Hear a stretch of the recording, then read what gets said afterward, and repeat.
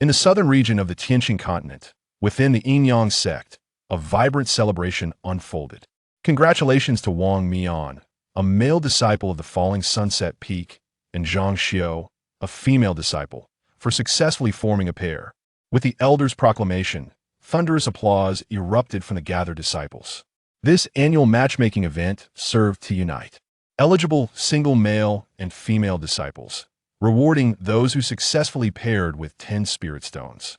Seated among the male disciples, Han Feng observed with indifference as those around him paired off, stifling yawn while toying with the jade token he had found the previous day. As a mere herb-gathering disciple, he had spent 5 years in the sect without unlocking his spiritual veins or cultivating spiritual energy. Initially, he felt anxious and worked diligently, fervently hoping to unlock his potential and embark on the path of immortality. Gradually, however, he came to accept his status as a failure, learning to embrace a laid-back lifestyle, tending to his herb garden while savoring the pleasures of life. Effort does not guarantee success, yet a life of leisure is undeniably easy. Though his 5-year mark in the sect approached, and the prospect of being expelled loomed should he fail to cultivate, he remained unfazed. Back in his hometown, he had 2 acres of land to cultivate spirit herbs. Basking in the sun, even without cultivation, he could enjoy a long and healthy life, immersed in the tranquility of rural existence. As for finding a partner, he harbored no illusions after all. He was merely a cultivational failure. The Yin-Yang sect emphasized the harmony of Yin and Yang, advocating for dual cultivation. Thus, the sect took great care in the lifelong affairs of its disciples, organizing this annual matchmaking event. However, for Han Feng, the notion of dual cultivation seemed burdensome. One must court women with gifts of spirit stones and treasures, a stark contrast to the joy of tending herbs in solitude. Dual cultivation? Not even a dog would desire that, he mused.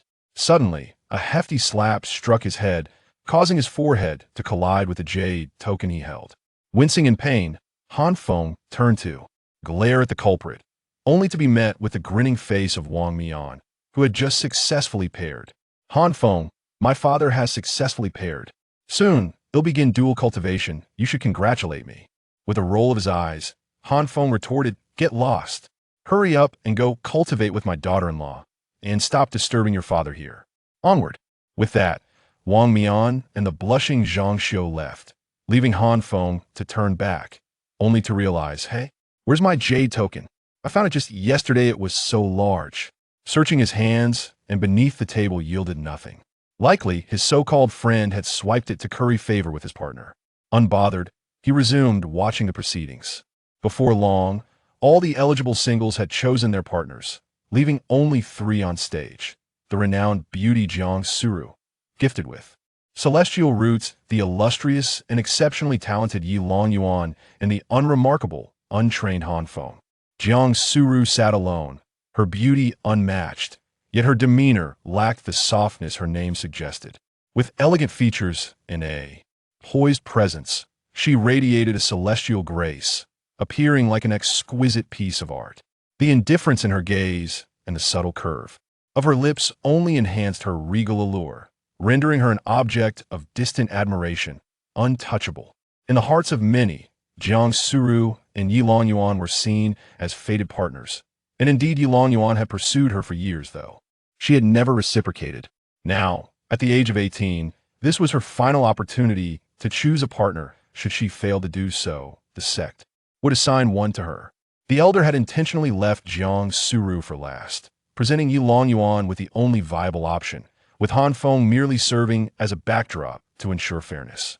Now, with only Jiang Suru remaining, and 2 male disciples left, Yi Longyuan and Han Feng, ask you both, do you wish to choose Jiang Suru as your partner? Yi Longyuan gazed at Jiang Suru, his voice imbued with sincerity as he declared, I am willing. For 3 years, I have held deep admiration for Jiang Shimi. In this life, I shall marry no one but her. If she chooses to be my partner, I will devote my life to her well-being, providing her with the finest of everything. His proclamation elicited cheers and applause from the surrounding disciples, but Jiang Suru merely scoffed at his declaration. The elder then turned to Han Feng, inquiring, and you, Han Feng, do you wish to accept? I accept, Han Feng replied lazily. After all, rejecting the first beauty would seem too abrupt, and he feared ridicule from his peers, disrupting his leisurely existence. Conversely, if he expressed willingness and Jiang Suru chose Yulong Yuan, he would not feel humiliated. He understood his role as a mere accessory in this scenario, maintaining a relaxed mindset. In his mind, the narrative would unfold as Jiang Suru selected Yulong Yuan, successfully pairing, while he returned to his tranquil life. Jiang Suru, please choose your desired partner. Remember, this is your final chance, the elder urged. Jiang Suru cast a disinterested glance at the elder, then surveyed Yulong Yuan and Han Feng before slowly articulating, I choose. The assembly held their breath, eyes fixed upon her, many prepared to applaud for her and Yulong Yuan. Han Feng.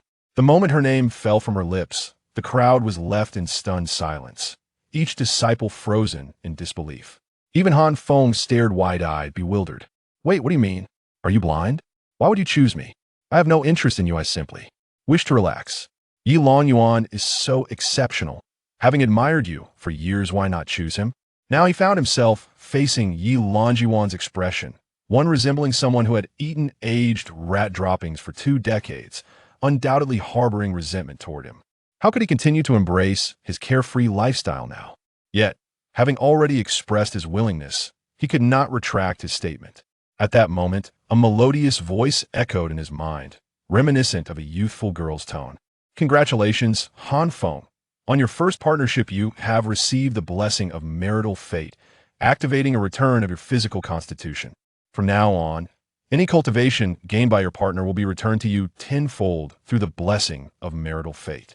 Should you bestow methods, supernatural abilities, or treasures upon your partner, you shall receive 10 times their value in return. Any items granted as a blessing cannot be transferred to others. The multiplier will increase as your realm ascends. Remember the maxim of a good partner. Love your wife, cherish her, and strive to be an exemplary man. If everyone contributes a little love, the world will transform into a beautiful paradise. Tenfold return. Han Feng furrowed his brows, perplexed by the enigmatic voice echoing in his mind, sensing that it heralded something extraordinary. Where did it originate?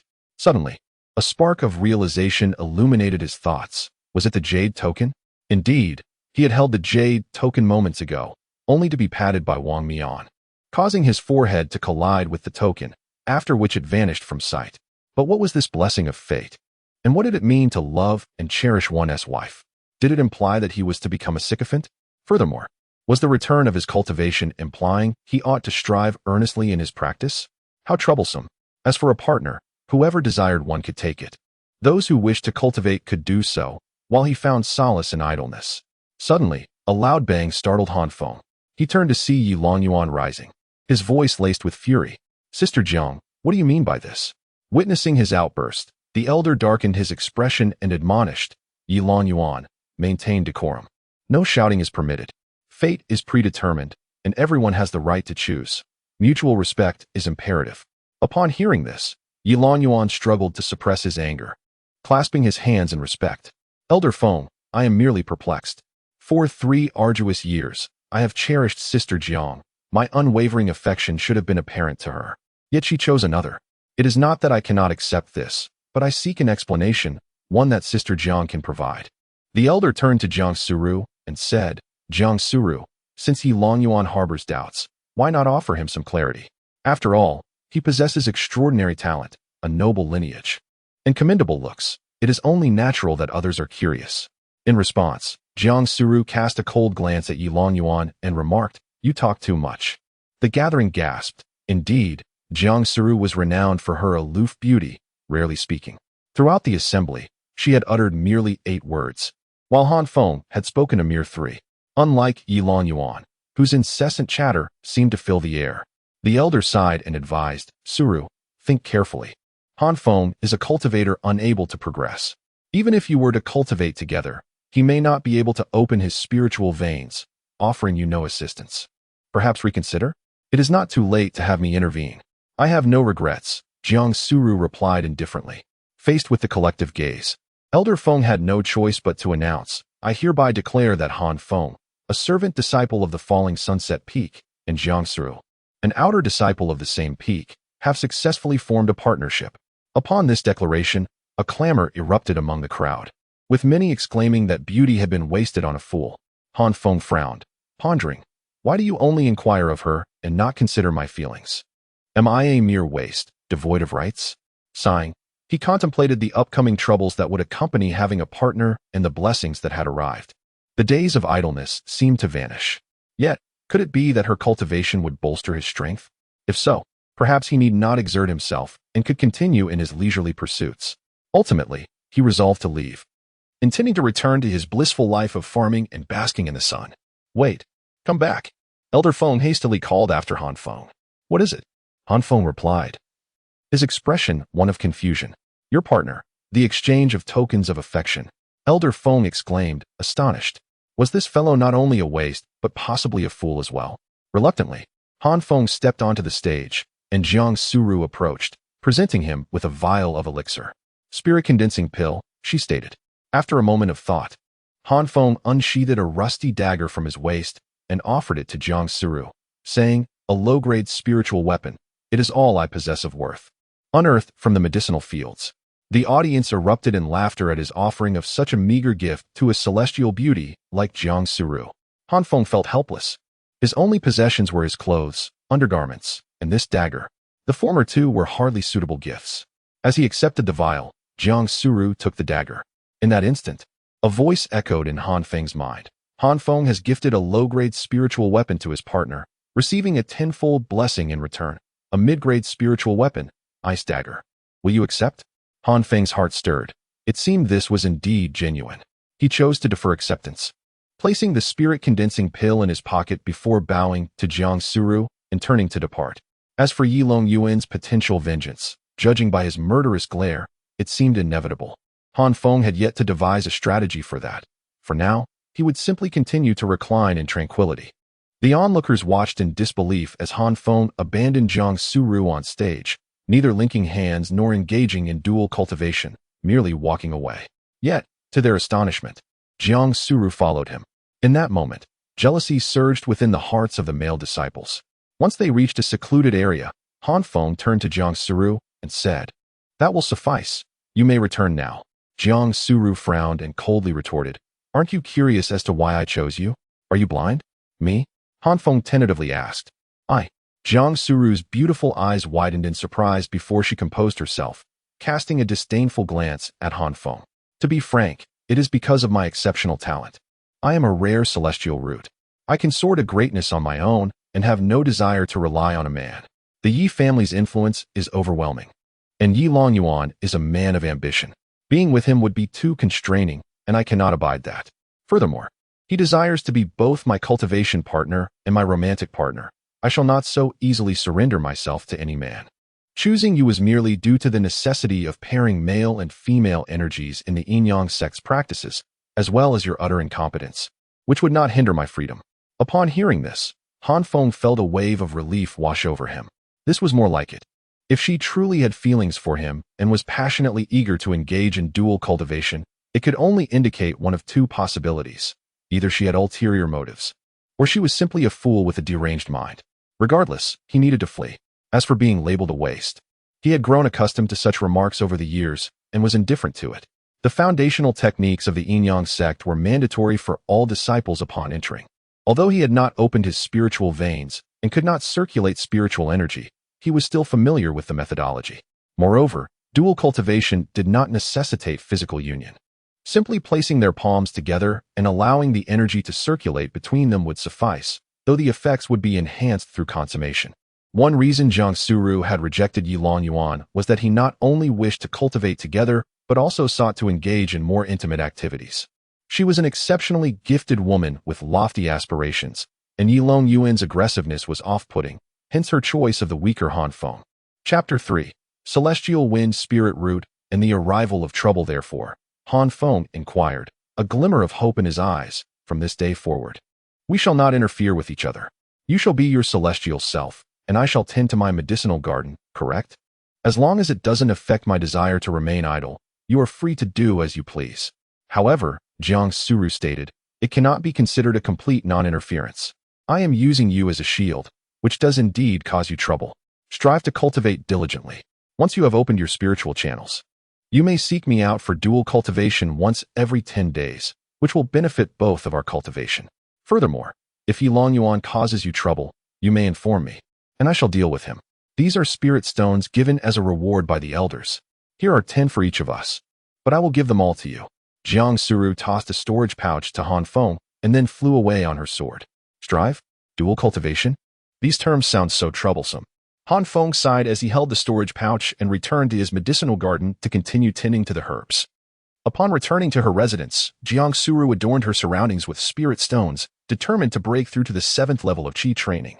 Han Feng held the frost dagger in his hand, finding it quite useful for severing mature herbs, freezing the cut to prevent the loss of medicinal properties. He was quite fond of it. As night fell, Han Feng returned to his abode, a double room shared with his close friend Wang Mian. However, Wang Mian had not yet returned, presumably engaged in amorous activities with his little Dao companion. Han Feng placed the dagger on his bedside table and prepared to disrobe for sleep when suddenly, a surge of robust spiritual energy abruptly manifested within him.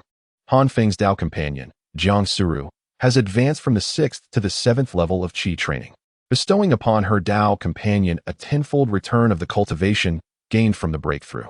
The spiritual energy within Han Feng's body surged incessantly.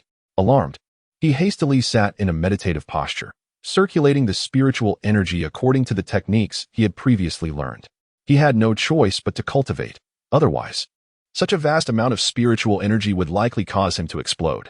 Soon, Han Feng's spiritual channels were opened, and a radiant, pure spiritual root appeared within his dantian. Han Feng has opened his spiritual channels, activating his spiritual root, which is a mutated celestial grade wind spirit root. Han Feng entered the 1st level of Qi training. But it didn't end there. His cultivation continued to advance. 1st level of Qi training, 2nd level of Qi training, 3rd level. Within a mere hour, Han Feng's cultivation had soared to the peak of the 7th level of Qi training. In the Qi training stage, each level of cultivation is more profound than the previous one.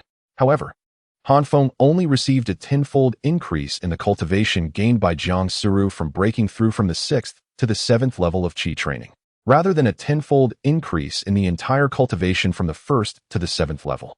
The increased portion, multiplied by 10, directly elevated Han Feng's cultivation from 0 to the peak of the 7th level. So, this is the sensation of having spiritual energy? Han Feng mused, sensing the power within his body. Then, he suddenly remembered that he now possessed spiritual energy and could open the storage pouch. He promptly dripped blood to claim ownership of the storage pouch, picked it up, and opened it, revealing 20 spirit stones inside. He took out a spirit stone, intending to absorb the spiritual energy within, but found himself unable to absorb even a trace. It seemed that he was indeed a useless individual who couldn't cultivate, even with a spiritual root.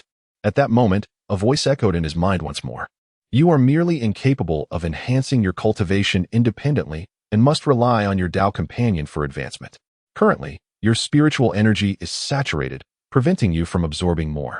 You must expend it before you can absorb again, but even after saturation, you will still be unable to absorb. Upon hearing this, Han Feng understood that his cultivation realm was like a container, with spiritual energy being the water inside. The water could be emptied and refilled, but he had no way to expand the container himself to hold more water. Just then, a sinister voice echoed from outside. Is junior brother Han at home? Upon hearing this, Han Feng's eyes narrowed, and he inquired, Is that Senior Ma? Indeed, it is I. Junior brother, please come out for a moment. I have something to discuss with you. This Senior Ma was the steward of their area of medicinal gardens, essentially Han Feng's superior, with a cultivation of the 4th level of Qi training. He was treacherous and ruthless, often exploiting those beneath him, and Han Feng had been bullied by him in the past. Han Feng remained cautious, concealing the dagger behind his back as he approached the door. Upon opening it, he saw the familiar, elongated face that resembled a horse's. Senior Ma, what brings you here? Senior Ma said with a hypocritical smile, Congratulations, junior brother Han, on becoming Dao companions with the Jiang senior sister of our falling peak today. It is truly enviable. It seems that prosperity is just around the corner. After successfully holding hands, you even received spirit stones, correct? Senior Ma wants my spirit stones? Han Feng's eyes narrowed slightly. However, Senior Ma shook his head and said leisurely, No, I not only want your spirit stones, but also your life. You are still unaware of whom you have offended today, are you? Since you are going to die anyway, I might as well tell you. The person you offended today is Yi Longyuan, the young master of the Yi family. Do you know how powerful the Yi family is? They have a golden core expert who can crush you with a single finger. Tell me you, a useless person who can't cultivate, why did you have to offend their family? Therefore, Yi Longyuan sent me to kill you? No, no, no. Senior brother Yi said to torture you properly, first crippling your yang root and turning you into a eunuch. Aren't you senior sister Zhang's dual cultivation partner? Then I will make you see it but never get it. Then break your legs and torture you slowly. But I'm afraid you will complain to the elders.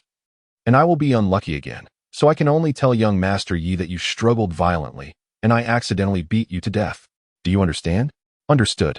Han Feng nodded, sighing inwardly at the same time. Alas, he just wanted to continue lying down. Why is it so difficult? Senior Ma smiled sinisterly and struck Han Feng with a palm. Han Feng also knew that if he didn't want to die, he had to kill the other party. He mobilized the spiritual energy in his body, pulled out the dagger, and poured spiritual energy into the frost dagger. In an instant, an extremely low temperature appeared, and Senior Ma felt his movements slow down. In his eyes, Han Feng was as fast as a gust of wind, and in the blink of an eye, he came to his eyes.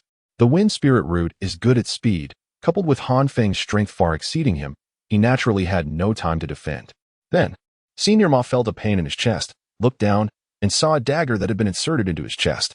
You, how could you? Aren't you a waste? Senior Ma spat out blood, looking at Han Feng in disbelief. Han Feng pulled out the dagger and said indifferently, yes, I am a waste, but I am a waste at the 7th level of Qi training. And you are a waste who is only at the 4th level of Qi training at the age of 30. Han Feng was not complacent. Without the blessing of marriage, he would not be as good as Senior Ma when he was in his 30s. Senior Ma fell to the ground in despair, his eyes wide open, and died on the spot. Han Feng sighed, got up and picked up the iron shovel, dug a deep pit in the medicinal garden, threw Senior Ma's body into it, burned his clothes separately, and then buried the pit, planting herbs on it to destroy the corpse and eliminate traces. He was not worried about being discovered. Senior Ma's Dao companion had abandoned him 10 years ago because she disliked his poor aptitude and ran away with someone else. No one would care about a disciple at the 4th level of Qi training, except for Yi Longyuan. Chapter 4, A Little Fox. Upon returning to the house, Han Feng lit the candle and examined his hands, only to discover that there was not even a trace of blood. He picked up the icy dagger and found it equally devoid of any bloodstains. Driven by curiosity, Han Feng took the lamp and ventured outside to inspect the ground where Boss Ma had just perished, only to be astonished to find no blood there either. He had initially planned to fetch some yellow earth to cover the blood, but it seemed that would no longer be necessary. Back inside, he pondered that it must be the chilling power of the icy dagger that had frozen the blood at the wound, preventing any from spilling forth. It appeared that this dagger was quite remarkable, at least in that it allowed for a murder without a trace of blood. Han Feng set down the oil lamp and reclined on his bed, his mind beginning to wander. Having utilized a bit of spiritual energy in the fight against Boss Ma, Han Feng now felt capable of absorbing the external spiritual energy to replenish what he had just expended. As he absorbed the energy, he reflected upon the predicament he was in due to Jiang Suru's affair. He had completely offended Yi Longyuan.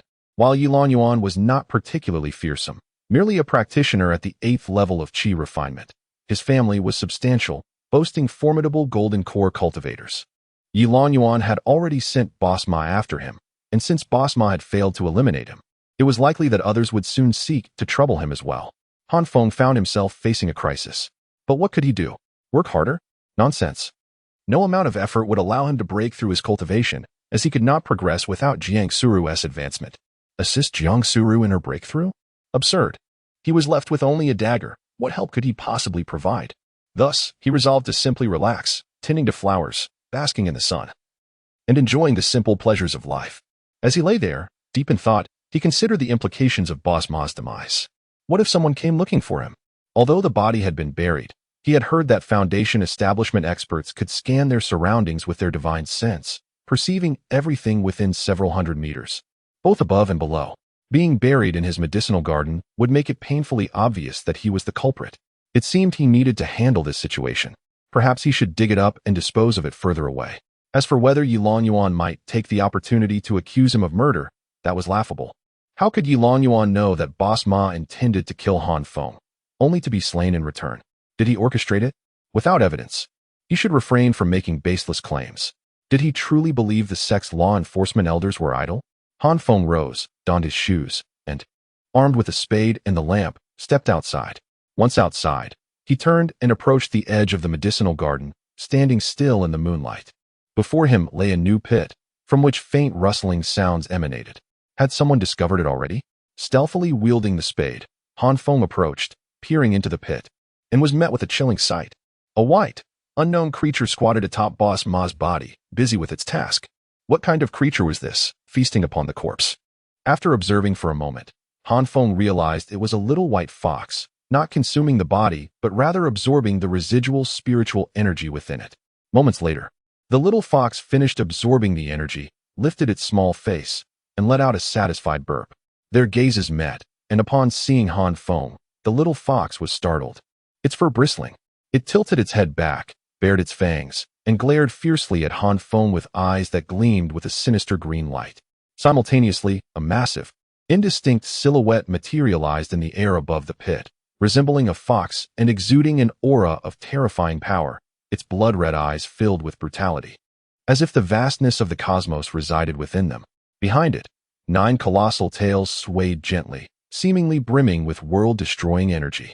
Unfortunately, Han Feng was focused on the pit and failed to notice the apparition above, which vanished after merely half a second. Strangely enough, such a formidable presence went unnoticed by any of the powerful beings within the Yin-Yang sect. Are you a spirit beast that escaped from the Spirit Beast Peak? Han Feng inquired curiously. No, I am a wild one, the little fox replied seriously, noticing Han Feng's lack of hostility and relaxing its fierce demeanor. What are you doing here then? I'm hungry, the little fox said, jumping from the pit to sit by the edge of the dirt, its big, round eyes blinking innocently at Han Feng. Are you not afraid of me? Are you not afraid of me? Both Han Feng and the little fox asked in unison. Why should I be afraid of you? Han Feng queried, intrigued. I am a spirit beast that can speak, it replied proudly. So, what of it? Han Feng was unaware of the significance of a speaking spirit beast. Han Feng persisted with his questioning. Then why do you not fear me? I have a spade that could easily end you. You harbor no murderous intent or malice towards me. I can sense the hostility of others, the greater their malice, the more sensitive I become. But you possess none of that.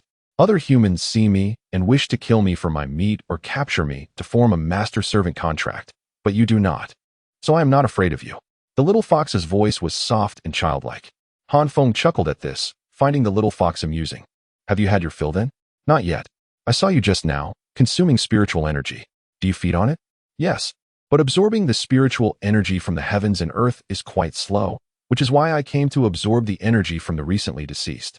Seeing the little fox's pitiful appearance, Han Feng produced a piece of his own spiritual stone and offered it to the little creature. The little fox eagerly accepted it, opened its mouth, and crunched down on it, swallowing it whole. This spectacle left Han Feng utterly dumbfounded. This was a spiritual stone, a substance harder than most spiritual artifacts, said to be indestructible even by powerful nascent soul cultivators. Yet, the little fox had reduced it to fragments effortlessly. Are you full now? He asked. Not yet. Can you give me another piece? Han Feng retrieved another spiritual stone and handed it to the little fox. He had received 20 spiritual stones that day, but they were of little use to him. The little fox accepted the stone but did not consume it. Instead, it placed it behind itself and then let out a hearty burp. Noticing Han Feng's skeptical gaze, it turned away, explaining, I'm afraid if I get hungry again, you won't give me any more. Han Feng said nothing further. He simply felt a fondness for the little fox. He glanced down at the corpse in the pit and sighed, saying, You seem quite content with your feasting and taking, but what am I to do with this body? If you keep digging, it will leave a trail of blood.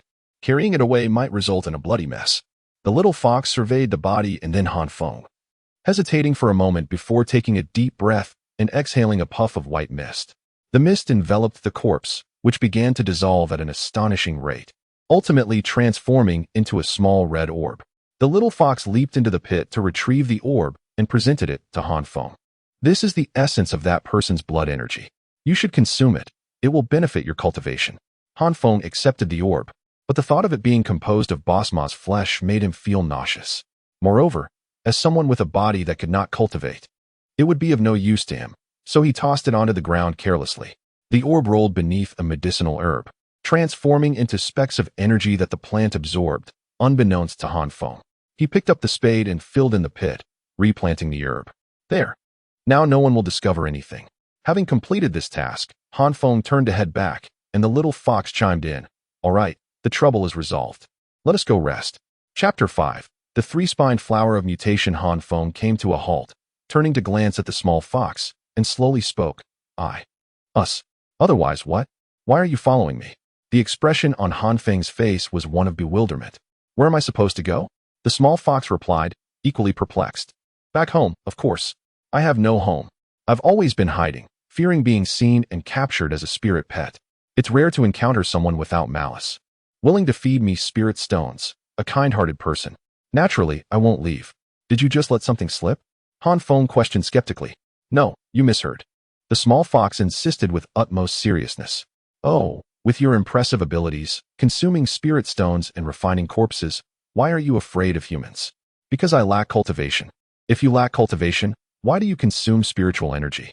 I will starve if I don't eat spiritual energy. Don't worry, I am easy to feed. A single spirit stone lasts me several days. Han Feng pondered for a moment. Without cultivation equated to no threat. And being a small assistant and handling corpses seemed rather advantageous. He mused about nurturing flowers and pets in the future. It didn't seem like such a bad idea. All right then, follow me. Upon returning to the house, Han Feng removed his shoes, collapsed onto the bed, and prepared to sleep. The small fox hopped onto the foot of the bed and asked, Hey, what is your name? My name is Han Feng. Why don't you kill me or force me into a contract to make me your slave? I'm too lazy for that. After a restful night, Han Feng awoke the next morning, groggily splashed some water on his face, and headed to the courtyard, ready to bask in the sun on a lounge chair. This was his daily routine. Aside from tending to the herbs, he spent the rest of his time reclining in leisure. In the garden, he spotted the small fox sprawled across the lounge chair, soaking up the sun with evident comfort. Han Feng approached, lifted it up, and settled back onto the chair, placing the small fox on his chest to share the warmth of the sun. As the two enjoyed their morning repose, the small fox yawned and said, Han Feng, I'm hungry. Go find me something to eat. Han Feng paused. Aren't you supposed to be fine for several days with just one spirit stone? You absorbed so much spiritual energy yesterday and ate a spirit stone. How are you hungry again? I'm a bit bored. I just want something to munch on. Then go find it yourself. I'm too lazy to move, the small fox replied nonchalantly. As they reclined in blissful comfort, Han Feng remarked, I'm a bit hungry too, small fox. Why don't you make me a meal? The small fox looked up in shock. Big brother, I'm just a fox. I can't cook. What use would I be in taking care of you? Han Feng rose, carrying the small fox towards the medicinal herb garden, intending to pluck a few spirit vegetables for a meal. However, upon reaching the garden, he was struck by the sight of a towering three-spined flower. Ordinary three-spined flowers stood at most a foot tall, yet this one loomed taller than his house. Han Feng recognized it instantly. The three-spined flower was a key ingredient in refining the revitalizing pill, which could enhance cultivation, rapidly replenish spiritual energy, and heal wounds, maturing every 3 months. This particular specimen was likely over 30 years old. He was well acquainted with the herbs in his garden. This flower must have sprouted overnight. Suddenly, he recalled the small blood essence orb he had carelessly discarded the previous night. Could it be that this flower had absorbed it? Incredible. Master Ma is over 30 years old, and this flower cultivated from the essence is also over 30 years? How astonishing. Is this the small fox's innate talent? It must be delicious. The small fox's eyes gleamed with desire as it lunged toward the flower, but Han Feng swiftly snatched it up. An idea struck him for maximizing his gains. He could present this flower to Jiang Suru, and in return, she might bless him with a 300-year-old three-spined flower. What a splendid deal. Yet, the thought of facing Jiang Suru's disdainful expression sapped his motivation. Perhaps it was best to relax and wait for another opportunity to present it to her. Taking out his icy dagger, Han Feng, under the small fox's reproachful gaze, cut the flower and stowed it away. He knew it would arouse suspicion if anyone else saw it. Then, dismissing the small fox's discontented stare, he casually severed a regular three-spined flower and tossed it to her. The small fox bit into the flower furiously, as if it were Han Feng himself, venting its frustration. Afterward, Han Feng and the small fox reclined once more on the lounge chair. After a hearty meal, the small fox curled up on his chest and drifted off to sleep. Just then, A figure approached, rushing towards Han Feng with enthusiasm. Han Feng, Han Feng, stop sleeping. I have some explosive news for you. Wang Mian, filled with excitement, exclaimed, guess what I found out this morning? You discovered the joys of dual cultivation? You learned how soft Nizi is and how fragrant Zhang Xiu's body is? Han Feng looked at his friend with disdain. Are you envious that I found a partner? Wang Mian teased. Then why are you still here? Zhang Xiu is an outer disciple with her own quarters. Shouldn't you hurry and move in with her? Once you break through to the 5th level of qi refinement, you can also become an outer disciple. I just returned to move. But that is not what I meant to say, Wang Mian continued excitedly. I heard that at yesterday's matchmaking event, only Jiang Suru, Yilong Yuan, and a servant disciple remained by the end. Everyone thought Jiang Suru would choose Yilong Yuan, but guess what? She picked the servant. Ha ha ha, it's utterly hilarious. Han Feng maintained a stoic expression as he listened. You wouldn't believe it, that guy is a total fool. Jiang Suru doesn't like Yilong Yuan. So she used him as a shield. Yilong Yuan has vowed to make that servant disciple pay. Given Jiang Suru's character, she would never dual cultivate with a servant disciple. This poor fool ends up with no partner and has offended the Yi family. He is doomed. Han Feng continued to regard him expressionlessly. Hey, why aren't you laughing? Are you simply not a person who enjoys laughter? Wang Mian finally sensed something amiss in Han Feng's demeanor. His smile faded, replaced by shock. Wait a minute. That servant disciple. It couldn't possibly be you, could it? Chapter 6. Wang Mian's counsel observing the shift from elation to astonishment in Wang Mian's eyes. Han Feng stated coolly, it's not me, it's your father. Wang Mian blinked, awkwardly rubbed his hands together, chuckled dryly, and then exclaimed with renewed delight, my friend. You've truly struck gold. Jiang Suru is the most exquisite beauty on Falling Dusk Peak, an ethereal being admired by countless individuals. Moreover, she possesses the exceptionally rare celestial spiritual root, promising boundless potential. You, my friend, have hit the jackpot. You'll be living the high life from now on. When you ascend to prominence, remember your brother here. Let us not forget each other in prosperity. Han Feng scoffed, retorting languidly. But weren't you just calling me a sucker? Ah, where would you get such an idea? Absolutely not. Wang Mian chuckled again, then sighed. My friend, I merely sought to console you. Everyone knows Yilong Yuan has long yearned for Jiang Suru. Now that she has chosen you, he'll undoubtedly harbor resentment and seek retribution. The Yi family is vast and influential, with even a core formation elder among them. While the Yi elders might not retaliate over such matters, it is still the Yi family, after all. Yilong Yuan will surely act against you in the shadows. Take my advice, brother, flee. Become a rogue cultivator beyond the sect. It's better than living in such precariousness. Life is paramount. Upon hearing this, Han Feng chuckled softly, responding, I've considered all that you've mentioned. If I were to venture outside the sect, the Yi family would have no qualms about assassinating me. Within the sect, we have the law enforcement hall. They wouldn't dare to harm me openly. After all, our law enforcement hall master, Elder Tai Lian, is renowned for his impartiality and possesses a nascent soul cultivation. Even the Yu family wouldn't provoke him. As for clandestine actions, I'll simply have to adapt as needed. In short, leaving the sect would be an unwise choice. So, you'll remain here? Don't forget. If you fail to unlock your spiritual veins, you'll be expelled from the mountain in just 1 month when your 5-year term concludes, even with a Tao companion. Unless you implore Jiang Suru to leverage the Jiang family's influence to secure you the status of an outer disciple, you'll be cast out. Moreover, outer disciples fare better than menial disciples. The law enforcement hall values them more. Otherwise, they wouldn't care if a menial disciple like you perished. Listening to Wang Mian's words, Han Feng nodded. Indeed, he urgently needed the status of an outer disciple to safeguard himself. However, he need not seek assistance from Jiang Suru for such a trivial matter, as becoming an outer disciple merely required reaching the 5th level of qi refining. This explained why old Ma had remained a menial disciple for so many years. You're right. I'll address this matter today. By the way, what brings you back this time? Moving things. Indeed, Zhang Xiu is at the 5th level of qi refining. She has her own abode. I'm moving in with her so we can live together. In another 2 months, I should be able to attempt breaking through to the 5th level of qi refining as well, and I'll become an outer disciple too. However, I'm now hesitant to leave. It's too unsafe for you here alone, with no cultivation. If the Yi family seeks to harm you, you'll be utterly defenseless. And you'd be able to defend me? Han Feng knew Wang Mian genuinely cared for him, warming his heart, but he didn't want to endanger Wang Mian because of himself.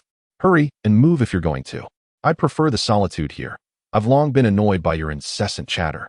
Begone, so I can revel in having such a spacious room all to myself."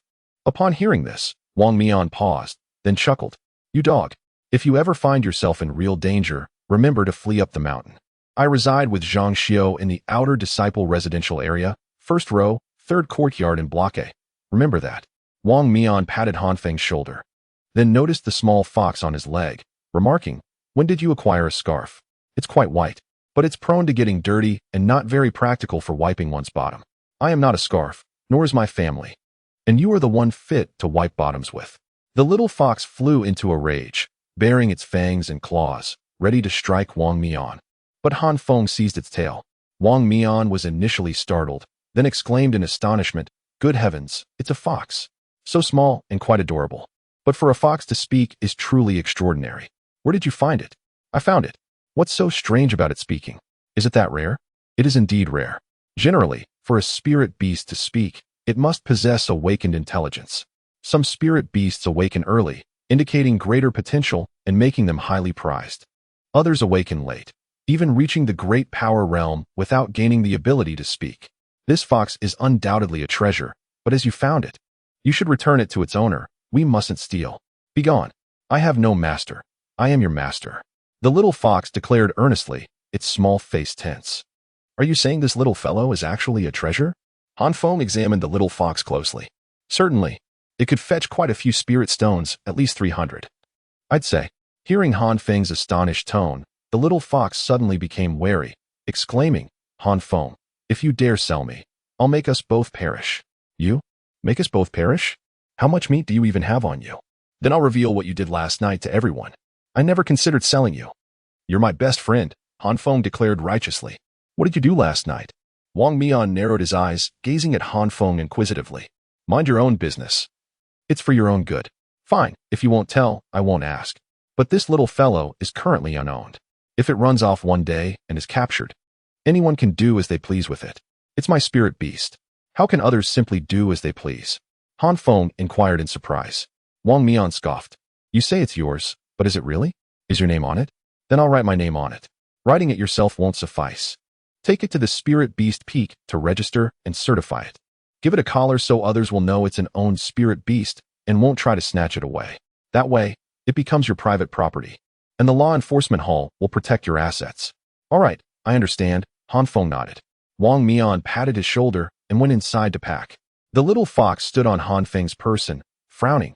"I've said it before. I won't acknowledge anyone as my master and won't sign any unequal master-servant soul contracts." I know. We're just taking you to register. It's for your protection. I won't make you acknowledge a master. We're best friends, aren't we?" With that, Han Feng stood up, embraced the little fox, and headed up the mountain. Chapter 7. Maximizing benefits with my Tao companion. Upon hearing this, the little fox, nestled in Han Feng's embrace, grew even more dubious. "What do you mean we're best friends? We only met last night, and it hasn't even been 12 hours yet. How can we be best friends already? What are you trying to say with these sweet words? Are you trying to trick me so you can sell me off? You little rascal, you may be young, but you're incredibly cunning. I was just saying it casually, don't overthink it. You haven't sensed any malice from me, have you? Humph. I'm the cleverest fox. If I weren't smart, how could I have survived for so long evading you humans? Human experts are as numerous as the clouds. How did you survive without any cultivation or strength? I won't tell you." The little fox was cautious, its large eyes darting around, watching its surroundings warily. Before long, Han Feng carried the little fox to the summit of Falling Peak. He had several matters to attend to this time. First, he needed to visit the registration chamber, where the records and information of all Falling Peak disciples were managed. To advance from a menial disciple to an outer disciple required assessment and registration here. Arriving at the registration chamber, Han Feng noticed several young men dressed as outer disciples writing at the counter. He approached and inquired, "Greetings, senior brothers. May I ask where I should register for the outer disciple assessment?" Without looking up, the disciple engrossed in his work pointed to a sign placed inside the entrance. Han Feng turned to see the sign, which read, "On the 1st of each month, all disciples who have broken through to the 5th level of Qi refining must come for a unified assessment to advance to outer disciple status." Han Feng sighed, a wave of frustration washing over him. He had been too idle these past 5 years, neglecting to understand such matters, and Wang had failed to inform him. Since advancement was not possible, he decided to leave. At that moment, the disciple who had spoken earlier looked up and, noticing Han Feng, remarked, "Wait a moment. You look somewhat familiar." Han Feng turned back and asked, "Do you recognize me?" Oh, I remember now. You're the menial disciple who struck gold yesterday, becoming Tao companions with senior sister Jiang. What was your name again? I've forgotten. Right, weren't you a failure who couldn't cultivate for years? Why are you here for the assessment? Did you break through to the 5th level overnight? Hearing this, Han Feng chuckled. How could that be? I'm not a celestial. It's a fellow menial disciple of mine who is on the verge of breaking through to the 5th level and is currently in secluded cultivation. He asked me to inquire about the assessment date. Since he couldn't advance to outer disciple status, it was best to keep his cultivation a secret and maintain a low profile. The 1st of each month. He can come then if he breaks through. Thank you. As Han Feng was about to leave, he suddenly turned and asked the disciple, Senior brother, do you happen to know where senior sister Jiang resides? You mean senior sister Jiang? What do you need her for? Here, the disciple broke into a smile, slapping his forehead. How forgetful of me. I forgot your senior sister Jiang's Tao companion. Turn left upon exiting, descend the mountain for 2, and you'll reach the outer disciples' residential area. The highest point in that area is a 2-story white pavilion. That's where senior sister Jiang lives. Thank you, senior brother. Han Feng clasped his hands in respect, and then turned to leave. He had initially thought that taking the assessment here, with its larger crowd and proximity to the enforcement hall halfway up the mountain, would be safer. However, he would have to wait more than half a month, during which would undoubtedly send people to cause him further trouble. Living alone in his courtyard in the menial disciples area was unsafe. Someone could sneak in and kill him in his sleep. Therefore, he needed to enhance the protection of his herb garden. The best way to enhance protection was to purchase an array and set it up there to prevent others from entering and provide a protective barrier. However, arrays were expensive. He had seen them at the market before, where even the most basic spirit gathering array, without any defensive or offensive capabilities, cost 100 spirit stones. The array he needed would likely cost thousands of spirit stones. The only valuable item he possessed was a mutated 3-needle flower. A 3-year-old specimen could fetch 2 spirit stones, while a 30-year-old one could sell for at least 300 spirit stones. The older the plant, the better its medicinal properties and the rarer it became, causing its price to increase exponentially. However, 300 spirit stones were insufficient for his needs. To acquire more spirit stones, he needed to maximize his profits. That meant giving the 3-needle flower to Jiang and having the marriage blessing return a 3-needle flower over 300 years old. Such a specimen, if sent to auction, could fetch at least 3,000 to 5,000 spirit stones. Many high-level elixirs required herbs aged over a century for their creation. Once he sold the herbs, exchanged them for spirit stones, and purchased an array, he could relax at home without worry. Therefore, he had to seek out Jiang. Han Feng descended the mountain and arrived at a sunny hillside halfway down, where he saw a vast residential area and a 2-story white pavilion perched atop a massive rock. However, at the entrance, he encountered the last person he wished to see. Stood outside the pavilion's courtyard, conversing with the maidservant at the gate. Young Master Yi, it's not that this servant wishes to obstruct you, but my lady has been in secluded cultivation since last night. She has instructed that she will not see anyone until she emerges, as she wishes to break through in one fell swoop. Please forgive her. The handsome now wore a slight frown, seemingly troubled by his inability to see his beloved. It's all right. I'll just wait here. Breaking through to the 7th level of qi refining shouldn't take more than a few days. Thank you, young Master Yi, for your understanding. Nodded, preparing to turn and admire the scenery, but upon turning, he saw the person he loathed the most. He had not seen Jiang yesterday because she had returned directly to her seclusion. He had come today to question her about what he lacked compared to that menial disciple who couldn't cultivate. To his dismay, he had encountered his nemesis. You're still alive? Asked, his eyes narrowing. Han Feng sighed. This possessed good looks, but lacked intelligence. If Ma hadn't mentioned it yesterday, Han Feng wouldn't have known that intended to kill him. But's words had given himself away. However, Han Feng couldn't reveal that he knew about the assassination attempt, as that would confirm his involvement in Ma's death. Senior brother Yi, what are you saying? This junior is doing well, eating and sleeping soundly. Why wouldn't I be alive? Chapter 8. Infuriating Yi Longyuan upon hearing this. Yi Longyuan's eyes narrowed once more. He inwardly cursed the unreliable menial servant his subordinates had hired, suspecting the rogue had absconded with the funds. allowing this wretch to survive until now. This was a profound humiliation for Yi Long Yuan, as he had always adhered to the principle of immediate retribution. What brings you here? Yi Long Yuan inquired with a sinister undertone. This is the domain of outer disciples, not a place for a lowly menial like yourself. Han Feng spread his hands, feigning innocence. However, the sect has not explicitly prohibited menial disciples from visiting the residences of outer disciples, or even inner disciples, for that matter. As for my presence here, I have come to visit my betrothed. It is you, senior brother Yi, who seems to be lingering near her abode. Is there a matter of significance? Your betrothed. The constant repetition of my betrothed by Han Feng ignited Yi Long Yuan's fury. Is he attempting to humiliate me? Is he deliberately provoking me? He was well aware of Yi Long Yuan's years-long pursuit of Jiang Suru, regarding her as his personal property. To flaunt this relationship in his presence was a direct affront.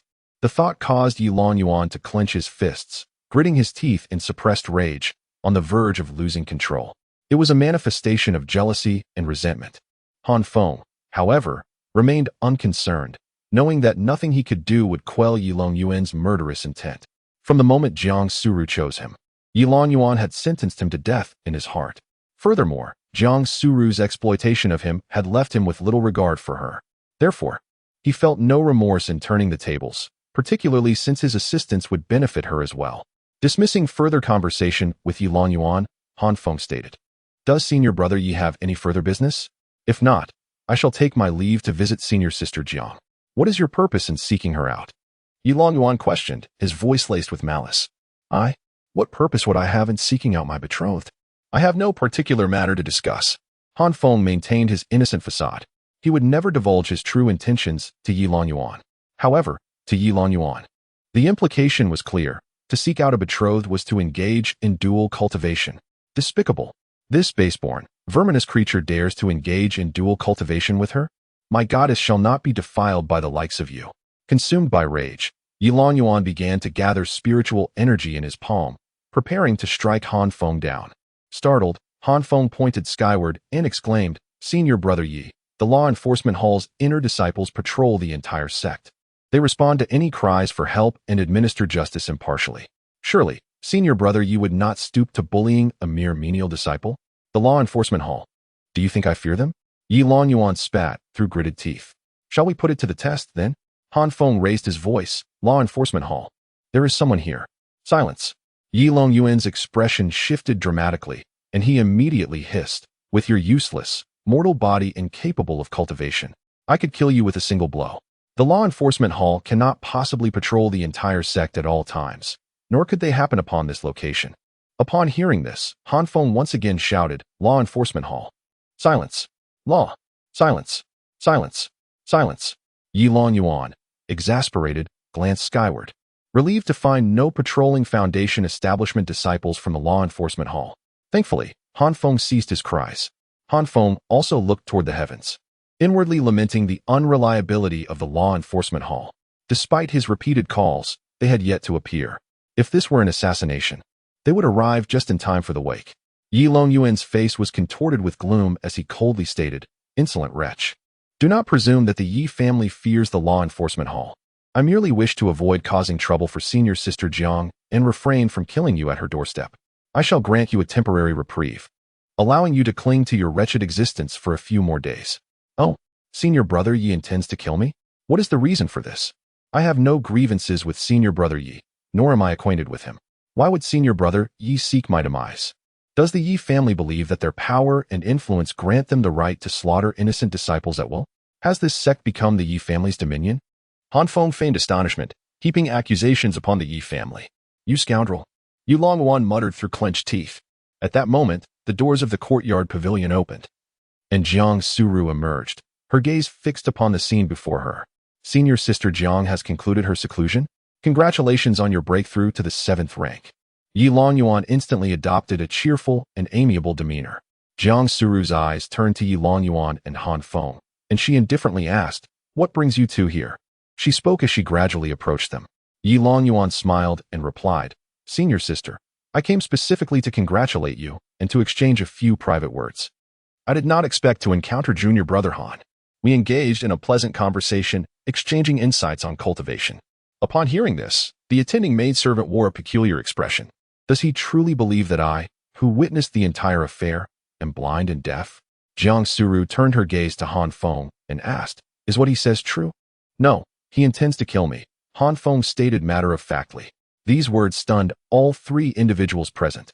Even Jiang Suru, usually composed and aloof, revealed a hint of surprise in her beautiful eyes. Are we truly being this candid?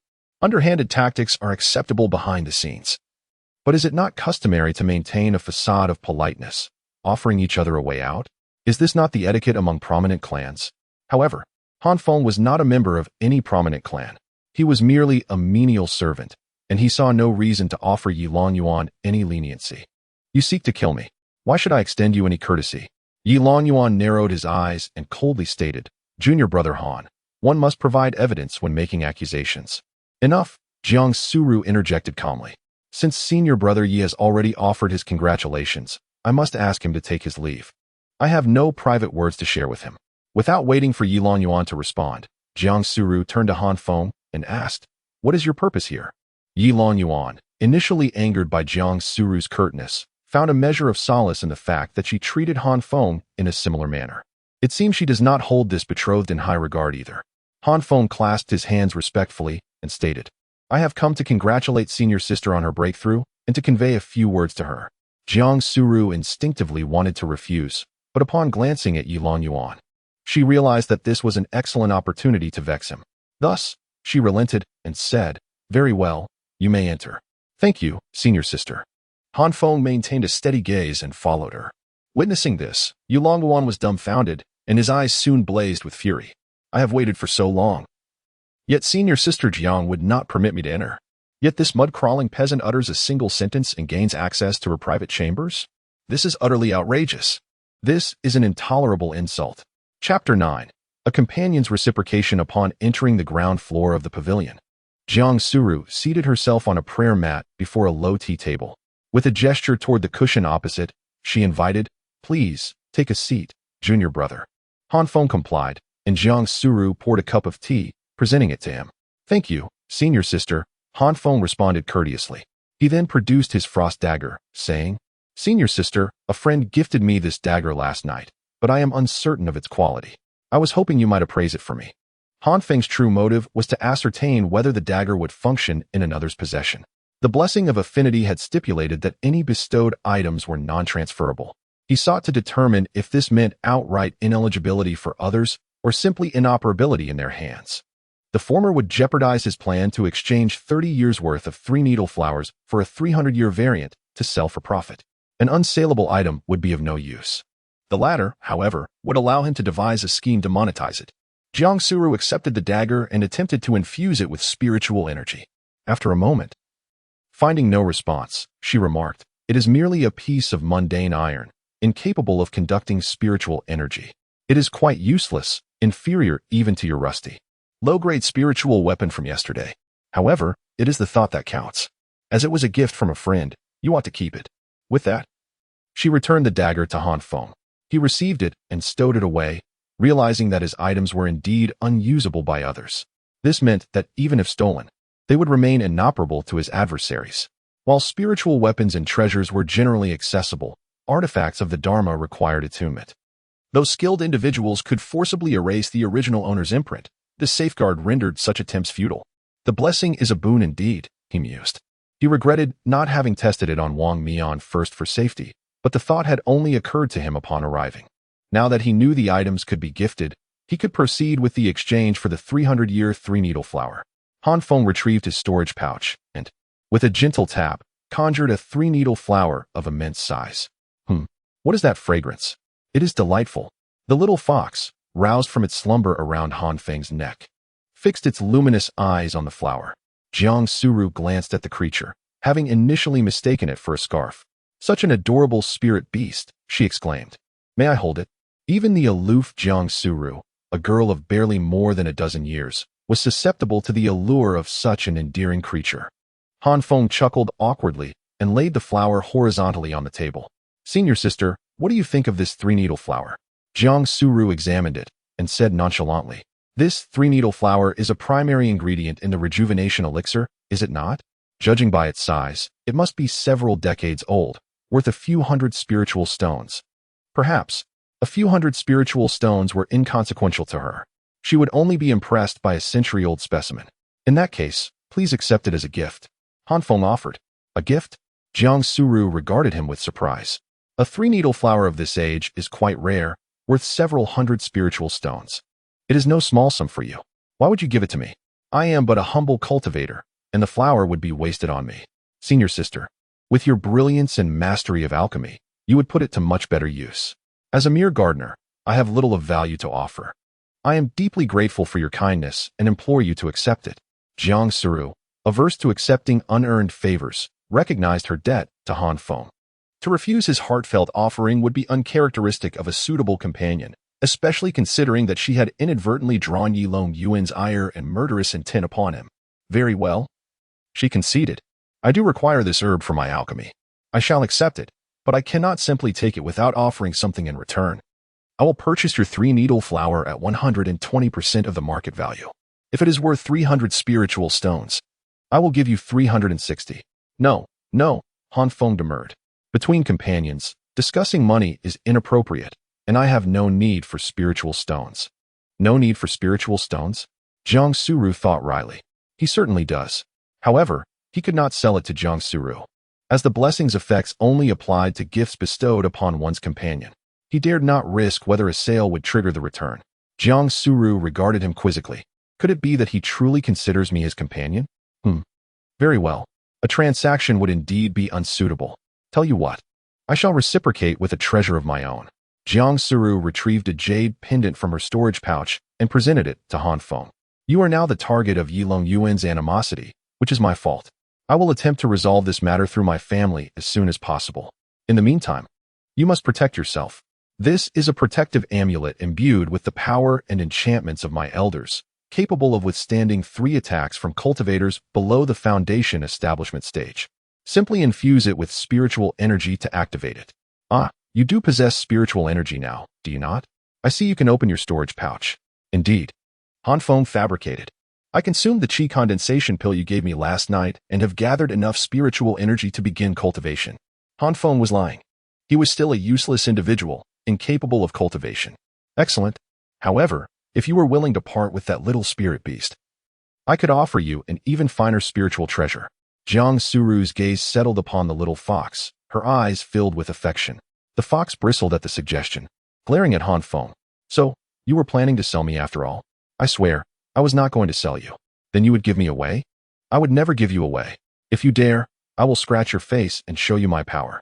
The little fox brandished its tiny claws, attempting to appear formidable.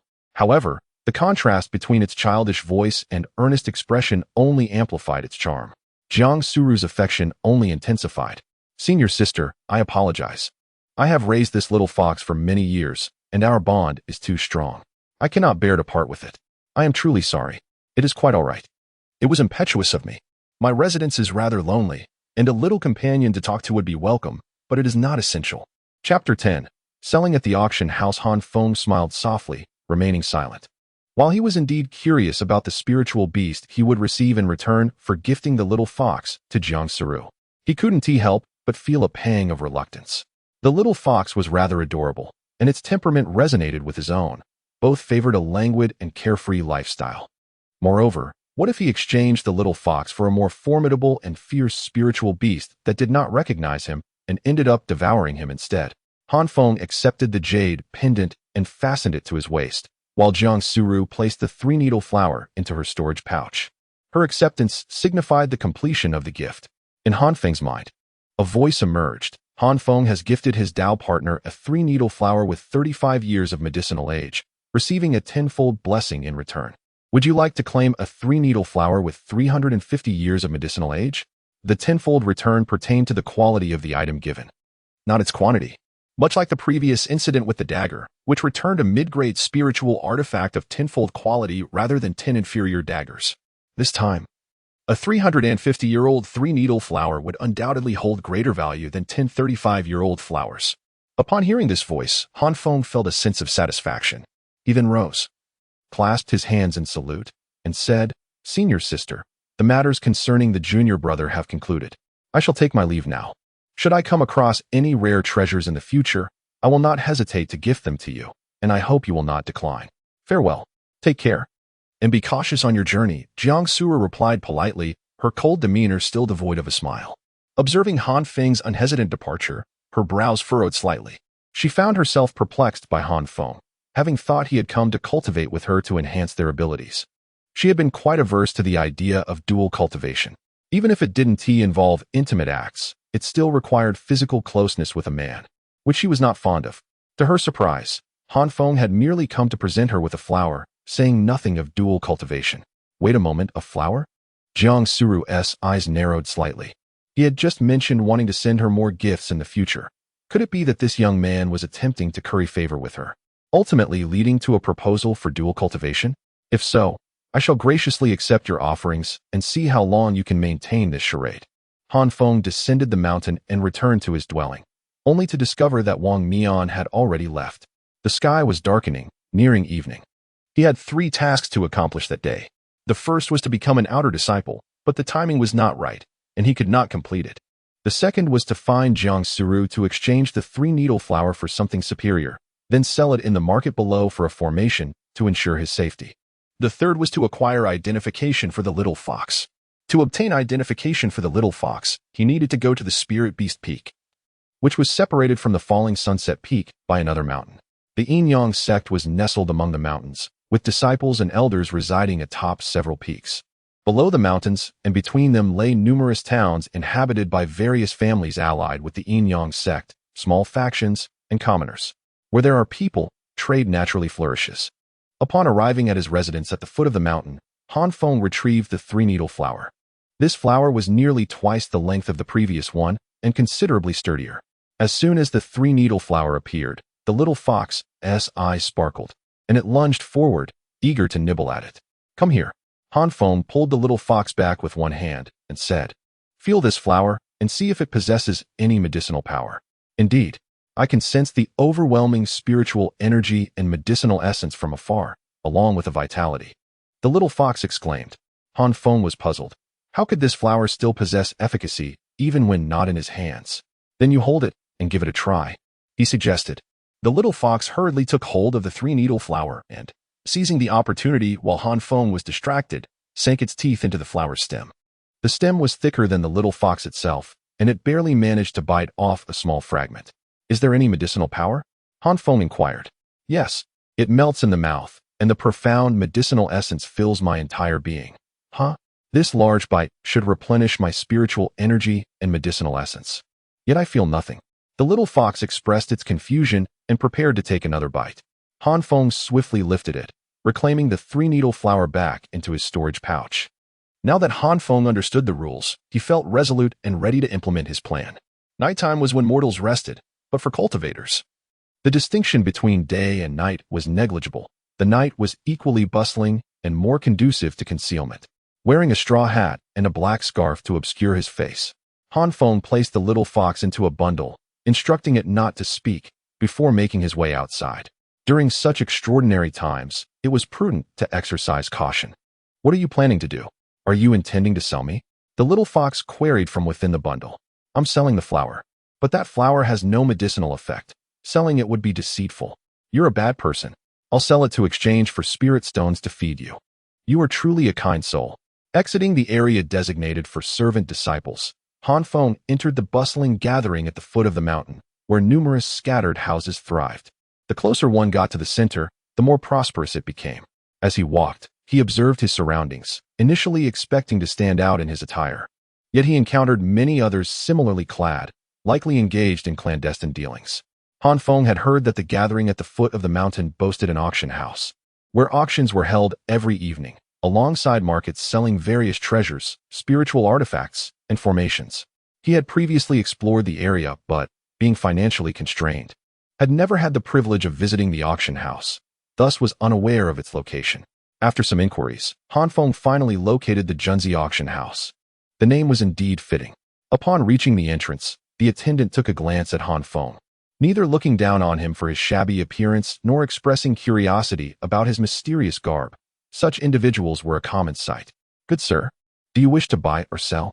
A 5-spirit stone deposit is required to purchase, but it can be refunded if you choose not to buy. I wish to sell. To sell, a 5-spirit stone appraisal fee is required, non-refundable. Remember that as I guide you to the appraiser, the attendant stated, leading Han Feng into the auction house. Circling around the entrance towards the interior. Inside, Han Feng noted many patrons engaged in fierce bidding. Following the attendant, they arrived at a back door, where a narrow corridor awaited. May I inquire who will assist me with the appraisal? Han Feng asked. The attendant cast a disdainful glance back at him. Who else could it be but the renowned Qi Huaijun? He possesses a discerning eye. Any treasure he gazes upon will never be misjudged. Oh, I see. It is Qi Huaijun. A pleasure to meet you. Han Feng quickly praised. Upon hearing Han Feng's words, the attendant's pride swelled, and he walked with a lightened step. It wasn't long before they arrived at the door of a small room. The attendant peeked inside, where Qi Huaijun was appraising an item for someone else. Please wait for the current patron to exit before you can enter, he instructed. Thank you. Once the attendant departed, the little fox hurriedly asked, Who is Qi Huaijun? Why is he so famous? Han Feng replied, I'm not sure. The little fox sighed in exasperation. And yet you claim to have heard of him. What a farce. Chapter 11. The pursuit of fortune amidst danger. Han Feng racked his brain, recalling any information about Qi Huaijun. He only knew that the latter was a formidable alchemist, renowned for his discerning eye and vast experience in appraising treasures. Beyond that, he was in the dark. However, regardless of who Qi Huaijun was, Han Feng felt no fear in presenting his medicinal herb for appraisal, as its efficacy was genuine. Should the buyer fail to produce a useful elixir after acquisition, it would not concern him. After all, it was a matter of their own alchemical mishaps. Yet, such occurrences could only be tolerated once or twice. If every item he sold turned out to be ineffective, his credibility would inevitably suffer. Soon, a person emerged from within, beaming with joy, evidently having secured a satisfactory price. Next, came a gentle voice from inside. Upon hearing this, Han Feng pushed the door open and stepped inside. In a room adorned with elegant and antique decor, he beheld a young cultivator seated behind a desk. The young man appeared to be in his 30s, his demeanor warm and gentle, with a serene smile gracing his lips. A fan delicately held in his hand. Junior pays respects to Senior Qi Huaijun. It is an honor to finally meet you. Han Feng clasped his hands in greeting. There is no need for such formality. Please take a seat. Qi Huaijun replied with a broad smile, gesturing towards a nearby chair. Once seated, Han Feng spoke. Senior, I wish to sell a spirit herb. Is this your first visit? Qi Huaijun inquired with a smile. How did you know? Frequent visitors would place the consultation fee of 5 spirit stones on the table before I even begin to speak. Feeling a bit embarrassed, Han Feng quickly retrieved 5 spirit stones and placed them on the desk. Only then did Qi Huaijun continue. Common spirit herbs are readily available in the market. For a friend to come to me, it must be a rare specimen, I presume? It is the wood spirit 3-needle flower. Such an ordinary herb, found everywhere. It must possess quite an impressive age, then? Indeed, it is 350 years old. At this, Qi Huaijun frowned slightly, responding. Who would nurture such a commonplace 3-needle flower for 350 years? Surely you jest. Han Feng surveyed the room, feeling confident enough to produce the 3-needle flower from his storage pouch. As it emerged, it spanned the entire room, prompting a hint of surprise from Qi Huaijun. Noticing the latter's astonishment, Han Feng promptly explained, this 3-needle flower was a serendipitous find. You need not disclose its origins. The auction house has its rules. Since this is your first visit, allow me to elucidate them for you. First, the origin of a treasure is not questioned. If it is a treasure, that suffices. Second, the seller's identity is not inquired. Though I could ascertain your appearance with a sweep of my spiritual sense, I shall refrain from doing so. Third, any item I appraise is to be auctioned by the house, and thereafter, all consequences lie with the auction house, with no further ties to the seller. Junior understands. Thank you for your clarification, Senior, Han Feng expressed gratefully. Although Qi Huaijun bore a hint of arrogance, Han Feng recognized that he was on the latter's grounds. So he refrained from further comment, responding simply. Qi Huaijun nodded, taking hold of the 3-needle flower, his gaze intent as he meticulously assessed it. Oh, its medicinal potency is robust. It was harvested less than a day ago and has not lost any efficacy. It indeed possesses an age of over 350 years. This 3-needle flower could yield at least 300 spirit recovery pills, or several pills capable of healing injuries sustained by alchemists of the core formation stage. What is this bite mark doing here? Such a waste. Fortunately, it is quite small and has minimal impact. Qi Huaijun set the three-needle flower down and turned to Han Feng, saying, "This item has passed inspection. It is indeed a rare find and is eligible for auction. I present you with two options. First, you may sell it to us for 2,500 spirit stones, paid in full, severing all ties with you. Second, we can auction it, starting at 2,000 spirit stones, with the final sale price uncertain. We will split the proceeds 70-30 in our favor. You may observe the auction process to ensure integrity." Calculating in his mind, Han Feng realized that with a 70-30 split, he would need to sell the three-needle flower for at least 3,600 spirit stones to surpass the 2,500 he would receive otherwise. Would anyone truly part with such a sum for this three-needle flower? Just as he was about to prudently opt for the guaranteed 2,500 spirit stones, a clear and melodious voice echoed from behind him. "What is there to fear? Fortune favors the bold. Let us proceed with the auction, and I'm sure we will garner more spirit stones." Not needing to inquire who had spoken, Han Feng turned back to Qi Huaijun, who smiled and said, "Have you made your decision, dear friend? If you are uncertain, perhaps you should heed the advice of your little spirit beast." Grinding his teeth, Han Feng resolved, "Very well. I shall choose to auction." "Excellent. Bring this item to the auction as the grand finale for today." A person entered through the back door and took the three-needle flower away. "Young friend, you may now enter the auction hall through the back entrance without needing to pay a deposit." "Thank you, senior," Han Feng said, rising to take his leave. Suddenly, he turned back and asked, "Senior, may I be so bold as to inquire if you, a distinguished alchemist, have ever misjudged a treasure in the past?" Qi Huaijun chuckled, replying, "What a jest! In my lifetime, I have appraised countless treasures. If anyone could deceive me right under my nose, I would swallow this jade table whole." As he spoke, pride radiated from Qi Huaijun, exuding confidence in his appraisal skills. "Should you possess any such treasures in the future, feel free to bring them to our auction house. We would always welcome you." "Ah, I see. Thank you, senior," Han Feng responded as he exited, thinking to himself that once they realized they had been duped, they would likely no longer welcome him. After leaving the appraisal room, he made his way toward the back door of the auction hall. Along the way, he whispered fiercely to the little fox, "If we incur losses, I shall sell you for spirit stones, and you are to remain silent henceforth." Upon reaching the auction hall, Han Feng found a corner seat and settled in to watch the proceedings. Here, he noticed many clan members and elders from various peaks, clearly hoping to uncover hidden treasures amidst the auction. However, they could only hope for a fortuitous find, as this auction took place daily. Han Feng observed numerous rare and extraordinary items, yet regrettably, his pockets were too light to afford any of them. After several rounds of bidding, the auction neared its conclusion. And at last, it was time for Han Feng's three-needle flower. The elderly host on stage announced in a booming voice, "Ladies and gentlemen, we now present the grand finale of today's auction, a three-needle flower." Upon hearing this, the crowd erupted in murmurs, many questioning the rarity of such a flower. The elder chuckled and continued, "As you all know, the three-needle flower is a crucial ingredient for crafting spirit recovery pills, which are vital for swiftly restoring injuries and spiritual energy. Its significance cannot be overstated. The older the flower, the more potent the resulting pills. This particular three-needle flower has been personally authenticated by Qi Huaijun, boasting an impressive age of 350 years.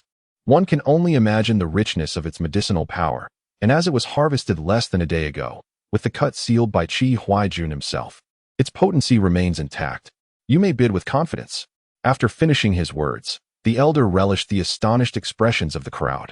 A chorus of voices rose in discussion. "Produced by Qi Huai, it must be a premium product."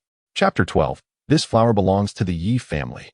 Upon uttering these words, the crowd below was taken aback. A 350-year-old Sanjin flower? It is important to note that the Sanjin flower is exceedingly common in herbal medicine, and herbs that have aged over 300 years are not particularly rare either. However, no one in their right mind would cultivate such an undervalued herb for over 300 years, as that would merely squander valuable land. Consequently, Sanjin flowers of such age are remarkably scarce. At that moment, a young cultivator stood up and exclaimed, "Host, could you be mistaken? A 300-year-old Sanjin flower? How could that be? Who would be so idle as to cultivate a single Sanjin flower for so many years? Is there some old eccentric with nothing better to do?"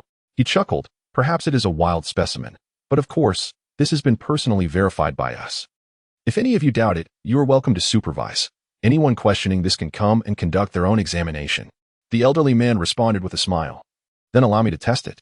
The young man stood up, clasping his hands with seriousness. I am Zhao Huayun, a top-tier alchemist from Danxia Peak. Let me clarify. I do not doubt the esteemed Qi Huaijun, but I am simply intrigued, having never seen a Sanjin flower of such age, and wish to broaden my horizons.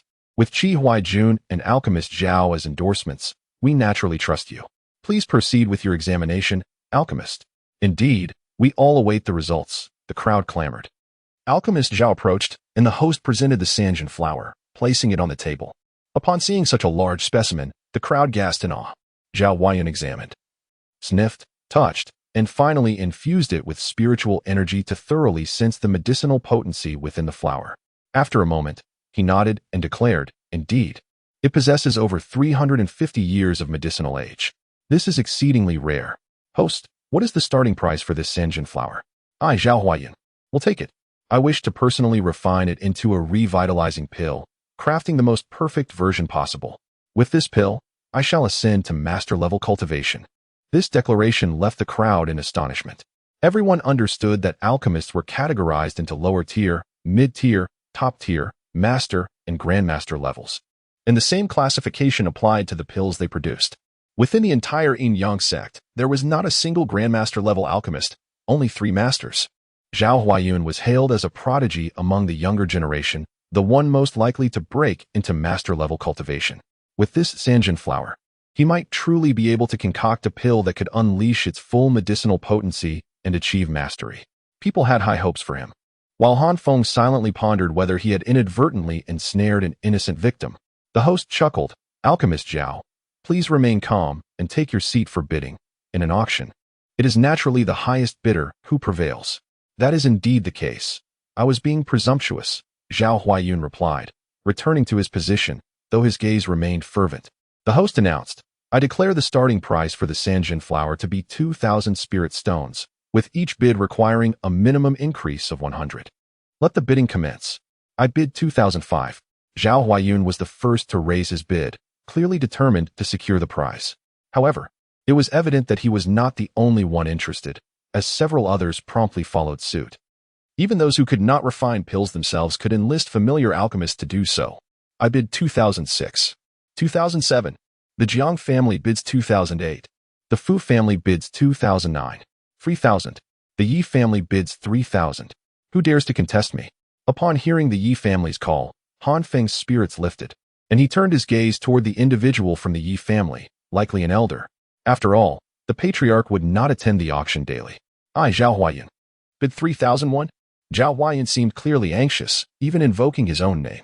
It was apparent that the price of this Sanjin flower had already exceeded its original worth, and others were hesitating to bid further. Nevertheless, he remained eager.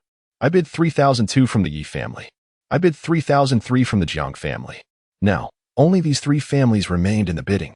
Elder Jiang, do you truly wish to oppose me? The elder from the Yi family exclaimed, pointing at the Jiang family member. The elder from the Jiang family sneered. What do you mean by opposing you? My niece, Jiang Suru, has recently gained significant insights into alchemy and is on the verge of advancing to top tier. Once she ascends, I shall present this Sanjin flower as a congratulatory gift. Is that not permissible? Han Feng felt a pang of regret.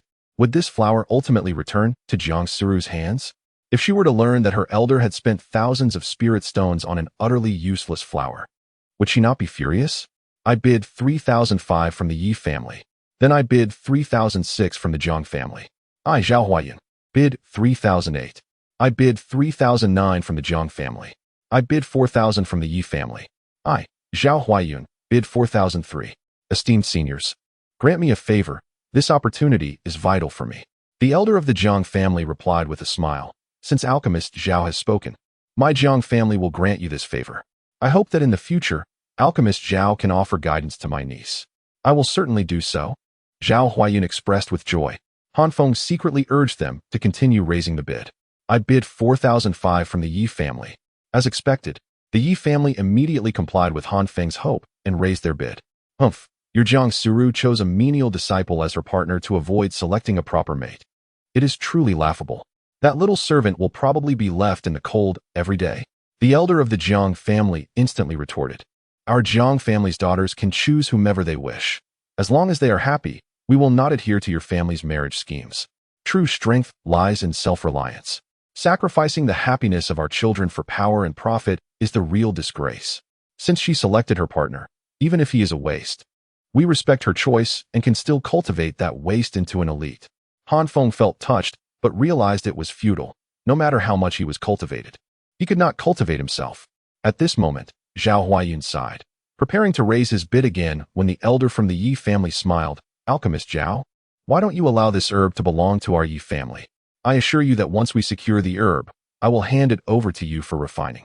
The pills you produce, you can take the finest one for your advancement, while the rest will be for us to utilize. Upon hearing this, Zhao Huayun's eyes lit up. This arrangement was splendid. He would not have to spend a dime and could still advance, while the Yi family would also acquire the pill. It was truly a win-win situation. Very well, it is a deal. I thank my friends from the Yi family. Seeing this, Han Feng silently lamented the loss of potential profit, which had been spoiled by the Yi family's interference. Wait, hold on. The refined pills are for the Yi family to use? At this thought, Han Feng's guilt about tricking them diminished significantly. Unbeknownst to Han Feng, the pit he was unwittingly digging would profoundly ensnare Yi Longyuan on the first day of the coming month. Chapter 13. The Wind Attribute Flying Sword. Ultimately, the two parties reached an agreement, with Qi Huaijun and Zhao Huayun serving as endorsements. The Yi family harbored no doubts regarding the authenticity of the herbs, and the transaction proceeded without hesitation. The 3-flower herb was handed over to the Yi family, while 4,500 spirit stones were delivered to the auction house, marking the conclusion of the auction event.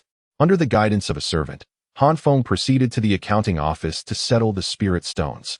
The accountant, adept with his abacus, calculated rapidly and informed Han Feng that, from the 4,500 spirit stones, a distribution of 37% would yield him 3,150 spirit stones. Here are your spirit stones. Please count them carefully, he said, handing Han Feng a storage bag before returning to his other duties.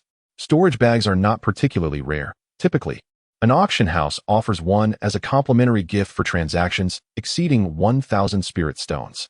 The person settling the account can simply sweep their divine sense over the bag to count the spirit stones within. Unfortunately, Han Feng had yet to cultivate his foundational strength and lacked the ability to perform such a graceful scan. However, in an effort to appear confident and trusting in the auction house's integrity, he took the storage bag and stepped outside. Once outside, he, like before, dripped blood to recognize the storage bag as his own, opening it to reveal a dense collection of spirit stones, overwhelming him with their abundance. Little Han, you've struck it rich. How much will you share with me? A voice chimed in his ear. Turning to look, he saw the little fox had crawled out. Its small head perched on his shoulder, its wide eyes eagerly fixed upon the storage bag. I need to buy some items first. If there's anything left over. You may have your fill, he replied. Just don't spend it all. Remember to leave some for me. Without my assistance, you wouldn't have earned this much. The little fox beamed with delight, aware that Han Feng's profit had significantly increased thanks to its efforts. I understand. Please be quiet. We mustn't draw attention, Han Feng cautioned, tucking the little fox's head back into the bundle. Adjusting his conical hat, he set off, glancing back occasionally, wary of potential followers. His demeanor was suspicious, unlike that of an honest person. Following his memory of the market's layout, Han Feng turned several corners until he arrived at a marketplace designated for cultivators. After all, this mountainous region still housed many common folk, whose vast numbers provided a source of disciples for the Yin sect. Han Feng, too, was one of those from the village at the foot of the Yin sect's mountain. He had grown up in a farming family, toiling in the fields alongside his parents, occasionally studying. Life was blissfully simple and carefree. However, when he turned 13, his parents exhausted their savings to purchase a position for him as a servant disciple, after which they mysteriously vanished. He searched for them tirelessly, descending the mountain whenever he had a break, but to no avail. His family's courtyard and fields fell into disarray as hope dwindled. Eventually, he resigned to his fate, planning to return to his hometown after 5 years to continue his tranquil life of farming and basking in the sun. Yet now, circumstances had changed. He had fallen afoul of Yi Longyuan, and remaining within the sect seemed the safer option. He resolved to acquire a protective formation for his small courtyard, ensuring its safety before returning to his leisurely existence. This defensive array had modest requirements. It merely needed to hold until he could summon the enforcement team. Han Feng arrived at the largest treasure pavilion in the town, striding confidently inside. "Esteemed friend, welcome. What type of magical artifact do you seek?" "I am here to assist you," greeted a young cultivator clad in the store's insignia. "I am in search of a protective formation. Could you direct me to it?" Han Feng inquired politely. "The formations are located on the second floor. Please follow me," the sales cultivator explained as they ascended. "Our treasure pavilion offers a vast array of artifacts sourced from various locales, including numerous magical items and formations crafted by the disciples and elders of our sect's artifact and formation peak, ensuring quality at reasonable prices. You may purchase with confidence." Han Feng was aware of the artifact and formation peak within the Yin-Yang sect, renowned for its mastery in crafting artifacts and formations, much like the Danxia Peak, which was famed for alchemy. Most of the herbs from Han Feng's medicinal fields were supplied to Danxia Peak. Of course, as a disciple of the Yin-Yang sect, Han Feng could directly procure items from the artifact and formation peak at significantly lower prices. However, purchasing artifacts there required registration of his name, and as a somewhat notable figure within the sect, he wished to avoid drawing attention. As he followed the guide, Han Feng's gaze roamed over the artifacts displayed on the first floor. He passed by a showcase dedicated to sword-type artifacts, each one more exquisite than the last. The least expensive were the outermost spiritual swords, while further in were the more powerful spiritual treasures. The weapons here were all finely crafted. Suddenly, a pale blue sword caught Han Feng's attention. It emitted a soft azure glow, adorned with inscribed runes, and sporting an elegant, streamlined design. A label indicated it was a low-grade spiritual treasure, the Windward Sword. "Are you interested in this flying sword?" the sales cultivator inquired with a smile. This sword hails from afar, classified as a low-grade spiritual treasure. It allows the wielder to fly with the wind, far surpassing ordinary flying swords. For those with a wind affinity, it is especially harmonious, enabling better manipulation of wind attribute spiritual energy, enhancing both speed and power. Regrettably, wind affinity cultivators are exceedingly rare, which is why this sword remains unsold. If you desire it, the original price is 2,000 spirit stones, but I can offer you a discount of 10%, selling it for 1,800 spirit stones. What do you think? Han Feng recalled his parting with Jiang Suru the previous day, envisioning her soaring away on her sword. If he possessed a flying sword and mastered sword flight, he could swiftly escape any pursuers. Moreover, as a wind attribute talent, this sword would be perfectly suited to him. Wait, if he were to purchase this sword as a gift for Jiang Suru and bless it upon her return, would that not elevate it to a mid-grade wind attribute flying sword? Mid-grade treasures are valued at over 10,000 spirit stones. However, Han Feng only had a little over 3,000 spirit stones and still needed to buy a formation. Reluctantly, Han Feng clenched his teeth and said, "Perhaps I should first look at the formations." Chapter 14. Bargaining for a deal. "All right, my friend, please follow me," the instructor said with a faint smile as he led Han Feng upstairs. On the expansive second floor, various formations were meticulously categorized, with an array of diagrams on display. Only the engraved formations were not exhibited. Guests would select from the diagrams, and staff would retrieve the corresponding formations for them. The selection included spirit-gathering formations, defensive formations, teleportation formations, offensive formations, and spirit-training formations, presenting an overwhelming variety. "My friend, this area is dedicated to defensive formations. Please feel free to choose one that suits your preference." The instructor gestured. Han Feng scanned the rows of formations, immediately dismissing the top row, which consisted of formations that could only be set up by core formation cultivators, priced in the tens of thousands of spirit stones, far beyond his means. He continued to the next rows, observing those priced between 5,000 to 10,000. No interest. Then the 3 to 5,000 range. Still no interest. He focused solely on those below 3,000.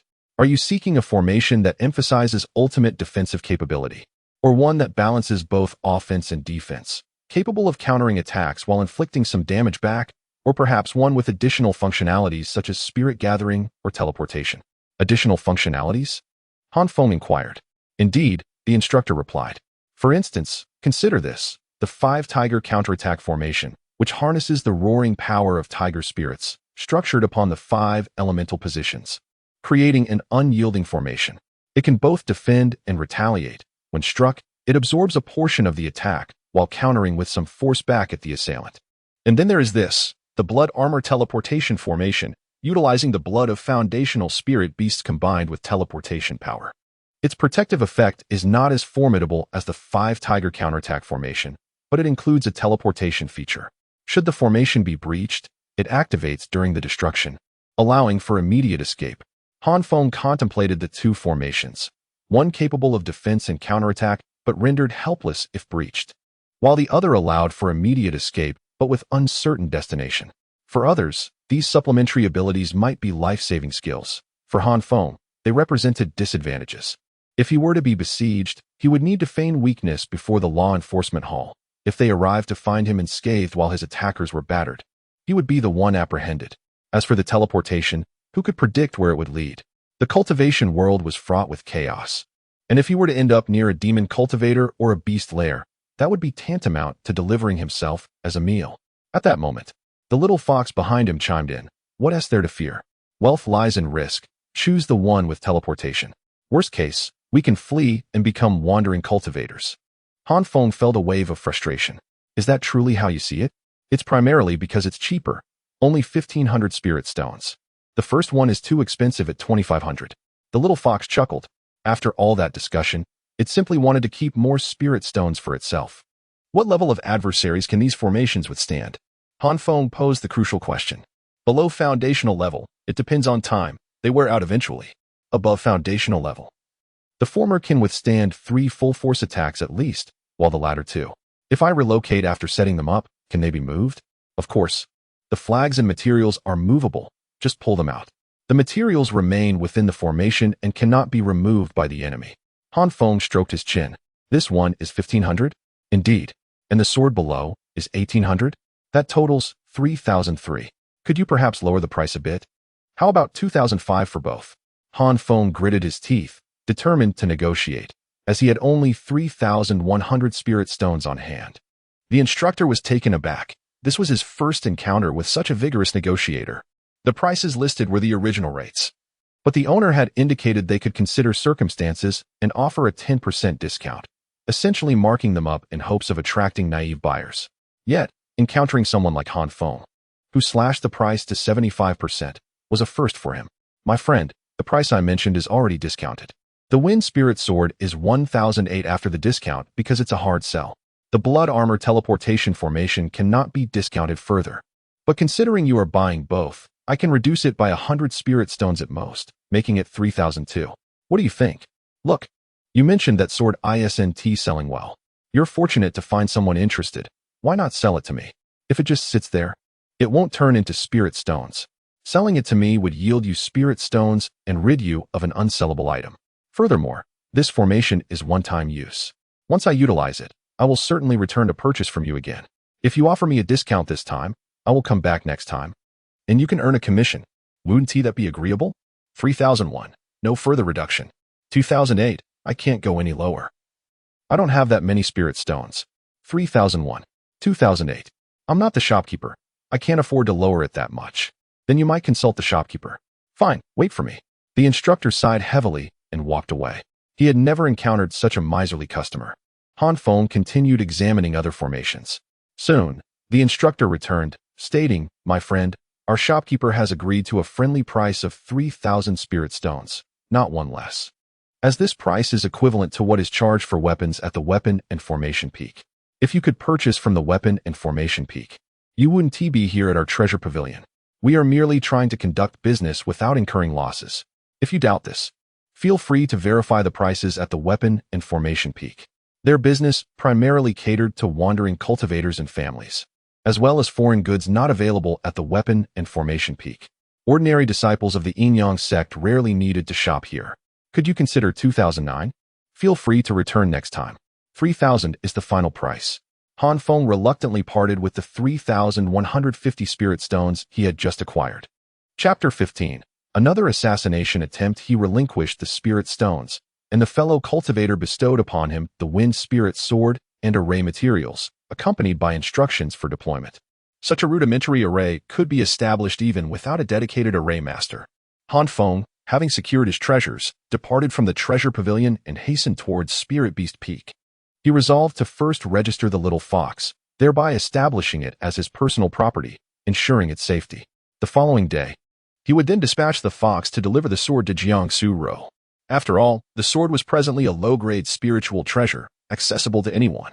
Exchanging it for a mid-grade spiritual treasure, exclusively for his use, would procure him a superior weapon, inaccessible to others. How delightful! Han Feng, familiar with the path to Spirit Beast Peak, now strode purposefully, swiftly advancing towards it. Alas, if only he possessed the art of sword flight, he could soar directly, saving both time and effort. In the late hours, he arrived at Spirit Beast Peak, ascending to its summit and locating the registration office. The realm of cultivators often knows no nightly closure. The registration office was ablaze with light, illuminated by various magical arrays and luminous pearls, rendering the interior brighter than daylight. Esteemed senior, this junior has come to register a spirit beast, Han Feng announced, approaching the counter while retrieving the little fox from the satchel on his back. The disciple, who had been meditating with closed eyes, opened them and glanced at Han Feng, before stating indifferently, "Which senior's spirit beast is this? Why did they not accompany you for registration and transfer? It is not one I raised, but one I found. Seeing its plight, I adopted it." Adopted? That is acceptable. As long as it is registered, it complies with regulations. Has it undergone species and bloodline testing? No.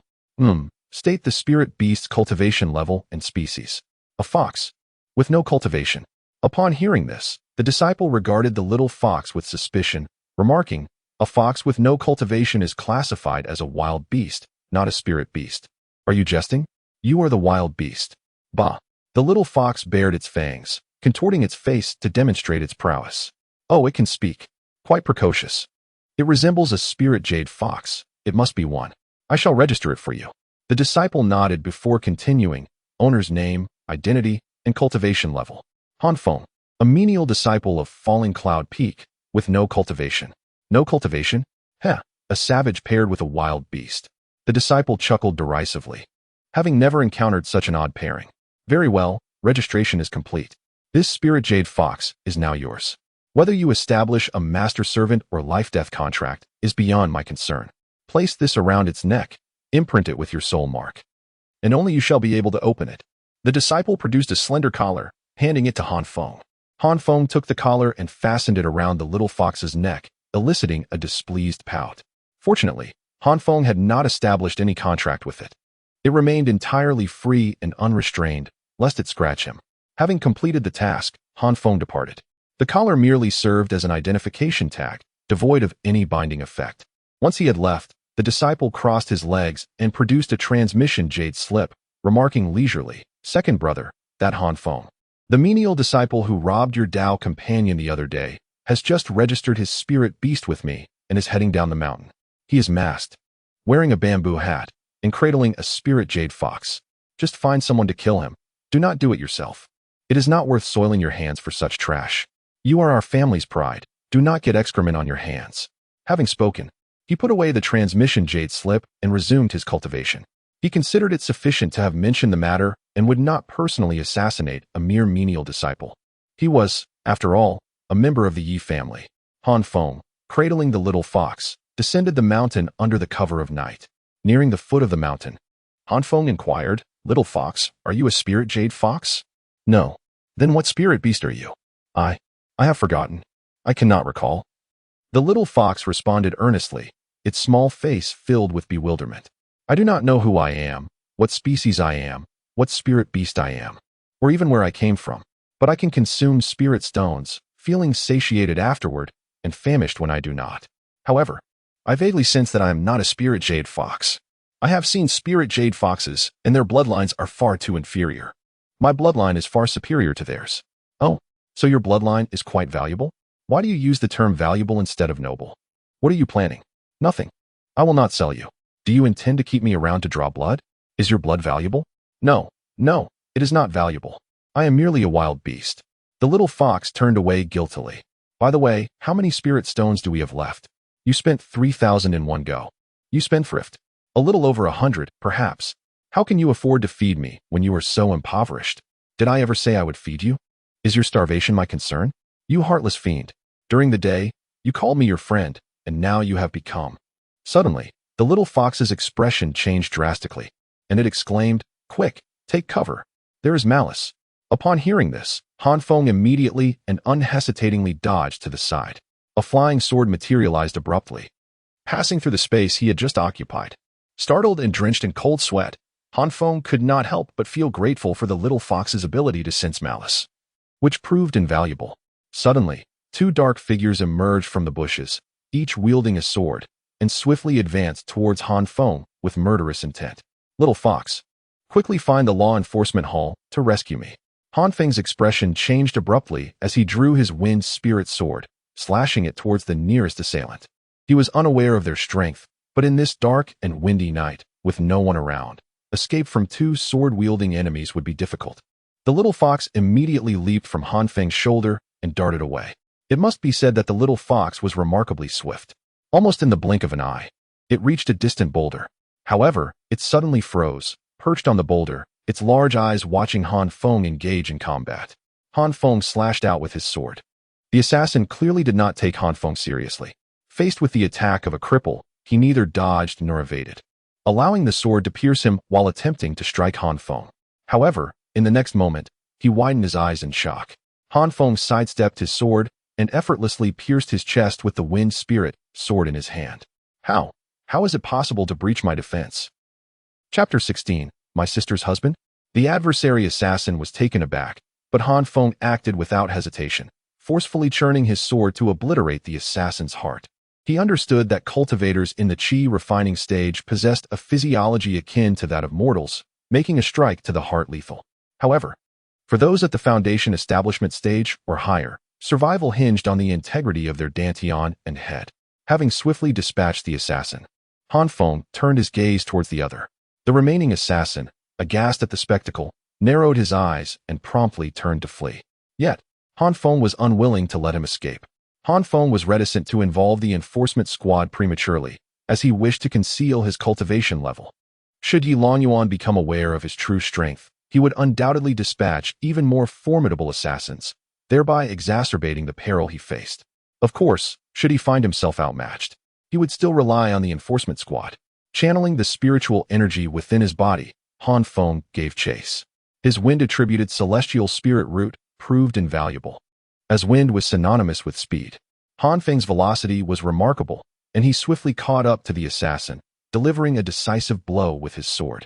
Sensing the impending attack from behind, the assassin spun around to parry with his own sword, resulting in a resounding clash of metal upon metal. Han Feng recoiled slightly, while the assassin was sent hurtling backward.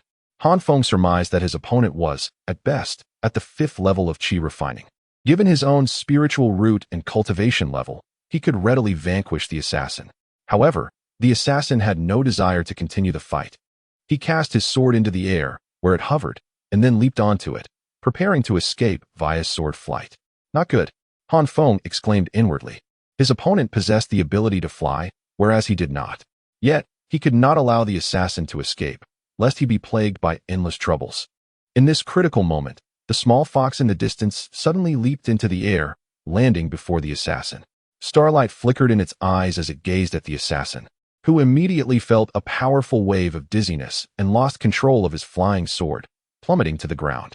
The small fox also tumbled head over heels, landing with a plaintive yelp. Seizing the opportunity, Han Feng surged forward, channeling his wind-attributed spiritual energy to reach the assassin's side in an instant, delivering the final blow. With the assassin slain, Han Feng raised his head to see two streaks of light soaring towards him from the north, indicating the approach of individuals via sword flight. Unsure whether they were assassins, members of the enforcement hall, or merely passers-by, Han Feng knew he could not allow them to discover him. He swiftly gathered the assassin's corpse and stored it within his storage pouch, then darted to the side of the other assassin and did the same. Although storage pouches could not contain living beings, they could accommodate corpses. Having completed these tasks, Han Feng hurried to the small fox, scooped it up, and vanished into the night, navigating the terrain with agility. In the sky above, the two figures came to a halt, suspended in midair. Both were clad in light blue robes adorned with a symbol on the left breast, a downward-pointing sword with a handle resembling a pole and two orbs on either side, a scale. This was the insignia of the enforcement hall, the scale representing fairness and impartiality, as well as the principle that every member of the enforcement hall should possess a sense of justice and impartiality. The sword symbolized judgment and punishment, embodying the authority of the enforcement hall. The square-faced disciple, observing Han Feng's departing figure, chuckled, "That lad is decisive indeed." He countered the assault of 2 assassins, dispatching them in mere moments, and then promptly absconded with the bodies. Quite resolute, with no dawdling. The sharp-faced disciple frowned, "Senior brother Jiang, but he has taken lives. Should we not apprehend him? Humph, had he slain disciples, then arrest would be warranted. However, he slew furtive assassins, likely bred by some family or another, lacking any legitimate identity. Killing them is of no consequence. Junior brother, as members of the enforcement hall, we must possess a sense of justice. Should our disciples be targeted by assassins, we should be the ones to aid them. Now that the enemy's strength has proven insufficient, resulting in their defeat at the hands of our junior brother, should we then arrest our own kin? Even if we were to consult our master, he would commend the deed. Those who dispatch assassins to slay fellow disciples deserve to perish. I find this lad rather intriguing, decisive and ruthless. Suitable for our enforcement hall. Let us follow him and ascertain his identity, then pay closer attention to him in the future. If he is of good character, we shall endeavor to recruit him. Very well, senior brother, I shall heed your counsel." Han Feng sprinted with great haste, reaching the market town at the foot of the mountain before navigating a circuitous route to his humble abode at the base of Falling Dusk Peak. Had the 2 enforcement hall disciples not maintained constant surveillance from above, they might have lost track of him. Han Feng collapsed onto his bed, gasping for breath. He sat in a cross-legged position, retrieved spirit stones, and began replenishing his stamina and spiritual energy. The recent battle had not depleted his reserves significantly.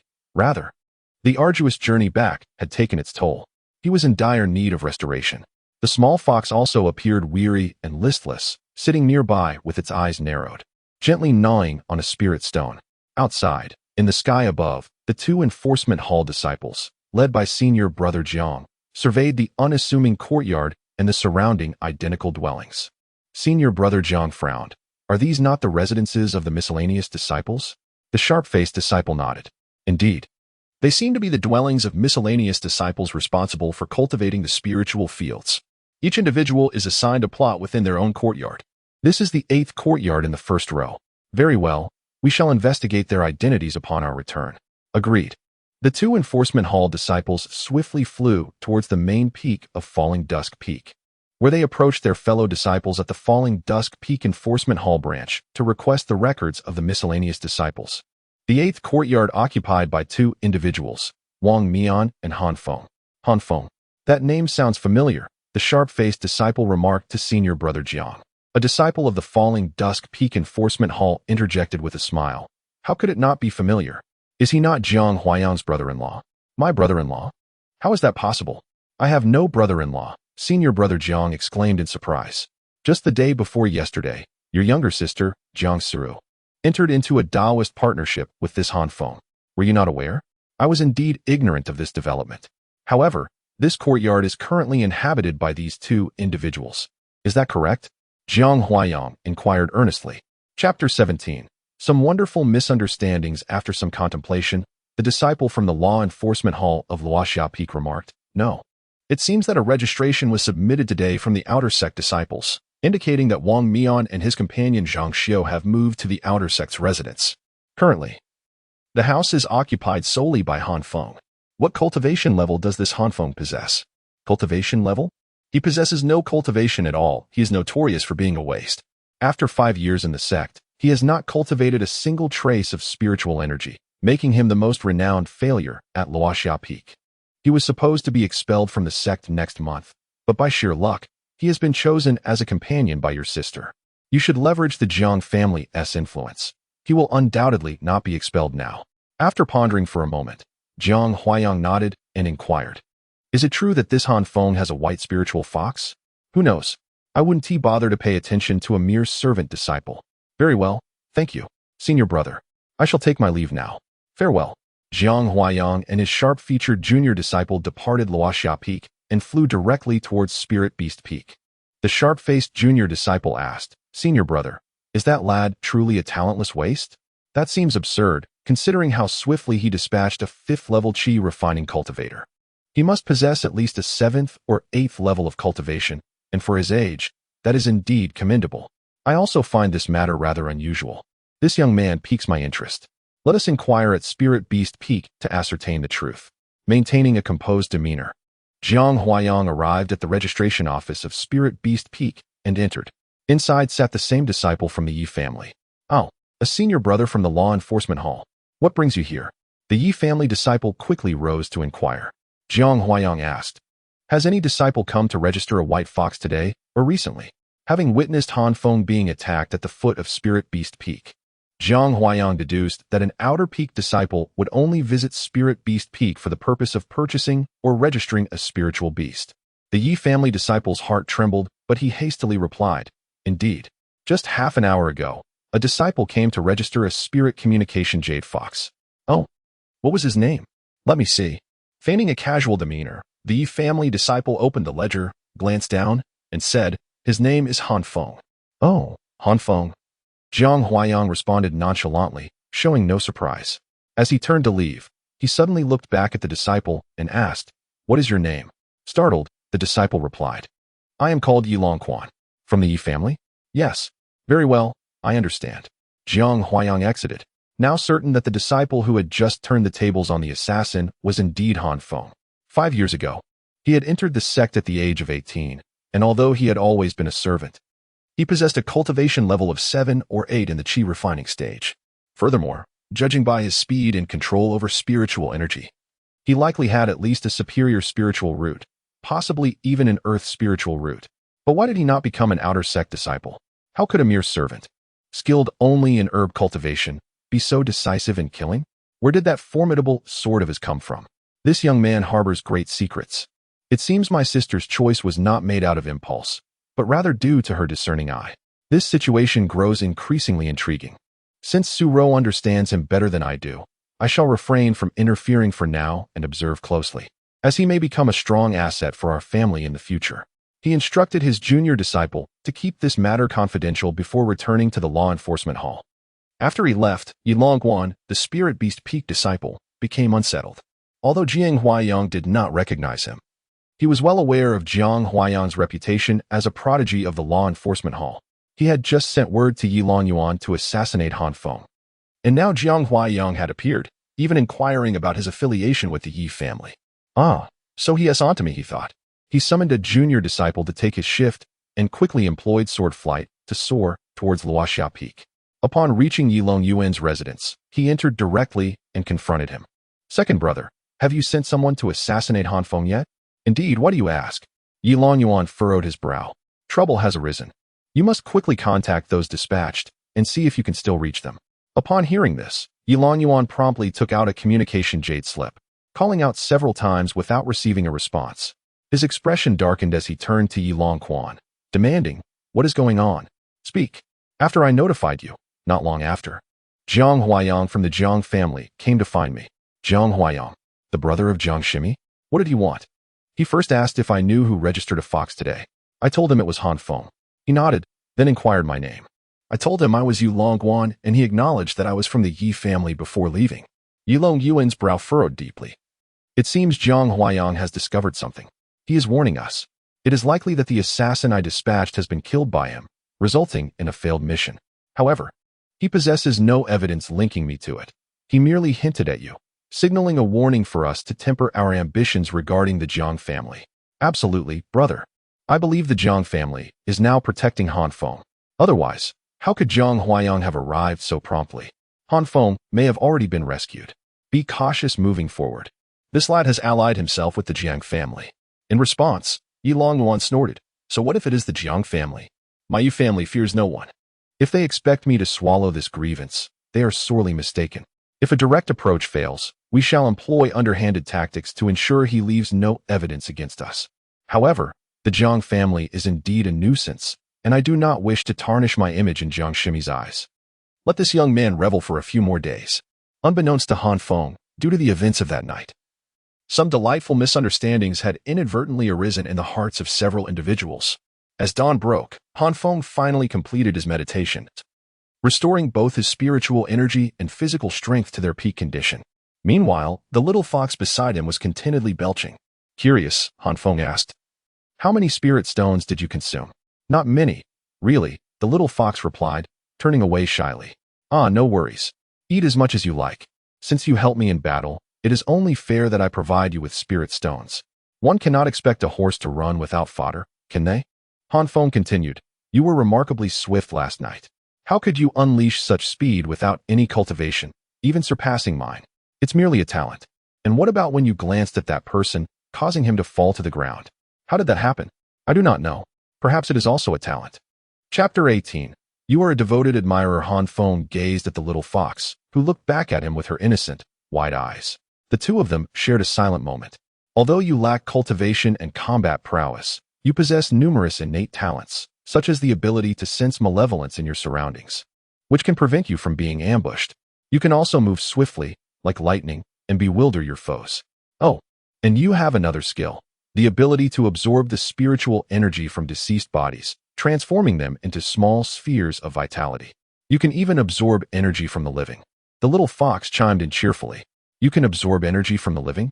Han Feng's eyes widened in surprise. Indeed, but it tends to attract trouble. So I stopped doing that, the fox replied. Of course it would attract trouble. Who would willingly let you absorb their energy? Han Feng scooped up the little fox and carried her outside to the main hall. Now, please use your talent to help me dispose of these two corpses. He retrieved two bodies from his storage pouch and tossed them onto the ground. The little fox wrinkled her nose in distaste. How disgusting. I don't like this. Disgusting? It's just a small task, Han Feng retorted. But it does take a toll on my spiritual energy, making it quite difficult for me, she lamented, displaying a merchant's shrewdness. 5 spirit stones, Han Feng proposed. Deal. The little fox exclaimed, her face lighting up with joy as she prepared to assist. Suddenly, Han Feng snatched away the storage bags and the sword from the corpses. The little fox took a deep breath and blew onto the two bodies, which rapidly dissolved into 2 small spheres of vitality. This substance could aid in cultivation, but unfortunately, Han Feng could not enhance his own skills. He buried the 2 spheres beneath the most precious Bai Ling luo flower in his medicinal field. Before long, he anticipated a bountiful harvest from the flower. Upon returning indoors, Han Feng opened the 2 storage bags, discovering some qi-condensing pills, healing elixirs, several mid-grade spiritual artifacts, and about 30 spirit stones. There was nothing else of significance, clearly. An assassin would not carry items that could reveal their identity during a mission. Han Feng handed 10 spirit stones to the little fox. Wow, such generosity. Are you up to something? Speak up. Do you need me for some dirty work involving murder or theft? The little fox said with an air of feigned wisdom. Han Feng attached a storage bag to her collar. This bag is yours now. Once you acknowledge it with your blood, you can use it. You're giving me more and more. What do you really want? Speak quickly. I have principles. Principles? You're a female? Han Feng exclaimed, lifting the little fox to inspect beneath her tail. Let go of me, you filthy pervert. How dare you look there? She protested angrily, delivering a flurry of ineffective kicks at him. Do you really care about such things? Now, let's get serious. Do you remember the way to Jiang Suru's place? Of course. Why? Then please help me deliver this. Han Feng produced his wind spirit sword and placed it on the table. The wind spirit sword? Didn't you just spend 18 spirit stones on it yesterday? You're giving such an expensive item to that woman. The little fox was taken aback, suddenly realizing something. Oh, I see it now. You're a devoted admirer. Devoted admirer? That sounds so derogatory. It's called loving and cherishing one's wife, being a good man, understand? Han Feng replied, exasperated. In truth, he held no deep feelings for Jiang Suru. If it weren't for his desire for greater gains, he wouldn't even consider delivering anything to her. Why don't you go yourself? Wouldn't it show more sincerity? You're so charming and eloquent. Surely you could win her over, because she prefers you a bit more. You're adorable, and your words are sweet. She would gladly accept from you. Whereas I would make her feel awkward, Han Feng explained. All right, I understand. I'll speak well of you, the little fox agreed. If she asks where the sword came from, tell her I sold some herbs I've been accumulating over the years and exchanged them for spirit stones to buy this sword. It's been in the treasure pavilion for a long time, so many must have seen it. This can't be hidden. When she yes pleased, casually mentioned that you saw her flying with her sword and thought it was impressive, wishing you could do the same. Why? Just do it, no questions asked. Han Feng could not approach Jiang Suru for the sword technique in exchange for the wind spirit sword, as the blessing stipulated that only gifts meant for partners could be returned. Direct requests would be considered transactions, which would not allow for returns. However, if he gifted Jiang Suru the flying sword, and she reciprocated with the sword technique, that would not violate the return policy. If it were possible, Han Feng would have liked to present all the formations and spoils to Jiang Suru, hoping to gain even more in return. However, this was impractical.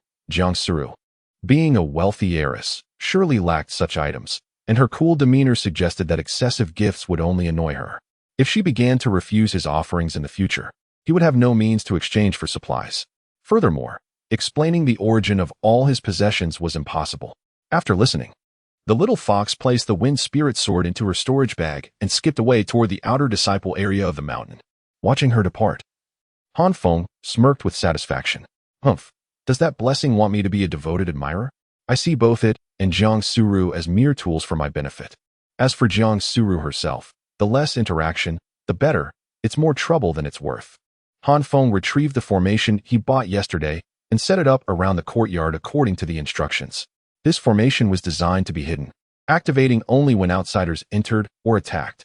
Once completed, the courtyard truly became Han Feng's private domain, and he nodded in satisfaction, adjusting his lounge chair to lie back, basking in the sun as he drifted into a peaceful slumber. In this vast world, there was nothing better than lying flat and relaxing. While he enjoyed his repose, the little fox was busy helping him with her tasks. She successfully arrived at Jiang Suru's residence, leaping onto the courtyard wall. Glancing around, she spotted Jiang Suru sitting cross-legged by a window on the second floor, meditating. Sister Suru, the little fox called sweetly from her perch on the wall. Jiang Suru opened her eyes and turned her head, surprised to see the adorably small fox waving her tiny paw. A slight smile graced Jiang Suru's icy countenance as she beckoned. Little one, what brings you here? Come inside. Of course. The little fox leaped forward, attempting to grasp the edge of the roof, but lost her grip, panicking as she began to fall. Chapter 19. The articulate little fox. Upon witnessing the scene, Jiang Suru promptly raised her hand and summoned a wave of spiritual energy, gently lifting the little fox and bringing it inside through the window, placing it delicately upon her lap. Observing the adorable yet flustered expression of the little fox, her heart melted with affection. Jiang Suru tenderly stroked the soft, white fur of the little creature, relishing its comforting texture. Fear not, little fox. The second floor is not high enough to cause fatal harm, though a fall certainly stings. Especially on your backside, she reassured.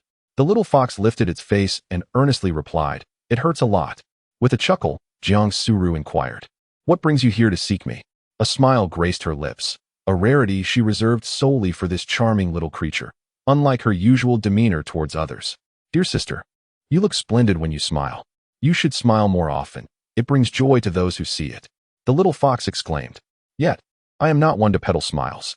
It is you, my little companion, who is truly endearing, she teased.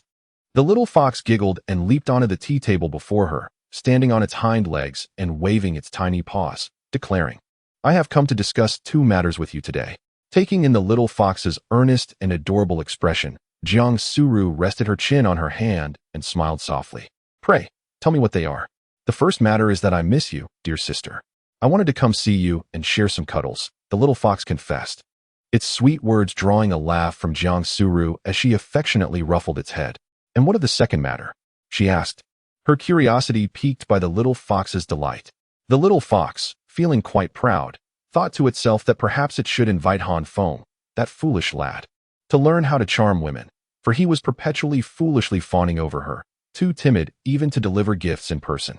The second matter is that I have a gift for you, it announced, patting the storage pouch beneath its neck. A light blue flying sword materialized upon the table. A sword? What would you give me a sword for? Jiang Suru questioned, lifting the weapon and channeling her spiritual energy to assess its quality.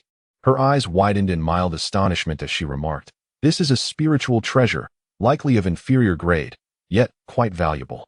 Wherever did you procure this? Indeed, spiritual treasures held considerable worth. Even less affluent foundation-building cultivators often lacked such items, resorting instead to spiritual tools. Only those from affluent families, like Jiang Suru, could afford spiritual treasures, which served as the primary armament for mid-level cultivators within the yin-yang sect. As for magical treasures, they were exorbitantly priced, with few in existence. Primarily held by the elders as precious possessions, Jiang Suru herself possessed only a medium-grade spiritual treasure, so receiving an inferior grade one from the little fox astonished her greatly. This was purchased by Han Feng last night, He asked me to deliver it to you, the little fox explained. Han Feng bought this? An inferior grade spiritual treasure costs at least 2,000 spirit stones. How could a mere servant disciple afford such a gift? Jiang Suru expressed her disbelief. It was not 2,000, but rather 1,008. He bought it from the treasure pavilion at the foot of the mountain. I was there with him. Please do not doubt me. The little fox insisted, its brows furrowing and its lips pouting adorably. I do not doubt you. I am merely curious. Han Feng has been a servant for years without any cultivation. Where did he acquire such wealth to purchase a spiritual treasure? Jiang Suru set the sword down and picked up the little fox. The little fox replied earnestly. Han Feng said he earned spirit stones by secretly planting medicinal herbs at the foot of the mountain, using the rewards he received over the past 5 years. He never had the means to cultivate, so he didn't exchange his saved herbs for spirit stones until last night. After much bargaining, he acquired this sword for 1,008 spirit stones. Jiang Suru felt a stirring within her heart, her brow slightly raised as she mused. 1,008 is not an insignificant sum to me. For him to save so much is indeed no easy feat, however, if that is the case. I cannot accept this sword. It represents 5 years of his hard work, his blood and sweat. I owe him nothing, and I cannot accept a gift without merit. Please, take it back. The little fox protested fervently. No. This is a gift he carefully selected for you. He considers himself fortunate to have attracted the favor of Sister Jiang, wishing to present you with this token of appreciation, a meeting gift, if you will. These words were not taught by Han Feng, but were entirely the little fox's clever improvisation. Yet, I have only known him for 3 days. He gifted me an inferior spiritual tool on the first day, a 35-year-old medicinal herb on the second, and now an inferior spiritual treasure on the third. How can one say he has not bestowed gifts upon me? But you have reciprocated with many gifts as well. Still, I cannot help but wonder how a mere servant disciple, with little cultivation, can afford such lavish gifts. When I first met him, he claimed to be destitute, she replied, stroking the little fox's fur. Ah, you are aware he is merely a servant disciple with little cultivation, the little fox replied, its eyes darting as a plan formed. Consider this, dear sister. If word got out that a servant disciple possessed such an exquisite inferior spiritual treasure, would others not covet it? Indeed, a commoner is innocent, but possessing a treasure can bring trouble. Moreover, he has already made enemies with the Yi family. If they were to learn of his valuable possession, they would surely pursue him with murderous intent. Given his current strength, he would not be able to harness the sword's power. For him, this treasure could become a burden rather than a boon. Dear sister, at the very least, you could hold on to it for him, could you not? Hearing this, Jiang Suru hesitated, contemplating whether the sword might indeed bring harm to Han Feng. Wait, why was she concerned for that little servant? The little fox, sensing her wavering resolve, seized the opportunity, adopting a pitiful demeanor as it implored. This is a task he entrusted to me. If you refuse to accept it, I shall be unable to complete my mission. Upon my return, he will certainly punish me, perhaps even spank me or withhold my meals. It is too cruel. What? He would dare to strike you? Jiang Suru's eyes narrowed, a glimmer of fury igniting within her. Ah, have I overstepped? The little fox thought to itself. I am merely here to assist him in courting his goddess. I must not tarnish his image. Chapter 20. Jiang Suru. I truly am not human, the little fox hastily interjected. No, it's not like that. He merely frightens me. He wouldn't dare to harm me. He cares for me deeply. He provides me with delicious food, entertaining activities, and even sunbathing together. We are the best of friends. Humph, from my perspective. He treats you poorly. I shall go find him and demand that he either gives you to me or sells you. Either option is acceptable. Here, you would have access to countless treasures of heaven and earth, and I would provide you with the finest nest and a companion spirit beast. What do you say? Jiang Suru still harbored a desire to possess the little fox. The little fox sighed and asked, Sister, do you have family? Parents? Yes. Do you have siblings? I have an older brother and sister. Why do you ask? Do you have good friends? Indeed, I have a couple of close confidants. You must have many admirers and ample cultivation resources, not to mention you are a prodigy of the outer sect, correct? Yes, but what are you trying to say? Jiang Suru gazed at the little fox in confusion. The little fox sighed again and said, But he has nothing. He only has me. Upon hearing these words, Jiang Suru froze in place, a wave of profound guilt washing over her heart. Yes, he was merely a servant disciple, without parents, friends, or resources. And even his partner was merely a name. He possessed nothing but a small pet for companionship. Yet, I even wished to take away his only possession. I truly am not human. Well, that's unfortunate for him. He has nothing, and you are quite good. It is admirable that you are willing to stay with him. I envy you both. Upon hearing Jiang Suru's words, the little fox chuckled. It understood that Jiang Suru's environment would be much better, as she cared for it deeply. In contrast, Han Feng's world was impoverished and burdensome, often requiring it to work. However, Han Feng was different. He treated it as a friend, maintaining an equitable relationship. If the little fox could accept its role as a spirit pet, it would not have to hide and scavenge for spiritual energy. It observed that every human it encountered sought to tame it, but only Han Feng, that laid-back individual, offered warmth and protection, treating it as an equal friend. Jiang Suru picked up her sword and said, "Since keeping you with him is not beneficial for him, I shall safeguard you for now. When he gains strength and can manage you, I will return you to him. However, since he has gifted me such a valuable present, what should I offer in return? Sigh, if I keep giving gifts, I shall be left with nothing to return. There is no need for reciprocity. We are partners. After all, we are family, so what need is there for formalities?" The little fox replied mischievously. However, Han Feng often speaks of how impressive you looked flying on your sword the first time he saw you. If only he could also soar through the skies on a sword. Sister, why not gift him a sword technique so he too can fly and play alongside me? Sword techniques are not particularly profound spells. Every outer sect disciple can exchange merits for them at the scripture pavilion, and nearly everyone possesses such skills, making it somewhat unimpressive as a gift. How about this? I possess a family heirloom technique, an advanced version of the sword technique, faster and more potent, suitable for both flight and combat. It is a mid-grade mysterious technique known as gale feather flight. Please help me pass it on to him. Jiang Suru retrieved a jade slip from her storage bag and placed it on the table. However, having the sword technique is useless without a flying sword. He is impoverished and lacks everything. Let me also gift him a flying sword. Jiang Suru produced a spiritual weapon flying sword and placed it on the table. The little fox's eyes sparkled with delight. Wow, sister, you are truly wonderful. You are the kindest sister in the world. For Han Feng to have a partner like you is truly a blessing he has earned over 8 lifetimes. How enviable. Be good. Tell him that this technique allows him to unleash several wind blades in combat, and its power is formidable. He should practice diligently. For once he reaches the 5th layer of Qi training, he will be able to wield its full might. I will remember. The little fox nodded eagerly. After playing with Jiang Suru for a while longer, it took the flying sword and jade slip and bid farewell. Once the little fox departed, Jiang Suru gazed at the wind spirit sword before her, a playful smile gracing her lips as she mused. Gifting presents daily, investing so much. Yet he remains composed and refrains from mentioning dual cultivation? This little servant disciple is quite intriguing. She stowed the wind spirit sword away and continued to meditate, absorbing spiritual energy to solidify her 7th layer of Qi training in preparation for her breakthrough to the 8th layer. In truth, individuals like Jiang Suru and Yilong Yuan, endowed with exceptional spiritual roots, progress rapidly in their cultivation. However, they remain at the Qi training stage not due to a lack of talent, but because they cannot cultivate too swiftly before the age of 18. This is due to both the need for physical maturity and the necessity of establishing a solid foundation. The Qi training and foundation building stages are the most populous among cultivators, yet they are also the most crucial for laying the groundwork. A tall building rises from a solid foundation. Without a firm base, one cannot succeed.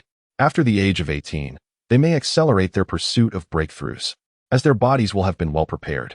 Meanwhile, in the small courtyard at the foot of the mountain, Han Feng basked in the sun, reclining on a lounge chair, when suddenly a voice echoed in his mind. Han Feng has gifted his partner a low-grade spiritual treasure, the Wind Spirit Sword, and received a tenfold return, a mid-grade spiritual treasure, the Gale Wind Spirit Sword. Would you like to claim it? Ah, finally. I've been waiting for this moment. It seems the little fox is quite reliable, Han Feng thought, elated. I shall claim it. Instantly, a brilliant blue flying sword materialized in his hand. This flying sword was longer and more exquisite than the previous Wind Spirit Sword, its intricate patterns and formations shimmering in the sunlight. Now, he possessed 2 weapons, a mid-grade spiritual treasure, the Gale Wind Spirit Sword, and a mid-grade spiritual weapon, the Ice Dagger. The Ice Dagger seems only useful for cutting herbs, doesn't it? After admiring the Gale Wind Spirit Sword for a moment, Han Feng tucked it away and resumed lounging in the sun, letting his thoughts wander. His mind drifted far and wide, contemplating various matters. And eventually, he pondered the blessing of fate. To be honest, he had been so busy in recent days that he had not taken the time to reflect on this blessing. But now, as he considered it closely, it seemed that this blessing could not only restore cultivation, but also return treasures. Truly, it was a divine method. Chapter 21.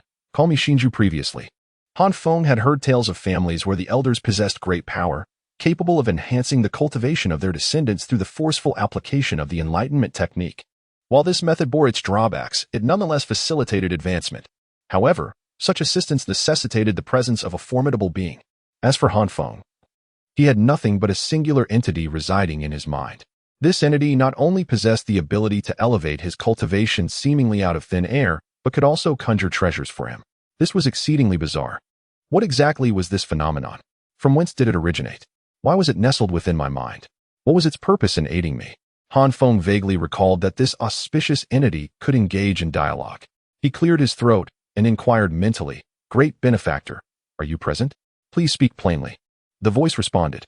It was cool, yet carried a hint of liveliness, reminiscent of both humanity and ethereality. "I hope you will pardon my impertinence. But may I ask who you are? Are you human or celestial?"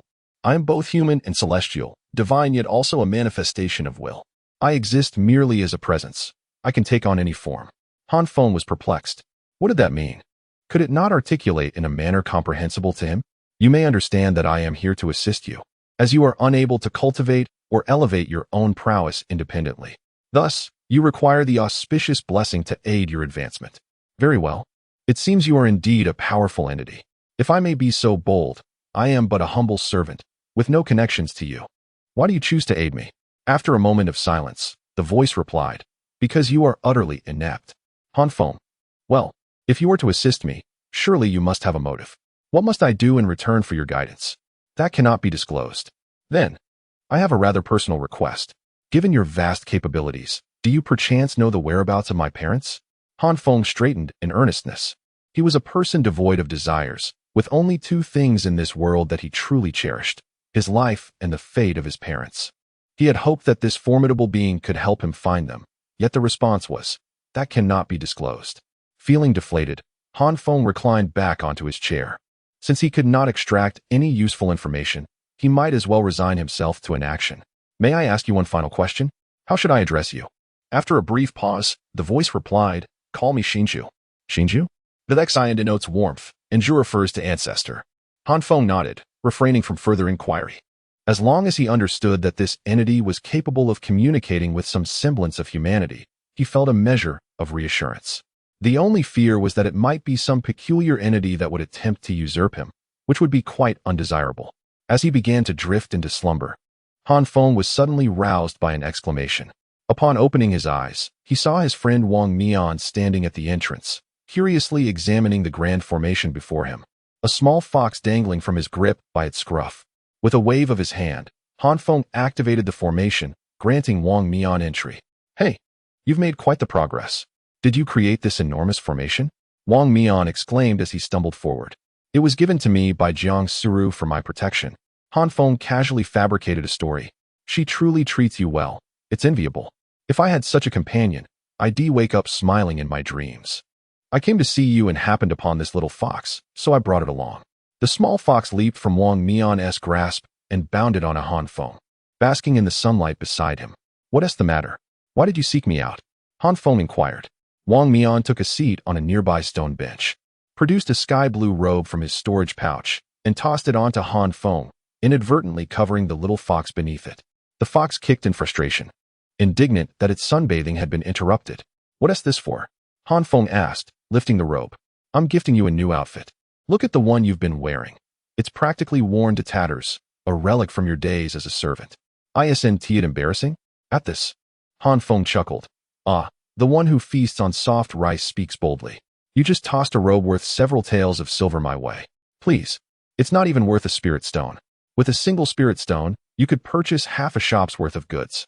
Nevertheless, I must admit, Zhang Shou treats me quite well, providing me with spirit stones, elixirs, assisting with my cultivation, and offering me a place to stay. I am genuinely touched." Observing Wang Mian's smug expression, Han Feng couldn't help but chuckle silently.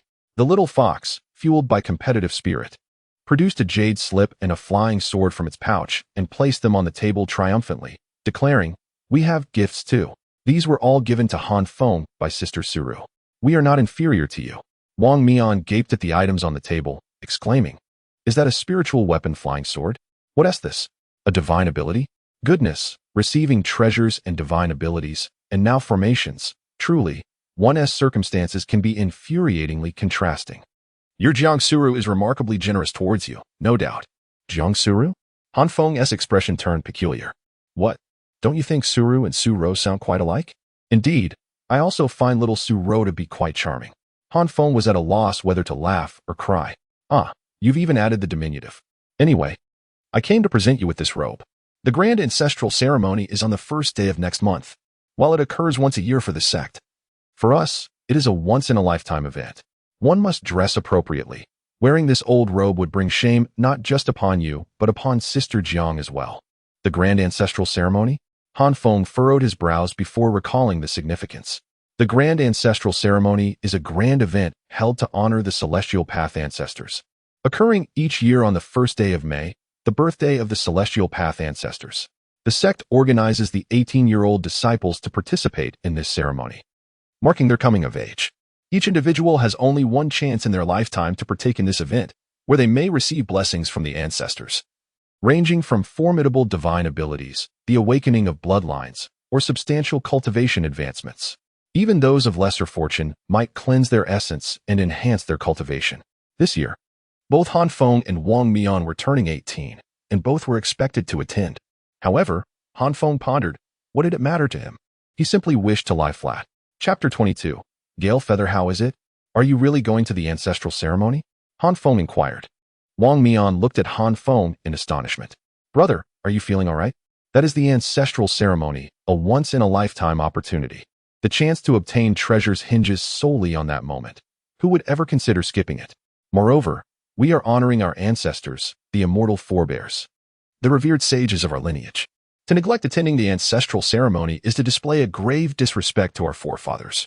If the elders were to discover this, the repercussions would be dire indeed. Han Feng fell silent, realizing that his desire to remain uninvolved was futile. Fine, we shall attend together then, he said impatiently. But it won't just be us. There's also Zhang Xiao, your senior sister Jiang, and Yilong Yuan. They are all 18 this year and will undoubtedly participate. It will be a fierce competition. I predict that Yilong Yuan will seize this opportunity to confront you openly. Stick close to me. I shall protect you, and we can quietly blend in. Is the ancestral ceremony really that perilous? Han Feng wondered. He was aware that combat could occur there, but he had no idea of its intensity. Absolutely. Our sect boasts hundreds of thousands of disciples, with 1,000 or 2,000 turning 18 each year. All of these young ones enter the ancestral secret realm to vie for immortal fortunes, clashing against one another. The more treasures one seizes, the greater the likelihood of obtaining valuable rewards. Additionally, there is an underlying purpose, to showcase the talents and capabilities of the younger disciples for our immortal forebears. The better one performs, the more favor one garners from them. Can you imagine anyone not striving fiercely for victory? If killing were permitted, at least half would perish annually. As he spoke, Wang Mian patted his chest, recalling the gravity of the situation. Han Feng nodded. So, it truly is dangerous then. Indeed. And Yilong Yuan could use this event to openly attack me without fear of the law enforcement hall. Exactly. His family is powerful and wealthy enough to summon a cadre of allies to aid him in confronting me. It makes sense. Why should I follow you for protection? I would be better off with Jiang Suru. Her strength surpasses yours by far. Wang Mian felt a pang of hurt from Han Feng's indifferent remarks. Han Feng, maintaining his composure, replied, Enough. I am aware of everything you've said. Please keep your distance from me in the future. Wang Mian's expression shifted, and with a sigh, he clapped Han Feng on the shoulder. Damn it, you think I can just abandon you? I'm off to embrace my wife. With those words, Wang Mian waved his hand elegantly and turned to leave. Having known each other for 5 years, he understood Han Feng's worries. Han Feng had offended the Yi family, and given their stature and power, it would be child's play for them to crush him. Han Feng's request for Wang Mian to keep his distance was born from a desire to shield him from any collateral damage should the Yi family retaliate. After Wang Mian departed, Han Feng picked up the flying sword and jade slip resting on the table. The sword was merely a superior-grade spiritual tool. He glanced at it before placing it into his storage bag. He then picked up the jade slip and pressed it against his forehead to read its contents. After all, the first day of the 5th month, the day of the ancestral ceremony, was fast approaching. Not attending was not an option, and going meant contending with Yilong Yuan's hostility. He needed to master this sword technique quickly. With his wind affinity, could he not evade an opponent even if he couldn't defeat them? If he could keep running, his pursuers would find it difficult to catch him. The thought of engaging in battles to seize immortal fortunes seemed overly troublesome. He merely wished to take it easy. Currently devoid of spiritual awareness, he could only read the jade slip by placing it on his brow. Within it was a divine skill. Gale feather? What kind of divine skill is this? I sought a sword technique. Han Feng exclaimed in surprise. The little fox stood up proudly, eager to take credit. Sister Sura said this is a more powerful sword technique. Not only can it be used for flight, but it also serves in combat. I managed to send out the spiritual treasure on your behalf and received ample praise for you. Moreover, I brought back a profound-grade divine skill. A profound-grade divine skill, mind you, is worth as much as your inferior-grade spiritual treasure. You're not at a loss here. Indeed, you are the best. I've always known you to be the most reliable. When I entrust you with a task, you accomplish it with remarkable efficiency. You are the true hero of this endeavor. After showering the little fox with praise, Han Feng began to study the divine skill. The gale feather skill was inherently suited for those with a wind affinity, though others could also practice it, albeit less effectively. Han Feng, being innately aligned with the wind element, found this skill and spiritual treasure to be particularly advantageous. This divine skill allowed for both flight and combat, enabling the user to unleash 3 wind blades to strike adversaries. These blades possessed formidable power and were unique to the Jiang family, unavailable even in the esteemed archives of the Yin-Yang sect. Han Feng dedicated the afternoon to mastering this divine skill. Once proficient, he retrieved the superior-grade spiritual tool given to him by Jiang Suru to test the skill. He first infused the tool with spiritual energy, commanding it to hover and fly before him. After a flick of his finger, the sword danced in accordance with his gestures, moving gracefully. Then, he scooped up the little fox and leaped onto the flying sword, soaring through the courtyard. He flew low, ensuring that the surrounding disciples did not notice him. Woohoo! We're flying. The little fox cheered, waving its tiny paws in delight. Fortunately, the array he had activated possessed soundproofing properties, preventing outsiders from overhearing. Upon testing the sword flight, Han Feng realized his speed far exceeded that of the assassin he had encountered the previous night. Due to his advanced cultivation and innate wind affinity, he was considerably faster, almost akin to the famed Han Speedster. After experimenting with the sword flight, Han Feng proceeded to test the wind blade attack. The blades, resembling feathers, shot forth directly ahead. Lacking spiritual awareness, he could not maneuver the blades to change direction, but their raw power astonished him. Chapter 23, Brother-in-Law? Observing the 3 indentations in the ground, Han Feng refrained from estimating the attack's potency. Instead, he filled the holes and proceeded to prepare a meal. In the subsequent days, Han Feng dedicated his time to cultivating medicinal herbs, cooking, eating, sleeping, and basking in the sun. He occasionally engaged in playful banter with the little fox, rarely venturing outside. Life was simple yet fulfilling. With the demise of Ma, their area remained without a new steward. Consequently, no one was assigned to Han Feng's residence as a menial disciple. Furthermore, Wang Mian had yet to transcend the 5th level, maintaining his status as a menial, theoretically keeping the residence under their shared domain. Han Feng relished his solitary existence. He envisioned a future where, as an outer disciple, he would possess his own abode, complete with a courtyard where he could continue cultivating herbs and leisurely sunbathe. As tranquil days passed, the threat posed by Yilong Yuan seemed to fade from Han Feng's memory. That is, until one fateful night. Deep into the night, as Han Feng slumbered soundly, the little fox suddenly cried out, sensing malevolence. A deafening crash followed, jolting Han Feng awake. He swiftly rose, retrieved the sword gifted by Jiang Suru, and peered out the window. Before him stood 2 figures clad in black, gazing at his array with bewildered expressions. One of the figures produced a communication jade slip and hastily reported, "Young master, a mishap. His residence is protected by a defensive array. We collided headfirst and sustained considerable pain." After receiving a response, the figure continued, "Alas, my attempt to breach the array proved futile. It is remarkably resilient and possesses counterattack capabilities. We lack the strength to overcome it within a quarter of an hour. Understood, we shall retreat forthwith. As the two figures prepared to depart, a voice echoed from within the residence. Esteemed guests, are you in such a hurry to leave? What is the purpose of your visit? Han Feng deactivated the array's soundproofing, emerged with the little fox in his arms, and greeted the two figures with a yawn and a smile.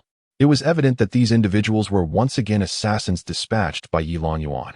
Han Feng marveled at Yilong Yuan's unwavering persistence. Failure once, twice, and now a third attempt. Was he truly so impatient? Wielding his sword, Han Feng advanced. The two figures, upon seeing his emergence, ceased their retreat. Judging by his stance, he intends to engage us in combat. To do so, he must either exit the array or deactivate it, allowing us to eliminate him swiftly. One of the figures communicated via the jade slip. Young master, the target has emerged. We are poised to strike. Han Feng furrowed his brow. If that's the case, how can I possibly venture out? What is the purpose of this grand array, if not to protect me? As Han Feng weighed his options, he noticed two streaks of light streaking across the sky, bearing the insignia of the enforcement hall. Perfect timing, he thought. Han Feng immediately cried out, "Help! Murder! There are assassins here." The two streaks of light swiftly descended towards the scene. The two figures, their faces paling, scattered in opposite directions. The enforcement hall disciples, splitting left and right, pursued the fleeing figures. The figure who had been speaking into the jade slip hastily exclaimed, "Young master, the enforcement hall has arrived. We cannot escape." With those words, he crushed the jade slip and halted his flight. Jiang Huayang landed before him and reached out to seize him. Suddenly, the exposed skin of the figure turned visibly purple, and he collapsed to the ground. Jiang Huayang, his face grim, knelt down and tore off the figure's mask. "Damn it!" he exclaimed, hurling the mask aside and lifting the corpse before soaring away. Upon reaching the entrance to Han Feng's courtyard, the sharp-faced disciple arrived, carrying another lifeless body. "Senior brother, this one took his own life with poison," the disciple reported, tossing the body to the ground with a helpless expression. "Expected," Jiang Huayang replied. "These individuals are often expendable assets cultivated by families. Upon failing their mission, they immediately resort to suicide, leaving no trace behind." Jiang Huayang disregarded the corpse and turned his gaze towards Han Feng, who stood within the courtyard. He rapped on the array and said with a smile, "Junior brother Han Feng, we are disciples of the enforcement hall. May we enter to speak with you?" "Of course." "Senior brother," Han Feng replied, deactivating the array. Had it not been for the assassin's self-inflicted demise, Han Feng would have hesitated to trust them at this late hour. Jiang Huayang and the sharp-faced disciple stepped inside. "Reinstate the array," Jiang Huayang instructed. Han Feng, momentarily taken aback, complied. He sensed a powerful aura emanating from the two individuals, indicating their status as Foundation Establishment cultivators. Jiang Huayang stood before Han Feng, hands clasped behind his back, and said leisurely, "Junior brother Han Feng, allow me to introduce myself. I am Jiang Huayang, and this is my junior brother, Lu Yufa. We are both disciples of the enforcement hall from the main peak." "Greetings, senior brothers," Han Feng replied.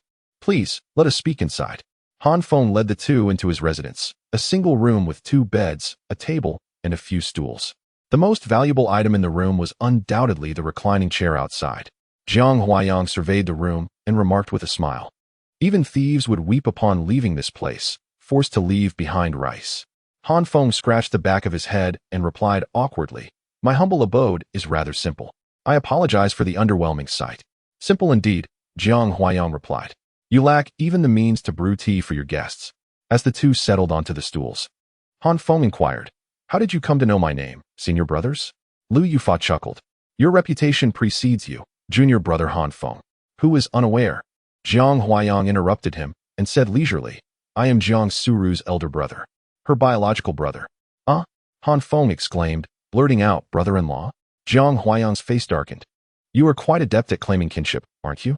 You've only recently become my sister's Tao companion, and already you address me as brother-in-law." Han Feng chuckled, realizing that he was among allies. He relaxed and sat down directly. Chapter 24. The brother-in-law skilled in imagination, although this brother-in-law likely looked down upon him as a worthless individual. Such disdain was something Han Feng had grown accustomed to over the years. "First, let us discuss matters of public interest," Jiang Huayang began. "Do you know the identities of the 2 assassins sent to kill you?" Surely, they were dispatched by Yi Longyuan. I have offended only him. Who else could it be? I even overheard one of the cloaked figures addressing someone as young master, which must refer to Yi Longyuan himself. Han Feng recounted, laying everything bare, just as he had with Jiang Suru previously, speaking candidly without the need to spare Yi Longyuan's feelings. Jiang Huayang nodded. Do you have any evidence to support your claims? If so, I would head directly to the law enforcement hall. Han Feng chuckled. Well, have there been any similar incidents in the past involving assassination? Not at all. This is the first time, and it has certainly frightened me, Han Feng replied with a disarming smile, appearing quite innocent. Jiang Huayang, maintaining a composed demeanor, remarked, Is that so? Yet just a few days ago, we witnessed you effortlessly dispatching 2 practitioners at the 5th level of Qi refinement with merely 2 moves, swift and decisive. Upon hearing this, Han Feng's expression shifted dramatically, his eyes gleaming with intensity as he gazed at Jiang Huayang. Jiang Huayang chuckled softly. Let me enlighten you, junior brother. Once a practitioner reaches the foundation establishment stage, they can open their sea of consciousness and extend their spiritual sense to perceive the cultivation levels of others. As long as they are of a lower realm, or not excessively higher, they can be detected. You are 18 years old. At the pinnacle of the 7th level of Qi refinement, slightly surpassing my sister, and just below Yi Longyuan. It appears your potential is quite remarkable, especially considering they both possess heavenly roots. Han Feng chuckled helplessly. It seems there is no hiding from you, Brother Jiang. There is no need to conceal anything. Any practitioner of foundation establishment can easily discern your cultivation level with a mere probe. Given your prowess, you must have long surpassed the 5th level of Qi refinement. Having spent 5 years as a menial worker on the mountain, why do you not wish to become an outer disciple? Let's not go there. Just a few days ago, I was still a worthless individual. Han Feng pondered before adding, being a towering tree draws the wind. I simply wish to lead a stable and peaceful life. A commendable mindset. At such a young age, with great potential yet unassuming, desiring to live a life of anonymity. This is exceedingly rare in the cultivation world. Many prodigies fall due to their arrogance, inciting enmity and meeting untimely ends. You flatter me, Han Feng smiled. Alas, your desire to remain hidden and avoid offending enemies has not gone as planned. My sister has recognized your brilliance and potential, choosing you over Yi Longyuan. I must say, my sister has an exceptional eye. Many have overlooked your merits, yet she has unearthed them. Regrettably, this has also led to your conflict with the Yi family and the ensuing danger. Brother-in-law, I believe there may be a misunderstanding. Han Feng was entirely certain that Jiang Suru's choice was solely due to her disdain for Yi Longyuan, leaving her with no other option. At that time, he had possessed no cultivation, hardly a point of merit.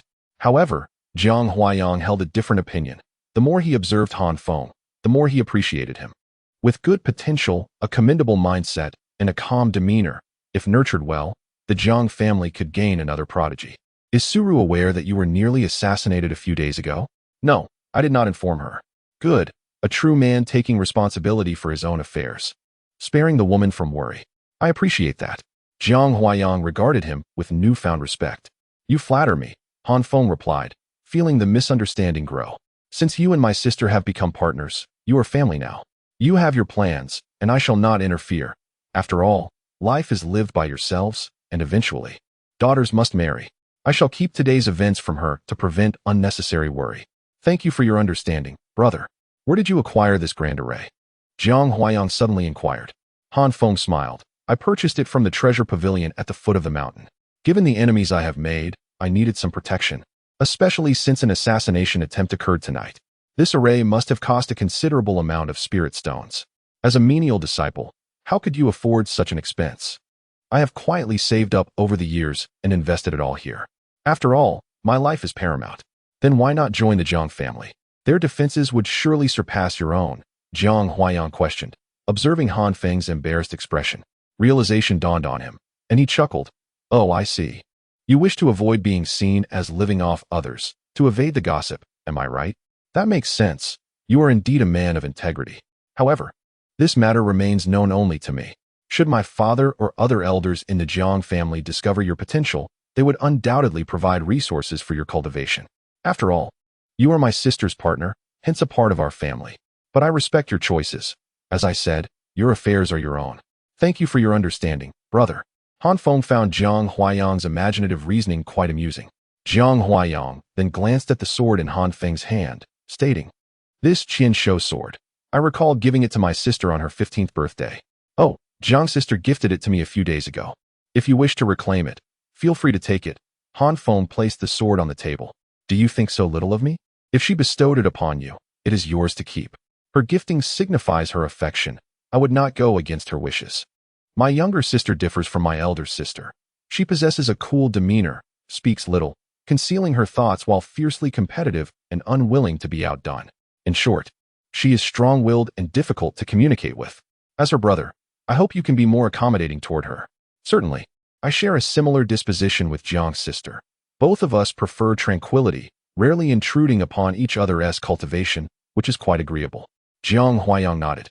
"Come to think of it, the attempt on your life by Yilong Yuan was solely instigated by my sister. This misfortune befalls you due to our family, and thus we must bear the responsibility. Hand me your communication jade, and I shall leave a mark on it. Should you encounter danger again, transmit a message immediately, and I will come to your aid. On a professional note, as a disciple of the Law Enforcement Hall, it is my duty to protect fellow disciples. On a personal note, your plight has arisen due to our family, and I must ensure your safety." Chapter 25. The Elder's Wisdom. "Thank you, Senior Brother. I am exceedingly grateful," Han Feng expressed, rubbing his hands together. "But, Senior Brother, I am merely a menial disciple. All the savings I have accumulated over the years have been spent on purchasing formations. I do not possess a communication jade slip." "You do not even have a communication jade slip?" sighed Jiang Huayang. "These years have truly been difficult for you. With such remarkable potential, you remain a menial disciple, living in poverty." Jiang Huayang retrieved a communication jade slip from his storage bag and handed it to Han Feng. "Here, take this jade slip. I happen to have an extra. Simply infuse it with spiritual energy to activate it. My consciousness imprint is within, allowing you to communicate with me directly." "Thank you, Senior Brother. I shall not be rude in accepting this. I will repay you in the future," Han Feng replied, taking the communication jade slip. "Do not speak of repayment. We are all of the same family. Is a small sum of money of any concern? Now, I must return to report. I will find evidence regarding the assassin and ensure that Yilong Yuan and the Yi family are severely punished." Jiang Huayang stood and walked out with Lu Yufa. "Be careful on your way," Han Feng called as they departed, carrying the assassin's corpse back to the Law Enforcement Hall headquarters. He toyed with the jade slip in his hands before placing it into his storage bag. Lying in bed, he fell into a deep slumber. The events of the night were but a minor episode for Han Feng. His only takeaway was perhaps the favorable impression his brother-in-law had of him, acknowledging his talent and composure. However, for another individual, this night would be one of insomnia. In the ancestral residence of the Yi family, Yilong Yuan sat on his bed, clutching the jade slip. After struggling internally for over an hour, he finally resolved to confess to his father about the matter. After all, he had employed the family's assassins, which were not solely his own, but a significant family asset. Losing 4 of them without an explanation was unacceptable. Confession may lead to leniency, while resistance invites severity. If I turn myself in, my transgressions may be mitigated, Yilong Yuan thought. He left his room and approached the master bedroom, knocking on the door. Is that you, Yuanu? Come in, a voice responded from within. Yilong Yuan pushed open the door to find 2 cushions in the center of the room, occupied by a middle-aged cultivator and a beautiful woman in her 30s, still possessing grace and charm. Greetings, father and mother, Yilong Yuan bowed respectfully. His father opened his eyes and inquired, what brings you here at such an hour, disturbing my cultivation? Yilong Yuan knelt down and said, I seek to confess my wrongdoings. Confess? My son, you are usually so steady and cautious. What have you done to warrant such a confession? It is as follows, father. I have long harbored feelings for junior sister Jiang and pursued her for years. Recently, at the matchmaking event, I bribed an elder and orchestrated certain events. He then recounted every detail of his actions, leaving no stone unturned. Upon hearing this, his father's expression darkened. So, you not only caused the deaths of 4 family assassins, but also attracted the attention of the law enforcement hall and offended the Jiang family? Yilong Yuan broke into a cold sweat, his forehead touching the ground as he said, I am acutely aware of my grave sins and am willing to face punishment in the ancestral hall. Please, father, impose your judgment. Punishment? For such a serious matter. A mere reprimand is insufficient. I could strike you down without regret, his father replied, his eyes flashing with severity. At that moment, Yilong Yuan's mother opened her eyes and exclaimed, "You old fool, how can you speak of my son in such a manner? He merely made a slight error. Must you speak of killing him? If you were to strike him down, I would not hesitate to strike you first." She approached Yilong Yuan, pulling him to his feet. "Son, rise and sit down. This is not such a significant matter. You are not at fault. The fault lies with your useless father. He should have taken you to propose to the Jiang family long ago. But now, look at the mess you are in. It is all his fault." Yilong Yuan's father sighed in resignation, glancing at his partner. A doting mother only spoils her son. Yilong Yuan's mother, with her fiery temperament, pointed at his father. "Silence your mouth. He is your son, and he is still young. Of course, he cannot handle everything perfectly. When he encounters difficulties, he will naturally seek help from you as his father. If he does not turn to you in times of trouble, it only reflects poorly on you as a father. Am I angry at him for making mistakes? I am angry that he cannot even handle such a minor issue. A mere menial disciple. And yet it took him days to fail at killing his target. This reflects poorly on his capabilities. How can such a person inherit the family business? How can I expect him to compete for the position of future family head against my elder brother?" At this point, Yilong Yuan's father's anger subsided somewhat, and he continued, "In this matter, the only commendable aspect of your actions is that you did not personally kill Han Feng, nor did you leave evidence for the law enforcement hall. Otherwise, no one could have saved you. The old man Tai Lien shows no favoritism and is exceedingly just. Fear not, my son. It is merely the Jiang family we face. Our Yi family is not afraid of them. However, we need to discuss your methods of handling matters." "I am all ears, father," Yilong Yuan replied eagerly. "First and foremost, to deal with an enemy, it is not always necessary to kill them to quench your grievances. There are myriad methods to ensure they suffer to the point of wishing for death. If you are eager to take matters into your own hands, you may do so openly during the ancestral worship ceremony next month. You can cripple him, rendering him unable to cultivate for life. That would truly be satisfying." Yilong Yuan pondered this and replied, "But, father, he is already a waste. A waste, yet you could not handle him after 3 attempts." His father glared at him angrily and continued, "Even if he is a waste, do not underestimate his ability to utilize the law enforcement hall against you.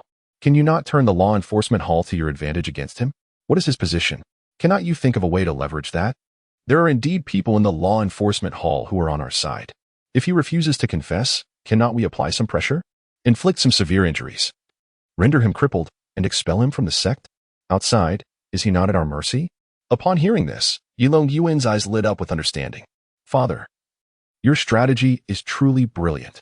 I comprehend now. Thank you, father. Now be off. As for the matter of the assassins, I will concoct a false narrative, stating they perished during a mission," his father said dismissively. "Your son takes his leave," Yilong Yuan said, bowing deeply as he exited. Watching Yilong Yuan's retreating figure, his father shook his head. Still too inexperienced, he requires further refinement. Chapter 26. Wits against foes. As the sun painted the morning sky with vibrant hues, Han Feng tilled his burgeoning herb garden, his brow furrowed in concentration. Perched upon the eaves, the diminutive fox observed his endeavors with a critical gaze. "Your vocalizations are rather grating," the fox declared with a delicate sniff. "Pray, cease your auditory assault." Han Feng chuckled, pausing in his labor. "And what dulcet melody would you offer in its stead?" Before the fox could retort, its demeanor shifted, a flicker of alarm crossing its features. A sense of malice pervades the air, it warned, its voice barely above a whisper. Han Feng's heart quickened. Had the assassins of the previous night returned so soon? A voice echoed from beyond the courtyard gate. "Is Brother Han within?" "Who calls?" Han Feng responded, his hand instinctively reaching for the hilt of his concealed dagger. "I am the newly appointed steward of this district. As the 15th of the 4th month approaches, I have come to collect the requisite herbs." "Understood." Han Feng reluctantly set aside his hoe and approached the gate. Though wary of the visitor's intentions, he could scarcely refuse a request made in the guise of official duty. Upon opening the gate, Han Feng beheld a young disciple clad in the garb of a menial servant, his countenance radiating affability. "I do not recall having seen you before." "Brother," Han Feng remarked, his gaze scrutinizing the newcomer. "Ah, I hail from the Danxia Peak. The previous steward, a certain Ma, has vanished. The elders have seen fit to transfer me to this district. I trust we shall enjoy a collegial relationship, Brother Han." The man's disarming demeanor nearly convinced Han Feng of his sincerity. "Indeed. May I inquire as to your name?" "I am Zhang Xiang." "Very well, Brother Zhang. Please enter. As they strolled into the courtyard, Zhang Xiang surveyed the verdant herbs with an appreciative eye. Your cultivation is truly remarkable, Brother Han. Each plant exudes vitality. Clearly, you have dedicated yourself to their care. You flatter me, Brother Zhang, Han Feng demurred. However, these herbs have yet to reach full maturity. I fear you must postpone your collection for another month. Han Feng was loath to relinquish his precious herbs, suspecting the visitor's ulterior motives. By the following month, he would have ascended to the ranks of outer disciples, rendering such concerns moot. Nonsense, Zhang Xiang insisted. Even if the herbs are not yet at their peak, a modest sampling will suffice to satisfy my superiors. I would hate to return empty-handed on my first day. The elders would surely reprimand me. With these words, he advanced towards the herb garden. Han Feng swiftly intercepted him. Allow me, brother. He produced his icy dagger and carefully severed several specimens of four-leaf orchids, presenting them to Zhang Xiang. The white silk orchids, engorged with 3 decades worth of vital essence, had been discreetly harvested and concealed. He would not risk exposing such a treasure to prying eyes. Zhang Xiang accepted the orchids and meticulously recorded the transaction in a ledger. The 15th of the 4th month, 5 specimens of 4-leaf orchids collected from Han Feng's garden. Please verify the accuracy of my entry, Brother Han, and affix your signature. Such is the protocol for accountability. Han Feng was well aware of the requirement for signing receipts, a measure designed to ensure responsibility. The visitor's procedure appeared flawless. Yet, Han Feng responded with a disarming smile. As a newcomer to the verdant peak, you may be unfamiliar with our local customs, brother. Allow me to enlighten you. We insist that all collectors personally inspect the efficacy of the herbs. Only upon confirmation of their quality may they be accepted and the receipt signed. Is that so? Zhang Xiang feigned surprise. Indeed, this additional safeguard ensures the safety of our disciples. You must, of course, examine the herbs thoroughly. Any substandard specimens must be returned for replacement. I understand. It seems our Danxiao Peak lacks such meticulous procedures. Zhang Xiang chuckled good-naturedly. After a cursory inspection of the orchids, he added a note to the ledger. The 15th of the 4th month, 5 specimens of 4-leaf orchids collected from Han Feng's garden, their efficacy verified. Zhang Xiang. He tore off the page and presented it to Han Feng. Will this suffice? Merely an impression. A thumbprint is required. A thumbprint? How does one accomplish such a feat? Zhang Xiang inquired, feigning ignorance.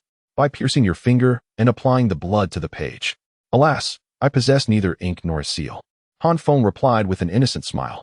Zhang Xiang chuckled, offering no further protest. He pricked his finger, pressed the crimson mark onto the paper, and handed it to Han Feng. Very well. If there is nothing else, I shall take my leave. I have other collections to attend to. Farewell, brother. And do remember to bring ink next time. Han Feng called out with exaggerated cordiality. Once the visitor had departed, Han Feng settled onto a stool, his gaze fixed on the receipt. He turned to the fox and declared, I am now certain that he targeted me specifically. He never intended to collect herbs from anyone else. How can you be so sure? The fox inquired.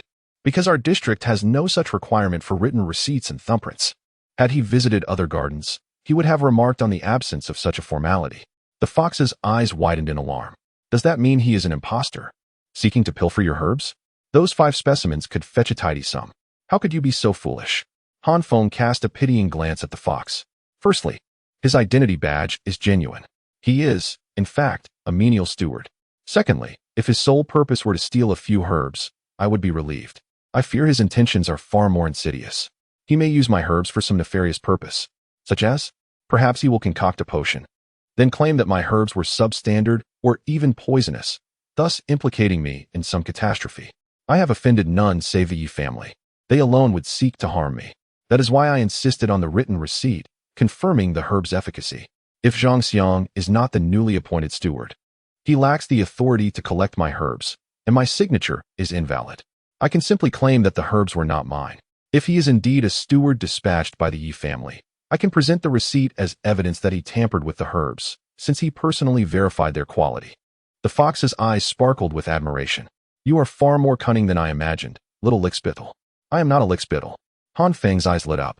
However, a receipt alone is insufficient. I require the testimony of someone knowledgeable in the art of alchemy. If anyone attempts to apprehend me, seek out Jiang Sura. Tell her that I have been framed, that the Yi family seeks to destroy me, and that I beseech her to vouch for my innocence. Do you understand? Understood. The fox affirmed with solemnity. Chapter 27. Has the presiding elder become a criminal? This time, seeking assistance from Jiang Suru provided Han Feng with yet another pretext to bestow a gift. He had been troubled by the absence of a reason to offer a 30-year-old Bai Ling Luo flower. Once this flower was gifted away, he could procure a 300-year-old bloom in its stead and sell it for a considerable sum of spirit stones. He chuckled to himself, basking in the sun alongside the little fox, eventually drifting into slumber. In the afternoon, a sudden bellow echoed outside Han Feng's door. Han Feng, wake up! Come with us. Upon opening his eyes, he spotted a disciple from the law enforcement hall, poised on a flying sword, sporting a stern expression. Oh, it seems you are a senior from the law enforcement hall. May I inquire about the accusations against my humble self? Han Feng rose and asked. The herbs you provided, after being transformed into a qi condensation pill, were ingested by a disciple who then fell into a state of chaotic energy, sustaining severe internal injuries. We require your presence at the law enforcement hall for a confrontation, the disciple explained. Very well, I comprehend. However, I must insist that I shall not go anywhere besides the law enforcement hall, Han Feng declared, clutching the little fox as he stepped outside. He then tossed the little fox to the ground, which scampered away in an instant. The disciple observed the little fox, but remained silent, turning his gaze back to Han Feng with a perplexed expression. What do you want me to do? I cannot fly. Shall we ascend the mountain by foot? Han Feng jested. The disciple, exasperated, sighed and hoisted Han Feng onto his flying sword, soaring toward the mountain. On their journey, Han Feng discreetly retrieved a communication jade slip, sending a message to Jiang Huaiyang, informing him of the accusations levied against him by the Yi family and requesting aid at the law enforcement hall. Upon reaching the branch of the law enforcement hall at Wanxia Peak, the disciple escorted Han Feng inside. Within the hall, an elder presided at the top, flanked by disciples, while 4 individuals sat in the center. Han Feng recognized 2 familiar faces, Yi Longyuan and Zhang Xiang. Disciple Han Feng pays his respects to the elder. Han Feng greeted. Bowing respectfully, the elder, seated at the head of the table, slammed his palm down, demanding, Bold Han Feng, will you not confess your misdeeds? Han Feng, bewildered, replied. May I inquire what crime I am accused of? With a cold huff, the elder stated, today, the alchemist Yi Longzhao has come to report that after a disciple from Wanxia Peak, Yi Yuntang, consumed the pill you provided, he immediately experienced chaotic spiritual energy, sustaining damage to his dantian and meridians, showing signs of a demonic deviation. Upon examination by alchemist Yi Longzhao, it was revealed that a particular ingredient, the 4-leaf orchid, was the source of the problem. After bringing Yi Yuntang here for inspection, I confirmed the injuries were as described. Furthermore, I personally traveled to Danxia Peak to investigate the herbal transactions and found records indicating that the herbs were delivered by Zhang Xiang, who possesses documentation proving they were cultivated by you, Han Feng, and subsequently brought to Danxia Peak for storage. Whether this is true or not, Han Feng interjected, maintaining his composure. This elder, I did indeed hand Zhang Xiang 5 4-leaf orchids this morning. Admitting to the charges is sufficient. Guards, take Han Feng to the dungeons. He is accused of poisoning the herbs and endangering his fellow disciples, to be judged on a later date. At this proclamation, Han Feng's expression turned icy. It appeared this elder was also in league with the Yi family. The Yi family played both the roles of accuser and judge. Just then, a voice rang from outside. Since when did our law enforcement hall apprehend individuals without discernment? Han Feng turned to see Jiang Huaiyang and Jiang Suru, the latter clutching the little fox, enter the hall. Jiang Huaiyang held a jade slip, seemingly recording the proceedings, followed by a throng of law enforcement disciples. Jiang Huaiyang, this is the law enforcement hall of Wanxia Peak. What brings you here? The elder inquired, his face darkening. With a slight smile, Jiang Huaiyang replied, Disciple pays respects to Elder Yi. I remember our hall master, Elder Tai Lian, explicitly stated that all judgments in the law enforcement hall must be fair and transparent, allowing anyone to observe and raise questions to ensure the integrity of the proceedings, correct? And if so, the elder retorted, then there is no fault in my presence here to observe, Jiang Huaiyang asserted. Humph, observe as you wish, but do not disrupt the order of the trial. The elder snapped. It is you, Elder Yi, who is disturbing the order, Jiang Huaiyang countered. Firstly, according to the regulations of the law enforcement hall, to detain a disciple for wrongdoing, they must admit guilt and sign documentation. The trial has only just commenced, with insufficient evidence, and Han Feng has yet to defend himself or sign anything. yet you audaciously demand his detention. It is you who are in violation of the law, Elder Yi. Secondly, the regulations state that when an elder encounters a case involving their kin, they must recuse themselves from judgment, ensuring no blood ties or master-disciple relationships with either the accuser or the accused. This is your second infraction. Thirdly, every disciple of the law enforcement hall possesses the right to apprehend any criminal. Elder Yi, I have recorded all your actions. You have knowingly broken the law, compounding your offenses. Guards, apprehend Elder Yi and take him before Elder Tai Lian for a personal judgment of his crimes. Yes, a multitude of law enforcement disciples surged forward to seize Elder Yi. In a fit of rage, Elder Yi bellowed, I am a core formation expert and a presiding elder. Who dares to capture me? Resisting arrest will only worsen your punishment. Jiang Huayang chuckled coldly. What? Do you want me to request a core formation elder to come and apprehend you, Elder Yi? Elder Yi's expression shifted as he scoffed. Humph, for my mistakes.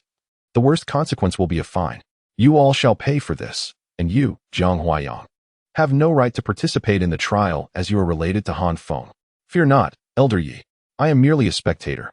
Jiang Huayang replied with a cold smile, gesturing for a group of Foundation establishment disciples to escort Elder Yi away. The apprehension of a core formation elder by Foundation establishment disciples was unimaginable in other sects, yet the Yin-Yang sect's law enforcement hall dared to do so, entirely thanks to their unwaveringly just and principled Elder Tai Lian. Yi Longyuan stood in shock. He had anticipated a swift resolution to Han Feng's trial, followed by severe interrogations to extract a confession. However, he never expected Jiang's arrival to be so timely, resulting in their elder's capture. Has the presiding elder become a criminal? Yi Longyuan's expression darkened. He had not anticipated that in their attempt to punish Han Feng, they would lose an elder in the process. Such a heavy loss would surely lead to reprimands upon their return. Nevertheless, the evidence was irrefutable. The chain of proof was intact, and Han Feng could not escape. Even if the trial were reassigned, they would still manage to imprison him. Chapter 28. The duel at the law enforcement hall. After Elder Yi was taken away, another disciple was sent to summon other elders for the trial. In the interim, an awkward silence enveloped the hall. On the left stood Yi Longyuan, Yi Longzhao, and Yi Yuntang, while on the right were Han Feng, Jiang Suru, and Jiang Huaya. Jiang Suru glanced up and down at Yi Longyuan, inquiring, Yi Longyuan, what brings you here? With a smile, Yi Longyuan replied, if my memory serves me right, this is the first time you, junior sister Jiang, have taken the initiative to speak to me, isn't it? Cut it out. Jiang Suru rolled her eyes at his sycophantic demeanor, choosing to ignore him. Yi Longyuan continued to indulge himself. In truth, this matter has nothing to do with me. I merely came to observe. After all, Yi Longzhao and Yi Yuntang are my clan brothers. One is an alchemist, and the other takes pills. If something goes awry with the pills, naturally, the alchemist must be held accountable. It's a family matter, and I thought I would come and see for myself. But what about you, junior sister Jiang? What brings you here? This seems unrelated to you. Jiang Suru, known for her cool demeanor, was too disinterested to respond. Her brief exchange with Yi Longyuan was merely due to her awareness of his role in framing Han Feng, thus increasing her disdain for him. Jiang Huayang, however, interjected. Han Feng is my sister's partner. If he is in trouble, she must come to his aid. After all, my sister has just found her ideal match and cannot allow a villain to frame him. At the mention of ideal match, both Yi Longyuan and Jiang Suru widened their eyes in surprise. Jiang Suru was astonished that her brother would claim that everyone knew she was forced to choose Han Feng. Yet he presented it as though she had painstakingly selected him. Yi Longyuan was equally bewildered by Jiang Huayang's unexpected endorsement of a mere servant disciple, especially one deemed incompetent. You are Jiang Suru's brother? Shouldn't an elder brother protect his sister and harbor a natural aversion towards her partner? Why do you suddenly seem to favor Han Feng? Jiang Suru questioned, perplexed. Yi Longyuan took a deep breath and calmly stated, as a disciple of the law enforcement hall, Brother Jiang must speak with evidence. Who is the villain here? The truth lies within one's heart. Those who are not villains do not pick up insults. I am targeting the villain, not you, Yi Shidi. Could it be that you, Yi Shidi, are plotting to frame my sister's husband? Jiang Huayang responded sarcastically. Some villains, unable to compete openly for a partner, resort to various underhanded tactics, attempting to assassinate him repeatedly. Now, seeing their plans thwarted, they have shifted to schemes. Truly, they are unworthy of respect. At this, Jiang Suru rose abruptly, her voice laced with anger. Brother, What are you saying? He sent someone to assassinate Han Feng? And not just once, but several times? Jiang Huaiyang exchanged a glance with Han Feng, and they both felt a chill run through them. An inadvertent slip had occurred. Han Feng hastily interjected, "Oh, senior sister, do not be alarmed. These are mere trifles. There were only 2 attempts, both of which Brother Zhang thwarted. He has shown me great kindness." "Ah, yes, yes. It was all me, as he is my sister's husband," Jiang Huaiyang added with a laugh. Fully aware that Han Feng was reluctant to let Yi Longyuan know of his true capabilities, Jiang Suru was taken aback, wondering when these two had become so close. Meanwhile, Yi Longyuan sneered from the side. "Humph, do not speak recklessly without evidence. Otherwise, those wronged may accuse you of slander. Setting aside past matters, let us focus on the current issue. My clan brother used the herbs cultivated by Han Shidi for alchemy, and subsequently, he either suffered an injury or was poisoned. It seems this responsibility must fall upon Han Shidi," he declared. Han Feng retorted, "Yi Shixiang, your statement is mistaken. The herbs I provided were flawless. Thoroughly checked by Brother Zhang Xiang, who even documented that there were no issues before taking them. If anything has gone awry, it is surely the fault of your alchemist, whose skills may be lacking, daring to test the concoction on relatives instead. Who can be blamed if something goes wrong?" At that moment, an elder from the law enforcement hall entered, announcing as he walked, "I am Elder Wang, the presiding judge for this incident. I have heard your discourse.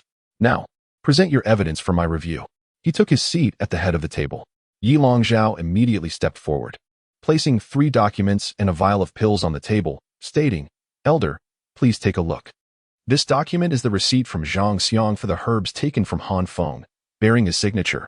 This one is the storage proof from the herbarium, indicating the herbs were sourced from Han Feng. And this receipt is for the herbs collected from the herbarium, signed by both myself and the responsible disciple. The evidence is irrefutable. These herbs indeed belong to Han Feng." As Han Feng observed the documents and pills laid out before him, he realized how meticulously they had contrived this evidence against him. Elder Wang nodded in acknowledgement, then turned to Han Feng, asking, "What evidence do you have?" At that moment, Han Feng produced his document. Truthfully, he had not intended to present it until Jiang Huaiyang arrived, fearing that the elder might collude with the Yi family to destroy the evidence. His instincts proved correct. This elder was indeed affiliated with the Yi family, but fortunately, he had retained a backup. Han Feng placed the document on the table, stating, "Elder, this is the receipt written by Brother Zhang Xiang upon collecting the herbs. It clearly states that he personally inspected them and found no issues, complete with his signature and seal."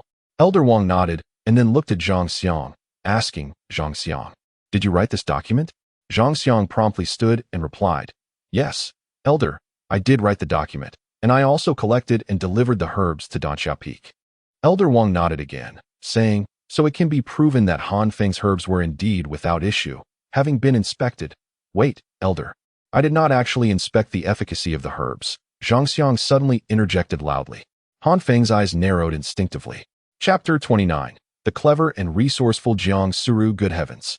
They are attempting to drag me into this mess, even at the cost of self-destruction.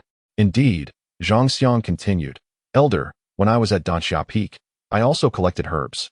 Yet there was never a requirement for the collector to inspect the efficacy of the herbs. Today, upon arriving at Luoxia Peak for my duties, Junior Brother Han insisted that I personally verify the efficacy of the herbs.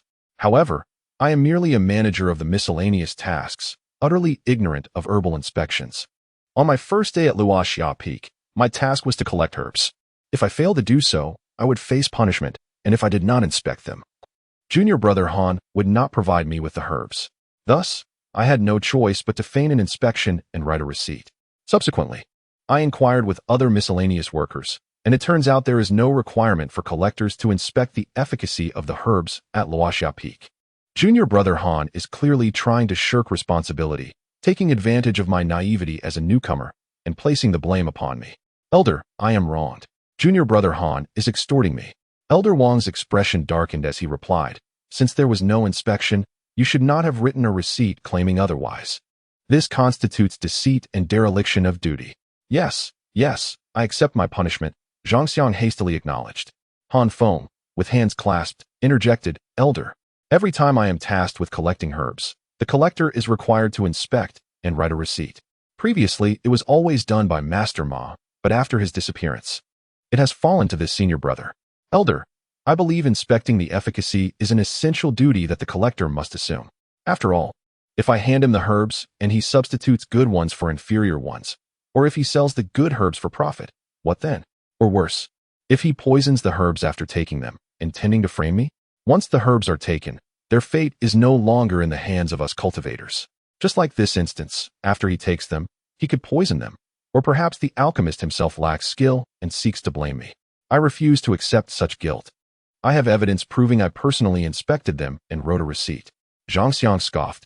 Humph, whether you accept it or not is not for you to decide. The regulations regarding inspections are not something that a mere miscellaneous disciple can dictate. Our sect has no such rule, therefore my receipt is invalid. And I do not acknowledge it. Elder Wang interrupted. Enough, you have both presented your arguments and evidence. Now, it is time for this elder to personally inspect whether the elixir is poisonous. With that, he opened the pill bottle and swallowed a pill in one gulp. Feng was taken aback, astonished at such a crude method of testing. Moments later, the elder nodded and remarked, "Indeed, it is toxic." At this, Yi Yuntang leapt up, pointing an accusatory finger at Feng, exclaiming, Feng, you scoundrel! What more can you say? Your herbs are poisonous. You intended to harm me. 5 herbs can produce 5 pills. Are you trying to kill 5 people? Elder, I implore you to capture this rogue and subject him to severe interrogation. Such a person, harboring malicious intent and harming fellow disciples, deserves to have his cultivation abolished and to be expelled from the sect. Elder Wang pondered deeply, contemplating how to handle this case. At that moment, Jiang Suru stepped forward, stating, Elder, I am also a mid-tier alchemist, well-versed in refining qi solidification pills. To my knowledge, there are 3 formulas for this pill, one of which requires the use of a 4-leaf orchid, along with 1 gold ice flower, 2 ounces of qi-seeking root, 5 coins of spirit herb ash, and 1 orchid. This necessitates 5 different herbs. How can we be so certain that the issue lies solely with the 4-leaf orchid? Moreover, even if we do pinpoint the 4-leaf orchid, this particular herb has passed through 3 hands, first in Feng's possession, then Zhang Xiang's, and finally ending up in the herb store at Danxia Peak before reaching Yilongzhou. At any of these junctures, the efficacy could have been compromised. How can we be sure that Feng is the culprit? If anyone is to be apprehended, it should be every individual who handled the herbs, including the alchemist himself. This is within our own sect, where procedures are relatively simple. If we had purchased the herbs from an external vendor and an issue arose, who would we even be able to find?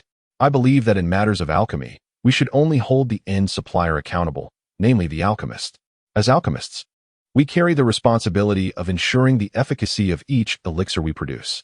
It is akin to dining at a restaurant. If a problem arises, should we not seek the cook and the proprietor's accountability instead of blaming the farmer who grew the vegetables?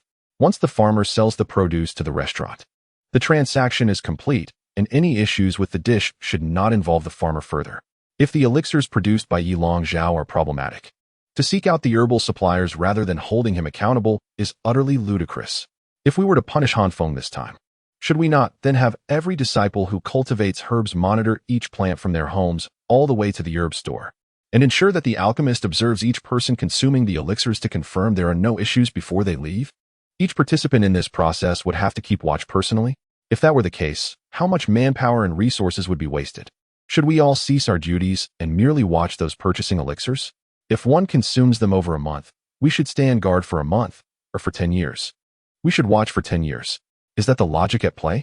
Upon hearing Jiang Suru's eloquent and logical reasoning, the gathered crowd was left utterly astonished and speechless. Chapter 30. You're behind the dog, Jiang Huayang exclaimed in surprise. Well, little sister, you usually keep to yourself, but when it comes to something important, your words flow effortlessly. All for your good brother-in-law, I suppose. Jiang Suru shot him a significant eye roll.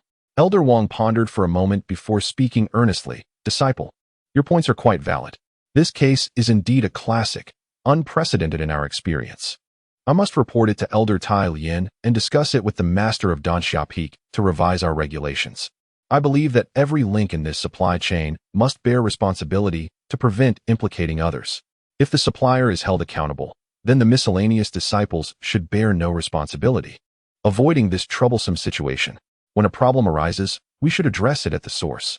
This medicinal pill will be submitted to the elders of Danxia Peak for identification to determine whether the issue lies with the herbs or the refining ratios, or perhaps even the temperature. I am not well versed in alchemy, so I cannot make hasty conclusions. However, even if it is confirmed that the issue stems from the four-leaf orchid, it does not necessarily implicate Han Feng, as the herbs have passed through many hands, and any individual could have poisoned them. Without any evidence to pinpoint the culprit, we must adhere to the principle of innocent until proven guilty. Therefore, Han Feng is to be released without charges. Moreover, as the final link in the supply chain, the alchemist Yi Longzhao, who prepared the pills consumed by disciple Yi Yuntang, carries undeniable responsibility. We shall detain Yi Longzhao first, ascertain the truth, and then proceed with judgment. Upon hearing this, the three members of the Yi family were left speechless. They had intended to frame Han Feng, but now found themselves entangled in the matter, with Yi Longzhao also implicated. Yi Yuntang quickly interjected, "Elder, this is Han Feng's responsibility. He has a grudge against our Yi family, and he must have attempted to poison us." "Oh, is that so?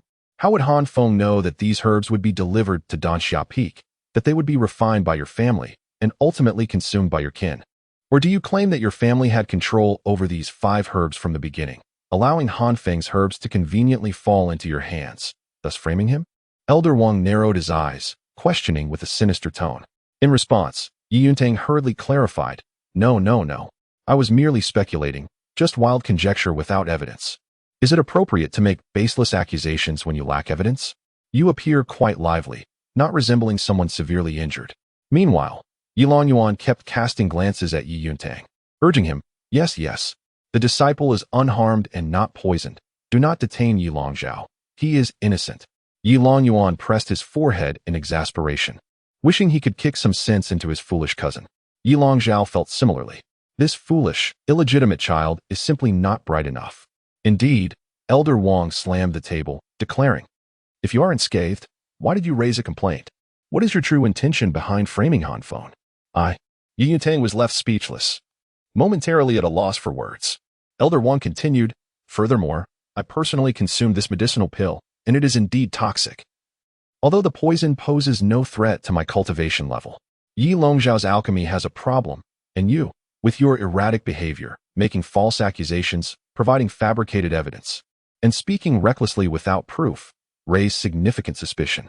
You and Yi Longzhao are to be detained for questioning." With that, the disciples of the law enforcement hall stepped forward to apprehend Yi Longzhao and Yi Yuntang. The latter continued to shout, "Brother Yuan, save me! Brother Yuan, help me!"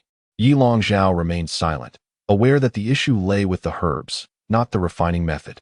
At most, he would be reprimanded for negligence and released after paying some spirit stones. In contrast, Yi Yuntang's loud protests complicated matters further, transforming the incident from a mere alchemical mishap to one of framing and false accusations. It was not merely a case of playing a good hand poorly. It was a situation that could have ended without much damage, only to be thoroughly ruined by Yi Yuntang's antics. As the hall emptied, Zhang Xiang clasped his hands towards Yi Longyuan and hurriedly left. Yi Longyuan's expression was dark with frustration. His father had given him a clever plan, yet it had resulted in the entrapment of 3 members of their family. At this moment, Yi Longyuan was seething, casting a disdainful glance at the 3 before him, especially at Han Feng. This wretched miscellaneous disciple, who was nothing but a waste, had made 4 attempts against him, suffering heavy losses while managing to inflict no harm in return. Now, his feelings towards this detestable servant had evolved from mere disdain to outright hatred. He sneered, "Han Jr., how impressive. Last time, you had Brother Zhang's assistance. This time, Sister Jiang is at your side. But what about next time? I wonder how many will come to your aid then. Someone like you should keep one eye open while sleeping and have a companion when walking at night. For one cannot guarantee which will arrive first, tomorrow or an unexpected calamity." Han Feng retorted with a cold smile, "Thank you for your concern, Brother Yi. I am doing just fine. However, you should remember, engaging in wrongful deeds often leads to one's downfall. Be cautious when traversing the night. The darkness can conceal treacherous paths. We shall see. In half a month, the ancestral worship ceremony will occur. I eagerly anticipate seeing what fortune you will encounter there, Han Jr. Just remember, that place is perilous. When the time comes, do hide behind a woman and weep quietly. Do not expose yourself, or else." With that, Yi Longyuan prepared to leave, but paused to look at Jiang Suru, his expression softening. "Sister Jiang, I will not give up on you. Should you find a partner, I can wait for your separation.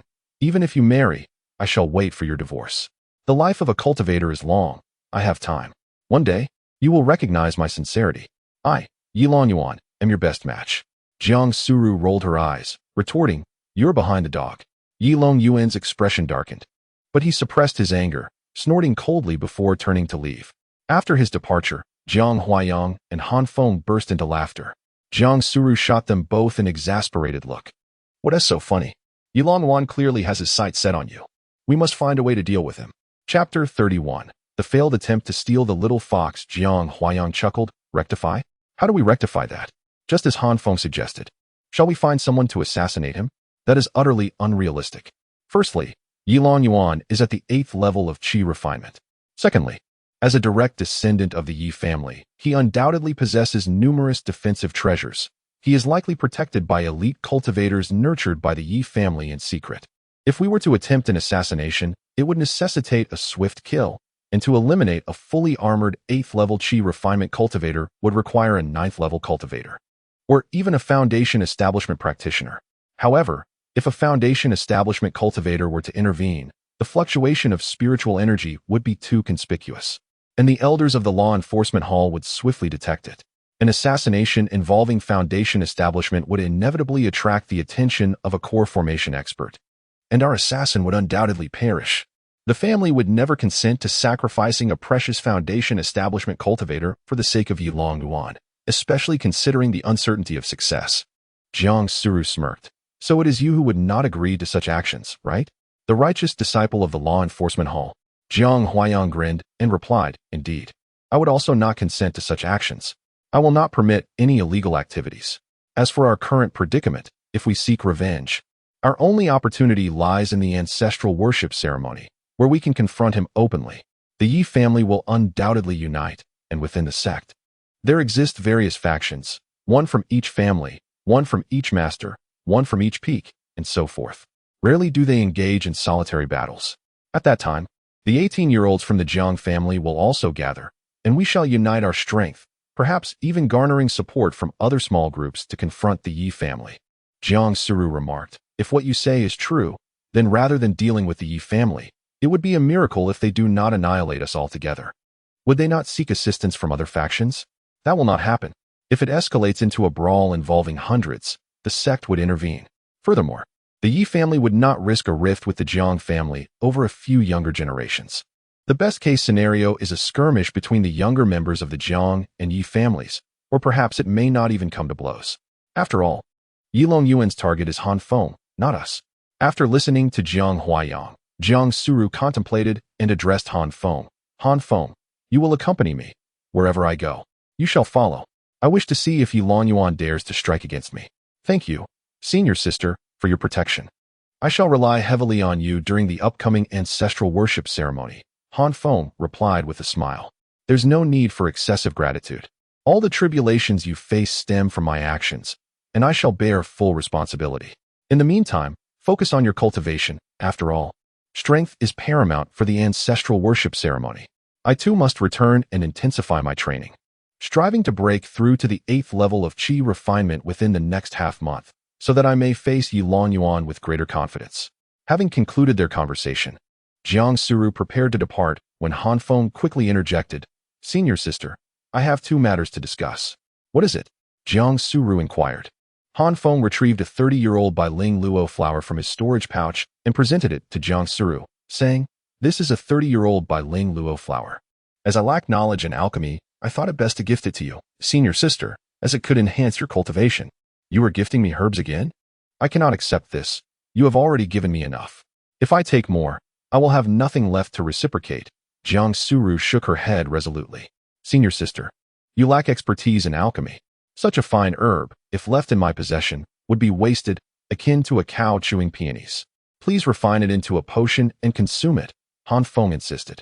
As Jiang Suru was about to refuse again, Jiang Huayang seized the flower and pressed it into Jiang Suru's hands, chuckling, Accept this from your brother-in-law. We are family. Why speak of such formalities? He cultivates herbs, and you refine pills. In the future, should you require any herbs, you may simply procure them from him. It is that simple. Honestly, watching you two push back and forth makes me feel like an outsider. It's rather embarrassing. When your strength increases, Won't you be able to protect him better? Jiang Suru gazed at the Bailing Luo flower in her hands and nodded. Very well, I shall accept it. This Bailing Luo flower is primarily used to concoct the bloodthirsty pill. Although it does not enhance cultivation, it can significantly boost combat power in a short time, making it an invaluable asset in battle. She stowed the flower in her storage pouch. At that moment, Han Feng's mind echoed with the notification from Xian Zhu. Han Feng has gifted a 38-year-old Bailing Luo flower to his Dao companion, granting a tenfold blessing in return.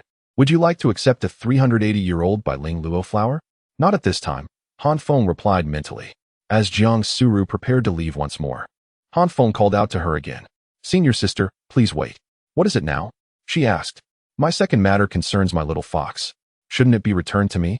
Han Feng looked at the little fox nestled in Jiang Suru's arms. Jiang Suru's face flushed slightly with embarrassment as she rolled her eyes at Han Feng and handed the little fox back to him. Take it. I had no intention of claiming your spirit companion. You lie.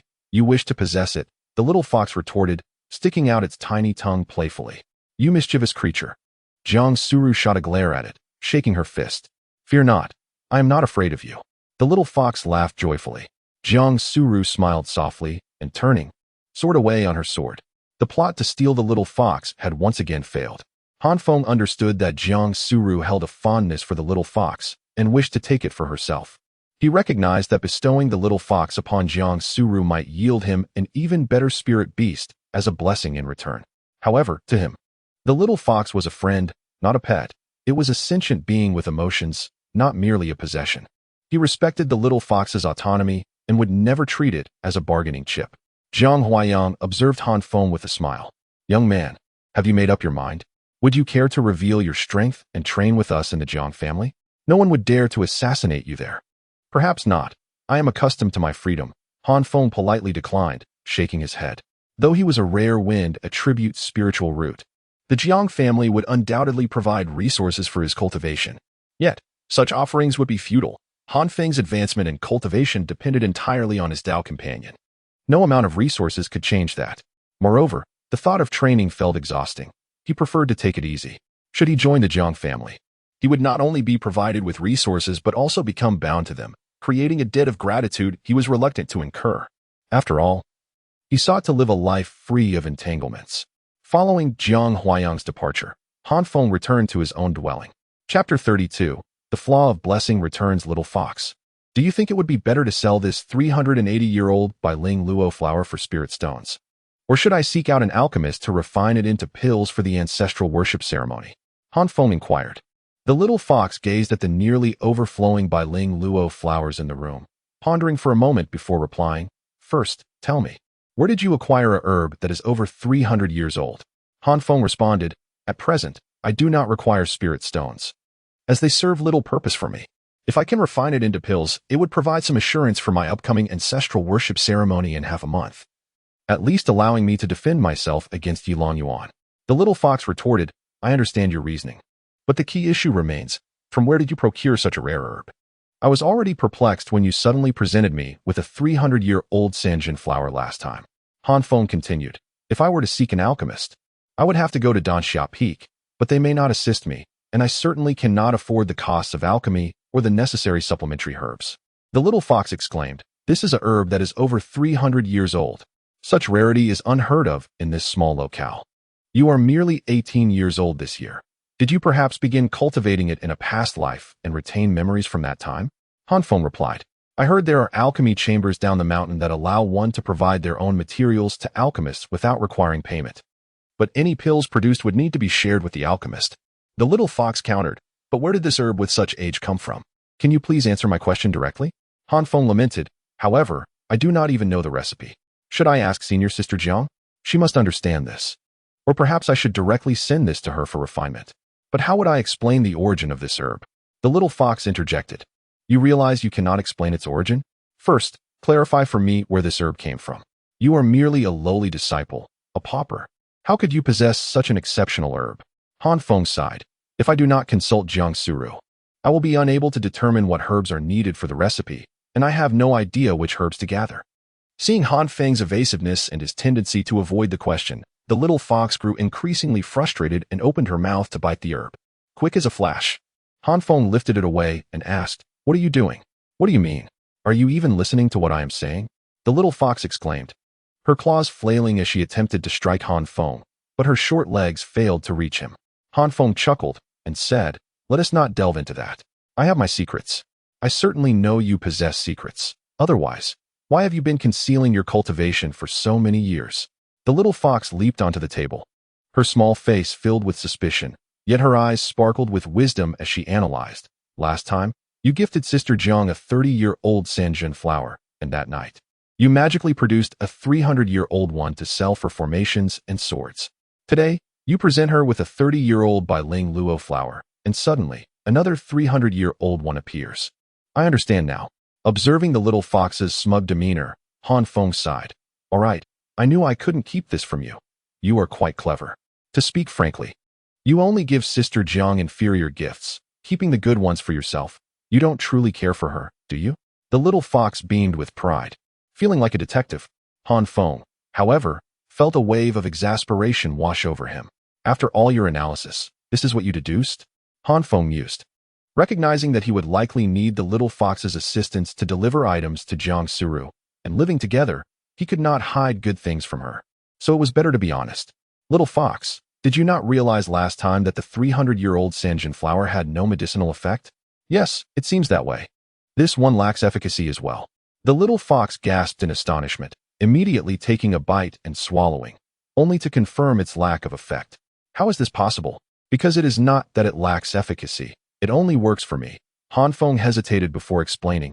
"The truth is, I discovered a treasure that bestows blessings upon me. Whatever gift I offer my partner, it returns to me tenfold in quality, not quantity. Do you understand? Such a remarkable item exists. You offer a 30-year-old herb, and it returns a 300-year-old one." The little fox, now more astute, quickly contemplated a possibility and proposed, "If you gift that to her again, can you not receive a 3,000-year-old one? Then bestow the 3,000-year-old to her for a 30,000-year-old. Oh, we could be rich." Her eyes sparkled with excitement. Han Feng chuckled wryly. Clearly, the treasure had foreseen this.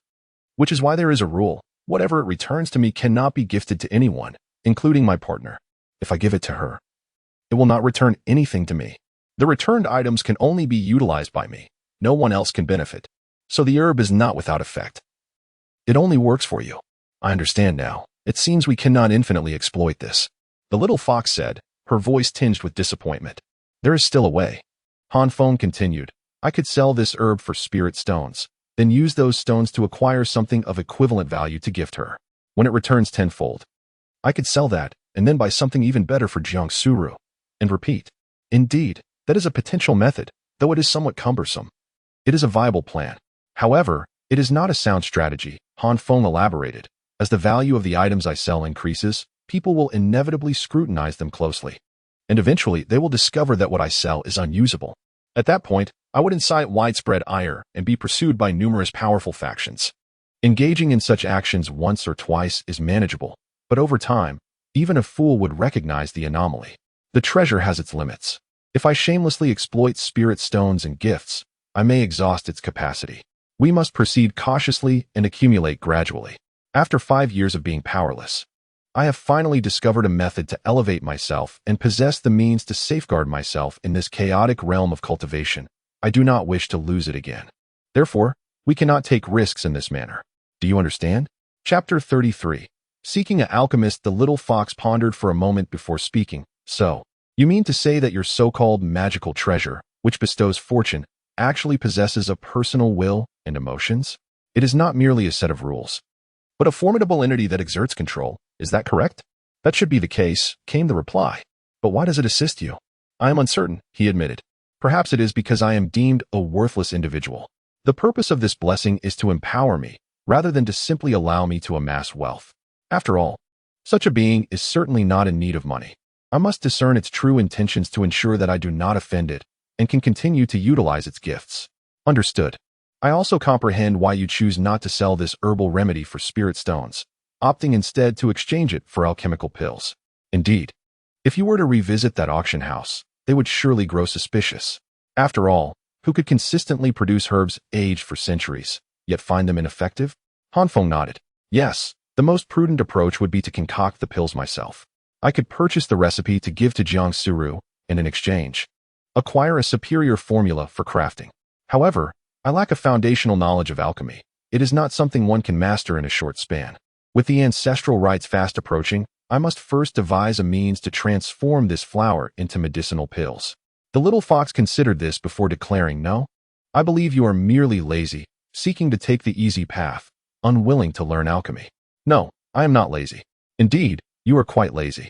I choose to relax, not to be idle. To relax is to savor life, and tending to herbs is also a delight. Alchemy, too, brings joy.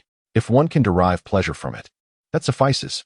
Laziness, however, is to be utterly unmotivated. Do you understand?" "Fair enough," the little fox retorted with a roll of its eyes. Han Feng was indeed leisurely, lacking ambition, yet not slothful. Each herb in his garden was meticulously cared for, as he reveled in the experience of cultivation. "What I require now is the recipe for the bloodthirsty pill, which Jiang Suru possesses. I shall inquire of her." He retrieved a communication jade slip, only to remember that it bore no imprint of Jiang Suru, rendering him unable to contact her. Thus, he turned to the little fox. "You claim you are not lazy? She has feelings for you, and you can communicate with her easily. Go ahead. 5 spirit stones. 1 stone. This time, it requires 2 trips, so 2 stones. Deal." The little fox took his communication jade slip, stowed it in its storage bag, and swiftly dashed up the mountain. Han Feng set aside the white ling luo flower, reclined on a lounge chair, and continued to bask in the sun. After half an hour, the little fox returned. "Here, the task is complete. The communication imprint has been inscribed, and I have the recipe for the bloodthirsty pill. Sister Suru mentioned that it requires 1 white ling luo flower, 3 portions of cold tree grass, 1 tail of soft shell, and 1 penny of pirol petals. If the white ling luo flower is aged over 30 years, the other herbs must not be less than 1 year in age to conform to this ratio, allowing for the fabrication of 5 bloodthirsty pills. Should the flower be aged over 300 years, the other herbs must be aged no less than 10 years, yielding more than 10 high-grade bloodthirsty pills." "Very well. I possess all these herbs aged over 1 year," Han Feng stated as he made his way to the herb garden. "But your herbs are over 300 years old. You need others aged over 10 years. I will acquire them shortly," Han Feng replied nonchalantly. Upon entering the garden, he harvested all the required herbs and placed them on the table, saying, "Deliver these to her." "I understand. You wish for a tenfold return, correct? That would suffice for 10-year-old herbs." "Astute. I shall go at once." The little fox diligently set off to find Jiang Suru once more. Regardless of how it communicated with her, the herbs were dispatched. In Han Feng's mind, the sound of blessings was heard. Han Feng gifted his partner 3 portions of 1-year-old cold tree grass, 1 tail of soft shell, and 1 penny of pirol petals. Receiving a tenfold return, the aforementioned herbs are now 10 years old. Han Feng accepted these herbs, storing them in his bag. When the little fox returned, they both resumed basking in the sun. There was no urgency. Sunbathing was far too pleasant. They would seek an alchemist once night fell. Such matters necessitated dealings with unfamiliar individuals, especially outsiders. Those within the sect were not suitable, for if they consumed the pills and found them ineffective, they would seek to trouble Han Feng. Later that evening, after donning a disguise, Han Feng concealed the little fox within a bundle and set out. Upon descending the mountain, after considerable inquiry, he finally located a suitable alchemist. This individual, known as Bai Nuo, was a mid-tier alchemist, formerly associated with the Danxia Peak. He had been expelled from the sect for accepting bribes while concocting pills for other disciples. After leaving the sect, he descended the mountain to the town, engaging in alchemical services for a living. However, after a mishap where he was beaten and suffered a broken leg for skimping on herbs, he had become more compliant. Han Feng chose him precisely because he was at the qi refinement stage, making it impossible to scan his appearance with spiritual consciousness, thus avoiding potential complications. In the expansive town, Han Feng meandered through alleys until he stopped before a modest residence, knocking on the door. "Is Alchemist Bai at home?" After a brief moment, the door opened, revealing a scruffy young man who regarded Han Feng and inquired, "Here for alchemy?" "Indeed. Bring your own herbs. Split the profits. I take 20. You take 80. "Agreed. Come in." With a slight limp, Bai Nuo entered, followed by Han Feng. Inside, Bai Nuo seated himself before the alchemical furnace and asked, "What pill do you seek?" "The bloodthirsty pill. Present your herbs." Han Feng clapped his storage bag, and a collection of herbs was laid out on the floor. Wow, such a large white Ling Luo flower. It must be over 300 years old, right? 380 years. With your skill, can you concoct it? Han Feng inquired nonchalantly, adopting an air of superiority. Bai Nuo scoffed. My friend, you may question my character, but not my alchemical prowess. I have long been a superior alchemist. I simply find the regulations of the sect too cumbersome and prefer not to return. With that, he extended his hand, a flame materializing from his palm and igniting the furnace within. As he infused spiritual energy to sustain the flame, he systematically introduced the herbs, dividing the white Ling Luo flower into 10 portions. He refined all the herbs, extracting their potency, and then fused them with spiritual energy, meticulously controlling the heat to nurture the pill. Han Feng observed closely, noting that the alchemist did not skimp on the herbs. It appeared that the incident had indeed instilled a sense of integrity in him. Chapter 34. Breakthrough in Cultivation, Ancestral Ceremony. This Bai Nuo is indeed highly skilled in alchemy. As he claims, a batch of herbs sufficient to produce 10 pills was thrown in all at once, without division or phased refinement. The 10 bloodlust pills formed in a single batch, each round and full, emitting a dim, crimson glow. When the 10 bloodlust pills were placed on the table, Han Feng's eyes lit up. Bai Nuo stated calmly, your herbs are of excellent quality, resulting in high-grade bloodlust pills with enhanced potency, capable of elevating one's strength by 1 or 2 minor realms. According to our agreement, I take 2/10 of the pills, and you take 8/10. Bai Nuo allowed Han Feng to take his share first, to demonstrate that each pill he refined was effective. Many thanks. Han Feng separated 8 pills and stored them in his pouch. You don't even have a pill bottle? Without one, the potency will dissipate. As he spoke, Bai Nuo produced a pill bottle and handed it to Han Feng. It's a gift. Thank you. No need to thank me. If you need anything in the future, feel free to come to me. I specialize in refining foundation establishment pills. If you don't know the recipe, you can come to me, and I'll tell you. Then you prepare the materials, and I'll refine them. However, the split for foundation establishment pills is 50-50, while others are 20-80. In other words, you'll need to prepare 2 sets of materials. All right, I understand. I'll come if I need anything. Han Feng clasped his fist and left Bai Nuo's residence. After he left, Bai Nuo took out a transmission jade slip and said, Hey, you surnamed Yi, the high-grade bloodlust pills you asked me to find have been refined. Come and get them when you're free. Han Feng left the market town and returned home without incident. He went to sleep upon his return. In the following period, Han Feng remained idle, and Yulong Wuan did not bother him again. Jiang Sura entered secluded cultivation. After refining the bloodlust pills, she returned to her room, took out many spirit stones, and focused on cultivation. She had only recently broken through to the 7th level, and in principle, she shouldn't have advanced so quickly. However, with the ancestral ceremony imminent, she had to rush against the clock, striving to break through another level, which would give her a better chance in the battle for the immortal opportunity. Thus, for half a month, Jiang Suru cultivated diligently, not daring to slack off for even a moment, working extremely hard. Meanwhile, Han Feng spent his days planting flowers, tending to grass, and teasing the little fox. The two of them lay on the lounge chair, basking in the sun, living a relaxed and leisurely life. If Jiang Suru were to see Han Feng so comfortable, she would probably be furious. Han Feng luxuriated in half a month of blissful time, doing nothing but lying around, watching his wife become a dragon, which was incredibly comfortable. On April 30th, Jiang Suru sat in her secret chamber in her pavilion, looking at the spirit stones piled all over the floor, her eyes gradually becoming firm. After half a month of diligent cultivation, coupled with her heavenly spirit root aptitude, she had finally successfully reached the peak of the 7th level of Qi training. Next, she had to do it in one go and break through to the 8th level. A breakthrough in the Qi training stage is relatively easy for people with good aptitude, but it becomes more difficult later on. Jiang Suru fully operated her cultivation technique. The spirit stones in the secret chamber transformed into strands of white mist, visibly entering Jiang Suru's body and impacting her realm shackles. Finally, after half an hour, when the spiritual energy in those spirit stones was about to run out, Jiang Suru suddenly opened her eyes. A more majestic aura burst out from her body, sweeping through the entire secret chamber. She broke through. She had successfully advanced from the 7th level of Qi training to the 8th level.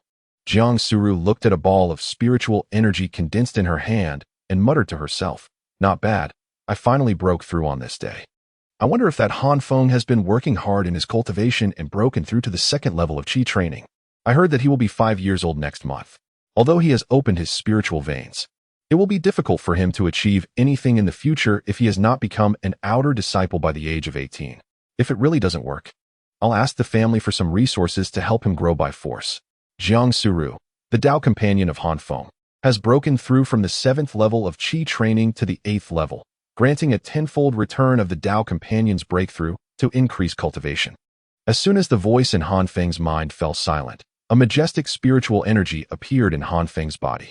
Han Feng sat up with a carp jump, grabbed the little fox, ran into the house, and sat on the bed, cultivating in a cross-legged position, running the spiritual energy.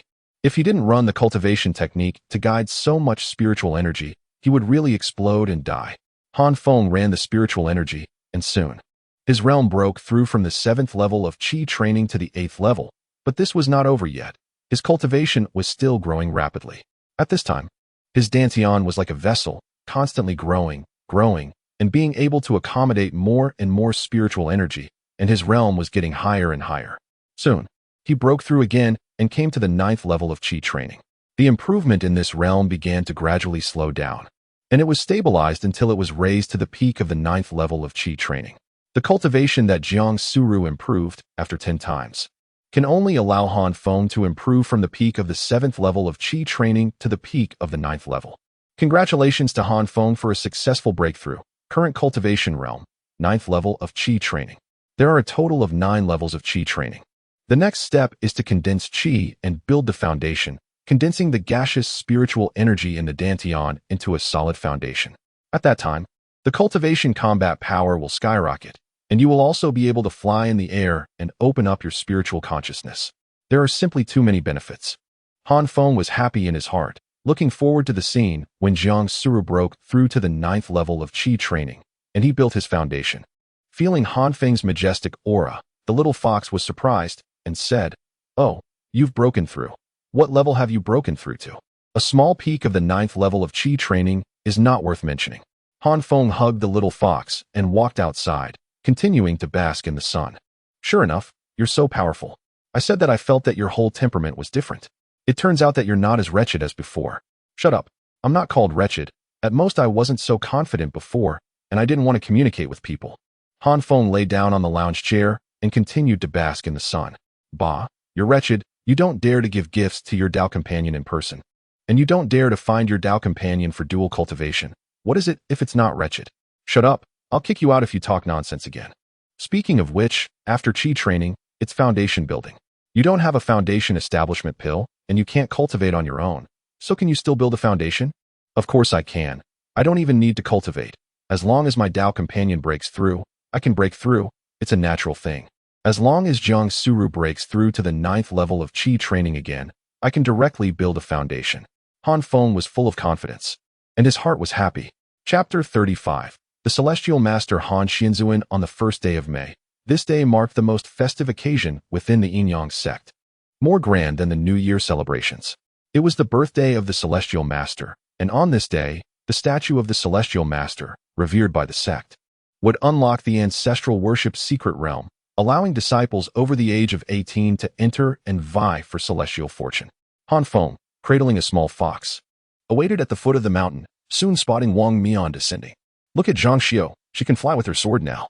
If only you would exert yourself and break through to the 5th level of Qi training, you could take me for a flight," Han Feng remarked with a smile. Wang Mian scoffed, "Humph, that was only because of you. I let Zhang Xiao take me flying, but seeing you walk up, I graciously declined her offer to accompany me and came to walk with you instead." Han Feng, taken aback, replied, "Really? I thought you were coming to walk with me because you wanted to. Otherwise, I'd have let Jiang Suru take me up."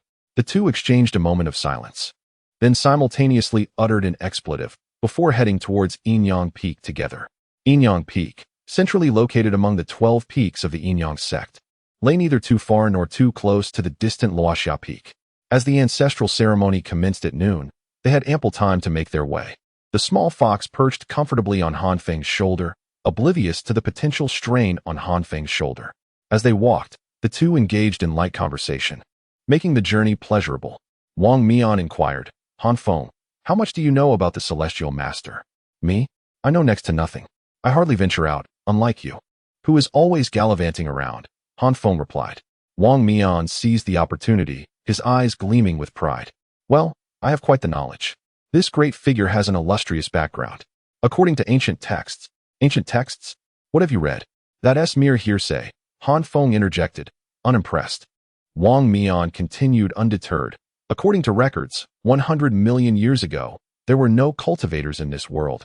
Humanity practiced martial arts.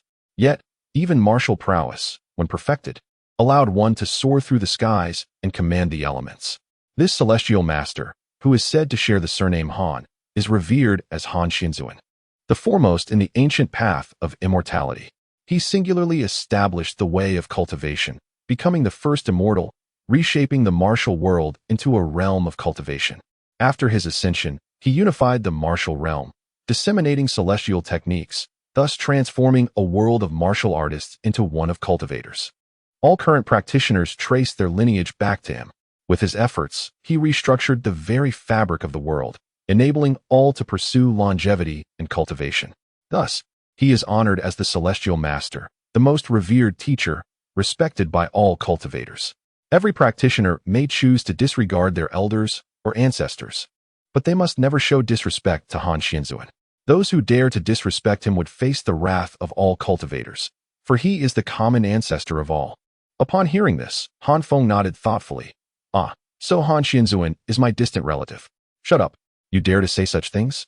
Do you not fear for your life?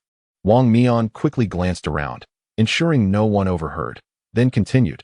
Is he truly your relative? More like you wish to claim kinship. There are many surnamed Han in the world. Ha ha, I don't care. I'm still more impressive than you. Han Feng laughed heartily. Friends often indulge in frivolous banter, fostering laughter and camaraderie. Wang Mian joined in, saying, But do you know why, among the countless sects and powers venerating Han Xianzuan, it is only our Yin-Yang sect statue that can unlock the secret realm and receive the master's blessings? Why? Han Feng inquired. Because only the disciples of our Yin-Yang sect can practice the Yin-Yang harmonization technique, our foundational skill, essential for all disciples. It is said that this technique was personally created by Han Xianzuan. Hence, not just any disciple can enter the secret realm, but only those who have mastered the Yin-Yang harmonization technique, Wang Mian explained. Understanding dawned on Han Feng. Oh, I see. So this technique was created by the celestial master. Our practice is indeed remarkable. A mischievous grin spread across Wang Mian's face. It seems this Han Xianzuan is not as upright as one might think, having created such a sinister technique. Ha ha ha. Just then, a voice echoed in Han Feng's mind, the cold tone of the ancestor's blessing. Han Xianzuan is the supreme deity, an omnipotent and holy existence, the savior of this world and its greatest guardian, the creator of the celestial path. No one has the right to slander or defame Han Xianzuan. It was merely a jest. No need to take it so seriously, ancestor. Han Feng hurriedly responded inwardly, pondering how much the ancestor seemed to value Han Xianzuan's reputation. As they continued their banter, they arrived at the summit of Yin-Yang Peak. The peak housed the sect's leaders and many formidable elders, and before the grandest hall stood an expansive plaza, at the center of which loomed a magnificent statue. This statue, intricately carved, stood 100 feet tall, depicting a young man clad in flowing white robes, his long black hair billowing in the breeze. He possessed a gentle and handsome visage, his slender figure exuding warmth and a benevolent smile, akin to a venerable elder patiently guiding his juniors. The statue's left hand rested behind him, while the right extended forward, holding 8 orbs of varying hues. This was Han Xianzuan, the celestial master of the 9 realms, the revered ancestor. Upon seeing the statue, an overwhelming sense of reverence surged within Han Feng. In the presence of such greatness, he felt no fear, only an intimate familiarity that compelled him to kneel and absorb the teachings of this exalted figure. Wang Mian gazed at the statue, remarking, So this is Han Xianzuan. I used to see him from afar on Luoxiao Peak, but today, I finally get to experience this up close. As Wang Mian turned to pay his respects, he felt a peculiar familiarity, glancing between Han Feng and the statue. You, my friend, are quite fortunate. You bear a striking resemblance to Han Xianzuan. Chapter 36. What gives you the right to be so intimate? After Wang Mian spoke, Han Feng also gazed at the statue. Turning back, He shook his head repeatedly. What kind of eyes do you have? Clearly, I am far more handsome. Cut it out.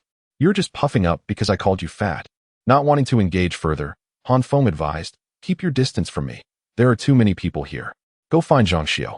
Once we enter the secret realm, don't seek me out. Just stay far away and avoid attracting the attention of the Yi family.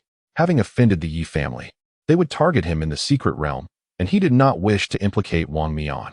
Wang Mian sighed and asked, what about you? What will you do? I have people from the Jiang family. Aren't they as formidable as you? They will certainly protect me well, Han Feng replied with a smile. All right then. I suppose you've latched onto a powerful ally this time. It's just unfortunate that my own strength is too low to be of much assistance to you.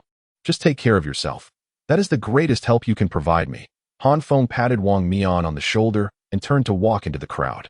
On the other side, Han Feng quickly located the Jiang family members and approached Jiang Suru. Apologies, Sister Jiang, for my tardiness, Han Feng said with a smile. The 18-year-old disciples of the Jiang family turned their scrutinizing gazes upon him. How did a mere servant like him manage to win over the most beautiful flower of our Jiang family? Who does he think he is? Just because of his unremarkable looks? Or is it due to his lack of cultivation talent? In that moment, not only the Jiang family disciples, but all surrounding disciples cast envious, jealous glances at Han Feng. Jiang Suru was indeed the goddess of Luoxia Peak, her reputation echoing throughout the Yin-Yang sect. Everyone knew that this extraordinary beauty was the epitome of an ice-cold beauty, one that could only be admired from afar, never to be trifled with. Many regarded her as their dream goddess, yet Yi Longyuan from the Yi family had persistently pursued Jiang Suru, causing those with secret affections to feel disheartened in comparison to his looks, lineage, and talent.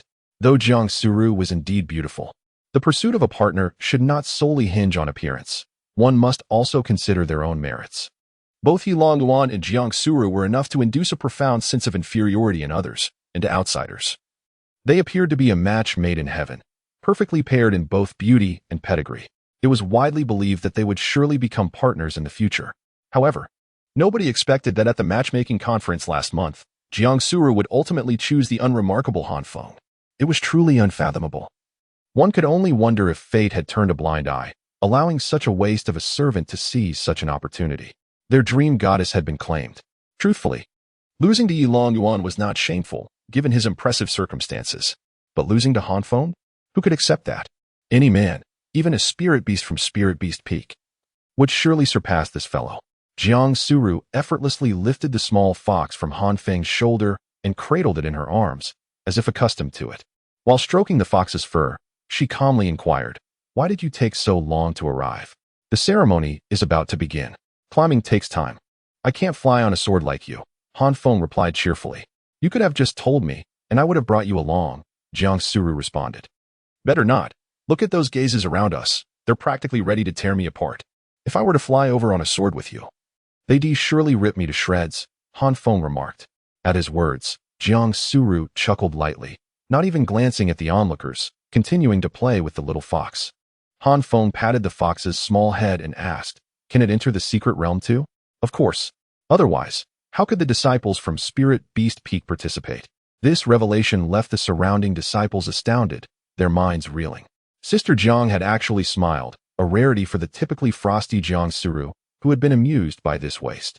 Moreover, they appeared so intimately engaged in caring for the pet. Originally perched on Han Feng's shoulder, the fox was now in Jiang Suru's arms. Were they co-raising it? Why should it be? Just because you are her partner? Oh, then it's fine. No, wait. Being a partner doesn't suffice. What gives you the right to be her partner? The male disciples' minds were swirling with thoughts, wishing they could subject Han Feng to severe punishment. The most fervent in their desire for revenge was Yi Longyuan, who stood not far away, fists clenched tightly. Since Han Feng's arrival, Yi Longyuan had not diverted his gaze from him even for a moment. Before Han Feng's appearance, he seldom regarded Jiang Suru. Yet now, his attention remained fixated on Han Feng. Was this love? Certainly not. It was jealousy, a raw and unadulterated hatred, a deep-seated resentment.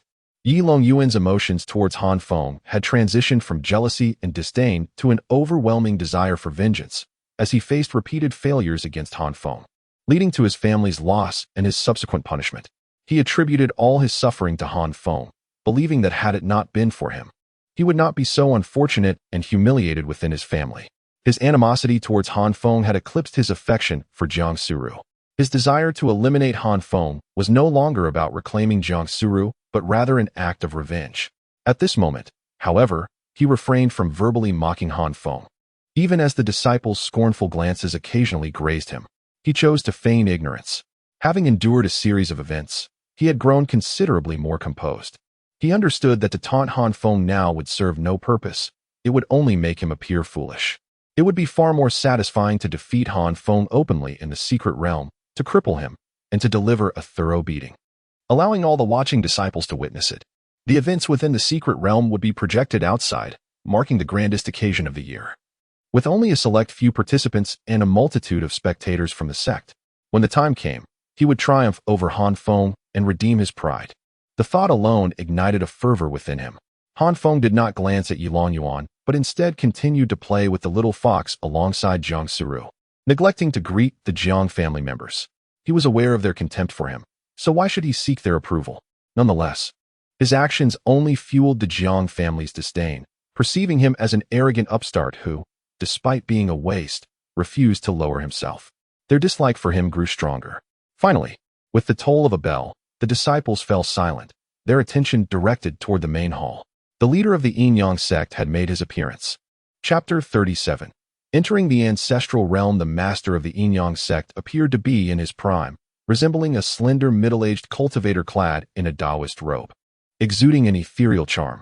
Behind him trailed a group of elders. Upon his emergence, the disciples bowed deeply in respect. "Do not stand on ceremony," he proclaimed, hovering gracefully in the air and surveying the assembly below with a warm smile. "You are all splendid children. Seeing you reminds me of my youthful days, filled with vitality and vigor. You represent the new generation of our sect, the embodiment of fresh strength.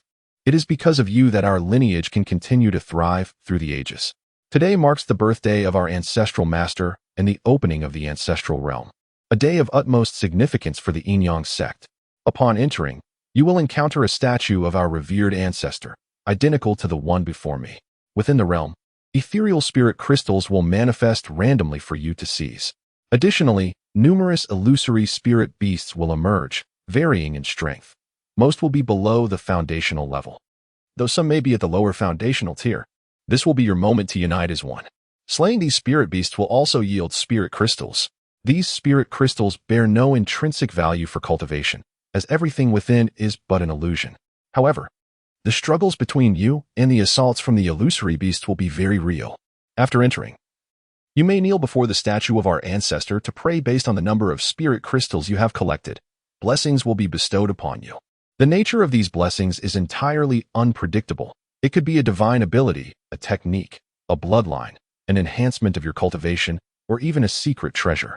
The more spirit crystals you gather and the better you perform in battles, the higher your chances of receiving precious gifts, all contingent upon your own efforts. However, several rules must be articulated beforehand. While you may engage in combat, it is forbidden to take lives. Should anyone be found to have intentionally killed another, the law enforcement hall will enact severe penalties. Moreover, if you find yourselves outmatched in a skirmish or have completed your prayer and received blessings, you may shout your withdrawal, and you will be immediately teleported out. Remember, you have only one chance to seek blessings. We will oversee the entire process, and Elder Tai Lian, the head of the law enforcement hall, will enforce justice impartially. As the master concluded, a stern-faced elder with a dark complexion soared forward, radiating authority even in silence. His cold gaze swept over the disciples as he declared, "Do not presume I am unaware of your intentions. Those harboring personal grudges who wish to exploit this opportunity for revenge may proceed, but if anyone dares to take a life, I shall personally eliminate them.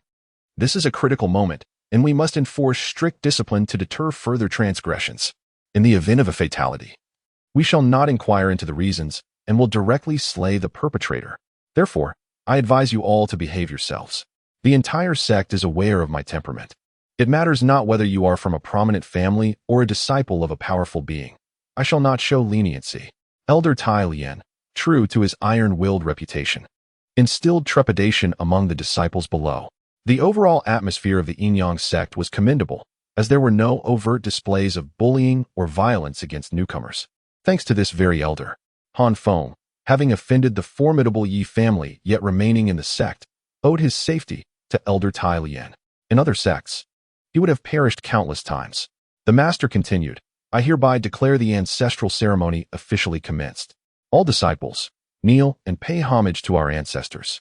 At this pronouncement, all disciples knelt in unison, including the hovering elders, who descended to a position lower than the statue, bowing towards the effigy of Han Xianzun. After the ritual, Han Feng rose alongside the other disciples and beheld the 8 luminous orbs held by the ancestral master, which then projected a shimmering barrier. Quickly enter the barrier and be transported into the ancestral realm. The master commanded. The disciples rushed forward, vanishing into the light. Simultaneously, the 8 orbs emitted beams of light, casting a projection into the sky. Han Feng observed landscapes of hills and forests within the projection, alongside numerous disciples. Curiously, he turned to Jiangsu Ro and inquired, what are those 8 orbs in our ancestors' possession? Are they treasures? It is said they are the ancestral master's life treasure, forged from the essence of the universe. A unique artifact of ancient times, she replied. Such a magnificent item. Why leave it on the statue unguarded? Jiangsu Ro regarded him as if he were Navi. Surely you do not believe such an extraordinary artifact belongs to our humble Yin-Yang sect? The statue is merely a fade, a representation. The orbs contain a formation engraved to mimic the ancestral master's true artifact. Han Feng nodded in understanding. Indeed, their sect was but a modest establishment on the periphery of Tianqin continent. If they truly possessed such a treasure, word would spread, and powerful beings would descend upon them to seize it. Come, let us not linger, Jiangsu Ro urged, leading her family through the crowd towards the barrier. In an instant, Han Feng and his companions arrived in an open meadow, the ground lush with verdant grass, framed by hills and forests, a breathtaking sight. Wow, it's so beautiful. Look, there are celestial cranes in the sky. Roasting one would surely be delightful, exclaimed the little fox, pointing skyward. Han Feng looked up to see a black and white celestial crane soaring above, but before he could admire it further, a flying sword shot into the clouds, striking down the crane with precision. The assailant was none other than Jiangsu Ro. With a swift and decisive stroke, she shattered the crane, which dissipated into sparkling motes of light, leaving behind a golden crystal intertwined with threads of crimson energy that plummeted to the ground. The other disciples, recognizing Jiangsu Ro as the slayer, refrained from contention and instead ventured further afield in search of spirit crystals. This process was known as seizing celestial fortune. Jiangsu Ro reached for the spirit crystal, examined it, and then handed it to Han Feng, saying, take this for now, lest you find yourself without a spirit crystal to present to our ancestor, thus missing out on the chance for blessings. Chapter 38. The overbearing Yi Longyuan. As Han Feng listened to Jiangsu Ro's seemingly cold, yet subtly caring words, he smiled faintly, saying nothing as he accepted the celestial spirit crystal. Jiangsu Ro had a frigid disposition. Prior to becoming partners with Han Feng, she did not know him. However, her actions had inadvertently placed Han Feng in peril, leaving her with a lingering sense of guilt. Subsequently, she gifted him a protective talisman and stood up for him during his wrongful accusation, all while vowing to protect him within this ancestral secret realm. If she were truly malicious and disdainful of Han Feng, she would not have bothered with him, let alone offer her protection. It was merely her cold nature that hindered her from expressing concern, and her tone could sometimes be misinterpreted. Han Feng understood her character, hence he took no offense. The little fox, upon noticing the celestial spirit crystal in Han Feng's hands, leaped from Jiangsu Ro's embrace and bounded into Han Feng's arms, its eyes gleaming with eagerness. Quick, let me have a taste, it implored. Taste what? This thing is fake, an illusion. It would be of no use to you, Han Feng replied, tucking the crystal into his storage pouch. You are a bad person, was the most scathing insult the little fox could muster. Let us continue our search for the celestial spirit crystals, Jiangsu Ro declared, leading the group onward. The little fox remained disgruntled, pouting in frustration over its missed opportunity to savor the delicacy. The expanse of this secret realm was vast. Han Feng could not ascertain its true size, but it certainly surpassed the territory of the Yin-Yang sect. Various terrains unfolded before them, yet he had yet to spot the ancestral statue. When he inquired with Jiangsu Ro, she informed him it lay in the deepest part of the realm. Their group had been randomly teleported in as small factions, with barely 20 of the Jiang family members aged 18. While they searched at a leisurely pace, The little fox suddenly leapt onto Han Feng's shoulder and, with a swift motion, darted into an open space ahead, scampering up a nearby hill in the blink of an eye. Its speed was astonishing. "Little fox, where are you going?" Han Feng called out. The little fox, clutching a piece of celestial spirit jade, gleefully exclaimed, "Look, I found this celestial spirit jade." It then opened its mouth and swiftly devoured it, licking its lips in apparent delight. It actually ate the celestial spirit crystal? What manner of spirit beast is this, so audacious? Is it truly edible? The disciples of the Jiang family stared in disbelief at the scene. For countless generations, the secret realm had been opened, and every disciple had sought out the celestial spirit crystals to offer as tribute to their ancestors, hoping for blessings, fearing that insufficient offerings would yield poor rewards. Occasionally, some disciples would secretly hoard a piece or two, but upon exiting, the celestial spirit crystals would vanish without a trace. Thus, they had all accepted that these items were mere illusions. No one had anticipated that this little fox would consume one outright. It was their first realization that these crystals could indeed be eaten. Suddenly, the little fox glanced at the opposite side of the hill, its expression shifting to one of alarm. It scurried back to Han Feng's side, shouting, "Not good. Bad people are coming. Lots and lots of bad people." The little fox swiftly burrowed into Han Feng's embrace. As Han Feng and the others looked up, they beheld a group of over 50 individuals soaring towards them on swords, led by none other than Yilong Yuan. Han Feng and Jiang Suru's expressions soured at the sight. They had not expected the enemy to arrive so swiftly, and with such a large entourage. Yilong Yuan descended gracefully, a smug smile on his face as he regarded the gathered group. "Jiang Shimi, it's been a while. I trust you have been well. Spare me your pleasantries," Jiang Suru retorted coldly, drawing forth a sword of pale blue hue, the very one gifted to her by Han Feng. Yilong Yuan's expression faltered momentarily, insulted by her dismissal. He turned his gaze to Han Feng, sneering, "Hey, coward hiding behind a woman. Come out and face me in a duel. If you win, you can take Jiang Shimi as your partner. Do you dare?" Jiang Suru whispered urgently to Han Feng. "Do your best to avoid conflict for now. We are at a disadvantage. We should wait until the situation changes, as they are accustomed to bullying others. Once their numbers dwindle, we can strike." Han Feng nodded in understanding and, looking at Yilong Yuan, replied with a smile, "Why should I duel you? Jiang Shiji is already my partner by virtue of our bond. What would I gain from winning against you? If I lose, I would have to relinquish my partner to you. Is there any fairness in that? Have you lost your wits in your cultivation?" At that moment, Han Feng truly did not wish to engage in combat, as they were outnumbered. However, he would not swallow his pride either. He had never been one to tolerate Yilong Yuan's provocations. Would enduring his insults earn him any favor? Certainly not. If a fight were to break out, he would target Yilong Yuan first, risking everything. Yilong Yuan sneered, "Humph, I knew you were nothing but a waste, too cowardly to confront me openly." Yilong Yuan, open your eyes and see clearly. There are tens of thousands watching us from the outside. Han Feng shot back. "You are aware of my status as a mere mortal, incapable of cultivation. Yet you, Yilong Yuan, are the pride of the Yi family, blessed with exceptional talent. To duel with a waste like me is laughable. Even if you were to defeat me, would anyone regard you with respect? They would only see you as a bully, preying on the weak and overpowering a mere servant disciple.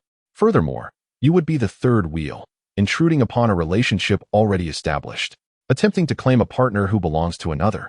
Jiang Shiji and I are recognized partners within our sect, yet you choose to meddle. How laughable.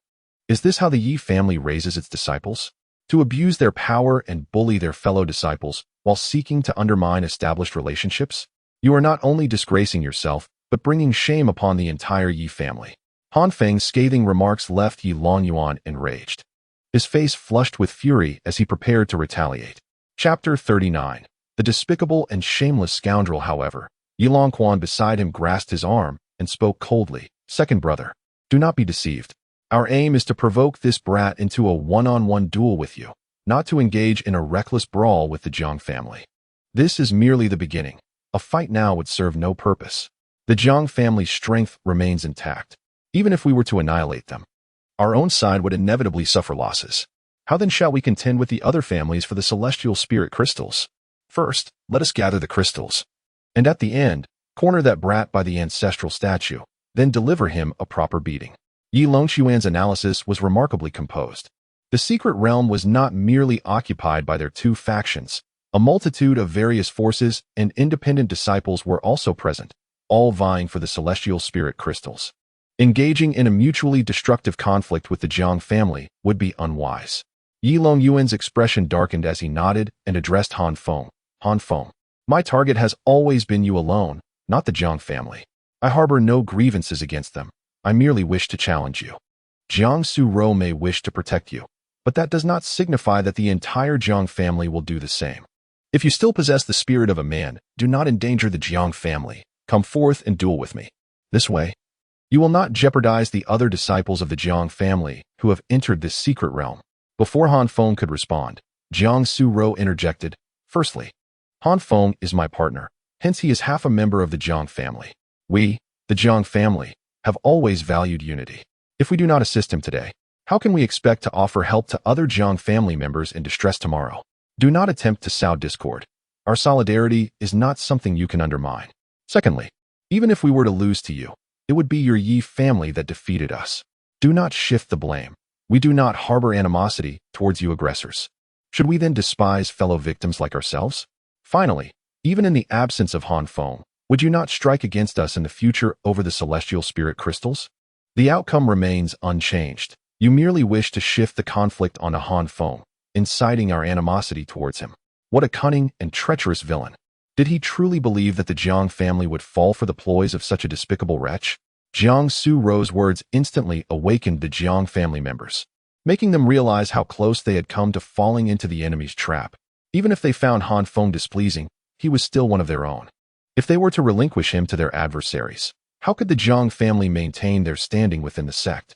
Would they not become a laughingstock?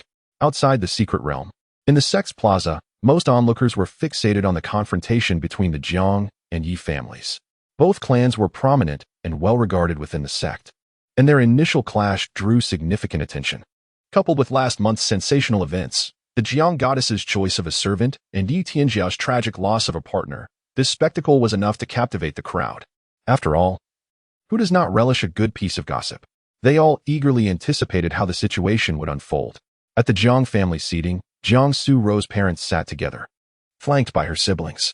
Jiang Su-ro's father observed the scene and nodded, stating, "Our daughter, though often reticent, possesses clarity of thought and quick wit. In critical moments, her words can be formidable, and she understands the need to protect her own and maintain unity. It is commendable that she did not fall for that scoundrel's trickery." Jiang Su-ro's mother nodded in agreement. Indeed, our daughter handled this matter well and did not bring disgrace upon the Jiang family. I had previously held a favorable opinion of that Yi boy, but it seems his heart is far too malevolent. Resorting to such divisive tactics reveals him to be a petty character. Thank goodness our daughter did not choose him. Otherwise, her future would have been irrevocably marred.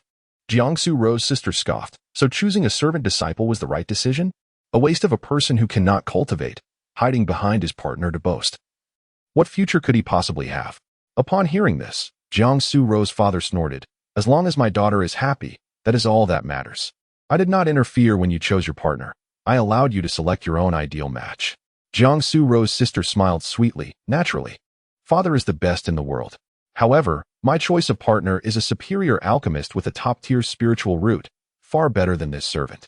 Jiang Su-ro's father sighed. After this ancestral worship ceremony concludes, I shall invite that boy to our home. I wish to personally assess him and procure some rare materials and elixirs to enhance his constitution. My daughter's partner cannot remain a useless person. He must cultivate and improve, for it will also benefit Rower in their dual cultivation. Nearby, Jiang Huayang chuckled. Father, you need not worry. This boy will undoubtedly astonish you.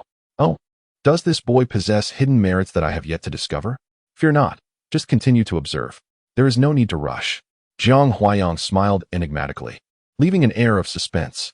Within the secret realm, after being sharply retorted by Jiang Su-ro, Yi Longyuan's expression grew even darker. Ignoring her, he sneered at Han Feng. Han Feng, I shall say this one last time. My target is you. Step forward, and all will be well. If you do not wish to emerge. I recall that you have a good friend named Wang Mian, correct? You have known each other for 5 years, akin to brothers. He is also present in this secret realm. You may hide behind a woman, but once I capture your friend, let us see if you dare to show yourself. Oh, by the way, allow me to remind you, I am at the 9th level of Qi condensation. Capturing a mere 4th level servant will be effortless. With that, Yi Longyuan waved his hand, leading the Yi family members away on their swords. Han Feng's expression turned grim. He had always kept Wang Mian at a distance. Yet fate had dealt him a cruel hand. Yi Longyuan intended to target Wang Mian to coerce him. He contemplated calmly, even if he were to confront Yi Longyuan now. Defeating him would not prevent the 50-plus members of the Yi family from swarming him. His only course of action was to part ways with the Jiang family and seek out Wang Mian alone, ensuring he found him before Yi Longyuan did, escorting him to safety and then withdrawing. Only this way could he safeguard Wang Mian. The Jiang family had their own affairs to attend to, including the quest for celestial spirit crystals, and would not accompany him to find Wang Mian. Furthermore, the Jiang family's protection of him did not extend to his friend, as Wang Mian had no ties to them. Acting independently, he had no fear of being discovered by the Yi family. After all, as a peak practitioner of the 9th level of qi condensation, combined with his wind attribute spiritual root, his speed would be unmatched in this secret realm. If he wished to escape, no one could hope to pursue him. Chapter 40. Astonishing. Han Feng can actually fly. Upon this realization, Han Feng resolved to discreetly slip away at the first opportunity. At that moment, Jiang Suru turned to him and said, "Do not fear him. If he truly threatens your friend, we shall confront him. Such despicable scoundrels deserve to be punished." Han Feng felt a warmth in his heart and nodded with a smile. However, a disciple from the Jiang family remarked nonchalantly, "Let it go. I believe it is better to avoid confrontation. They outnumber us, and there is no need to clash head-on. We are here to make wishes, not to engage in battle with the Yi family. Of course, if they dare to bully us, then disregard my words. We shall fight back. The Jiang family does not harbor cowards." His words were a subtle hint to Han Feng, suggesting that the Jiang family could protect him, but they would not risk themselves for the sake of his friends. Han Feng understood this sentiment and bore no resentment towards the Jiang family. They had done more than enough. This was his predicament. Wang Mian was his friend, and now that his friend was in crisis because of him, it was only right for him to rescue him. "All right, let us keep our voices down. There is no one else in this area. Let us disperse and search for the celestial spirit crystals. After we finish searching this area, we can move to the next." After Jiang Suru spoke, she reminded Han Feng not to wander too far. Han Feng nodded in agreement. The group scattered, beginning their search for the celestial spirit crystals in the area. Han Feng, cradling the little fox, pretended to search while intentionally moving towards the woods. Once he entered the forest, Han Feng quickly retrieved his hat and veil from his storage bag, donned them, and dashed away with the little fox in his arms. After crossing a mountain, the little fox asked, "Why the secrecy? Are we going to find some delicious celestial spirit crystals?" While packing the little fox into his bundle, Han Feng replied, "We must find Wang Mian quickly to protect him. Yi Longyuan is clearly after him, and both he and Zhang Xiu may be in danger. Oh, we should definitely look for him, but could you also help me find the celestial spirit crystals on the way? I can sense their locations." "Not now. We must prioritize finding Wang Mian." Han Feng secured the little fox on his back and used a communication jade slip to contact Jiang Suru, saying, "Sister, I need to find Wang Mian. Yi Longyuan is after him, and I cannot let him fall into danger because of me. Do not worry about me. I can take care of myself." After conveying his message, he tucked away the jade slip and moved towards the distance. Meanwhile, Jiang Suru, upon hearing his words, was alarmed and immediately sent a message back. "Han Feng, come back. You have no cultivation. If Yi Longyuan finds you, it would be tantamount to seeking death. Hurry back." Outside the secret realm, in the square, Han Feng's solo action sparked a wave of astonishment among the disciples outside. No one could comprehend why Han Feng, deemed a worthless individual, would dare to leave the Jiang family's group to search for his friend. Was he not courting death? Jiang Suru's parents, witnessing this, were equally astonished, straightening their posture as they gazed at the projection. Jiang Suru's father frowned and said, "This Yi Longyuan is utterly despicable. If it were an external enemy, it would be understandable, but to target a fellow disciple-s friend for threats is shameful. How could the Yi family raise such a villain?" He continued, "And this Han Feng, to seek out his friend alone while it demonstrates loyalty and compassion, it is also reckless. Lacking strength, how can he confront the Yi family?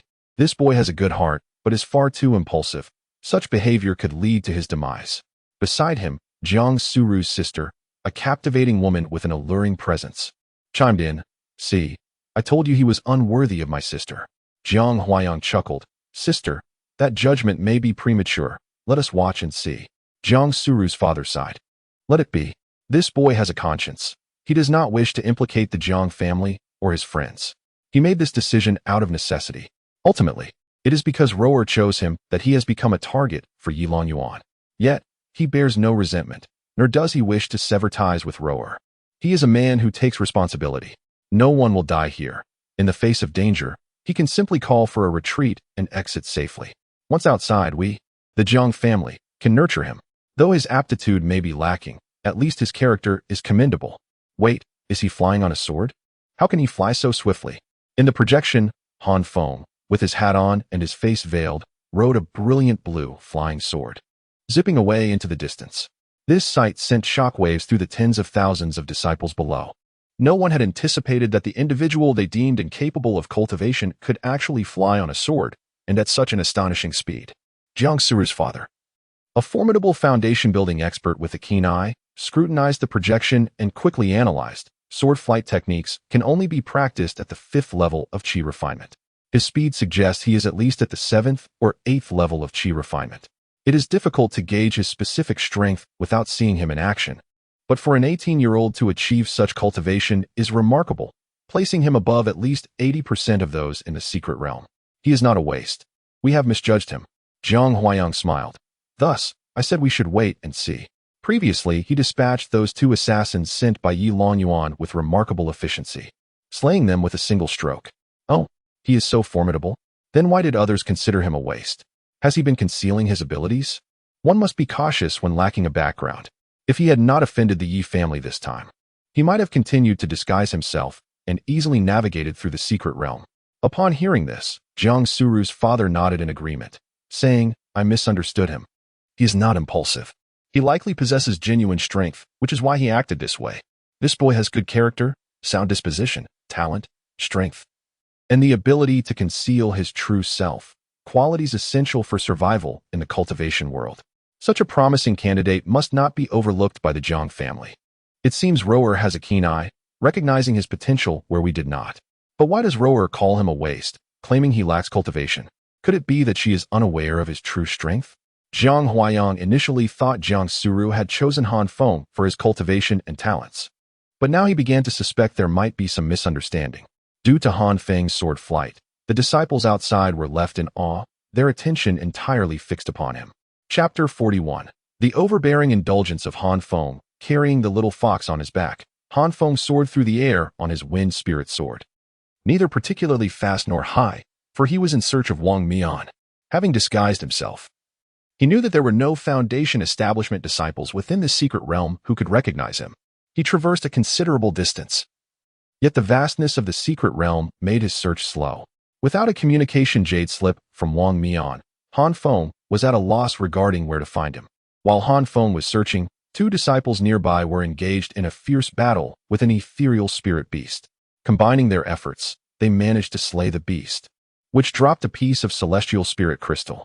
The little fox behind Han Feng immediately caught a whiff of the crystal's scent.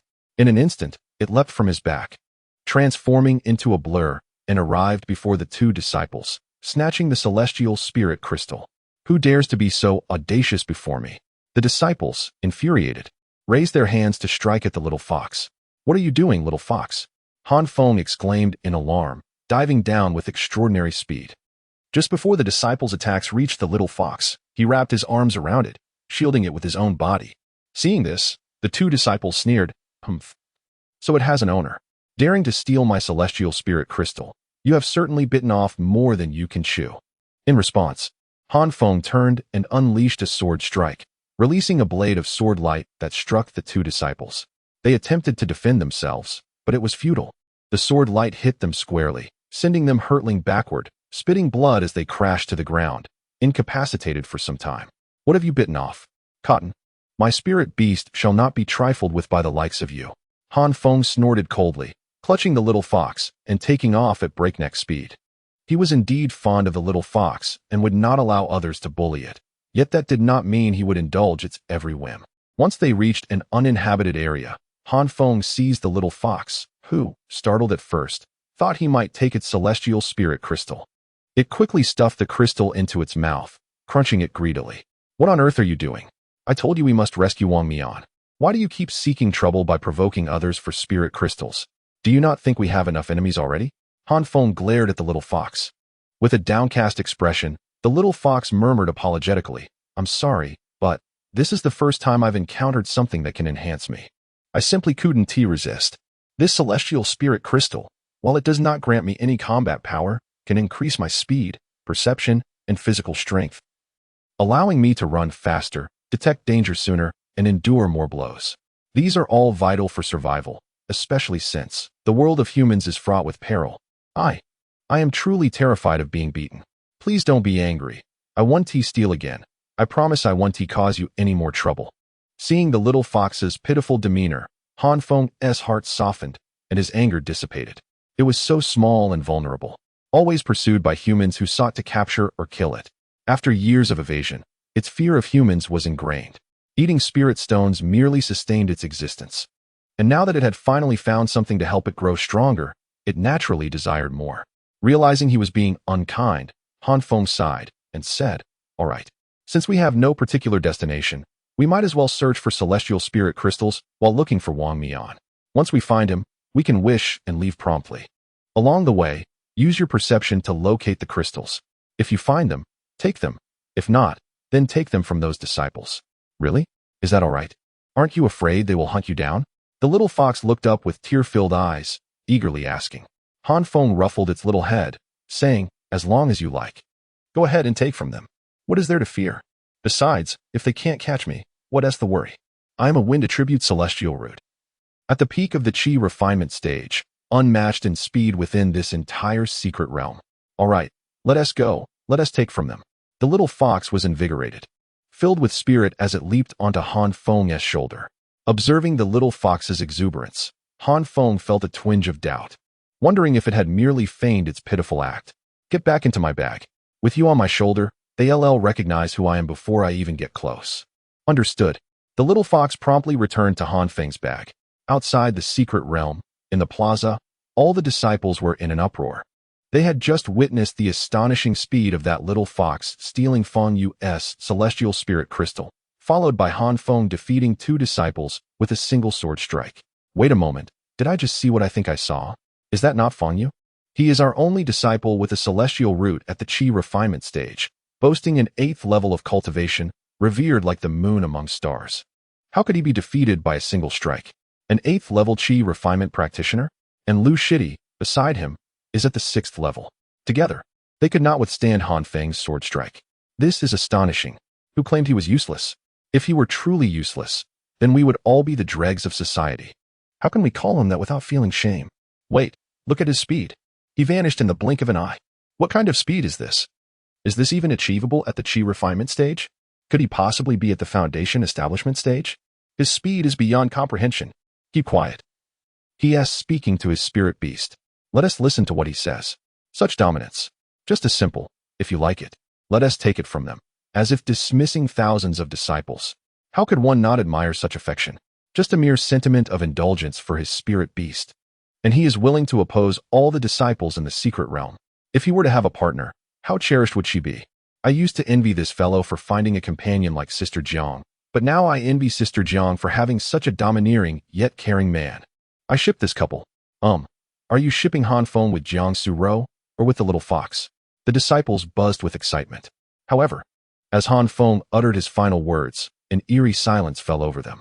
If they had been merely astonished before, they were now utterly stunned, overwhelmed beyond measure.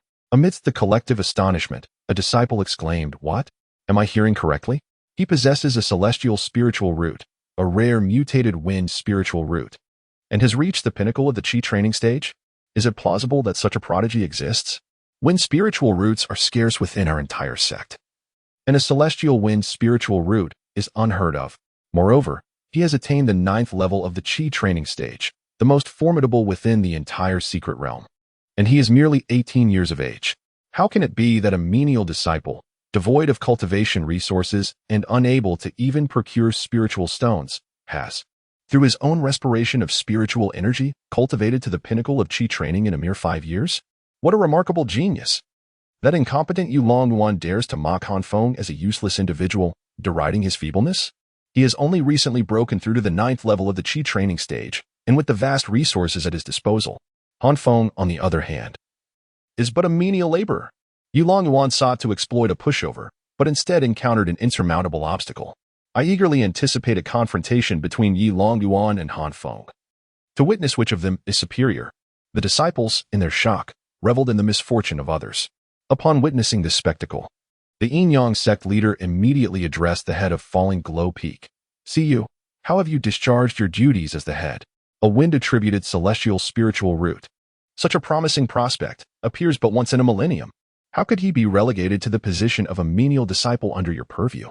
How could you fail to recognize such an exceptional disciple, allowing him to languish in obscurity?"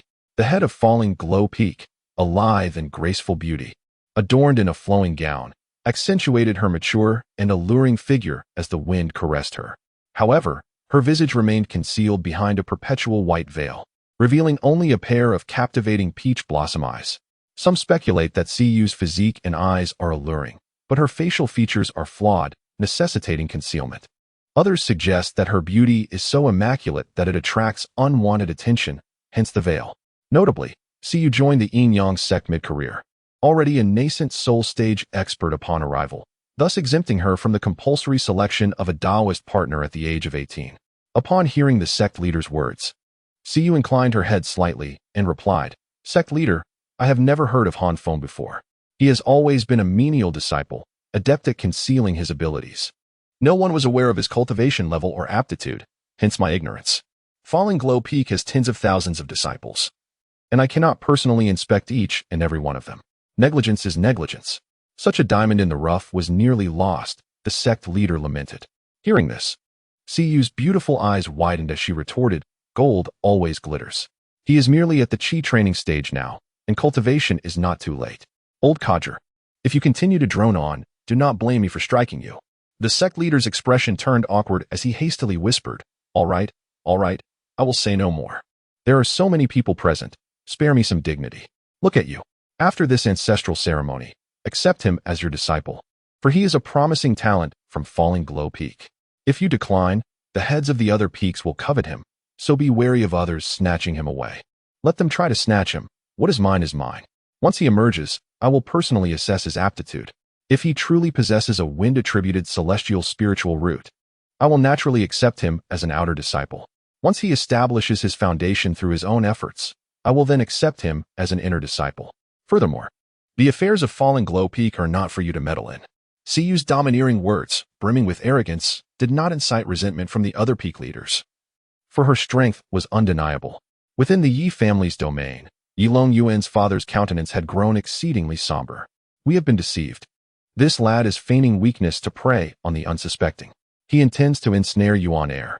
This Han Feng, this useless menial, possesses such strength and aptitude.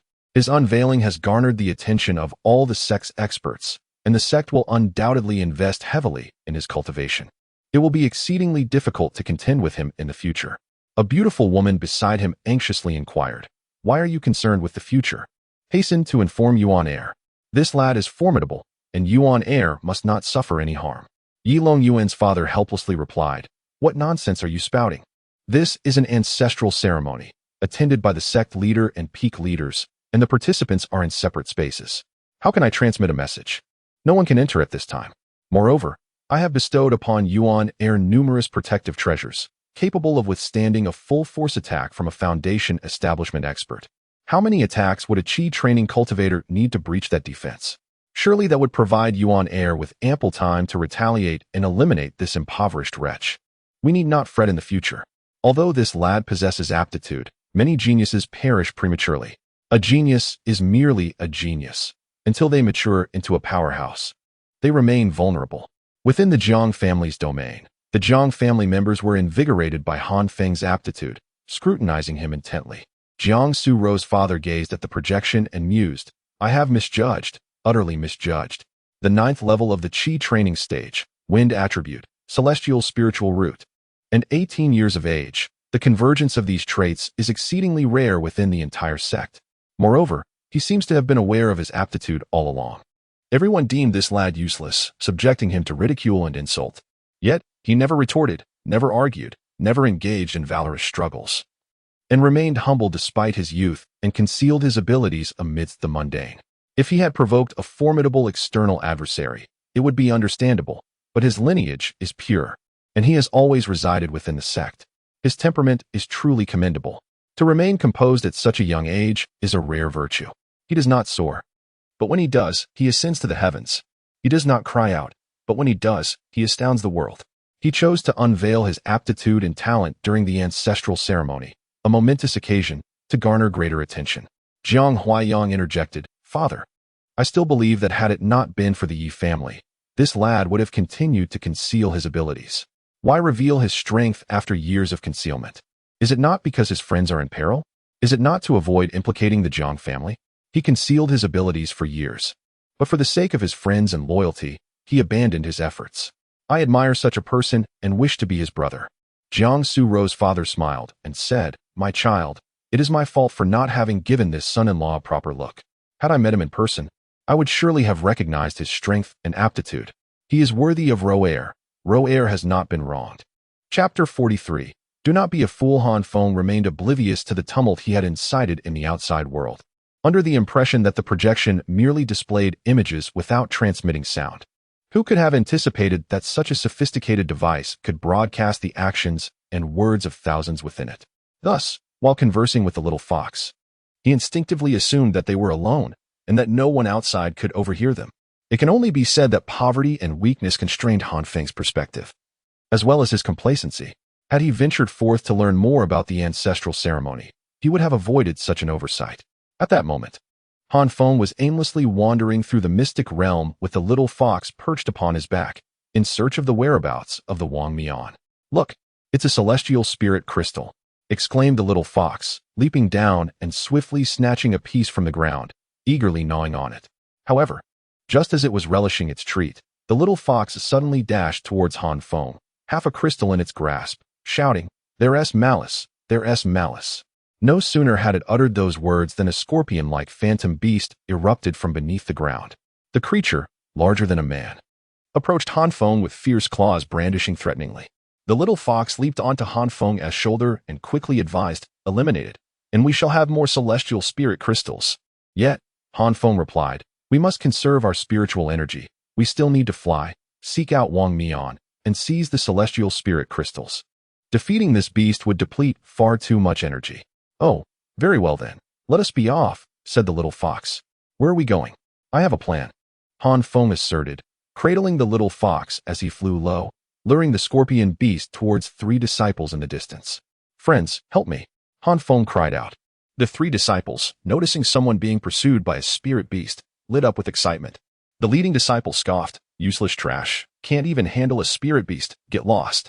What a pitiful sight, to be chased by a spirit beast while wearing a mask. Was he afraid of being humiliated in front of others? As the 3 disciples mocked Han Feng, they charged at the spirit beast. With their combined might unleashed, they swiftly dispatched the creature in mere moments. Upon its demise, a celestial spirit crystal fell, and Han Feng, seizing the opportunity, snatched it up and fled. How absurd it was. The energy expended in flight was far less than that used in combat. "Thieving scoundrel, how dare you steal our celestial spirit crystal? Your life is forfeit." The 3 disciples, seething with rage, pursued Han Feng, but he quickly vanished from sight. He paid no heed to their curses, treating the entire episode as though it had never occurred. After all, within this realm, conflicts and rivalries were commonplace, and he had merely exploited the situation to his advantage. Refraining from physically confronting them or extorting their crystals was a display of mercy. Onlookers outside were left in astonishment. How shameless. He clearly possesses the strength to defeat the spirit beast, yet deliberately lured it toward his fellow disciples. Instead of engaging, he allowed others to do the fighting while he reaped the rewards. What a lack of dignity. He had already pilfered several celestial spirit crystals, all won through the hard work of others, only to snatch them away. Look, there's Lu Gao and his companions from Danxia Peak. They just vanquished a spirit beast, only to have their spoils snatched by Han Feng. The speed with which he moved was remarkable. None could catch up to him. The little fox, too, was swift, able to scent the celestial spirit crystals from miles away, urging Han Feng to seize them. Truly a perfect partnership. How shameless. Can't you fight for yourself?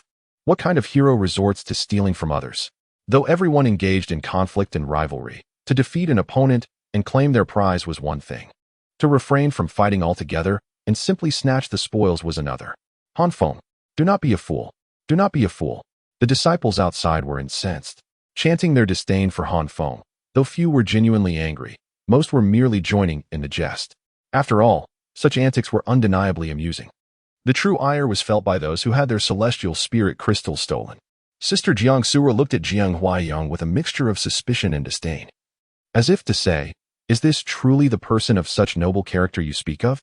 Jiang Huaiyang forced a smile, responding, in the realm of seizing treasures.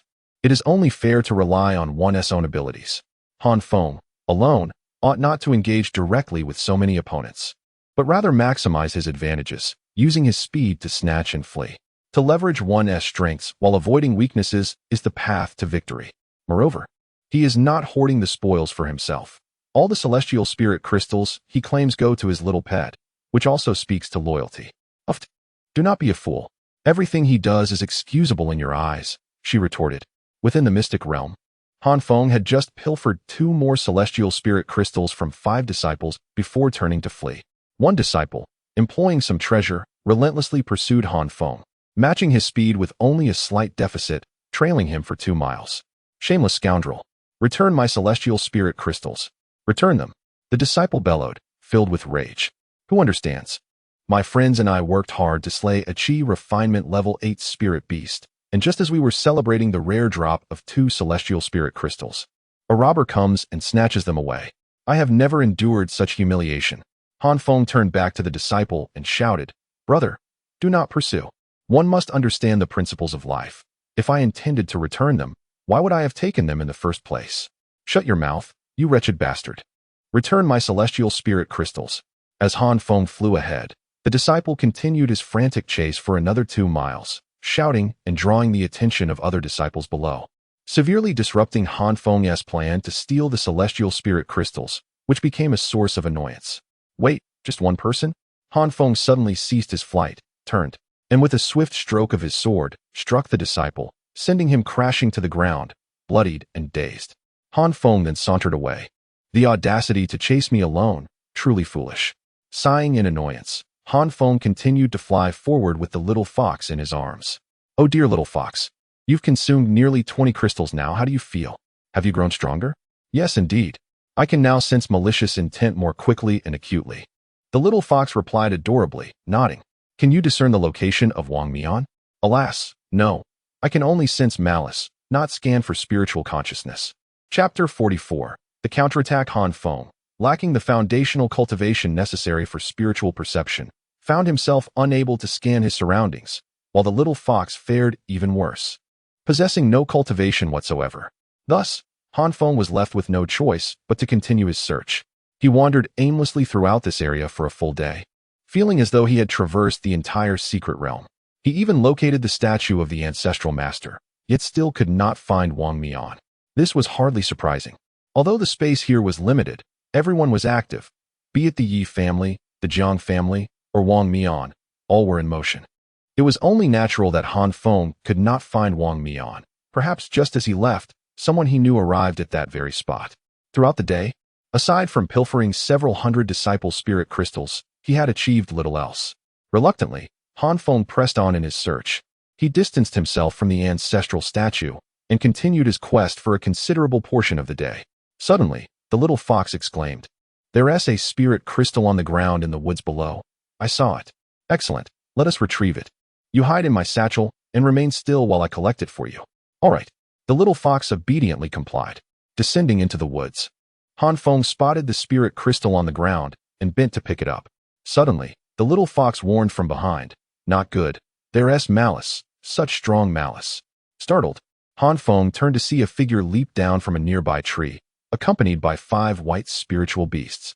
Apologies, esteemed sir, but that spirit crystal you hold is ours, the newcomer stated. Recognizing the trap, Han Feng prepared to flee, but upon seeing the individual's face, he halted in his tracks. He had encountered this person before, twice. The first time was when he registered the little fox's identity at the Spirit Beast Peak, and the second was the day before, when he met Yilan Yuan, with this individual trailing behind him. It was evident that he was affiliated with the Yi family. Realization dawned on Han Feng. Despite his efforts to conceal his movements, he had been ambushed at the Spirit Beast Peak. How had the enemy managed to pinpoint his location so quickly and accurately? It now became clear that the disciple who had registered him was indeed a member of the Yi family and had betrayed him. The disciple smirked. "Allow me to introduce myself. I am Yi Longquan, a disciple from the registration office of the Spirit Beast Peak. Throughout the day, I have heard tales of a disciple from the Spirit Beast Peak, clad in a hat and mask, accompanied by a white spiritual beast, who has robbed at least 100 disciples of their spirit crystals. And here we are. With just a single spirit crystal, I have lured you out. Surely you must possess a considerable number of spirit crystals on you. Why not share half of your spirit crystals with your fellow disciple?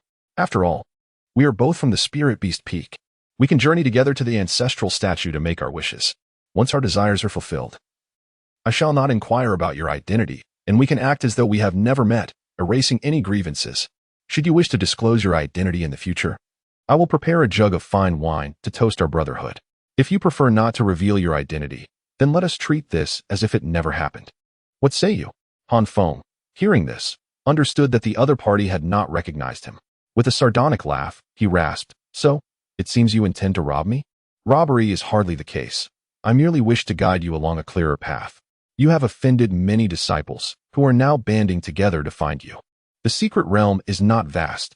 How long can you hide? You must eventually go to make your wishes, and they need only wait for you to appear. Only the Yi family can offer you protection. Others may dare to strike at you, but they would not risk offending us. Offering half of your spirit crystals in exchange for safety is a most profitable transaction." Han Feng scoffed. "Huh, and what if I refuse?" A malicious grin crept upon Yi Longquan's lips as he replied, "Then you would be choosing to drink punishment instead of wine. Since you and I cannot reach an understanding, I am well versed in martial arts, and I have 5 level 7 spiritual beasts by my side. Should it come to that, all your spirit crystals will belong to me." Huh, how ironic that after robbing so many, I find myself on the brink of being robbed. Truly, the heavens have a sense of irony. Oh, so you have come to your senses? That is the spirit. We are brothers in the same sect, after all. Let us resolve this amicably, Yi Longquan declared, a confident smile gracing his face. "Curse you!" Han Feng shouted in rage, raising his sword and striking fiercely at Yi Longquan. Yi Longquan, taken aback, swiftly retreated, yet the sword light still struck him fiercely. A protective shimmer appeared around him, only to shatter moments later, leaving a deep gash upon his body. Yi Longquan squinted in shock, exclaiming, "What level of cultivation do you possess? When did our 18-year-old disciples gain such combat prowess?" As he spoke, he commanded the 5 white wolves to attack Han Feng. The spirit beast trainers of the Spirit Beast Peak are not known for their individual combat strength. Their true power lies with their spiritual beasts, which serve as both partners and weapons. After all, they are beast tamers, and with their resources, they primarily nurture their beasts rather than themselves. This explains why others, upon witnessing the little fox's elusive speed, instinctively assumed Han Feng was a disciple of the Spirit Beast Peak. The 5 white wolves lunged at Han Feng, exhaling frigid breath that enveloped him, as if seeking to freeze him in place. Such a sudden assault would leave most disciples defenseless, but Han Feng was different. He was extraordinarily swift. In a flash, he evaded the icy onslaught of the 5 wolves, swiftly positioning himself behind one, and with a powerful swing of his sword, cleaved the beast in two. The sheer force of the strike shocked Yi Longquan, revealing to him that given his opponent's speed and strength, his spiritual beast stood no chance. What the hell? Didn't they say this person was merely fast, relying on some speed-enhancing treasure? They claimed he lacked true strength and was too afraid to engage. Damn it. They led me astray. No wonder he dared to rob so many. He truly possesses strength. Yi Longquan urgently commanded his beasts to surround Han Feng while he took to the skies on his sword. Chapter 45. Han Feng's ruthless and brutal demeanor indeed. Yi Longquan was attempting to flee by means of aerial sword flight. He acted decisively, having gauged Han Feng's strength after 2 exchanges. He realized that his opponent was at least at the 9th level of Qi training, whereas he was only at the 7th level. His spiritual beasts were similarly outmatched. Continuing the fight would lead to his utter defeat, perhaps even his demise. Although spiritual beasts were precious to every beast tamer, he was willing to abandon them rather than be captured and crippled. His plan was to have the beasts delay the formidable enemy while he alerted Yi Longquan. hoping for a counterattack. The goal wasn't to kill Han Feng, but to incapacitate him and seize his storage pouch. A powerful individual like Han Feng was undoubtedly wealthy, and his pouch would contain treasures and immortal spirit crystals to compensate for the loss of the 5 spiritual beasts. As he ascended, he promptly retrieved a sound transmission jade slip, intending to contact Yilong Yuan. However, before he could activate it, 3 feather-like wind blades struck him from below, piercing his abdomen and ankles. He lost his balance and crashed to the ground. Han Feng seized him, slammed him onto the ground, and crushed the jade slip and the hand holding it. Ah! Yilong Yuan shrieked, his pain excruciating. Han Feng swiftly pierced his dantian with a sword, preventing him from gathering spiritual energy. This was not a permanent crippling blow. Yilong Yuan could potentially recover with elixirs. This merely nullified his combat effectiveness. Subsequently, Han Feng unleashed several wind blades, slaying the 4 white wolves. With these tasks completed, he approached Yilong Yuan. Upon seeing Yilong Yuan choose to fight rather than flee, Han Feng had made up his mind. He would use Yilong Yuan as leverage against Yilong Yuan. If Yilong Yuan liked to use his friends as hostages, Han Feng would reciprocate in kind, repaying blood with blood and a tooth for a tooth. Yilong Yuan clutched his dantian with his remaining left hand, glaring at Han Feng with resentment, and snarled, "You dog! Do you know who I am? I am a member of the Yi family. You dare kill my spiritual beasts and damage my dantian. I tell you, you're finished. The Yi family will not spare you. You will find no peace within the sect, and you will die a gruesome death." Heh, the Yi family still resorts to assassination to deal with fellow disciples, I see. Then, do you know who I am? Han Feng removed his hood and mask, revealing his face. Yilong Yuan's pupils contracted, and he exclaimed in shock, You're Han Feng? Aren't you a cripple? How can you be so powerful? A cripple? Yes, I am a cripple. Then what are you? Worse than a cripple? Han Feng sneered, crouching down and patting Yilong Yuan's face. If anyone else had robbed me, I might have left after defeating them. But you happen to be a member of the Yi family, a brother of Yilong Yuan. You're out of luck. Blame your brother, Yilong Yuan. He's your cousin, right? Why would I tell you? Yilong Yuan spat. Han Feng dodged the spittle and slowly placed Yilong Yuan's left hand on the ground. He raised his foot and stomped down, crushing Yilong Yuan's wrist and palm. Yilong Yuan screamed in agony. After a moment, he gasped, Han Feng, how dare you treat me like this? Do you want to be irreconcilably at odds with the Yi family? Irreconcilably at odds. How amusing, Han Feng said languidly. From the Yi family's 3 attempts to assassinate me, 1 attempt to frame me, and repeated attempts to kill me. Haven't we already reached that point? The first time was on the very night senior sister Jiang chose me. Yilong Yuan sent Ma the Elder to kill me. Ma the Elder told me himself that Yilong Yuan sent him. According to sect rules, one who attempts to kill a fellow disciple and is killed in self-defense is innocent. Therefore, I killed him. The second time was when I took the little fox to the Spirit Beast Peak to register its identity. As soon as I left the Spirit Beast Peak, I was attacked by 2 assassins. I was curious how the Yi family knew my location so quickly. Now that I see you, I understand. You were the disciple who registered me. You told Yilong Yuan my location and had him send people to kill me. Am I right? Do you think you're innocent? Hearing this, Yilong Yuan's expression shifted, but he insisted, I don't know what you're talking about. Stop trying to frame me. Han Feng was unaware that outsiders could hear the conversations inside, but Yilong Yuan knew. Therefore, Yilong Yuan couldn't confess. Confession meant admitting guilt, and he and Yilong Yuan would be in trouble. Then tell me, how did Yilong Yuan know my location so quickly? It doesn't matter if you don't admit it. Anyway, the Yi family is a den of snakes and rats, fond of petty and underhanded schemes. The third time, the Yi family sent 2 more people to assassinate me at my residence, but the law enforcement hall discovered them, and the 2 assassins committed suicide. 3 assassinations, 5 assassins. The Yi family certainly thinks highly of me. You really wanted me dead. Now, you have the nerve to say that the Yi family isn't irreconcilably at odds with me? Yilong Yuan glared at Han Feng. He didn't want to endure Han Feng's humiliation any longer. He wanted to withdraw. He opened his mouth to shout, I withdraw. However, before he could finish, Han Feng shattered his jaw with a punch, causing him to bite off his own tongue. Now you want to withdraw? Don't you think it's too late? Han Feng picked up the severed tongue and placed it on Yilong Yuan's face. Yilong Yuan wants to kill me. So naturally, I will find a way to kill him in return. As his accomplice, you are also my sworn enemy. You should be grateful that killing is forbidden here. Otherwise, you would already be a corpse. Yilong Yuan was filled with terror, making whimpering sounds. He seemed to sense the torment he was about to endure. However, Han Feng spoke as if he were having a casual conversation, saying, I am a menial disciple. My greatest wish is to plant flowers, tend to grass, and live a peaceful life. But senior sister Jiang chose me that day. Was she wrong to choose a partner? No, sect rules required a choice that day. Was I wrong? I didn't do anything wrong. So who is to blame? Tell me, who is to blame? Yilong Wan is to blame, right? I don't even know them. Yet he repeatedly tried to kill me out of jealousy. He is the lofty Yi family prodigy, while I am just a small menial disciple. He can crush me as easily as crushing an ant. But should ants die? Should menial disciples die? Should the sect's lower-level disciples be treated as expendable by you aristocratic families, to be killed at will? Chapter 46. The outrage against the Yi family. Han Feng gazed upon the pitiful figure of Yilong Quan, yet the words he had yet to utter lingered in the air. You see, your Yi family has attempted to assassinate me thrice. When those overt attempts failed, you resorted to underhanded tactics.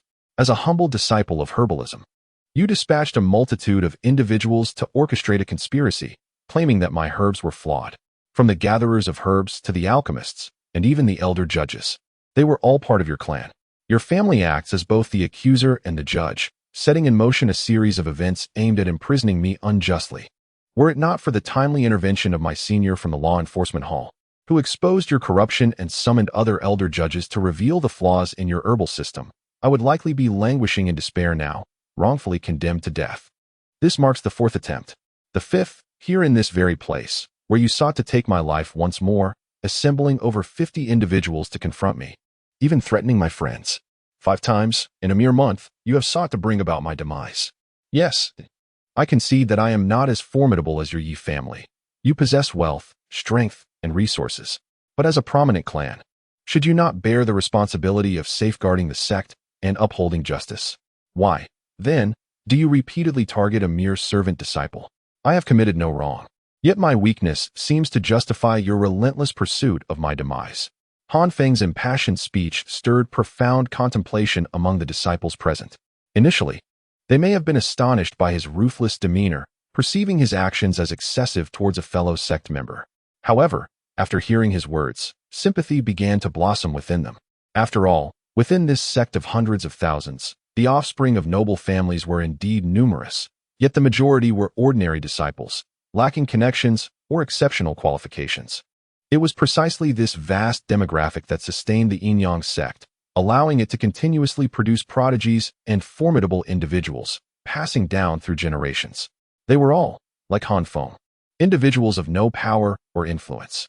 Yet, as Han Feng articulated so poignantly, even in their innocence, their lack of status rendered them vulnerable to persecution.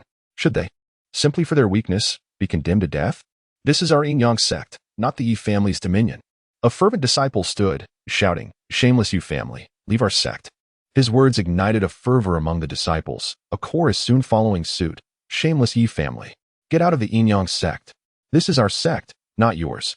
The Yi family persecutes disciples, assassinating them, exterminating entire clans. So many have suffered, and Han Feng is the first to voice it. He is our hero. Protect Han Feng. Noble families, depart from the sect and restore our tranquility. Yi family, leave now and confess your sins. The atmosphere was charged with outrage. Curses raining down upon the Yi family. The faces of the Yi clan members turned ashen. They had not anticipated that a mere servant disciple like Han Feng could provoke such a tidal wave of emotion within the sect. In truth, Han Feng was merely a catalyst, igniting long-held grievances against the oppression inflicted by the noble families. He stood as a symbol, representing the countless ordinary disciples of the Yin sect. All eyes were upon him, and should he encounter misfortune in the future, the blame would undoubtedly be cast upon the Yi family. Seeing the uproar below, the sect leader commanded, Silence. During the ancestral ceremony, loud disturbances are forbidden. Justice shall prevail, as the sect will render its judgment. You may rest assured and continue to observe the ceremony. As the leader spoke, the disciples gradually settled down, refraining from further outbursts. Yet, the Yi family was in a state of panic, especially Yi Longquan's father. Yi Longquan's father, the third son in the family and brother to Yi Longyuan, who held the position of second son, immediately soared before Elder Tai Lian, exclaiming, Elder Tai, Han Feng's treatment of my son is no longer a fair contest. It is sheer cruelty, a slaughter. My son has already declared his withdrawal, He should be transported away while you apprehend that scoundrel Han Feng for immediate punishment. Does the law enforcement hall not care? My son is on the verge of being harmed. Upon hearing this, the elders in the air regarded him with incredulity. Have you no awareness of the public outrage your family has incited? And yet you continue to shout? Indeed, as soon as he uttered those words, the disciples erupted once more. Yilongquan brought this upon himself. Had he not sought to harm Han Feng, would Han Feng have retaliated so? Han Feng merely returned the favor. You sought to end his life, yet you deny him the right to defend himself against your kin? The Yi family is far too tyrannical. They should be expelled from the sect. Han Feng has not killed him. He has broken no rules. Han Feng is innocent. The Yi family is filled with scoundrels. How can our sect harbor such vermin? Filth. Yi family, may you meet your demise. I curse the Yi family and their ancestors for 18 generations. May the entire Yi clan meet a tragic end. The disciples, filled with righteous indignation, seemed to harbor a deep-seated grudge against the Yi family. In truth, the Yi family was but a scapegoat, a vessel for their long-suppressed grievances. Should the entire clan be condemned? Surely not. Every community harbors both virtuous and vile individuals, and it is impossible for every member of the Yi family to be guilty of heinous crimes. Yet, the disciples were indifferent to these nuances. They did not care to learn the names of those they condemned, only that they belonged to the Yi family. Thus, they vented their fury upon them. Meanwhile, members of the Jiang family and others watched with delight as the Yi family faced such humiliation and scorn. Particularly, Jiang Suru's sister could hardly contain her glee, exclaiming, "Curse them! Let them hear it! Drive those bastards out of the sect!" Jiang Suru's father shot her a disapproving glance, admonishing, "Mind your decorum. How can you still find amusement? Han Feng has endured repeated attempts on his life due to our negligence. We must reflect on our responsibilities. How despicable and shameless the Yi family has proven to be.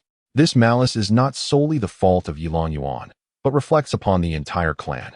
We have now forged a lasting enmity with them." Jiang Suru's sister quickly chimed in.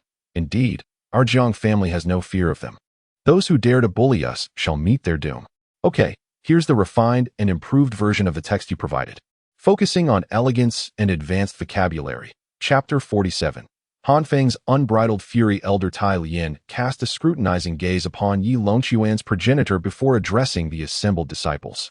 "Silence," he commanded, his voice resonating with authority. "Let there be no further clamor. Subsequent to the ancestral rites, I shall personally dispatch individuals to meticulously investigate the matter concerning Han Feng, ensuring that justice prevails." The disciples, subdued by the elder's formidable prestige, resumed their seats in silence. It was the presence of this impartial elder that emboldened them to vociferously denounce the Yi family. In other sects, such defiance against a prominent clan would be unthinkable, likely resulting in dire consequences. However, the unity within the Yin sect stemmed from the collective grievances harbored by its disciples.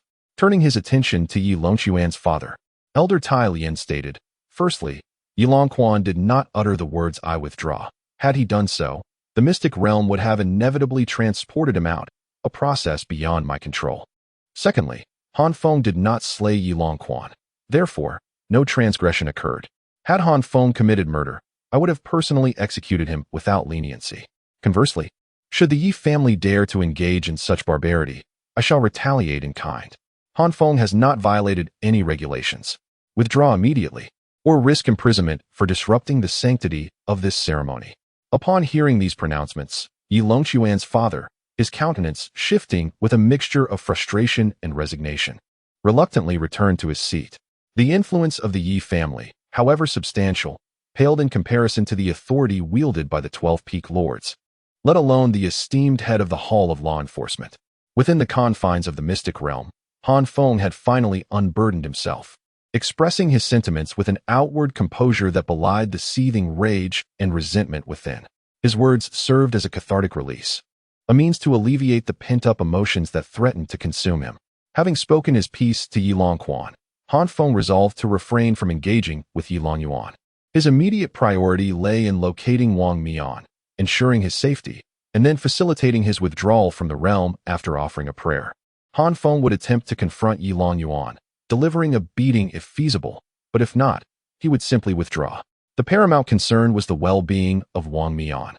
Han Feng retrieved Yi Longquan's storage pouch, placing it against his brow, and commanded, "Release the imprint." Yi Longquan responded with muffled cries. His words unintelligible but clearly devoid of benevolent wishes. Refuse to cooperate, and I shall systematically shatter your limbs, pulverizing them into dust. If you possess the fortitude to endure such torment, then let us proceed.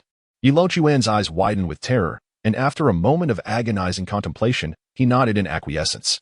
Han Feng retrieved the pouch, claimed ownership, and examined its contents.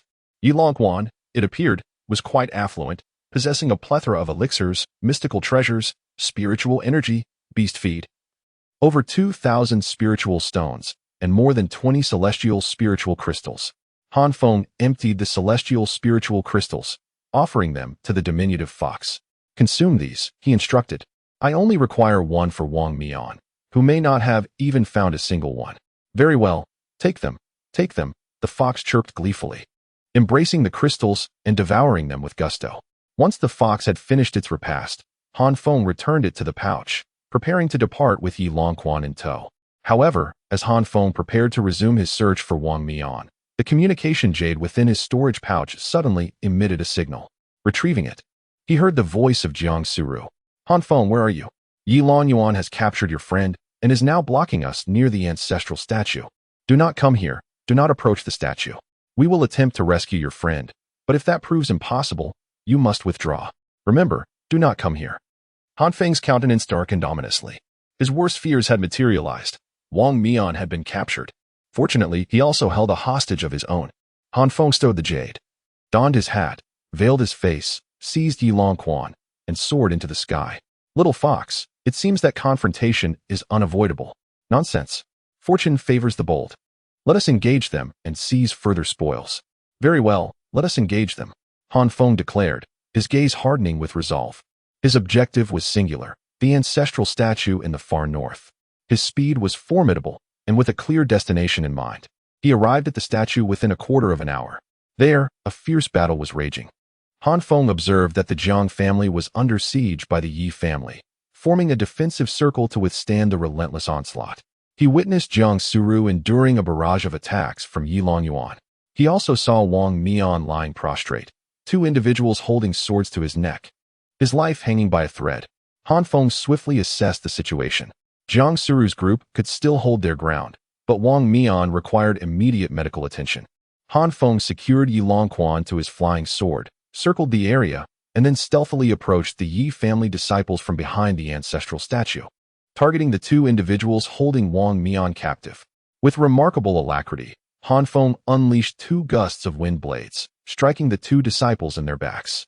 He deliberately avoided vital organs, instead piercing their abdomens. The two men cried out in agony and collapsed. Han Feng dashed forward, seized Wang Mian, and took flight. Clutching Wang Mian in his left hand and Yi Longquan in his right, Han Feng hurtled towards Yi Longquan with astonishing speed. At that moment, Yi Longquan had just parried Jiang Suru's sword and was about to thrust his own blade toward her face. Jiang Suru attempted to evade, but her path was obstructed by her own family members. The impending strike, coupled with Yi Longquan's spiritual energy, threatened to inflict severe brain damage or disfigurement. In the nick of time, Han Feng arrived. Lacking a weapon, he resorted to using Yi Longquan as a projectile. He swung Yi Longquan with considerable force, slamming him into Yi Longquan. Sensing the imminent danger, Yi Longquan hastily retracted his sword to parry the attack, severing Yi Longquan's right leg in the process. Ugh!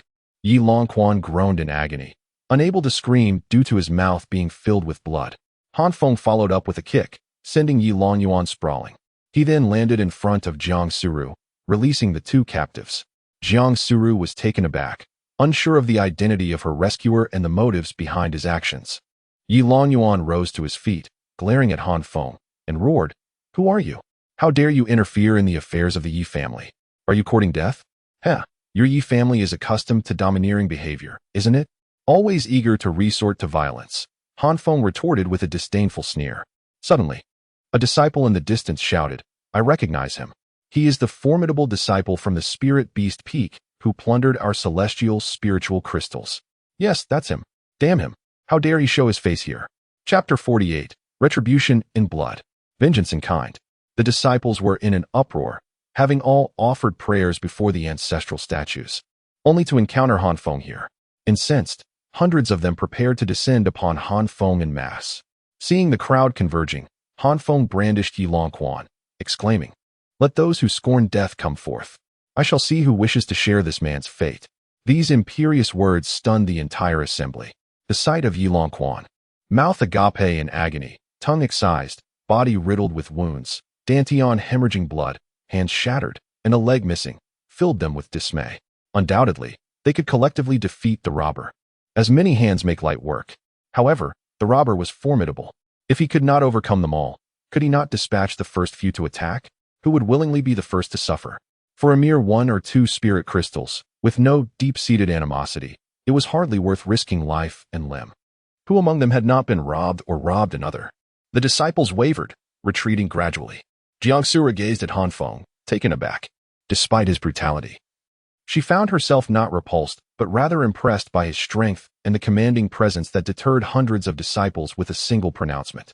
Women are drawn to strength, and Jiang Suru was no exception. Witnessing such dominance in a peer evoked her admiration. As they withdrew, the Yi family seethed. They recognized the figure Han Feng held as none other than Yi Longquan. Yi Longyuan, witnessing his childhood companion in such a wretched state, was consumed by rage. He pointed at Han Feng, bellowing, "Who are you, boy? Do you know who you hold? That is a member of the Yi family. Defy the Yi family, and you shall find no sanctuary within this sect. Your demise shall be wretched and unmourned." These very words were uttered by the man in my grasp. Han Feng retorted coldly, "Alas, he has become this. Who exactly are you?" Yi Longyuan inquired, his gaze narrowing, sensing a familiarity in Han Feng's voice. "Indeed, have you not been seeking me? Have you not clamored for a duel? Now that I stand before you, do you fail to recognize me?" Han Feng removed his bamboo hat and mask, revealing his true countenance. "Han Feng?" Yi Longyuan and Jiang Suru exclaimed in unison, as the surrounding disciples gaped in astonishment. What was transpiring? The formidable robber who had plundered hundreds of disciples. The powerful cultivator who had sent Yi Longyuan flying with a single kick and silenced hundreds with a word was, in fact, the despised menial, Han Feng? Had the world turned upside down? The surrounding disciples, including members of the Jiang and Yi families, felt as if reality had been inverted. Who could have imagined that such power resided within the man they all scorned? Jiang Suru frowned, her fair face etched with disbelief. "Han Feng, is it truly you? How did this come to pass? How did you become so strong?" "Senior sister, I shall explain later. For now, attend to Wang Mian. Do you possess any healing elixirs?" Jiang Sura knelt, examining Wang Mian's injuries. Upon discovering the ruined state of his dantian, she gasped, "This is dire. His dantian is irreparably damaged." Han Feng was struck as if by lightning. Gazing at Wang Mian's helpless agony, he exclaimed, "Irreparably damaged, what does that entail?" "It signifies that his dantian is not merely injured but utterly ruined, beyond repair. His cultivation is lost, and there is little hope of recovery. He shall never cultivate again." Jiang Suru administered an elixir to Wang Mian, lamenting, "Forgive me, I can only sustain his life. He shall retain mobility, but he shall be a cripple, unable to cultivate." A cripple, unable to cultivate. Tears welled in Han Feng's eyes as he beheld Wang Mian. His mind replayed scenes of their shared past, their shared dreams. "Han Feng, your father shall become a peerless warrior, an elder. I shall cultivate diligently and attain immortality. Han Feng, you cannot cultivate, but fear not. I can. When I reach the foundation establishment stage, I shall protect you. None shall dare bully us again. Shall we thrash old man off first? You shall strike the blow. Han Feng, we are nearly 18. I was rejected at the last matchmaking event, but I shall succeed next time. I must cultivate diligently, lest I be deemed inadequate by my future partner. Han Feng, go till the fields. I must cultivate. How else shall I protect you? Han Feng, I had a dream last night. I dreamt I became an immortal." Han Feng knew of Wang Mian's arduous cultivation, unlike his own indolence. Wang Mian toiled relentlessly. He knew of Wang Mian's yearning for power, for they were both powerless and oppressed. Wang Mian sought an end to the bullying for himself and for Han Feng. But now it was all gone. The dantian was ruined beyond repair. Even Jiang Suru, with her vast knowledge, could find no remedy. His path to immortality was severed. Wang Mian was destined to be immortal for eternity. Tears streamed down Han Feng's face, landing on Wang Mian's cheek. He removed the rope binding Wang Mian's tongue, which Yi Longyuan had feared would be used to beg for surrender. Wang Mian gazed at Han Feng, struggling to speak. Feng flee quickly. Han Feng grasped his hand. Wang Mian, I shall care for you for life. But first, I shall avenge you. Han Feng lifted Wang Mian and entrusted him to a disciple of the Jiang family. Brother, please care for him. The disciple nodded and retreated. Han Feng turned, his face stained with tears, his eyes burning with vengeful hatred. At his feet lay Yilongquan. Yilong Yuan, I seized Yilongquan because he once aided you in my attempted murder. But Wang Mian, who wronged him, why did you inflict this upon him? Why? Why do you not question your own conscience? Were it not for you, would he suffer this fate? Yilong Yuan sneered, Boy, I advise you to release my brother at once, and I may grant you a swift death. Stop. What are you doing? Yilong Yuan's face contorted in horror. Cutting off his words, Han Feng seized the wind-riding spirit sword and plunged it into Yilong Yuan's dantian. With a savage twist, he shattered the dantian before wrenching it free. A fist-sized chunk of mangled flesh was extracted from Yilong Yuan's abdomen. This ruthless act shocked all present. Han Feng had ripped out a living man's dantian. Such barbarity. Chapter 49, The Battle of Rivals. Han Feng versus Yilong Yuan, whether inside or outside the arena. All spectators were left in a state of utter shock. Within this sect, the majority had never taken a life. Even those who had, did so swiftly and without cruelty. Unlike this brutal act of forcibly extracting a person's dantian, particularly for the disciples in the Qi refinement stage. Their most intense battles had merely been contests of victory or defeat during the ancestral worship ceremony in the secret realm, devoid of any deep-seated vendettas. Han Feng's actions, however, undoubtedly represented a profound enmity. Severing one's path to immortality is akin to murdering one's parents. Yilong Yuan's incapacitation of Wang Mian had drawn the ire of the masses, who condemned him vocally. Yet, Han Feng's actions did not evoke such outrage. Instead, the onlookers were gripped by fear. To witness a living person subjected to such a gruesome fate was too bloody and barbaric. This scene left an indelible mark of terror in the hearts of many disciples. Outside the arena, Yilong Yuan's father, in a fit of rage, howled at Han Feng, accusing him of murder. Nevertheless, Yilong Yuan was not dead, and Han Feng had not violated any rules. Han Feng forcefully struck the extracted dantian against the stunned face of Yilong Yuan, his eyes ablaze with fury as he declared, Yilong Yuan, the path of cultivation is long, and our enmity shall not end here. Yilong Yuan's handsome visage was marred with blood, and as he regained his composure, he was consumed by rage upon witnessing the fate of his beloved cousin. He roared, Han Feng, how dare you do this to my brother? I will see you dead. I will see you torn to shreds. A cruel smile curled on Han Feng's lips as he retorted, Is that so?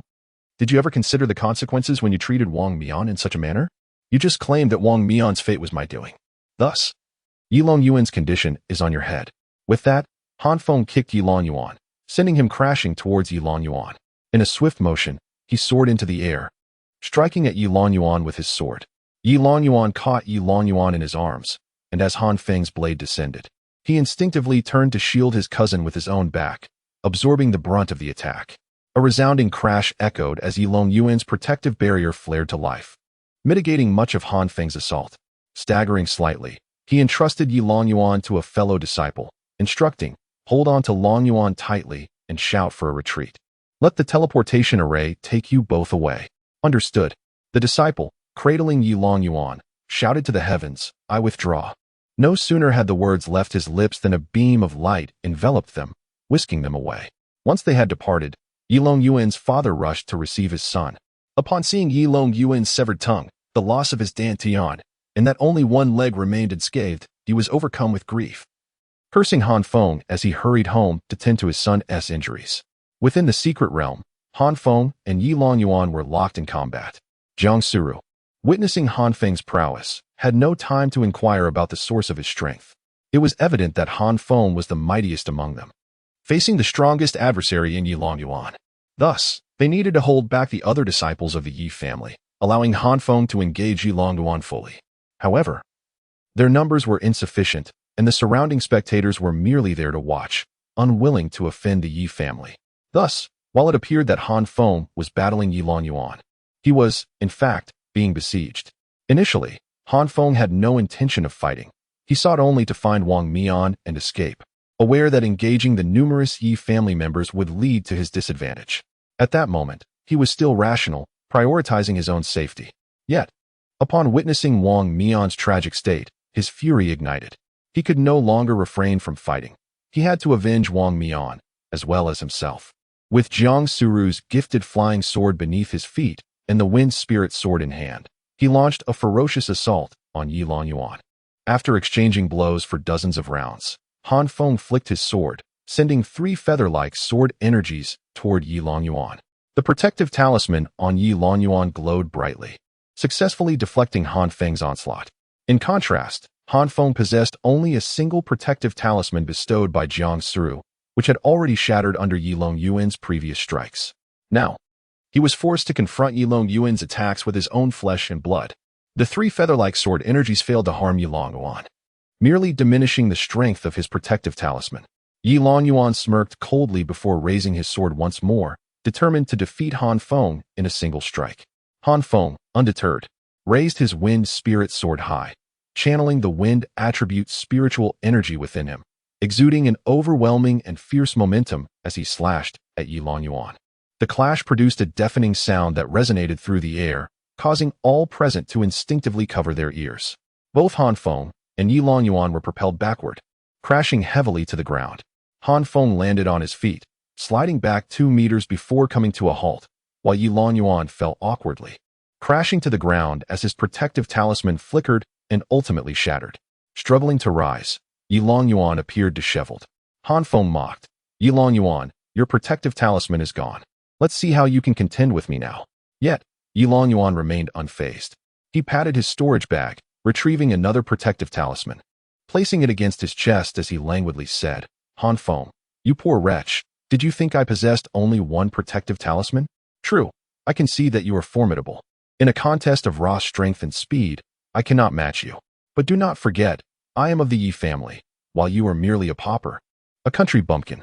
I possess many protective talismans and countless allies. For every one you shatter, I have many more at my disposal. For every foe you repel, a legion of comrades awaits. This is the difference between a pauper and a scion of a noble family. Do you understand? In the end, it shall be you who falls." With a sweeping gesture, Yi Longyuan commanded, "Charge. All of you, attack together and incapacitate Han Feng." Yes, a dozen Yi family disciples responded in unison, brandishing their weapons and rushing toward Han Feng. Left with no choice, Han Feng resolved to first deal with the disciples at the 6th and 7th levels of Qi refinement. Chapter 50, Yi Longyuan. Shameless. The disciples outside the arena, upon witnessing the scene and hearing Yi Longyuan's words, were incensed to the point of explosion. Wasn't the ancestral ceremony supposed to be a fair competition? What kind of hero is it to band together against a single opponent? To flaunt their prowess in front of the ancestors in such a manner was nothing but bullying. Surely, the ancestors would not bestow upon them any rewards. Lacking strength, they relied on an abundance of magical artifacts to secure victory. Why not crawl into a turtle shell instead? If one cannot withstand defeat, why call for help? Staying home in slumber would be far more prudent. Previously, they had criticized Han Feng for refusing a one-on-one duel, labeling him as cowardly. Yet now that he had arrived, Yi Longyuan hesitated to face him alone. Faced with a rival, he lacked the courage for a fair fight. If he had truly bested Han Feng through skill, perhaps senior sister Jiang would have regarded him with more esteem. Such spinelessness, seeking to prey upon the weak while calling for aid against the strong. If one cannot afford to lose, they ought not to engage in the contest. The Yi family was notorious for employing despicable and shameless tactics, resorting to assassination and mob attacks. How utterly disgraceful. Is this truly our esteemed disciple?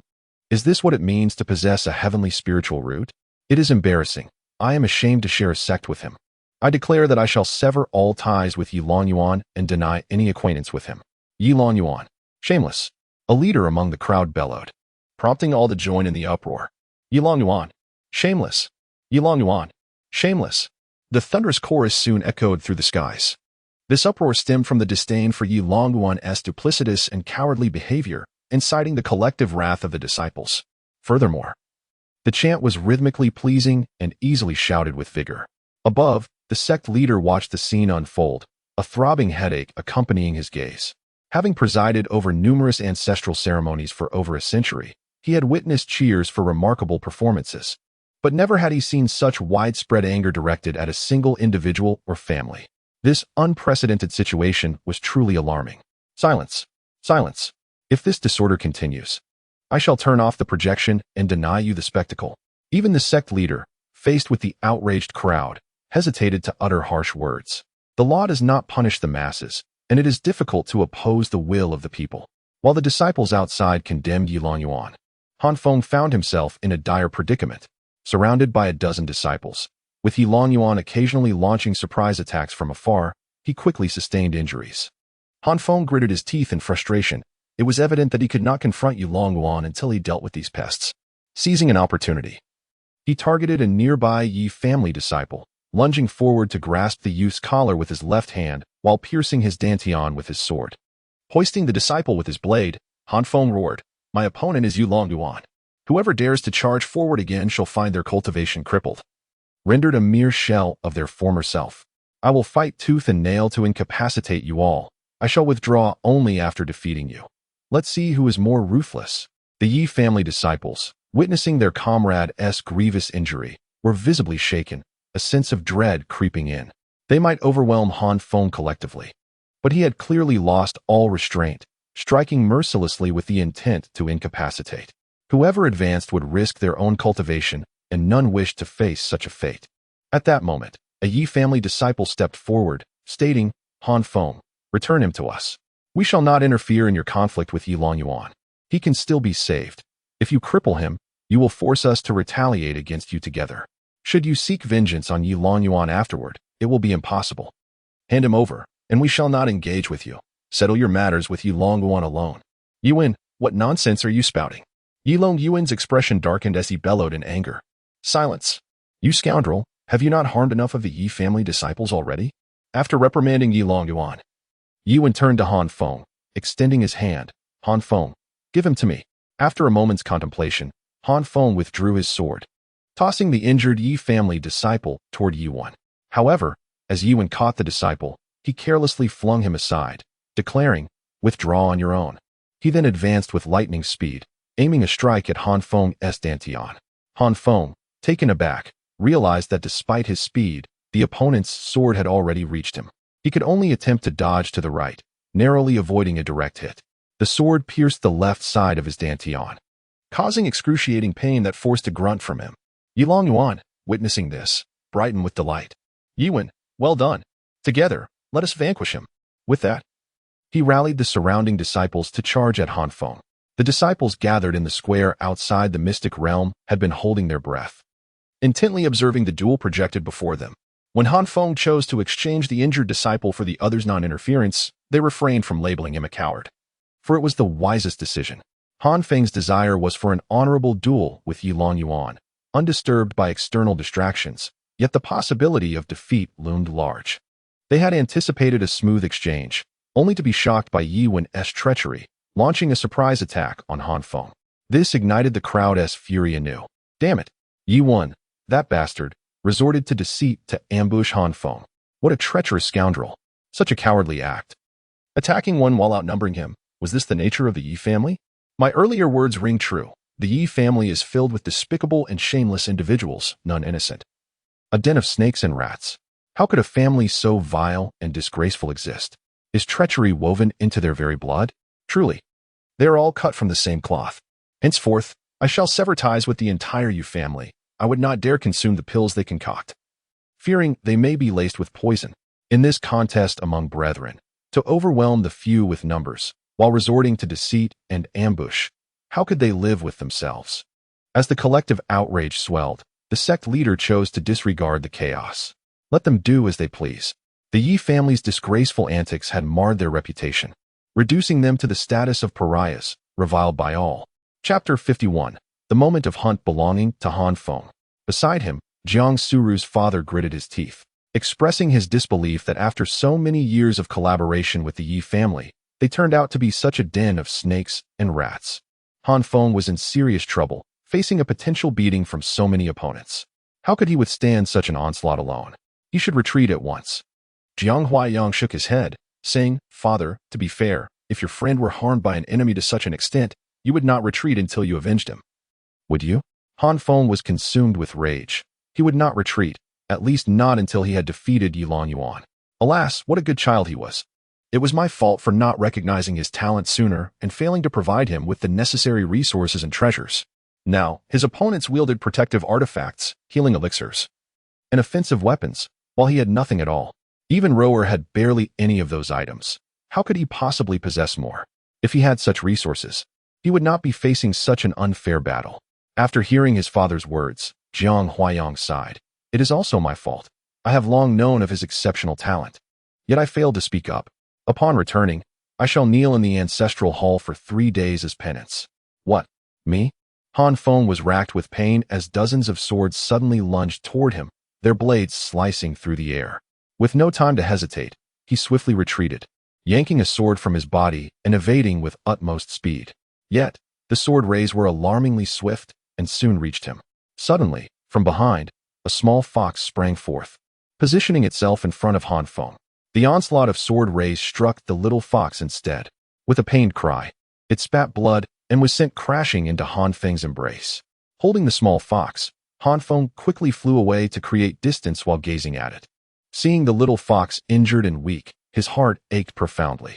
You little creature, with no cultivation, why did you shield me? Do you not realize you could die? The small fox, barely hanging on, looked at Han Feng and replied, It's all right. You are my best friend. The only human I have encountered who harbors no malice toward me. For you, I am willing to bear the brunt of the attack. I will be fine. Once I consume 50 spirit stones, I will recover. Rest assured, I shall give you all my spirit stones from now on.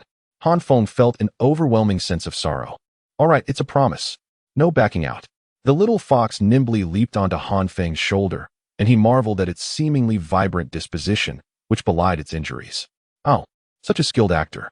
The disciples outside couldn't help but smile, chuckling at how the little fox was both mischievous and adorable. Perched on Han Feng's shoulder, the small fox quickly advised, Listen to me. You must exploit your advantages. They are numerous, and confronting them head-on would be the most foolish tactic. You are swift. No one can catch you. Yet, among them, their speeds vary, some fast, some slow. Just maintain your distance, and they will eventually spread out. Ignore the fastest, Yilan Yuan. Instead, use your speed to take down a solitary foe, and then flee. In a few exchanges, you will incapacitate several, and the rest will be frightened away. That makes sense. Your intelligence is commendable, little fox. Han Feng promptly put the plan into action, leading a group of Yi family disciples in a circular chase. Indeed, as the little fox had indicated, the disciples' speeds varied, and soon they were separated by several hundred meters. Yilan Yuan, who was closest, continued to hurl insults. But Han Feng ignored him, surveying the battlefield as he circled around. Suddenly, he exploded with speed, darting toward the center where a Yi family disciple stood. With astonishing swiftness, Han Feng reached the disciple in the blink of an eye. The disciple, elated, shouted, Han Feng is coming. Quickly beat him. However, he soon realized 2 critical issues. First, the other disciples were far too distant, the closest being several hundred meters away.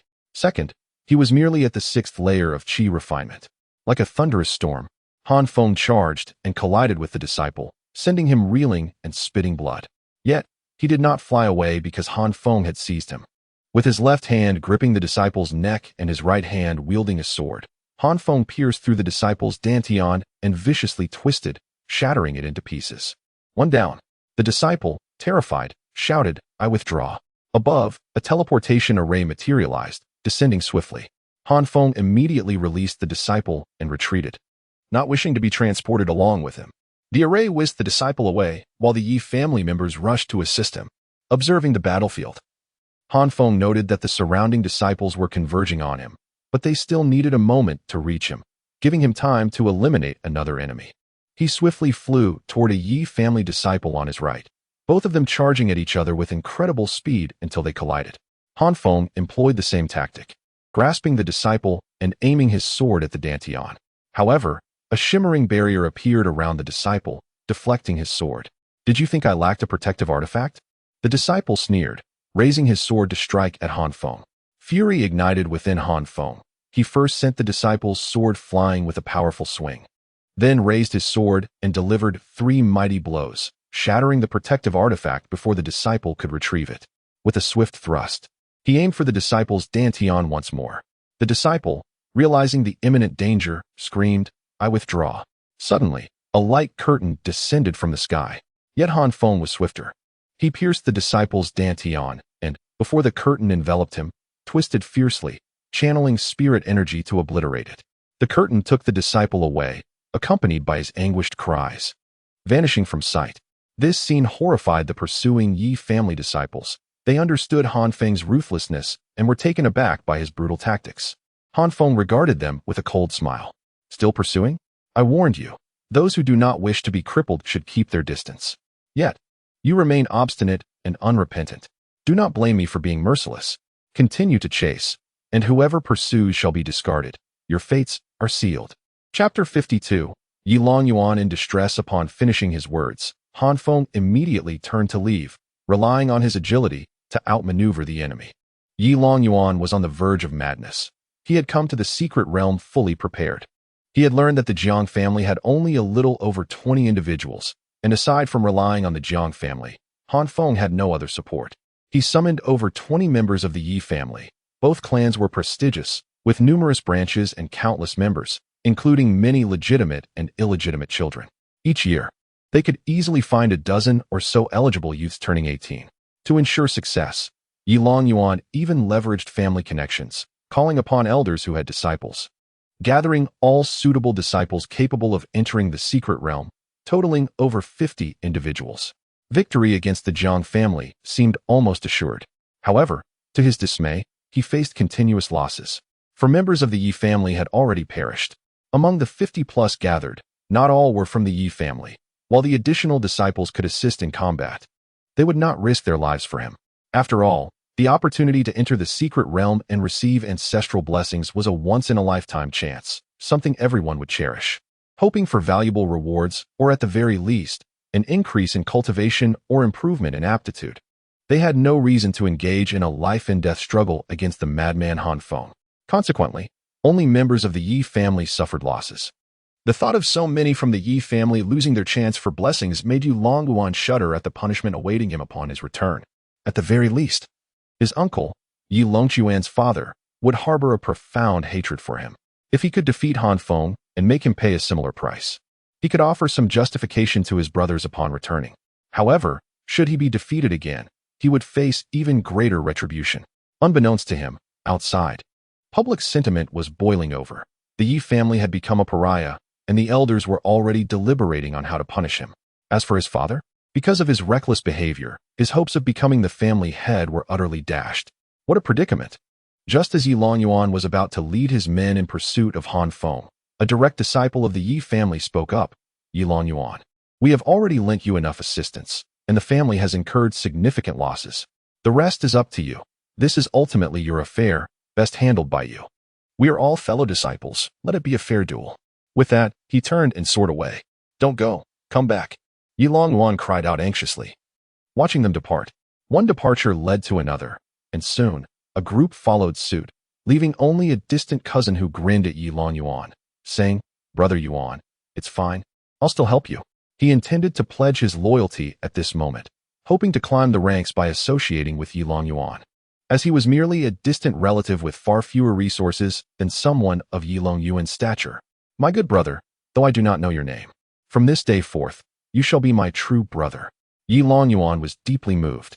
The disciple nodded vigorously, but suddenly, a sharp pain erupted from his dantian. In disbelief, he looked down to see a sword blade protruding from his dantian, twisting violently and shattering it to pieces. A ghostly voice echoed from behind.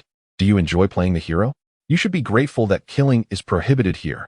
Han Feng had stealthily circled behind him. With a swift flick of his sword, he sent the disciple plummeting to the ground.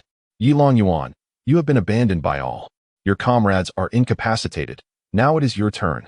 Han Feng sneered coldly, brandishing his sword and charging toward Yi Longyuan. Yi Longyuan's expression darkened severely. Without sparing a glance at the fallen brother, he engaged Han Feng in combat. The Yi family disciples who had previously departed watched in relief, reassured they had made the right choice. The first to leave approached the others, instructing, All right, cease hostilities. There is no need for our two families to continue fighting. This is ultimately a personal grudge between Yi Longyuan and Han Feng. Let them resolve it themselves. It has nothing to do with us.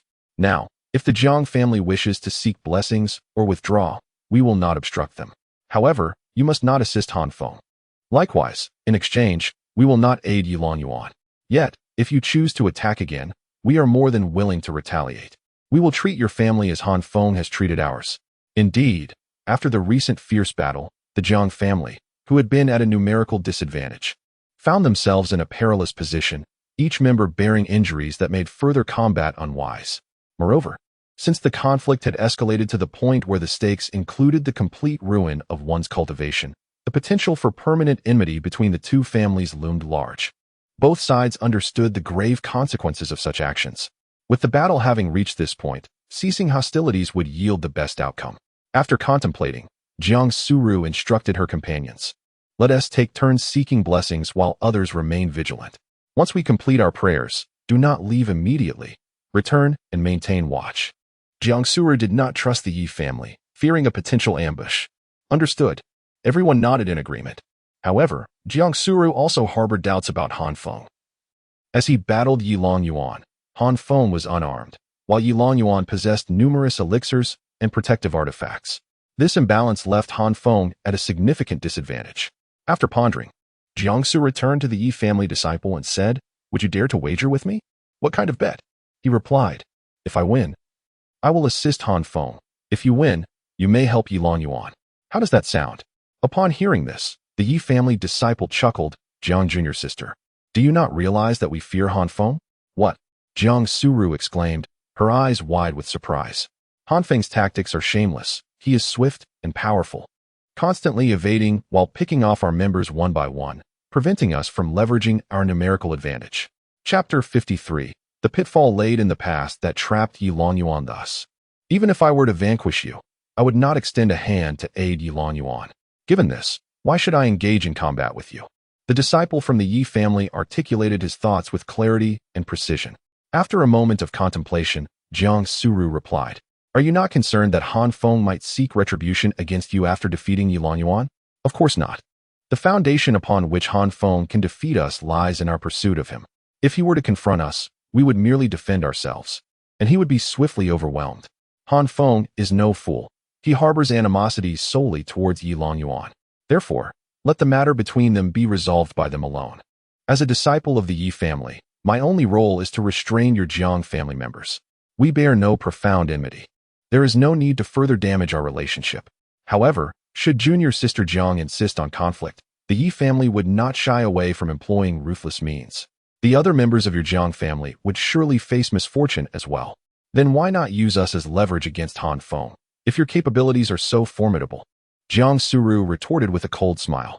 The Yi disciple smiled slightly and stated, "As I mentioned, it is unnecessary for our two families to harm each other. Moreover, not all Yi family members are of ignoble character. While Yi Longyuan may resort to using others to threaten his peers, and Yi Wen may employ deceitful tactics, such methods are beneath me. What is your name?"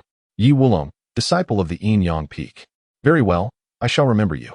Jiang Suru glanced at him before turning her attention to the battlefield where Han Feng fought.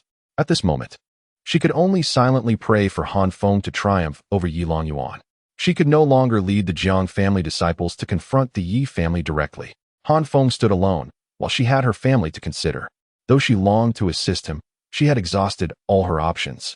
If she intervened, it would inevitably spark another fierce battle between the Yi and Jiang families. Given their disadvantage, they would be of no help to Han Feng. Yi Wulong's remarks slightly improved the external disciples' perception of the Yi family. They understood Jiang Suru's predicament and appreciated her stance. Yet they recognized that the Yi family's reluctance to aid Yi Longyuan hinged upon Han Feng's extraordinary speed. Should they catch up to him, they would undoubtedly strike without hesitation. On the battlefield, the clash between Han Feng and Yi Longyuan had escalated to a fevered intensity. Despite Yi Longyuan's possession of numerous protective artifacts and the Yi family's considerable resources, he remained merely one disciple among many, incapable of amassing resources beyond his realm's limits. Their combat was fiercely contested. Han Feng, displaying remarkable acumen, refrained from direct confrontation. Instead, he relied on his agility to evade Yi Longyuan's strikes while retaliating in kind. For every successful blow Yi Longyuan landed, Han Feng managed to strike 3 times in return. Both were in the Qi refinement stage, unable to unleash overly potent techniques, resulting in a rather primitive combat style. Yi Longyuan continuously inflicted wounds upon Han Feng, while Han Feng dismantled Yi Longyuan's protective artifacts one by one. After 3 hours of intense battle, both were battered and low on spiritual energy. Ultimately, Han Feng succeeded in shattering Yi Longyuan's final protective artifact. They descended to the ground, both gasping for breath, utterly exhausted. Han Feng taunted, "And yet you still have more? How many protective artifacts do you possess? Surely, you must be out by now." Leaning on his sword, Yi Longyuan replied languidly, "Indeed, my protective artifacts are depleted. However, if you believe that signifies my defeat, you are gravely mistaken. Now, how much spiritual energy do you have left? How long can you endure your injuries?" Han Feng retorted, "You speak as if you have any energy to spare. Even if your injuries are not as severe as mine, the fact remains, I can strike you, while you cannot strike me. Ultimately, the victor will be me. Not so fast. Remember, you cannot outlast me, you pauper." Yi Longyuan produced a pill bottle from his storage bag and explained with interest. Within this vial resides a potion known as the recovery pill, renowned for its ability to swiftly heal injuries and replenish spiritual energy. This particular vial contains high-grade recovery pills. Crafted from a rare 3-needle flower, aged 350 years, by the esteemed alchemist Zhao Huayun. The flower alone cost 4,500 spirit stones, and with the additional requisite materials, the total expenditure exceeded 5,000 spirit stones. Just one of these pills will restore all my injuries. Do you comprehend this, pauper? With that, Yi Longyuan consumed a pill, erupting into hearty laughter. Han Feng's expression darkened ominously. His opponent possessed the means to restore both health and energy, while he did not. The longer they fought, the narrower his advantage became. Suddenly, Yi Longyuan's laughter ceased as he looked at the vial in confusion. Huh? Why isn't it working?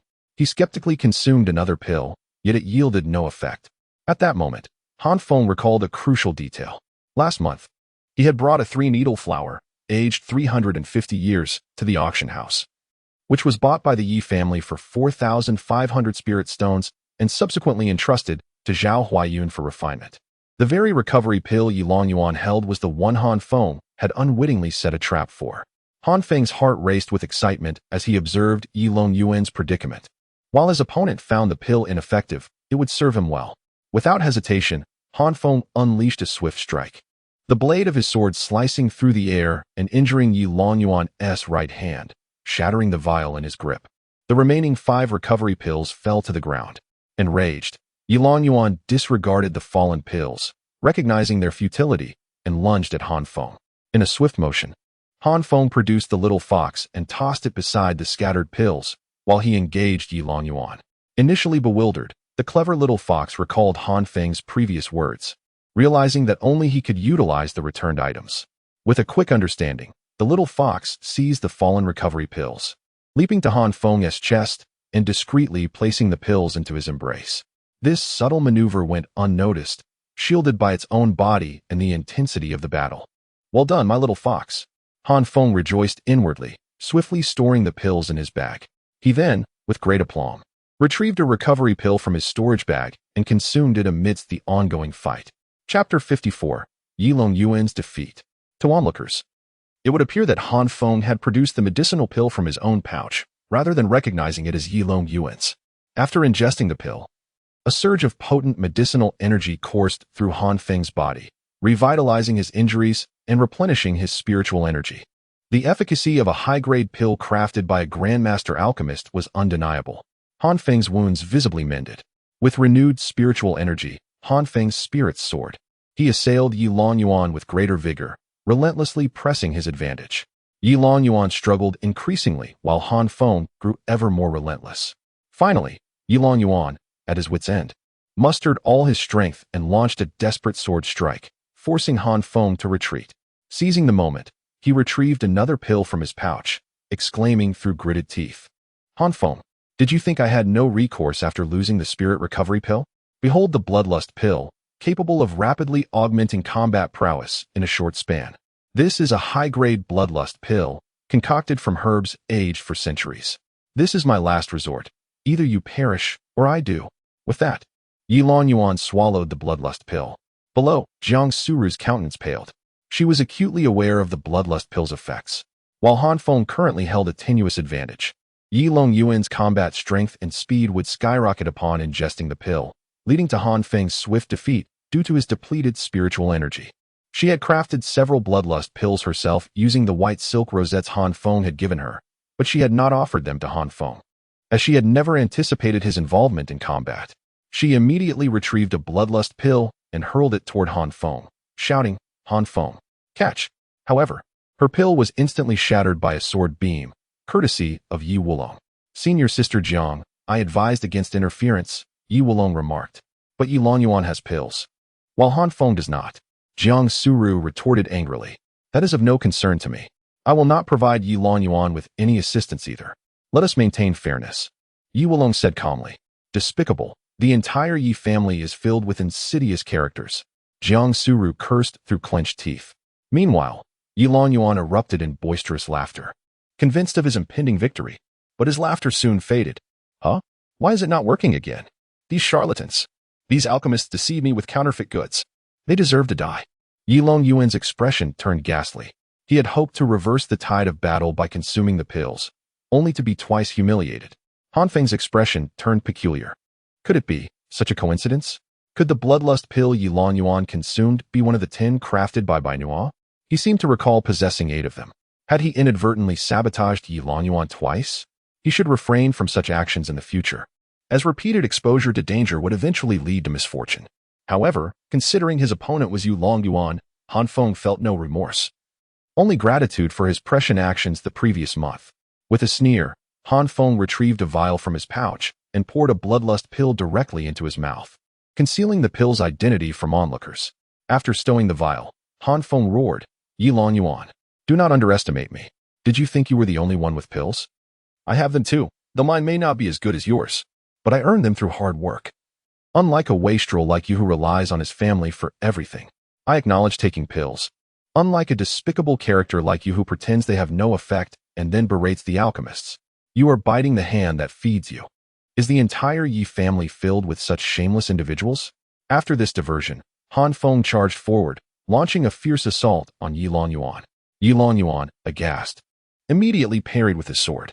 However, how could he, with his depleted spiritual energy and severe injuries, contend with Han Feng, who had recovered his spiritual energy and injuries and had been further enhanced by the bloodlust pill? Moreover, Han Feng already held the upper hand in their battle. Han Feng's sword strike sent Yi Longyuan crashing to the ground with broken bones, as if on the verge of death. Immediately, Han Feng swooped down, sword pointed downward, aiming for Yi Longyuan's dantian. This was the final blow. He intended to cripple Yi Longyuan once and for all. Han Feng would not be merciful, nor would he make the villain's mistake of talking too much. However, Yi Longyuan was lucid. He knew he could not defeat Han Feng, and given Han Feng's nature, he would undoubtedly cripple him and subject him to torture. A gentleman takes revenge, even if it takes 10 years. Yi Longyuan immediately shouted, "Withdraw." A beam of light descended from the sky, carrying Yi Longyuan upward. Han Feng's expression changed drastically, but it was too late. His sword only severed Yi Longyuan's left foot. Yi Longyuan left behind a foot, but he escaped. "Ah!" Han Feng roared in frustration, slamming his sword into the ground, pulverizing the foot into mud and leaving a trench in the earth. He was inconsolable. How could he have missed such a golden opportunity? He had crippled many members of the Yi family, but none of them were as important as Yi Longyuan. Yi Wulong, witnessing Yi Longyuan's departure, immediately declared, "All Yi family members, withdraw, withdraw." All the Yi family members echoed in unison as they departed. In the preceding 3 hours, both the Yi and Jiang families had completed their prayers. Jiang Suru immediately flew to Han Feng, supporting him. She saw his wounds and his regretful, unwilling gaze. "It is all right. Even if we crippled him, we could not have killed him. We will wait for another opportunity to kill him ourselves." Jiang Suru consoled Han Feng. Han Feng nodded, understanding Jiang Suru's reasoning. "How are you? Are you seriously injured?" "He is seriously injured, on the verge of death," the little fox interjected earnestly and anxiously. "He needs a lover's kiss to recover." Chapter 55, The Wish, Wang Mian's Hope. Jiang Suru was momentarily taken aback, her expression adorably dazed. And then her face flushed a deep crimson as she playfully struck the little fox on the head. "What nonsense are you spouting, you little rascal?" Her cheeks were rosy. "How could this mischievous creature suggest that I kiss Han Feng? In front of so many people, How could I possibly bring myself to do such a thing? No, that is not the crux of the matter. The real issue is how could I kiss Han Feng? He isn't even my... Oh, it seems he truly is my Tao partner. But when did I come to accept this notion? I appear to be rather concerned about Han Feng's well-being. Why would I care for him so? It must be because my predicament has caused him distress, which is why I worry for his safety, not because I genuinely care for him. It has to be that way, as Jiang Suru reasoned with herself. She adjusted her mindset to quell her rosy cheeks. At that moment, Han Feng also regained his composure, shaking off the earlier bitterness. It matters not. If he cannot be incapacitated, then so be it. If Yi Longyuan were to be truly crippled, he would never venture outside again, and it would be nearly impossible to kill him. Conversely, if he remains intact, a cultivator like Yi Longyuan will eventually leave the sect, providing me with an opportunity to eliminate him. This was a vendetta that would not end until one of them was dead. If Han Feng and Yi Longyuan were once rivals, after the earlier assassination attempt orchestrated by Yi Longyuan and the crippling of Wang Mian, Han Feng had transformed their rivalry into an outright enmity. From now on, Han Feng's adversaries would not solely be Yi Longyuan, but the entire Yi family. Given that Han Feng had incapacitated so many of their kin, his very existence would be a source of immense shame for the Yi family, who would undoubtedly spare no effort to eliminate him. Yet, he harbored no regrets. He even felt it was insufficient. Thank you for your concern, senior sister. I am fine. How about you? Are your injuries severe? Han Feng inquired with genuine concern as he looked at Jiang Suru. I am all right, just a minor internal injury. A medicinal pill will heal me swiftly. But your injuries are far too grave. You must take the medicinal pill first, Jiang Suru insisted, producing a recovery pill for Han Feng. He accepted it and swallowed it without hesitation, unable to mention that he had pilfered the recovery pill from Yi Longyuan. I must express my gratitude to senior sister Jiang and the brothers of the Jiang family. I appreciate your assistance during this ordeal. One of the Jiang family disciples chuckled. Come on, we are all family now. No need for such formalities. Han Feng's display of combat prowess and ruthless determination had effectively won over the Jiang disciples. Such a prodigy, destined for greatness, surely warranted their utmost allegiance. Han Feng was no longer the despised waste he once was. What of Wang Mian? He asked. He has regained some strength, but his Dantian is basically beyond hope. I will go see him. Han Feng mounted his sword and soared towards Wang Mian. At that moment, Wang Mian was leaning against the ancestral statue, half-sitting. Wang Mian. Han Feng crouched down, his eyes filled with concern. Wang Mian grinned, saying, You did well, Fengzi. I witnessed your fight just now. You are no longer a waste. You are formidable. When I get out of here, I can boast that I have a prodigy brother. Wang Mian. I am so sorry. It is all my fault. It's my fault. Do not speak like that. It is Yi Longyuan who harmed me, not you. Every debt has its rightful debtor. Did you not also incapacitate several members of the Yi family? We are not only even, we have gained much. Those from the Yi family will not see it as Yi Longyuan's fault, and I do not blame you either. However, I must make it clear, I am now a cripple, unable to cultivate. From now on, I will rely on you to protect me. Fengzi, you must live well, even if only for my sake. Han Feng nodded solemnly, then supported Wang Mian's arm to help him stand. Brother, you have not made a wish yet, have you? Let us together beseech the ancestors, that they may grant their blessings and heal your injuries. Han Feng assisted Wang Mian as they knelt before the ancestral statue, retrieving 2 celestial spirit crystals from his storage pouch. These are the last 2. One was given to me by senior sister Jiang, and the other I took from the little fox. We shall each take one. One is sufficient. That little fox is merely gluttonous. Wang Mian chuckled heartily. The 2 placed the spirit crystals on the ground and prayed earnestly. Together, they spoke. O ancestor, we humbly beseech you, grant us your favor, and find a way to heal my brother Wang Mian's injuries. The path of cultivation is crucial for him. Ancestor, we implore you to bless Han Feng, ensuring his safety and longevity. Their simultaneous prayers resonated clearly with the surrounding disciples, as well as those outside the secret realm. Everyone was moved. The ancestral tribute ceremony, a singular opportunity for a wish, marked a rite of passage into the world of cultivation and represented a pivotal moment for seizing one's fortunes. It was a moment etched in memory, an unparalleled chance devoid of prejudice regarding background, lineage, aptitude, or resources, a moment that could determine the foundation of their cultivation journey. Yet, these 2 individuals, in perfect harmony, chose to utilize this rare opportunity to bless one another. Such profound camaraderie was truly touching. This was brotherhood. This was genuine friendship. At that moment, the bond between Han Feng and Wang Mian stirred the hearts of many. The ancestral statue bore an identical likeness to its counterpart in the outside world, holding 8 luminous orbs in hand. The orbs radiated a brilliant light, descending upon Han Feng and Wang Mian. Most spectators had witnessed such occurrences before. Wang Mian's light vanished from his forehead after 3 seconds, akin to the experiences of many others. I bestow upon you the ancient external body refinement technique.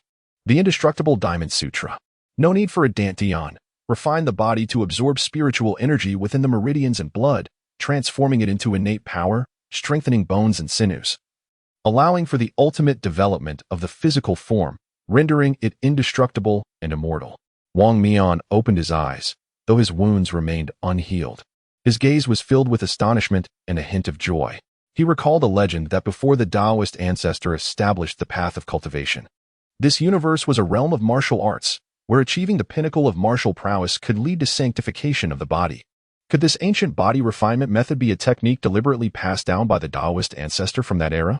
He turned to share his joy with Han Feng, only to find that the beam of light that had enveloped Han Feng did not dissipate.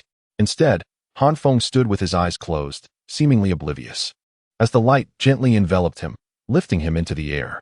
This scene left everyone in awe. They had never witnessed the ancestral light lifting someone off the ground before.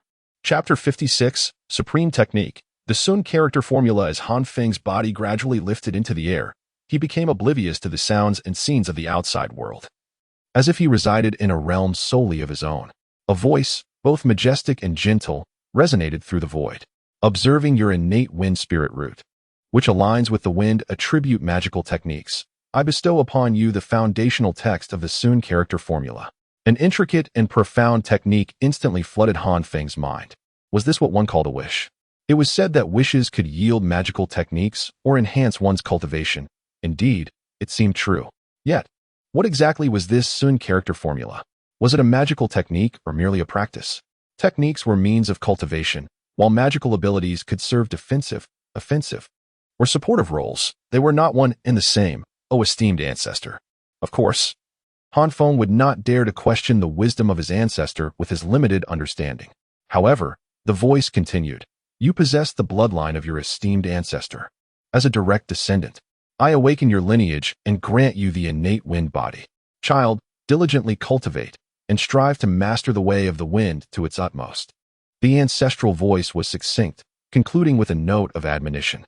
In the next moment, Han Feng felt an excruciating pain coursing through his entire being.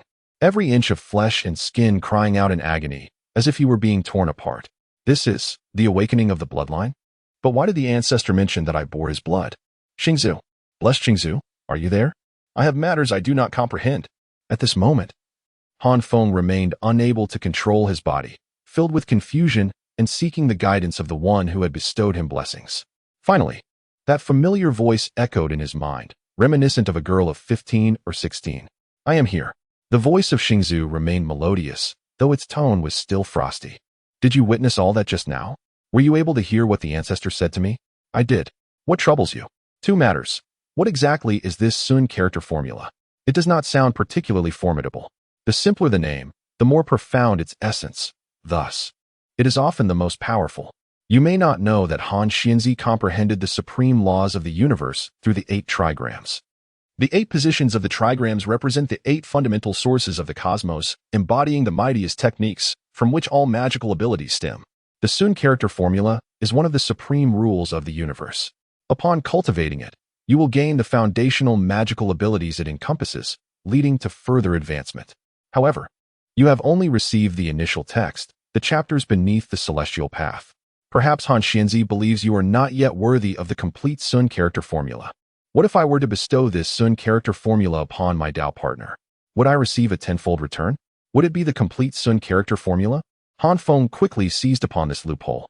After a moment of silence, Xingzu's voice returned. In theory, acquiring the complete Sun character formula now would be of no use to you, but as I set the rules, I must abide by them. If you gift it to your Tao partner, I shall return to you the complete version. Thank you.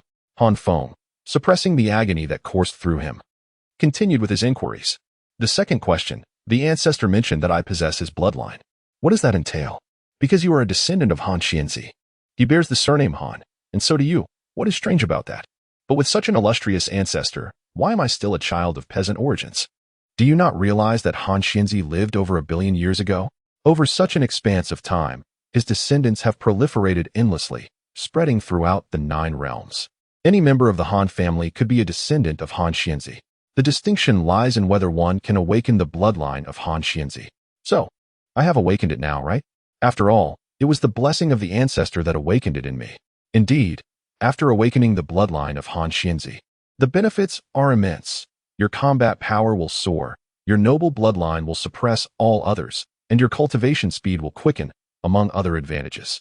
However, should others learn of your awakened bloodline, countless formidable beings will seek to devour you, coveting your body and blood. For your bloodline surpasses all elixirs and treasures in their eyes.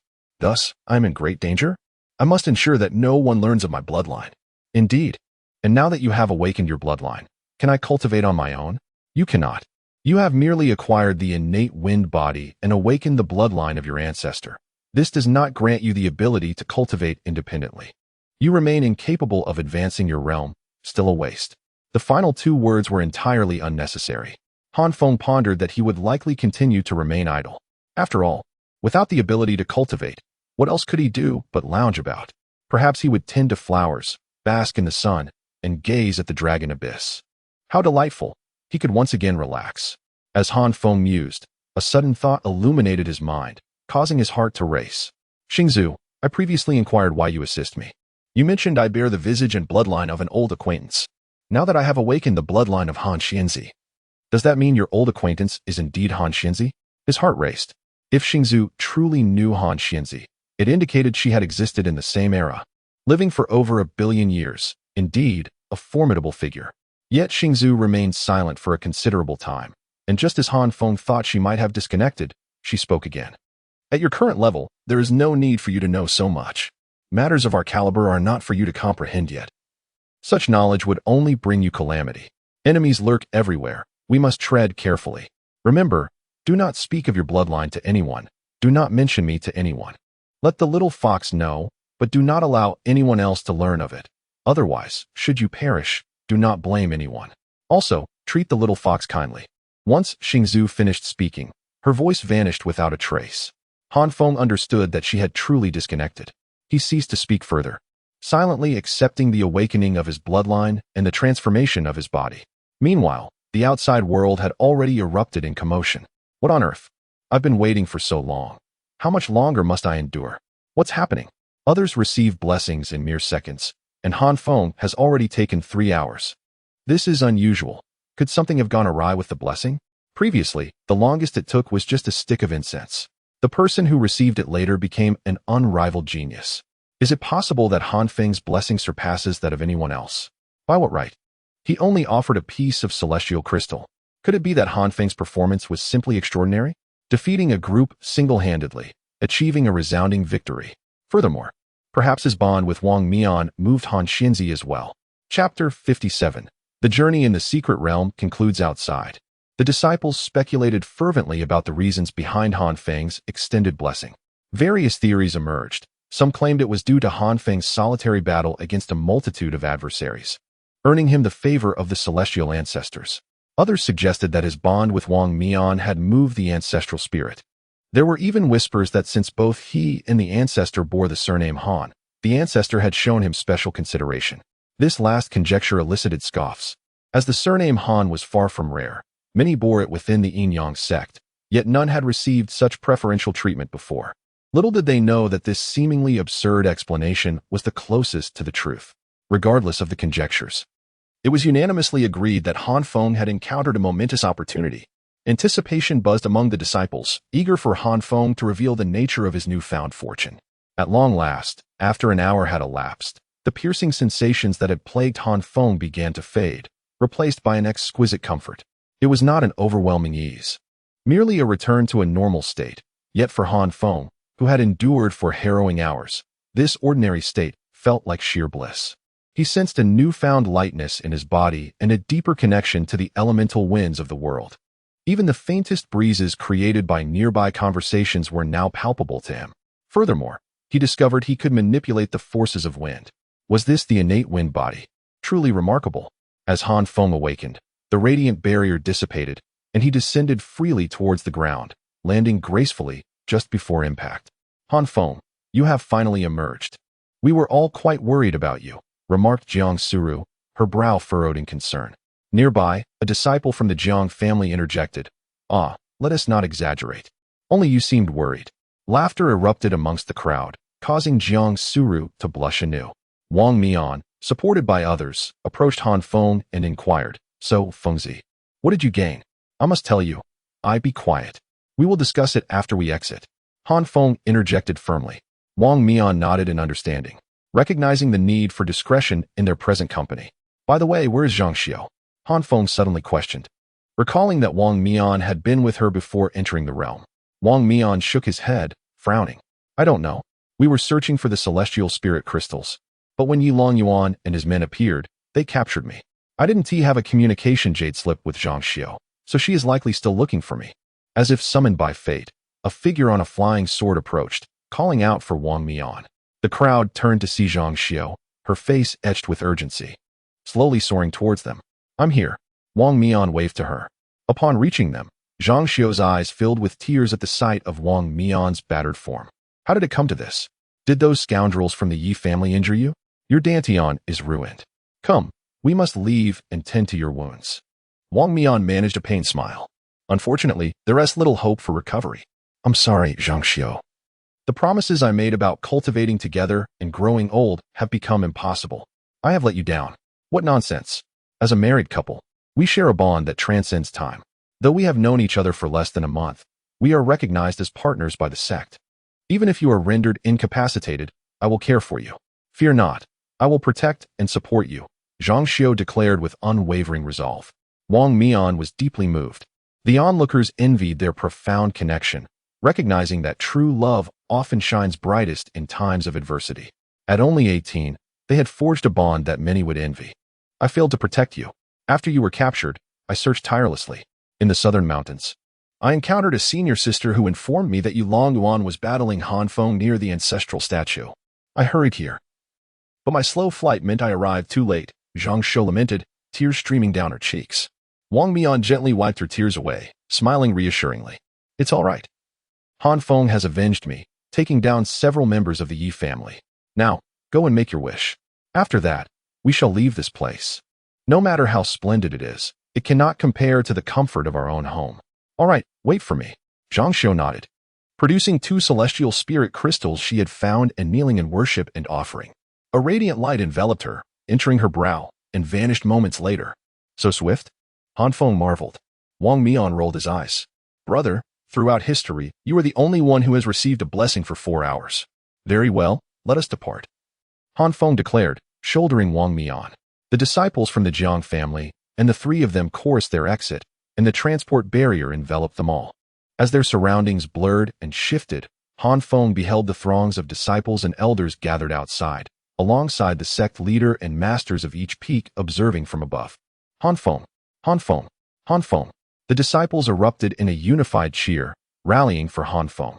His remarkable displays in battle and during the blessing, coupled with his status as an ordinary disciple without connections, resonated deeply with the others. In that moment, Han Feng became a symbol of resistance against the oppression of the powerful clans. Stunned by the adulation, Han Feng could not comprehend why they were chanting his name. The sect leader stepped forward, silencing the crowd with a gentle smile. "Han Feng, do not be astonished. Your actions and words within the secret realm have garnered the respect of the disciples. You are now a well-known figure in our sect." "What? My words inside could be heard outside?" Han Feng exclaimed, perplexed, having assumed that their conversations were confined to the secret realm. "Indeed, were you unaware?"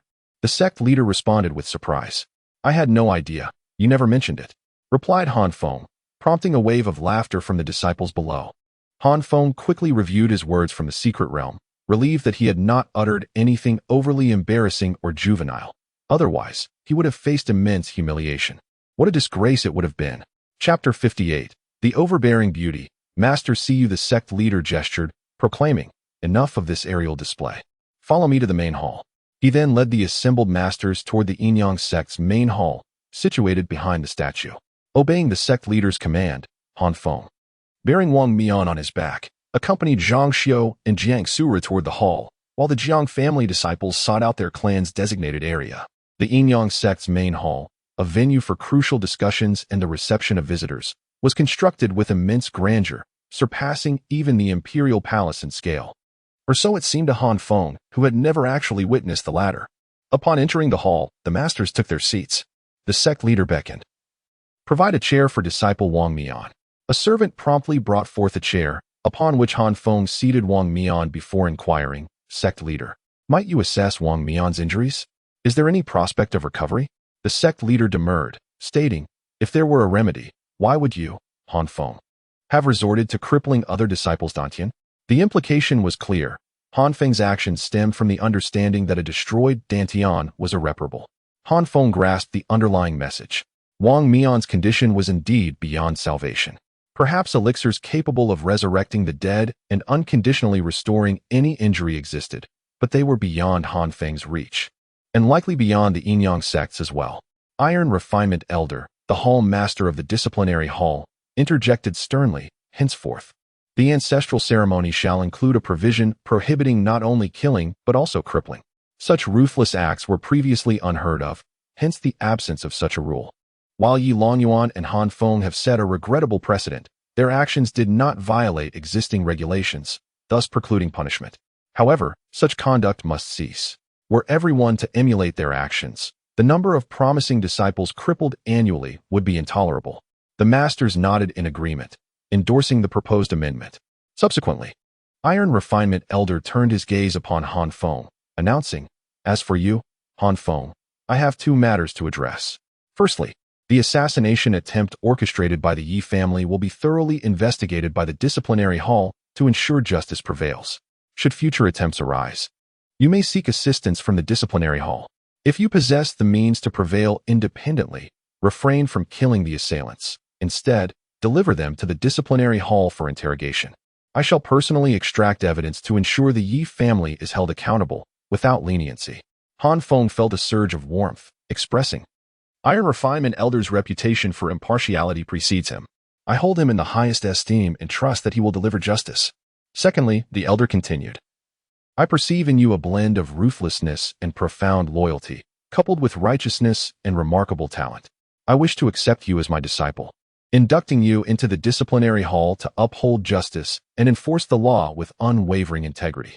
Before Iron Refinement Elder could complete his proposition, a resounding crash reverberated through the hall. All heads turned to witness Master Cu of Falling Peak. The armrest of her chair shattered. Master Cu, her gaze frigid, discarded the wooden shards onto the floor, remarking languidly, "These hall chairs are exceedingly fragile. They require replacement." Silence descended upon the hall as the assembled masters, in the face of Cu's imposing presence, refrained from uttering a word.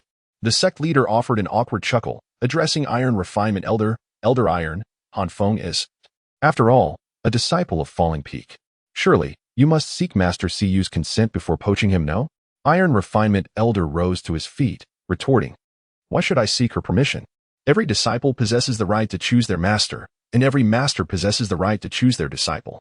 Only with mutual consent is a master-disciple relationship established. Are all Peak disciples to be apprenticed to their respective masters? Would the disciplinary hall be unable to recruit disciples?" Han Feng now understood. His own Peak's master was displeased by Iron Refinement Elder's attempt to take him as a disciple, considering his demonstrated talent and combat prowess. The interest of these figures was understandable. However, it seemed this particular master possessed a rather volatile temperament. The sect leader waved his hand, interjecting, "Compose yourselves. Throughout the sect, the two of you possess the most fiery tempers. Naturally, both of you, along with the other masters, are entitled to accept disciples. I shall now inquire, who among you wishes to accept Han Feng as a disciple?" The assembled masters exchanged glances, and as they were about to raise their hands, Master Cu emitted a sound of disapproval. The threatening undertone of this single syllable deterred the other masters from proceeding. Han Feng was taken aback by his master's domineering nature. This seemingly young, beautiful, and well-figured woman wielded such power. A mere grunt silenced the sect's masters. She was an invaluable asset. Now was the time to align himself with her. Iron Refinement Elder frowned, questioning, See you, what is the meaning of this?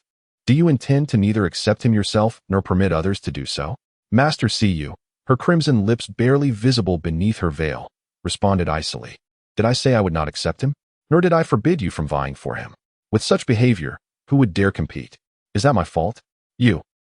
Humph. It is difficult to plan with women. Crack. The armrest on Master See You's left shattered. She rose, stating, the decision of acceptance rests solely with me. My standards for disciples are exceedingly stringent. Mediocrity is unacceptable. While Feng claims to possess a wind-attributed celestial spirit root, I have yet to personally verify this claim. How can I arrive at a conclusion prematurely? Having spoken, Master See You gestured imperiously toward Feng. Feng scurried over with alacrity. Mindful not to provoke this temperamental woman. Stand straight and remain still. Master See You initially extended her flawless, jade-like hand to the back of Feng's neck, palpating it before placing it upon his dantian, channeling spiritual energy and releasing her divine sense for examination.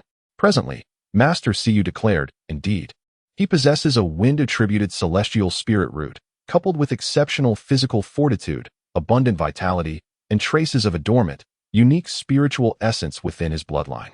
Its precise nature remains unknown, but it appears promising. Furthermore, he is a virgin. Feng's forehead was beaded with sweat. Was that final remark truly necessary? Master See You regarded Feng, musing, previously. I questioned my disciple Jiang Suru's choice of you, but I saw no need to interfere. Now, it seems you are indeed worthy of her. Her judgment was sound. Jiang Suru's cheeks flushed crimson.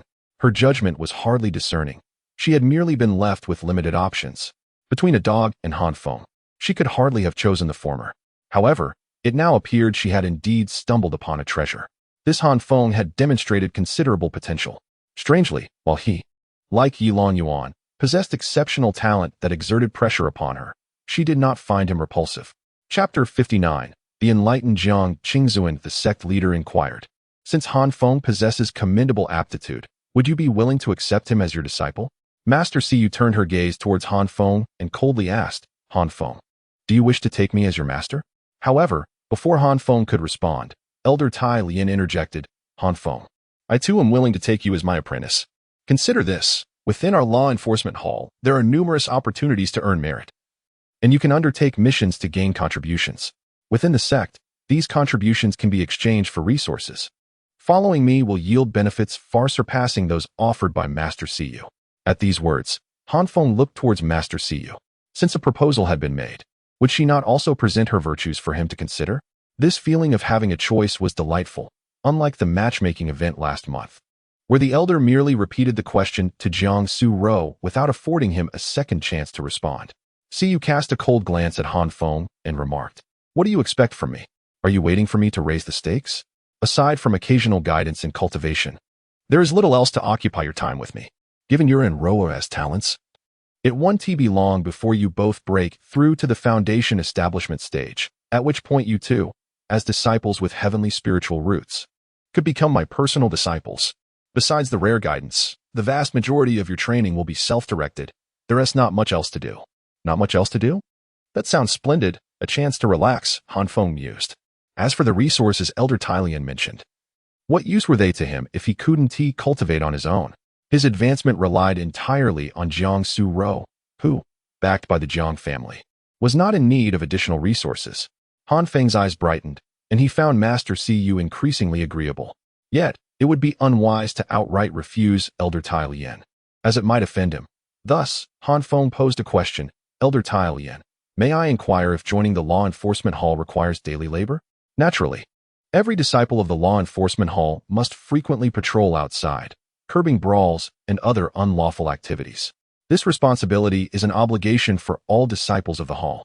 Feng nodded and clasped his hands in gratitude. Thank you for your kindness, Elder Tai. However, I am accustomed to a leisurely lifestyle, preferring to tend to herbs and bask in the sun. If I must work each day, I fear I may struggle to cope, especially as my skills are rather lacking. As a disciple of the falling sunset peak, I hold deep affection for my master, and since my partner is also a disciple of Master See You, I wish to accompany her in seeking apprenticeship. I hope for your understanding, Elder Tai. Feng spoke sincerely, and the crowd understood, nodding in agreement. However, as is often the case, unexpected events arise.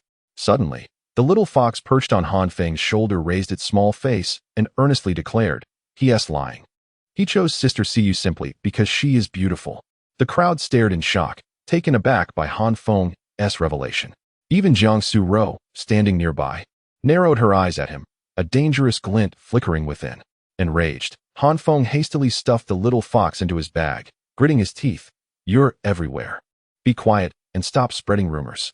Sister Su Ro, he.s. bullying me. Han Feng is bullying me." The little fox cried out repeatedly. Jiang Su Ro seized the bag, extracting the little fox and cradling it in her arms, glaring at Han Feng. "You must not bully it." Elder Tai Lien chuckled softly, a rare moment of mirth, indeed. "I must concede that no one can rival the beauty of Master Siyu. It is no wonder young disciples are drawn to her. You old fool. Still the head of the law enforcement hall, yet you dare to spread such rumors. I shall tear your mouth apart if you do." Siyu shot him a frosty glare before turning to Han Feng. "Very well. Since you have chosen me as your master, there is nothing more to discuss. Upon your return, proceed to complete the formalities to become an outer sect disciple, select your residence, and once settled, you may visit me at the peak of falling sunset for a welcoming gift. Afterward, focus solely on your cultivation." "Thank you, master." Han Feng bowed deeply. With that, Siyu departed alone. The sect leader announced, "All right, you may all return. The ancestral worship ceremony concludes tomorrow, and we old folks must continue our vigilance. Master, esteemed leaders, Elder Tai, we take our leave." Upon exiting the grand hall, they encountered members of the Jiang family. Regrettably, Han Feng recognized only Jiang Huaiyang. "Father, mother, you have come." Jiang Su Ro greeted warmly. Han Feng scrutinized them closely. So these were his future in-laws. The remaining individual, who appeared rather flamboyant and dubious, must be the sister-in-law. Jiang Su Ro introduced Han Feng. "This is my father, Jiang Qingzuan, my mother, Li Qin, and my brother, whom you know. This is my sister, Jiang Yin. Who doesn't he look like a good person?" "You wicked girl, so you think I don't look like a good person?" Jiang Yin approached, attempting to pinch Jiang Su Ro's cheek, only to be thwarted as Jiang Su Ro evaded her grasp, though both bore smiles, indicating a strong sisterly bond. Han Feng greeted, "Greetings, uncle and aunt. Greetings, senior brother and senior sister." He merely clasped his hands, as he still carried Wang Mian on his back. After all, they were only partners and not yet wed, and in the realm of cultivation, such conventions were seldom observed. Jiang Qingzuan approached, beaming at Han Feng. "Han Feng, your performance has truly impressed us, allowing the Jiang family to regard you with newfound respect. It is a delight to see such a prodigy among us on Falling Sunset Peak." Han Feng clasped his hands. "Thank you for your kind words, uncle. I owe my survival this time to the support of the Jiang family's brothers and sisters. No, it is not the Jiang family that aided you. Rather, it is you who has helped the Jiang family," Jiang Qingzuan countered, shaking his head. "Had it not been for you at the matchmaking event, Rower may have chosen someone else, and Yilan Yuan would still have acted. The Jiang family would have clashed with the Yi family in the secret realm. Rower was the cause of the situation, and you are the effect. Where there is a cause, there is an effect, regardless of who that effect involves. Such an event was destined to transpire. In any case, facing the onslaught from the Yi family, any other individual would have crumbled. It was because of you, and only you, that the troubles with the Yi family were resolved, safeguarding the Jiang disciples. Of course, while this matter arose from Rower's choice of you, I do not hold my daughter accountable. She possesses the right to choose her partner. If she does not favor you Long Wuan, no one can compel her. She has done nothing wrong in rejecting someone she does not like. If blame is to be assigned, it should be directed towards Yilong Wuan for his petty, insidious, and ruthless nature, devoid of shame. Or perhaps blame falls upon me for failing to detect his schemes sooner, for not paying enough attention to you.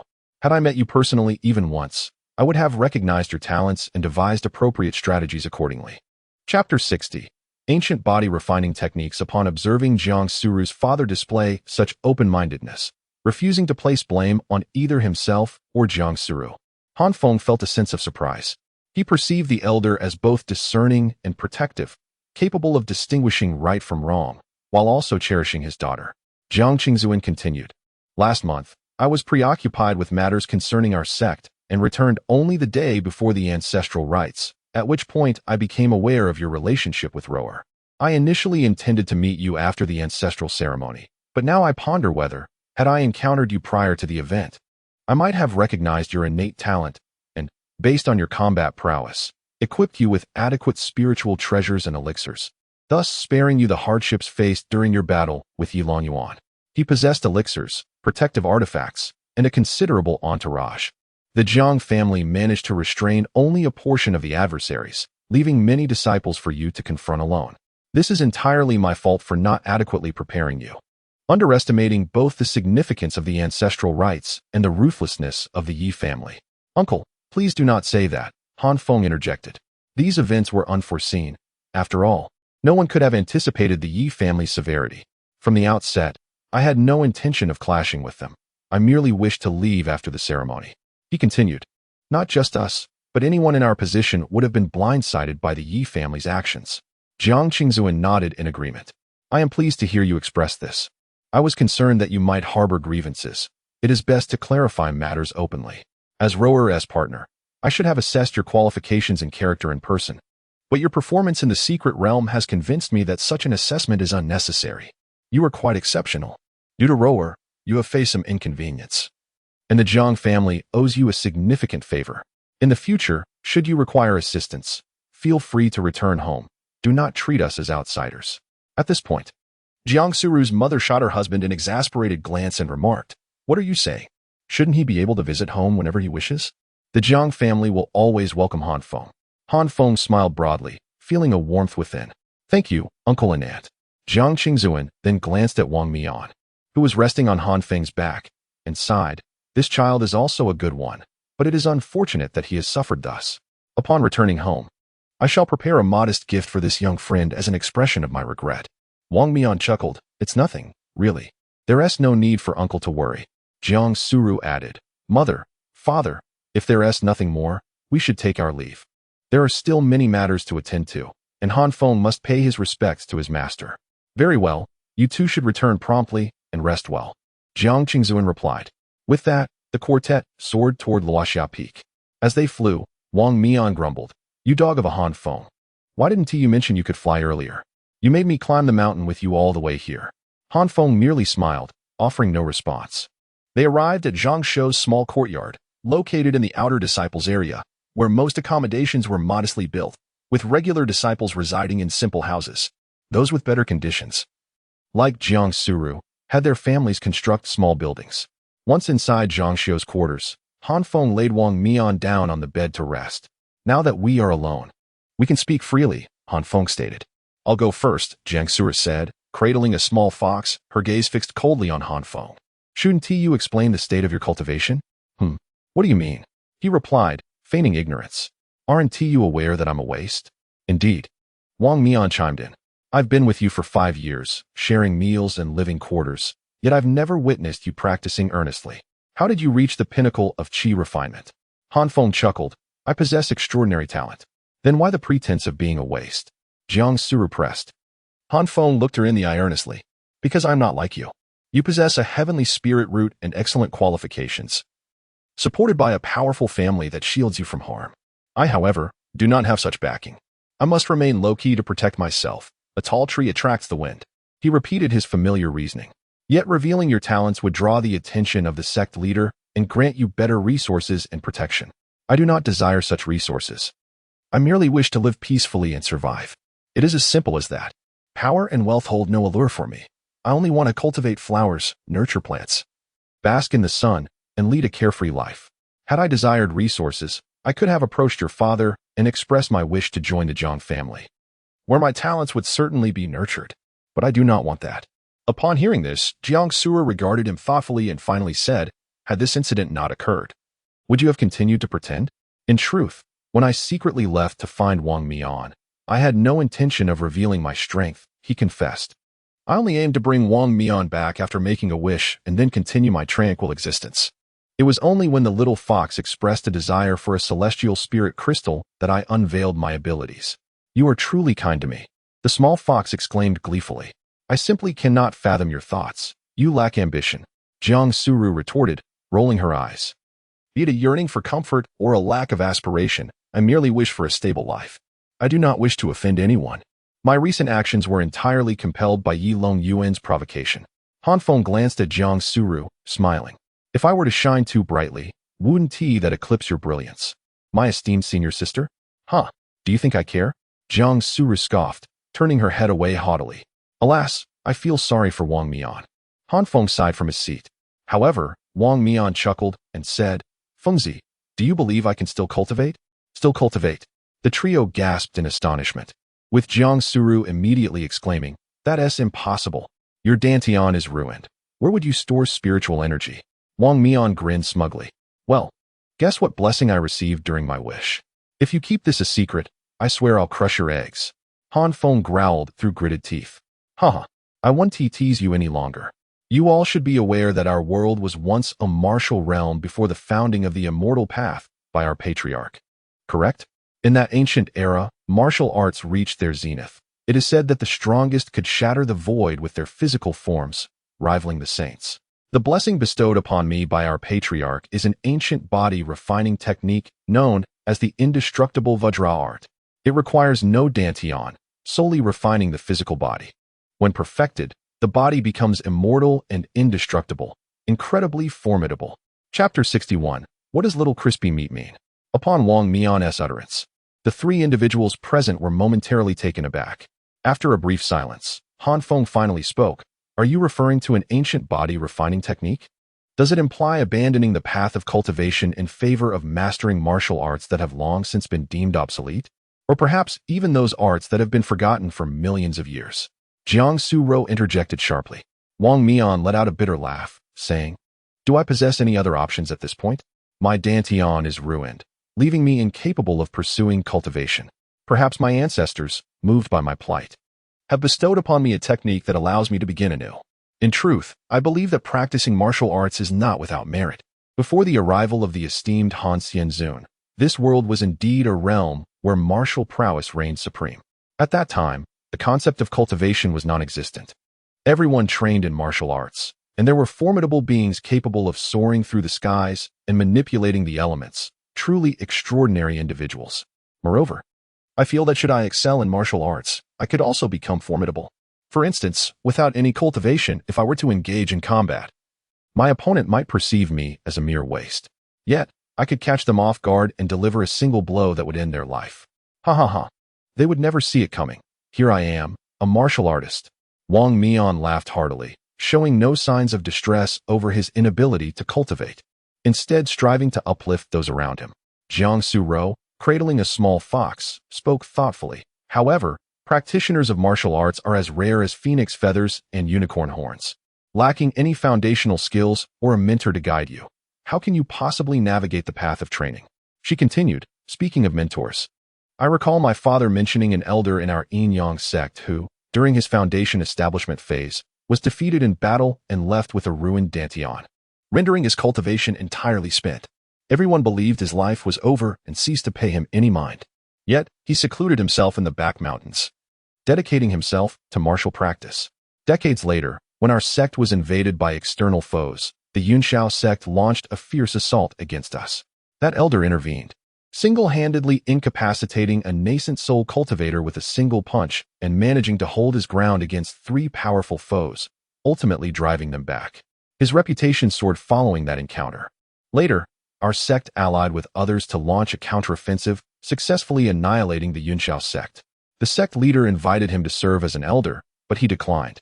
Even when offered rewards, he refused, preferring to remain secluded in the mountains to hone his craft. Observing his prowess, many sought to send their less talented disciples to learn from him, yet he never accepted any apprentices. His eccentric nature and solitary lifestyle kept us from venturing near his domain. If we could persuade that elder to take on a disciple, perhaps Wang Mian's martial aspirations could be realized. Upon hearing this, hope ignited within the hearts of the gathered individuals. Suddenly, Wang Mian remarked, But I am merely a poor lad. I possess nothing to offer in exchange for his mentorship. Han Feng quickly countered. There have been many wealthier than you who have come bearing lavish gifts, yet he has never accepted them. Regardless, we must at least attempt it. Lying here passively will not yield results. Jiang Suro nodded in agreement. Moreover, we could ask our master for assistance in making an introduction. After all, our master holds considerable sway within the sect. Han Feng recalled their imposing master and inquired curiously, Can our master's influence truly persuade that eccentric elder to accept Wang Mian? Not necessarily. but it may prevent him from taking offense to us. If he does intend to strike, our master could intervene. The group was taken aback, a sense of trepidation washing over them. Zhang Xiao, undaunted, immediately proposed, "Then let us seek an audience with the sect leader at once. Our master seldom meets with others without a compelling reason. However, did she not mention that after you complete your outer disciple registration, you could pay her a visit and she would grant you a token of introduction? We can seize this opportunity to meet her, if need be. We can forego the token in exchange for our master's assistance." "Agreed, let it be so." Han Feng nodded decisively. "Let us go." Jiang Su-ro turned to leave. "Wait, there is something else." Han Feng suddenly grasped her hand. This unexpected gesture left both of them momentarily stunned. Jiang Su-ro's cheeks visibly flushed, prompting Han Feng to quickly release her hand. A fleeting sense of disappointment washed over Jiang Su-ro. Is he rejecting me? Once a proud celestial beauty, Jiang Su-ro never imagined she would feel self-conscious in the presence of a mere servant disciple, wondering if he found her lacking. After all, she was Jiang Su-ro, the unattainable goddess in the hearts of many young men. However, this thought was fleeting, and she dismissed it from her mind, her expression returning to normal. Just as Han Feng was about to speak, Wang Mian interjected with a laugh. "You two are already partners, yet you shy away from holding hands. Zhang Xiao and I sleep together daily. Why must you both follow the conventional courtship process? Han Feng, let me tell you, you're a grown man. It's time to be more proactive. Jiang Shiji is the most beautiful flower of our Luoxia Peak. Now that you have the chance, do not squander it, lest you find yourself abandoned one day." Previously, he could have used his status as a waste to excuse himself from pursuing her. But now he was renowned throughout the sect. The little fox joined in, peeking out from Jiang Su-ro's embrace and chiming in, "Exactly. Han Feng, you're too timid. Hurry and enjoy a delightful slumber with little crispy meat sister. I hope the next person to snuggle up to her is you, not me. Both of you, be silent." Han Feng gritted his teeth, his face aflame. Jiang Su-ro's cheeks burned as well. It was their first experience of this kind, and neither had any prior knowledge. Being teased like this inevitably caused them to blush. However, since Jiang Su-ro was not well acquainted with Wang Mian, she refrained from reprimanding him, leaving the little fox to bear the brunt of her frustration. She grasped the little fox's tail, holding it upside down as she gazed into its eyes, her teeth clenched.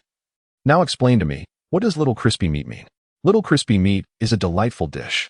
Choose some tender meat, slice it into strips, coat it in a batter made from flour and starch, and fry it until golden in hot oil. Once cooked, remove it and simmer it in a bowl of broth seasoned with salt and soy sauce, adding the crispy meat to stew. Finally, garnish with cilantro and a drizzle of sesame oil. Even the children next door are drooling over it." Observing the little fox's mouth watering, Jiang Su-ro was exasperated. "Is this what I meant? I am asking why you called me Little Crispy Meat. Because your name is Su-ro, which sounds quite similar to crispy meat. It makes you seem adorable." Chapter 62. A status transformed the little fox, believing her explanation to be adequate, noticed Jiang Suru's glare and swiftly betrayed her accomplice. "It wasn't my idea. Wang Mian initiated it. He's the one who coined that nickname for you." Wang Mian, feeling guilty, averted his gaze. Han Feng interjected. "Enough with the jesting. I have a matter of importance. Senior disciple, do you possess any blank jade slips suitable for recording cultivation techniques and alchemical formulas? I require one." "Indeed, such items are of little value," Jiang Suru replied, producing a jade slip and handing it to Han Feng, unable to project his consciousness. Han Feng pressed the slip to his forehead, transferring the initial chapter of the Sun character incantation from his mind. Despite the ancestral founder's belief that he was unworthy of mastering the complete incantation, Han Feng had his own methods of acquiring it. After the transfer, Han Feng presented the jade slip to Jiang Suru, stating, "This is a potent technique I obtained during the blessing, complete with an initial. It would be advantageous for your cultivation." Jiang Suru, initially surprised, shook her head. "Everyone knows you lingered in the blessing for a full 4 hours. Far longer than anyone else, undoubtedly receiving something extraordinary. Yet the sect leader and elders have remained silent, safeguarding your secret, knowing its immense value. I cannot accept such a significant gift." Wang Mian, ever the blabbermouth, chimed in, "I cannot abide by such formality between potential partners. It's as if you two are strangers. If senior disciple Jiang shares her blessing with Han Feng, each of you would benefit from both, doubling your gains. Why the hesitation?" "Silence," Jiang Sura retorted, her face flushed. Avoiding eye contact, It's not that I'm unwilling, but the time is not yet ripe. Her uncharacteristic reaction and hint of bashfulness piqued the curiosity of those present. Wondering what boon she had received, Jiang Suru accepted the jade slip, saying, I shall hold on to this for now and reciprocate in due course. Nonsense, we are kindred spirits. Han Feng replied. At that moment, a notification echoed in Han Feng's mind. Han Feng gifts his partner the Sun character incantation, initial chapter, receiving a tenfold return, the complete Sun character incantation. Claim now? Not yet, Han Feng thought, intending to examine the after resolving Wang Mian's situation and settling into his new residence. Subsequently, Han Feng instructed Wang Mian to rest at home while he and Jiang Suru attended to the formalities of becoming an outer sect disciple. Upon leaving Zhang Xiu's residence, the pair took to the skies on their swords. Suddenly, Jiang Suru pointed to a secluded courtyard beneath her pavilion, saying, that courtyard is unoccupied. You may reside there. Closer to me. However, it is only temporary, as you are now at the peak of the 9th level of qi refining. You should establish your foundation within a year or two, becoming an inner sect disciple or even a personal disciple of a hall master, at which point you will move to the summit.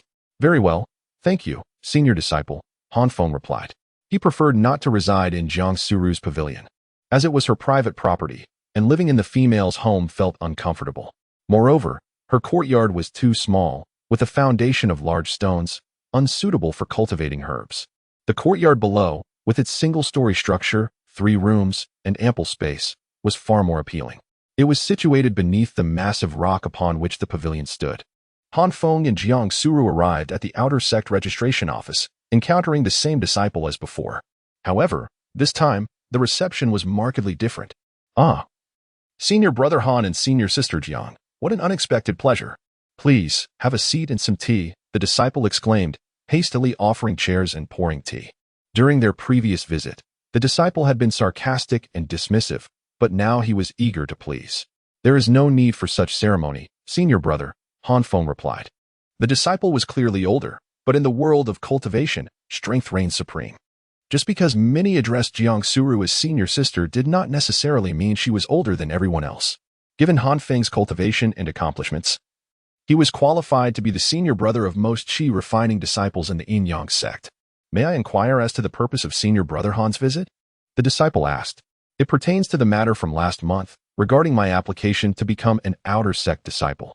I understand that there is a regulation requiring assessments to be conducted on the first day of each month. However, due to the ancestral sacrifice ceremony, there was a delay. Is it still possible to proceed today? Of course it is. It is possible for you even if it is not for others, the disciple replied hastily. Jiang Suru frowned. Wait, I was unaware that registration as an outer sect disciple was restricted to the first day of each month. Is it not possible every day? Indeed. It is always possible, the disciple replied, quickly moving towards the entrance. But last time I came, there was a sign stating that it was only possible on the first day of each month. Han Feng began, watching as the disciple removed the sign and placed it in his storage bag. Sign? What sign? There is no sign, the disciple stated shamelessly. Han Feng was speechless. Do they think we are blind?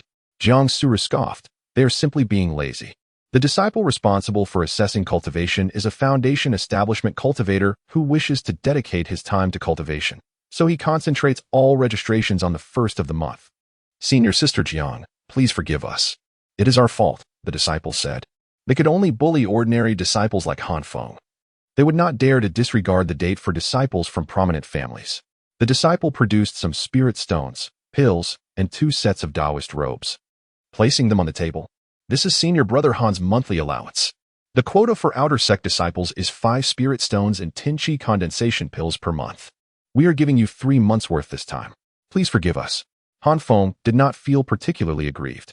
If he had truly become an outer sect disciple last time, Yilong Yuan would have become aware of his strength and sent even more formidable assassins, preventing him from retaliating. Without retaliating, he would not have acquired the 300-year-old white silk luo flower. And he would not have been able to deceive Yilong Yuan during the battle or deal with the Yi family later. It was all a matter of chance. Because he did not become an outer sect disciple last time, these events transpired. Therefore, he did not blame the disciple.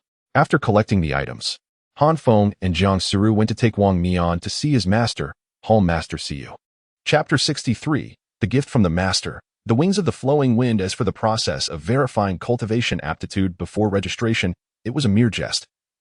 With Han Feng's combat prowess in the secret realm, no examination was necessary. The 2 sets of robes were merely the standard attire for outer disciples, though few wore them. And the sect did not impose a mandate to don the disciples' garb. After recovering from his injuries, Wang Mian could manage to walk with difficulty, yet to save time. Han Feng carried him on his back as they all soared up the mountain on their swords. They arrived at the main hall of the falling sunset peak. And Master Siyu's residence was located in the spacious courtyard behind the hall. Jiang Suru expertly guided them there.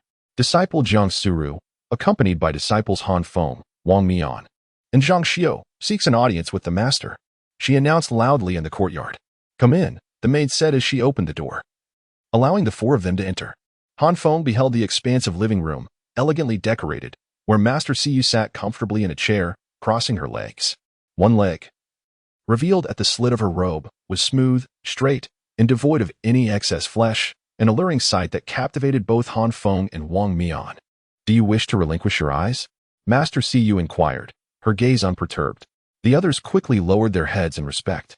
Only the little fox, oblivious to the danger, made a show of drooling and exclaimed, "Sister, your legs are so beautiful. I'd love to touch and lick them." Master Siyu cast a peculiar glance at the little fox. Were it a man speaking so boldly, he would not know the manner of his demise. But this adorable little creature with its lustful gaze was indeed charming. "Oh, little spirit beast, do you fancy such things? Or is it merely the female spirit beasts? Everyone has an appreciation for beauty. Your grace transcends gender and species, and all admire it," the little fox replied sweetly. Han Feng inwardly praised the little creature, realizing why Jiang Suru was so fond of it. The little one certainly knew how to speak well, though masked. It was evident that Master Siyu's eyes sparkled with amusement. "Han Feng, I previously promised you that upon your becoming my disciple, I would bestow upon you a gift. I have observed that your current sword is decent, yet it is merely a middle-grade spiritual treasure. In combat, it restricts your flight, and in flight, it hinders your ability to fight. Your speed is impressive, and as a wind attribute cultivator, you excel in swiftness. Thus, this gift I present to you will enhance your speed further." With a graceful motion, Master Siyu revealed a pair of wings as delicate as gossamer. They were grand, spanning nearly 2 meters when unfurled, resembling the wings of a wild goose, semi-transparent, with a structure of wing bones above and feathers below, each feather sharp as a blade, exuding an aura of lethality. This is the wings of the flowing wind, obtained from the formidable wind-homing water goose of the core formation period. Durable and versatile, they allow for flight and defense, and their feathers can be weaponized. Once refined, they will reside within you, even if damaged. Being the wings of a living being rather than a crafted artifact, they can heal while you recuperate. This is the first gift I present you, a middle-grade spiritual treasure. Accept it." However, Han Feng clasped his hands and bowed deeply. "Thank you, Master, for your generous gift, but I cannot accept such a valuable treasure without merit. Should you wish to assist me, I have a request to make. My friend, Wang Mian, was crippled by Yilong Yuan in the secret realm and can no longer tread the path of immortality.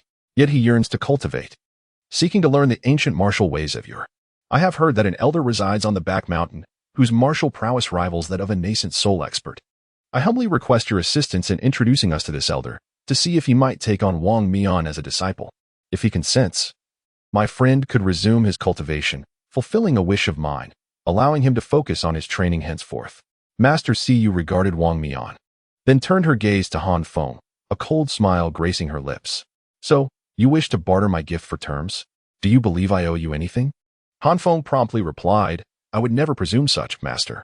I merely concern myself with my friend S. plight, resorting to this course of action out of necessity, and I hope for your understanding. Thus, you dare to refuse my gift?"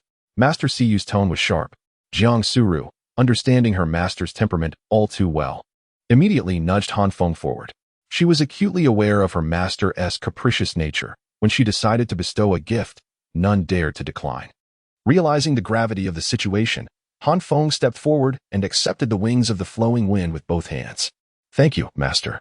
Now that your matters are concluded, let us discuss your friend," Master Siyu said, turning her attention to Wang Mian. "You too are a disciple of the falling sunset peak and fall under my jurisdiction. Ordinarily, I would address your concerns. Your injury is treatable, yet the spiritual herbs required for recovery are not accessible to our yin-yang sect, even if found. They would be beyond our means. The sect cannot afford them, and you should not harbor such hopes, for if the old fool from Panshan had such miraculous elixirs, he would not have resorted to training on the back mountain. At this revelation, the group learned that the elder was known as Panshan. However, that old fellow is quite eccentric and difficult to communicate with, much like myself, she added. You even acknowledge your own poor communication skills, the others thought, bemused. Many had sought him out, hoping to become his disciple in martial arts, only to be met with rejection. Gifts of rare treasures and spiritual stones were cast aside, and visitors were summarily dismissed. He offered no favors to anyone, not even the sect leader, and Feng could barely converse with him without conflict. You ought to have gathered some understanding before your visit. Why cling to the hope of meeting that peculiar old man? After some contemplation, Wang Mian replied, Master, considering your words, that elder appears to be a person of admirable character, shunning wealth and fame, devoted solely to the pursuit of martial arts. He is indeed worthy of respect. Others may lack the means to impress him, but what if? What if I possessed an ancient technique for body refinement? Master Siyu scoffed. Ancient body refinement techniques? Those have long been lost to time. Perhaps only those ancient factions that have endured for millions of years might still possess remnants. Where would you procure such a so-called technique? It was bestowed upon me. Long forgotten, yet not absent from the lineage of the immortal path's ancestors. He has existed since that era and surely possesses such knowledge. He granted me the body refinement technique. Chapter 64. Enemies cross paths again. Encountering the Yi family upon hearing Wang Mian's words, Siyu became solemn. She straightened her posture, lowered her elegantly long leg, and covered it with her skirt, slightly furrowing her brow as she inquired, Is that truly the case? What is the name of this technique? Wang Mian hesitated, uncertain whether to disclose the information. Noticing his reluctance, Siyu let out a cold laugh. Very well. It seems you possess a degree of caution. However, I assure you that I have no intention of stealing your technique, nor will this information be divulged to others. The realms of immortality and martial arts cannot be cultivated simultaneously. Even the revered ancestors of the immortal path abandoned martial training to pursue immortality. These are two entirely distinct cultivation systems. While cultivators may possess body refinement techniques, they are vastly different from martial arts. Therefore, even if I were to obtain your technique, I would not practice it, as I could never forsake my own nascent soul cultivation to endure the hardships of martial training, especially when the limits remain unknown. Upon hearing this, Wang Mian hastily clarified, No. Esteemed master, you have misunderstood me. The name of this technique is rather absurd, and I fear you may not believe me. In truth, Wang Mian was apprehensive that the master might seize his technique and subsequently reveal it, particularly since there were several discarded individuals from the Yi family who might also wish to pursue martial arts. He certainly did not want to dig his own grave. Oh, what could be so absurd about this technique? Siyu pressed. This technique is called the indestructible Vajra art. When cultivated to its pinnacle, the physical body becomes impervious and invincible, rendering one unmatched in the world. Upon hearing this, Siyu scoffed. Any technique, when practiced to its utmost, can render one invincible. Yet, how many possess the capability to reach such heights? Nevertheless, this notion of indestructibility seems to suggest an enhancement of physical strength and vitality. To defeat an adversary, one must first withstand their blows better than they can withstand yours. Attrition can also lead to victory. Wang Mian scratched his head, feeling somewhat embarrassed as he asked, Do you think this technique would impress that esteemed elder? Uncertain, for I am not well versed in martial arts. However, you are the first to offer a martial arts technique. The others have all been lost to time. Given the elder's obsession with martial arts, it may indeed pique his interest. Siyu produced 2 blank jade slips and handed them to Wang Mian, saying, Record your technique in these 2 slips. Present the first half to him. If he is willing to take you as a disciple, you may then reveal the latter half. If he declines, he will be unable to cultivate even the first half, and you will suffer no loss. Very well, thank you, Master, Wang Mian replied respectfully, taking the jade slips. He mirrored Feng's mannerisms, placing the slips against his forehead, and meticulously inscribed his technique within them. Rising to her feet, Siyu announced, For the sake of my 2 disciples, I shall lead you there once. However, that old fellow is rather difficult to communicate with. Should he decide to strike you down, make sure to flee quickly. I will do my best to shield you. Her words instilled a sense of trepidation among the group, yet for Wang Mian's sake, they were willing to brave any peril. Han Feng carried Wang Mian on his back as they followed their master toward the northern region of the Yin-Yang sect. Upon reaching a sizable mountain peak in the north, Han Feng beheld numerous streams converging into a low-lying pool, adjacent to a cliff where a magnificent waterfall cascaded down. Siyu led them behind the mountain, where they observed a pool formed by the waterfall's impact, flowing northward into a river that meandered into the distance. Beside the pool, two modest wooden cabins stood, appearing rather rudimentary compared to the brick dwelling Han Feng once occupied as a servant disciple. Here lies the abode of that old curmudgeon. Pan Shan. Why are there people here? Siyu remarked. The group turned to see a large gathering of individuals, both old and young, surrounding the clearing in front of the wooden cabins. The elderly appeared anxious, while the youth bore large gashes in their dantian, an exceedingly pitiful sight. Han Feng was all too familiar with the source of those wounds. They remained aloft, observing the actions of the Yi family members. Yi Longquan's father stood before the wooden cabin, clasping his hands and addressing the elder. Esteemed Pan Shan, I am a descendant of the Yi family. A century ago, you were close friends with my grandfather, Yi Qingmei. I come today with an urgent request, hoping to meet with you. After a brief moment, the wooden door creaked open, revealing an elderly man. His long white hair and beard gave him a disheveled appearance, clad only in a tank top and shorts, his physique robust and imposing, a stark contrast to his unkempt demeanor. He seemed capable of dispatching 10 individuals like Han Feng with a single punch. Pan Shan placed a bamboo chair at the entrance and, once seated, spoke impatiently. Were it not for the favor of your grandfather, it would be difficult for you to even see me. Speak, what is it you desire? Yi Longquan's father quickly replied, Esteemed elder, as you may recall, during the recent ancestral memorial ceremony, a nefarious villain infiltrated our gathering. We, the Yi family, did not provoke him, yet. Due to a minor personal grievance with a rogue Yi family disciple, he unleashed his wrath. That shameless scoundrel has crippled 5 of our disciples, shattering their dantians and rendering them incapable of further cultivation, forever severing their path to immortality. Esteemed elder, you too have suffered such anguish in the past. I trust you can empathize, he continued. Upon hearing this, Pan Shan glanced at the 5 injured Yi family disciples, noting their tragic state. He nodded, remarking, Indeed, a despicable villain to treat fellow disciples so cruelly. Such a person ought to be executed immediately to serve as a warning to others. What happened next? Did the sect leader eliminate this disciple? Alas, no. Although that disciple's character is contemptible, his talent is commendable, and the sect leader chose to spare him. To this day, he roams free, Yi Longquan's father lamented. Such individuals are not worth lamenting. Enough of this. What is it you seek from me? Do you wish for me to assist in eliminating this disciple? Nay, such trifles hardly warrant your esteemed intervention. The Yi family shall handle it ourselves. Esteemed elder, these 5 children are good-hearted souls. They now face a bleak future devoid of hope for cultivation, and as parents, we cannot bear to see their dreams dashed. Thus, we come bearing gifts, hoping you might take them as disciples, allowing them to train under your guidance. Esteemed elder, they are obedient and willing helpers, always ready to assist you with chores, fetching water, chopping wood, and cooking. They will do your bidding. All we ask is for you to impart martial arts to them, for they are diligent and resilient. Having spoken, Yi Longquan's father hastily urged the others to present their gifts, and the clearing soon overflowed with an array of boxes, large and small. Chapter 65. The capricious Pan Shan, however. Pan Shan did not even glance at the gifts, expressing his impatience. Have you finished? If so, be gone. Take your gifts and your people and leave. Hearing this, Yi Longquan's father immediately grew anxious, saying, Senior, we are all sincere. They are good children who should not have their lives ruined like this.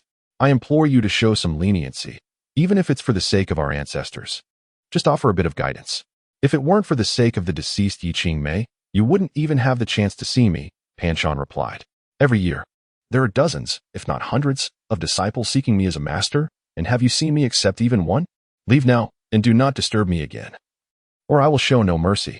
Yi Longquan's father, feeling troubled, exchanged glances with several others, silently communicating on how to continue persuading the elder. Pan Shan, uninterested, turned his gaze to the sky, saying, What do you troublesome nuisances want? Upon hearing this, Siyu descended with Han Feng and the others. The Yi family turned to see Han Feng and immediately gritted their teeth, revealing their hatred. However, with Pan Shan and Siyu present, they dared not speak further and could only endure. As they landed, before they could utter a word, Pan Shan suddenly focused on Han Feng, frowning. Such a vigorous bloodline power. You are quite the martial talent. Who are you? Wang Mian, on Han Feng's back, thought he was being asked, and hurriedly replied, Senior, I am not you. I'm asking about this scrawny fellow who doesn't look like a good person, Pan Shan interrupted. Han Feng, what makes me look like a bad person? Just because I'm thinner than you? Casting a glance at the Yi family, Han Feng clasped his hands and said, Dishonorable villain. You dare insult me? Pan Shan's eyes gleamed with intensity. Senior, I am not insulting you, merely introducing myself. I am the so-called dishonorable villain spoken of by the Yi family, and those disciples were all defeated by me, Han Feng stated. Yi Longquan gritted his teeth. You scoundrel Han Feng, so you know you're a dishonorable villain, do you? Pan Shan's expression darkened, snorting, to be so ruthless to fellow disciples. You must be a heartless villain. Since you have come to my doorstep, I shall cleanse the sect of your presence. He then threw a punch at Han Feng. In an instant, an overwhelming force descended upon Han Feng, leaving him breathless and sensing a life-and-death crisis. At that critical moment, Siyu intervened, raising a hand to conjure a water curtain that dissipated the punch's power. There's malicious intent, a strong malice. The little fox exclaimed. If you hadn't warned me, I might have been killed by now. Ignoring the little fox, Han Feng addressed Pan Shan, Senior. Do you intend to take only the Yi family's word and condemn me without hearing my side? If the Yi family claimed the entire sect was rebelling and that they alone were innocent, would you also heed their one-sided narrative and eliminate all the disciples of the sect? Upon hearing this, Pan Shan withdrew his fist, coldly huffing. How could that be? As a disciple of the sect, it is essential to confront accusations directly and discern right from wrong to avoid unjustly punishing the innocent. As an esteemed elder of our yin-yang sect, revered by countless people, who once saved our sect from peril, why would you now wrongfully condemn a disciple you once vowed to protect? Pan Shan sat back in his chair, saying, Oh, this is intriguing. It is well known that I have a capricious temper, yet here you are, a mere Qi training disciple, speaking to me so confidently, without a trace of fear. That is indeed rare. Now, tell me the background of this matter. Of course, I am not inclined to adjudicate. I simply wish to enjoy the tale. Han Feng was at a loss. This old man was indeed unpredictable. One moment he was ready to kill without discernment. The next he was eager to hear gossip. I shall be brief. A disciple from the Yi family pursued my companion, but my companion did not choose him. Instead, he chose me. Enraged, he attempted to assassinate me thrice and set me up once. Yet, I managed to thwart all his plots. Upon entering the secret realm, unable to best me, he captured my innocent friend and reduced him to this state. Han Feng lowered Wang Mian, revealing the injury at his dantian, continuing. That Yi Longyuan had reason to target me, and I accept the consequences of competition. However, my friend has no enmity with him, nor even an acquaintance. He was maimed merely to threaten me. Senior, as a chivalrous person who values retribution, would you not seek revenge for a friend harmed in such a manner? Pan Shan immediately responded, Naturally, one must avenge wrongs. A gentleman does not let grievances go unpunished, especially when a friend suffers because of you. If one does not seek vengeance, do they still deserve to be human? Thus, when dozens of them surrounded me, I casually incapacitated a few. Han Feng gestured towards the nearby disciples. Yi Longquan, furious, pointed at Han Feng. Han Feng, do not slander us. There are hundreds of thousands of witnesses. How could you deny it? Han Feng retorted fiercely. You. Yi Longquan was left speechless. Indeed, this matter was backed by irrefutable evidence, as hundreds of thousands of disciples had witnessed the entire incident. Pan Shan, capricious yet not foolish, quickly recognized the truth in Han Feng's words. He nodded in satisfaction, saying, well done. Clear distinctions between grievances and retribution, and vengeance where it is due. To my taste. Now that the story is complete, what brings you here? Han Feng quickly replied, Senior, our purpose is the same as theirs. My friend's dantian is completely ruined, and he can no longer cultivate. We wish to request that you take him as your disciple and teach him martial arts. Pan Shan frowned, asking, Martial arts requires enduring much hardship. Tempering the body is an extremely painful process, unlike cultivation, which can be achieved through meditative practices. This suffering is something most cannot bear. The Yi family members exchanged worried glances, realizing that Pan Shan seemed inclined to accept Wang Mian. Wang Mian hurriedly spoke up. Senior, I can endure hardship. I fear no toil, having come from a humble farming background. I am not like those pampered disciples from noble families. Chapter 66. Wang Mian's successful apprenticeship. The scions of the Yi family, incensed, glared daggers at Wang Mian, feeling that he was attempting to curry favor at their expense. Pan Shan nodded, stating, very well, I comprehend. Elated, Wang Mian promptly inquired, does this mean, esteemed elder, that you consent to accept me? Han Feng and his companions shared in the jubilation. However, the capricious nature of this elder Pan Shan was about to be revealed once more. A grin spread across his face as he retorted, I do not. Dumbfounded, the group was left utterly bewildered. Are you suggesting that you have no intention of accepting him after all this deliberation? Pan Shan leaned back in his bamboo chair, gesturing towards Han Feng. Young man, he began, while I have not personally examined your bloodline, I can sense that your vigor is robust, your energy vibrant, and your aura imposing, truly the makings of a martial prodigy. Should you desire to train under my tutelage, I might consider it for a time to assess your potential. As for the other lad, though, I must decline. There's no need to linger here. Many individuals in your position have sought apprenticeship, some even bearing gifts worth tens of thousands of spirit stones, yet I have refused them all. Do you truly believe I would accept you based on mere words? The Yi family disciples were filled with malicious glee, finding solace in the misfortune of their adversary.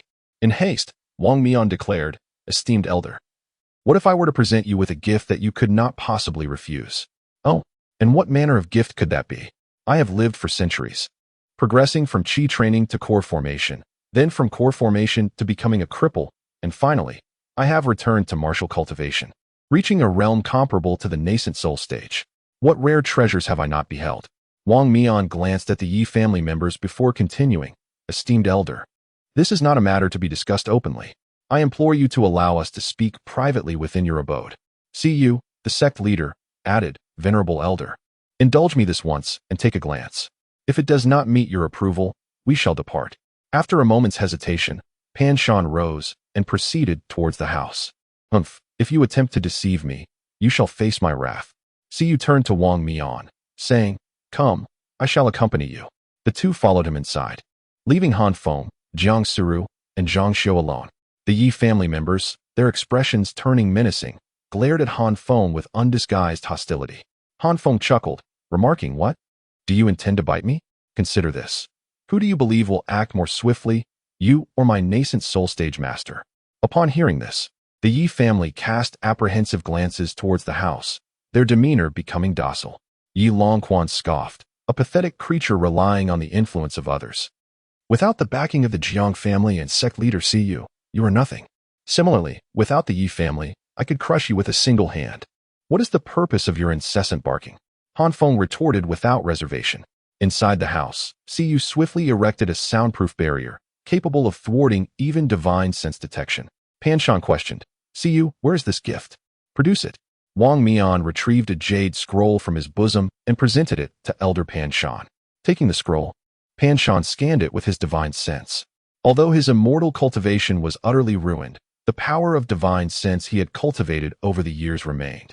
He examined the technique contained within the jade scroll, initially with indifference, then with a gradual furrowing of his brow, followed by astonishment, and finally with fervent excitement and ardor. This appears to be an ancient martial arts technique. Where did this originate? This is magnificent. Had I possessed such a divine technique in my prime, I would not have toiled so diligently in martial practice, groping in the dark. If I had possessed this technique, I might now be able to contend against a primordial soul stage powerhouse.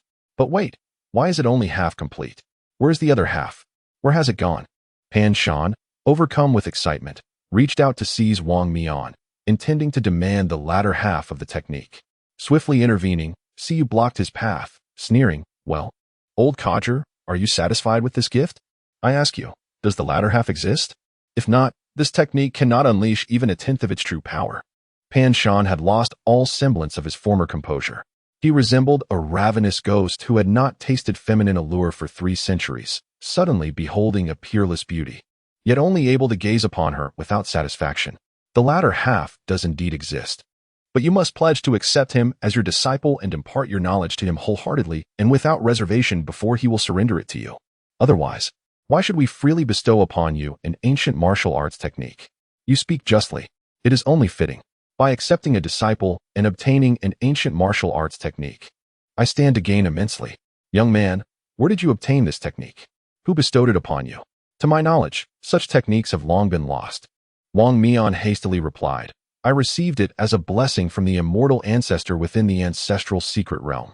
Perhaps the ancestor, seeing that my cultivation had been ruined, took pity on me, desiring to prevent me from abandoning the path of cultivation. Pan Shan, now stunned, murmured, that is indeed the explanation. Others may not possess it, but that does not mean the ancestor does not.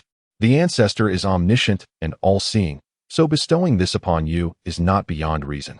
Young man, I accept you as my disciple and pledge to teach you with all my heart and soul. Let us conduct the apprenticeship ceremony today. In the future, we shall cultivate this undying Vajra art together, with me learning and guiding you simultaneously. Is that amenable to you? Wang Mian was overjoyed and was about to agree when Siyu interjected, Hold. You must swear an oath to the heavenly Tao, pledging to teach Wang Mian wholeheartedly and without reservation, and to protect him. Furthermore, if you intend to impart this technique to another, you must first obtain Wang Mian's consent. I have no desire to witness you obtaining the complete technique, only to turn around and cast Wang Mian aside, using his technique to instruct others. Pan Shan flared up in anger, exclaiming, Siyu, what are you implying? Do you perceive Pan Shan as such a base and unscrupulous individual? Siyu retorted with a sneer, I prefer to be cautious beforehand. I am well aware of your temperament, Pan Shan, and I do not trust you. Moreover, this oath poses no threat to you. It is merely a precautionary measure. If you genuinely intend to teach him wholeheartedly, why should you fear the retribution of the heavenly Tao? Very well, I consent.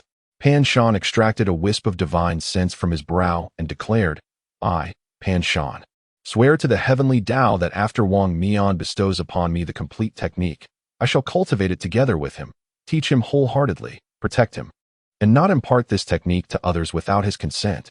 Should I violate this oath, may my soul be annihilated on the spot. Seeing that Pan Shan had sworn the oath, Wang Mian immediately retrieved the other half of the jade scroll, presented it to Pan Shan with both hands, knelt down, and kowtowed 3 times, proclaiming, Disciple pays respects to master. Heh, good child, rise quickly. Pan Shan offered a strange smile, pointed outside, and queried, Disciple, you bear a grudge against those individuals outside. Do you wish to exact vengeance? Chapter 67. The pleasure of 10 slaps what? Revenge? Wang Mian was initially taken aback, but then his expression turned to one of ecstatic joy. Of course I have thought about it, but killing someone violates the sex rules, and one would have to pay with their life for it. Sigh, look at your limited ambition. All you think about is killing. Such heavy malice is unnecessary. Isn't it more effective to find another way to vent your anger and seek revenge? Do not harbor such deep resentment. Martial arts require a tranquil heart and the cultivation of oneself. Do you understand? Wang Mian felt a dark cloud of frustration hanging over him. With your temperament, do those 2 idioms even relate to you? Come on, let us go. The elder of Pan Shan, evidently in high spirits, opened the door and led Wang Mian and Master Siyu outside. As they stepped out, all eyes were drawn to them. Feng glanced at Wang Mian, who signaled him with his eyes, indicating that everything had gone as planned. Feng then relaxed his worries. Elder Pan Shan sat regally on a bamboo chair, eyeing several members of the Yi family. I have suddenly changed my mind. As the saying goes, saving a life is better than building a 7-story pagoda. These young ones, having lost their path to immortality at such a young age, are indeed unfortunate. In light of my prior friendship with your elders, I will take these 5 as my registered disciples.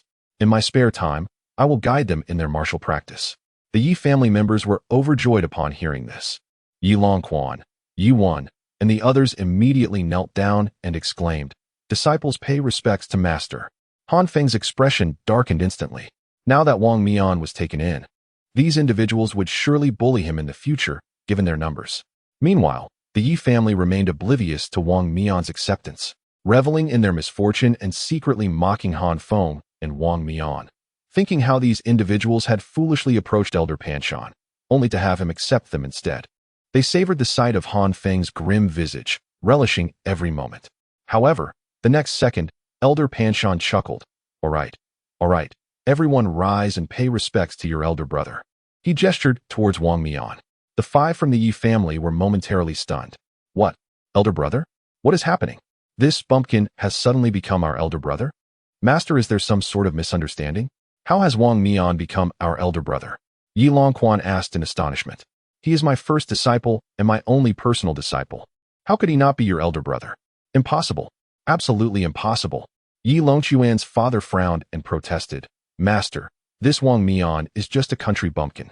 How can he be worthy of being our elder brother? Elder Panshan's expression darkened at Yi Longquan's outburst. Are you questioning my decision? To doubt your master and insult your elder brother is a grave offense. Wang Mian, give him 10 resounding slaps to teach him a lesson. Wang Mian felt a surge of energy at those words. Though his walk was unsteady, he forced himself to stride over, rolled up his sleeves, grinned maliciously, and slapped Yi Longquan across the face. Han Feng found the scene so amusing that he was nearly doubled over with laughter. Yi Longquan's expression shifted dramatically, and he prepared to retaliate against Wang Mian. With a fierce glare, Wang Mian declared, I am your elder brother. Yi Longquan was momentarily speechless, his raised fist frozen in indecision. Yi Longquan's father interjected, frowning, Elder, what does this mean? What does it mean? They have bowed and paid their respects. That makes them my disciples. In my presence, they must heed my words. Just as a household has its rules, a sect has its customs.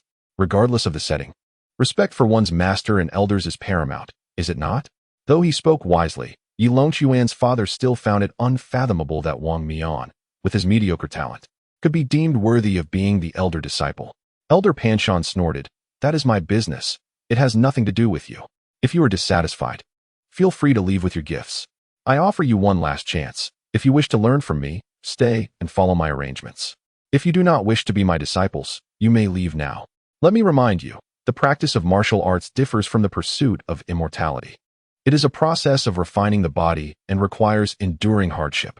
If you choose to stay and later find it unbearable, you may not leave at that time. The members of the Yi family hesitated. Initially, they had come with unbridled enthusiasm, hoping Elder Panshan would accept them. Now that they had been accepted, the prospect of enduring Wang Mian's bullying seemed daunting. He would be the elder brother, a personal disciple, while they would be mere junior disciples, facing inevitable humiliation. Yet if they left, they would resign themselves to a lifetime of regret, as such an opportunity in martial arts would be hard to find elsewhere. They understood that a momentary humiliation paled in comparison to the promise of their future. Yi Longquan spoke up. Master, I spoke out of turn earlier. I am willing to accept punishment. I request that Wang Mian, my elder brother, continue with the 10 slaps, so that I may remember this and ensure I respect my masters in the future. Wang Mian sneered. You said it yourself. With that, he unleashed a flurry of slaps on Yi Longquan's face without holding back. The thrill of openly striking an enemy, knowing they could not retaliate, was exhilarating. After delivering the 10 slaps, Yi Longquan's face was swollen, revealing Wang Mian's complete lack of restraint. After all, the Yi family had shown no mercy when they had crippled his cultivation, and Yi Longquan had been equally ruthless when betraying Han Feng. Once the slaps were done, Wang Mian clasped his hands and bowed to Elder Panshan. Master, it is finished. Elder Panshan turned to the Yi family members. All right, the disciples can stay, and you may leave. Upon returning, arrange for some servants to come here and build a few more rooms. These disciples cannot be left to sleep outdoors. We need proper kitchens and latrines. Yes, we will ensure their basic needs are met, Yi Longquan's father quickly assured. However, Elder, I hope you can ensure their safety while teaching them. They're innocent children, given Wang Mian's grudge against us. I hope you will help mediate to prevent any harm from befalling them. Rest assured, once they leave this valley, I will not concern myself with their affairs. In this territory, none of my disciples shall perish unless I die first. Chapter 68.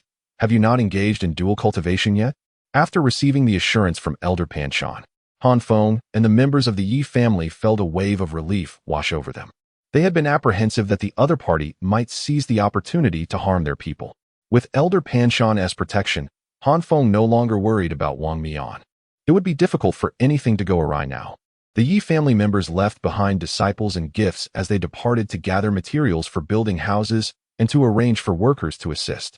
This endeavor was not merely for their children, but also a rare opportunity to foster goodwill with the Pancher sect, as previously, such offerings had often been declined. Han Feng requested a communication jade slip from Jiang Suru and handed it to Wang Mian, saying, Wang Mian, From now on, focus on your cultivation here. Learn martial arts from the elder, and visit Luoxiao Peak every few days to spend time with Zhang Xiao. If you wish to return, send me a message, and I will come to retrieve you. Do not attempt to return alone. The journey from here to Luoxiao Peak is quite lengthy, with dense vegetation that provides ample hiding places for assassins. Being with these Yi family members, they are well aware of your movements. Given the nature of the Yi family, they will not miss any opportunity to eliminate both you and me. Be cautious. Do not take your life lightly. Wang Mian accepted the jade slip and placed it into his storage pouch, chuckling. Rest assured, am I not entitled to your hospitality? From now on, you shall be my charioteer. Wherever I wish to go, you shall accompany me. Ha ha ha. Elder Panshan turned to Han Feng and remarked, since you have such a close relationship with him, why not stay and practice martial arts with me? You can also protect him closely. Your bloodline is exceptionally powerful. Though your physique is somewhat slender, with training, you can certainly strengthen it. If you stay, I will even make you my direct disciple. What say you? Han Feng felt a pang of anxiety and quickly responded, Senior, I possess commendable aptitude for cultivation and have worked diligently for many years. I do not wish to abandon the path of immortality. I aspire to continue my training. What does that matter? You are but in the qi refining stage. It would be no loss to start over, as you have not cultivated for decades or centuries. A talent like yours would be wasted if not trained in martial arts. Come, train with me. Observing Elder Panshan's fervor, Han Feng mused, if martial arts were so commendable, why did the esteemed immortal Han, the founder of the path, choose to cultivate in the realm of immortals instead of the martial world? Thank you for your kind intentions, Senior, but I am rather accustomed to a leisurely lifestyle and cannot endure the hardships of martial training. I prefer to quietly meditate and cultivate my spiritual essence. I hope you understand. Upon hearing this, Elder Panshan sighed but still admonished, should your cultivation falter one day, remember to seek me out for martial training. Close your mouth. Han Feng gritted his teeth in response. See, you coldly interjected, he is my disciple. There can only be one master. Having concluded their business, Siyu waved her hand, and a surge of spiritual energy lifted Han Feng, Jiang Suru, and Zhang Xiao into the air, flying towards Luoxia Peak. Elder Panshan shook his head in regret and turned to his disciples, saying, what are you all waiting for? Remove your clothes. Wang Mian and the others exclaimed in unison, astonished. Was their master harboring some peculiar proclivities? What nonsense! Remove your upper garments and practice standing post in bare skin. Start with the fundamentals. Understood. On the journey home, Siyu did not look back, but inquired of Jiang Suru and Han Feng. You two have been partners for a month now. How many times have you engaged in dual cultivation? Their reaction mirrored that of Wang Mian earlier. Siyu, not noticing their expressions, continued, allow me to clarify. Dual cultivation is beneficial, but one must not be greedy. You are young and filled with desire. Indulging excessively can lead to adverse effects. Limit yourselves to once a day at most, ideally, every 2 days. While I have not practiced the foundational techniques of the Yin-Yang sect nor engaged in dual cultivation myself, I have studied this practice. You are both young and should exercise restraint to avoid losing interest in the future. Do you understand? Jiang Suru's cheeks flushed crimson as she replied, Master, we have yet to engage in dual cultivation. What? See, you frowned. It has been a month, and you two have not engaged in dual cultivation even once? Come, let us return and discuss this. Seeing the stern expression on their master's face, both Jiang Suru and Han Feng instinctively recoiled. Upon arriving at the master's residence, the three stood respectfully. Siyu settled into a chair, leaning back, her alabaster legs crossed in a display of regal authority.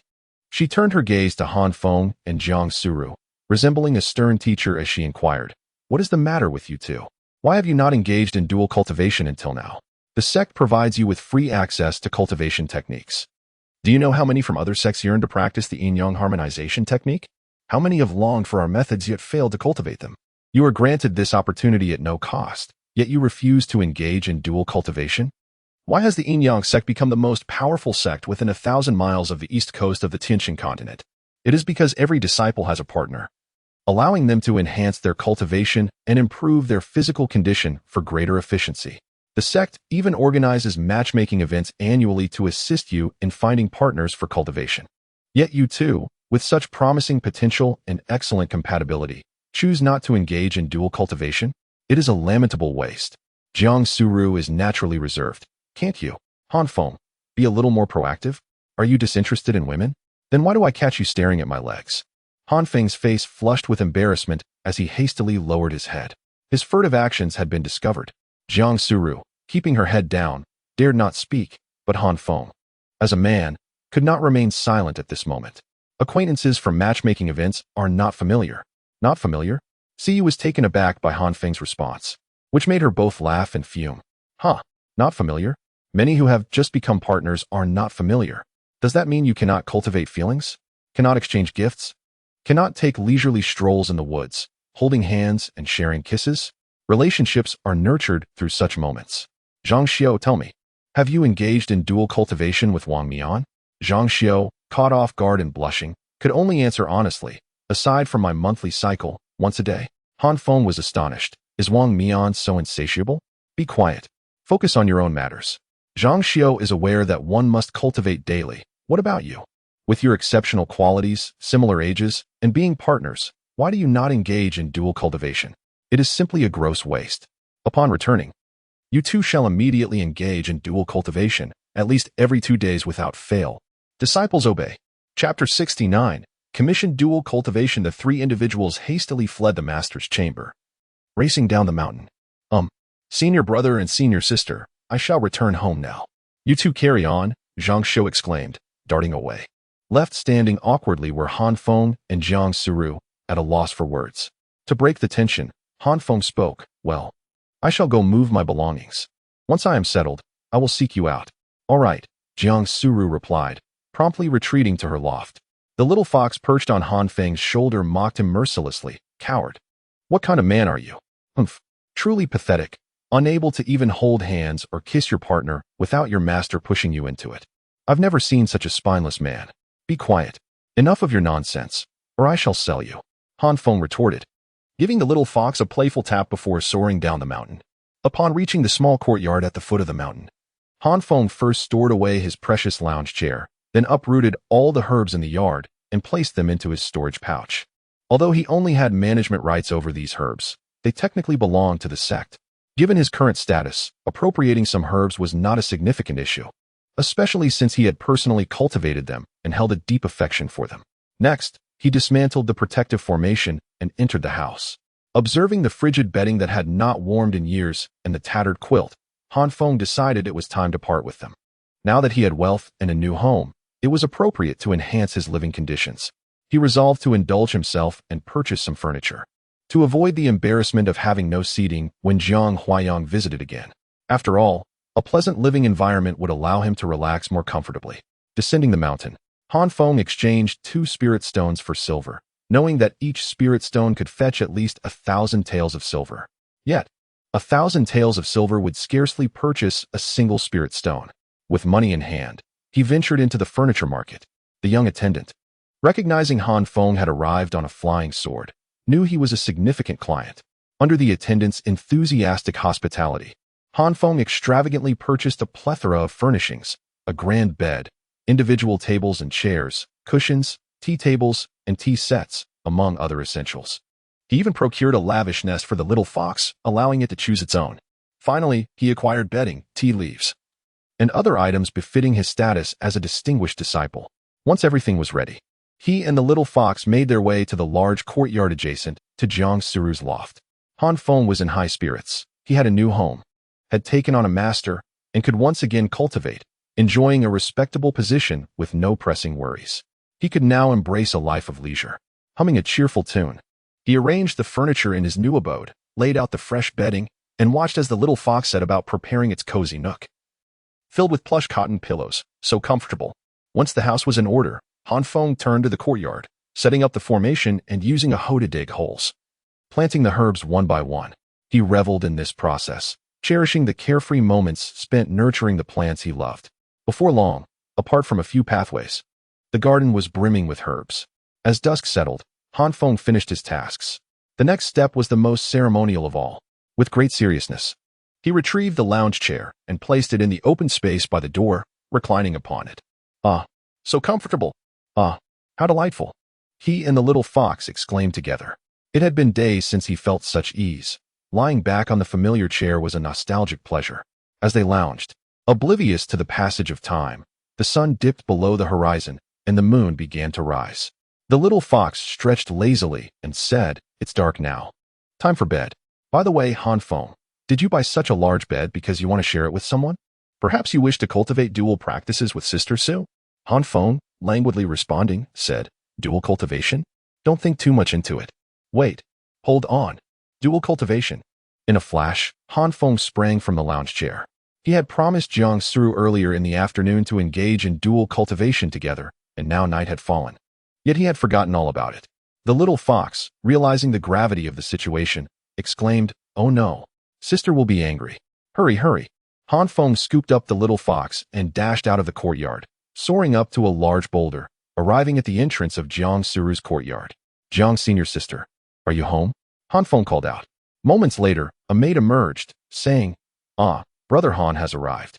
Our young mistress has stated that she will not receive guests tonight. Please return." "I see. Very well," Feng replied, turning to leave, but the little fox swiftly grabbed his face, whispering, "You must return. Do not leave. If you go now, it will be the end for you. You dense man, can't you see? She's upset. You just need to comfort her. If you leave now, you can forget about getting any warmth in the future." "That makes sense." Feng, inexperienced in romance and heeding the little fox's advice, turned back to the maid and asked, "Is Jiang senior's sister truly not receiving guests today?"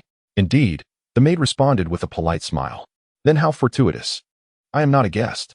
I am Jiang senior's sister's partner, and I am permitted to enter."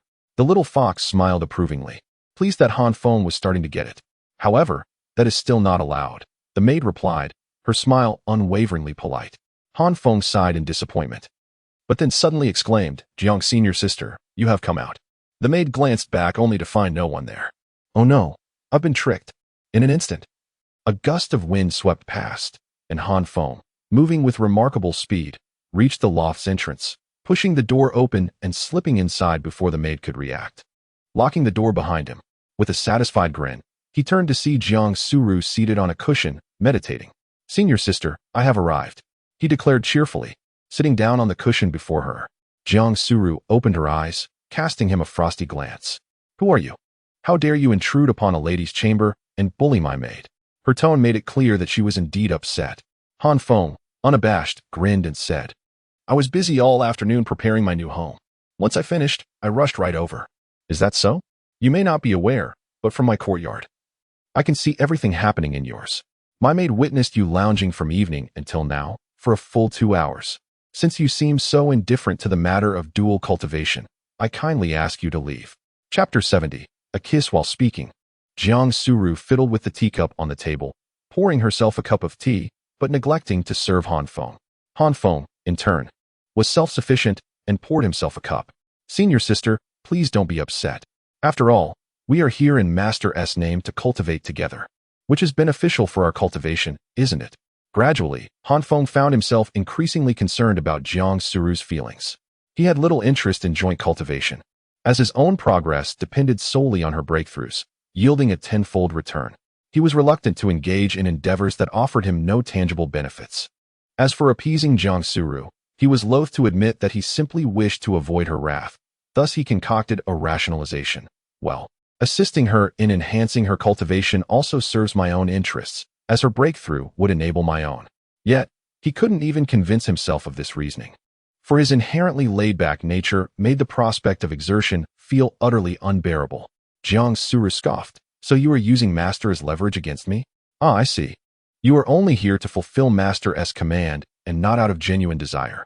After all, Feng had initially been compelled to become her partner, having had no choice in the matter. Though she had previously mentioned that he could approach her for joint cultivation every 10 days to enhance their abilities. A month had passed without a single mention from him. "I was foolishly unaware, but now I understand. You never held any regard for me. Very well. It seems I have overestimated my own feelings. If you are unwilling to cultivate together and have no affection for me, let us part amicably. After we separate, you may seek a suitable partner, and we can each find our own peace. In the future, should we meet, a nod and a greeting will suffice. Far better than harboring mutual disdain, wouldn't you agree?"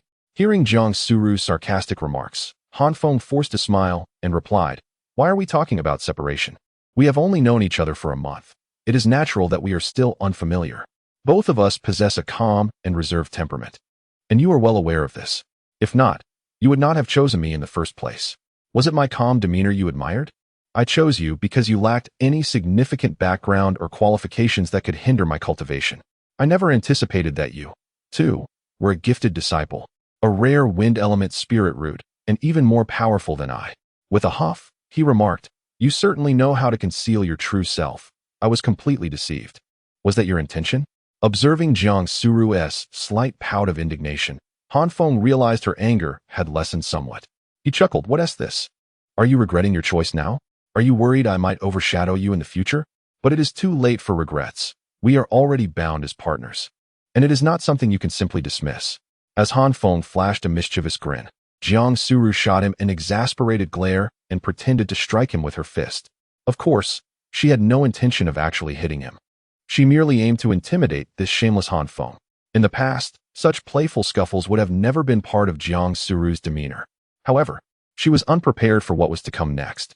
In an unexpected turn, Han Feng seized her fist and held it firmly in his grasp. "What are you doing? Let me go? You are being rude." Jiang Suru's cheeks flushed slightly as she struggled to reclaim her hand, but her cultivation level was inferior to Han Feng's, and she lacked the strength to break free. After much effort, not only did she fail to retrieve her hand, but the tea table beneath them crumbled under the strain. "You!" Jiang Suru glared at Han Feng. Yet, he did not release her. Instead, he stood up and, with a swift motion, lifted her off the ground. Jiang Suru, who had been seated in a meditative pose, was suddenly pulled forward, toppling into Han Feng's embrace as the tea table vanished from beneath her.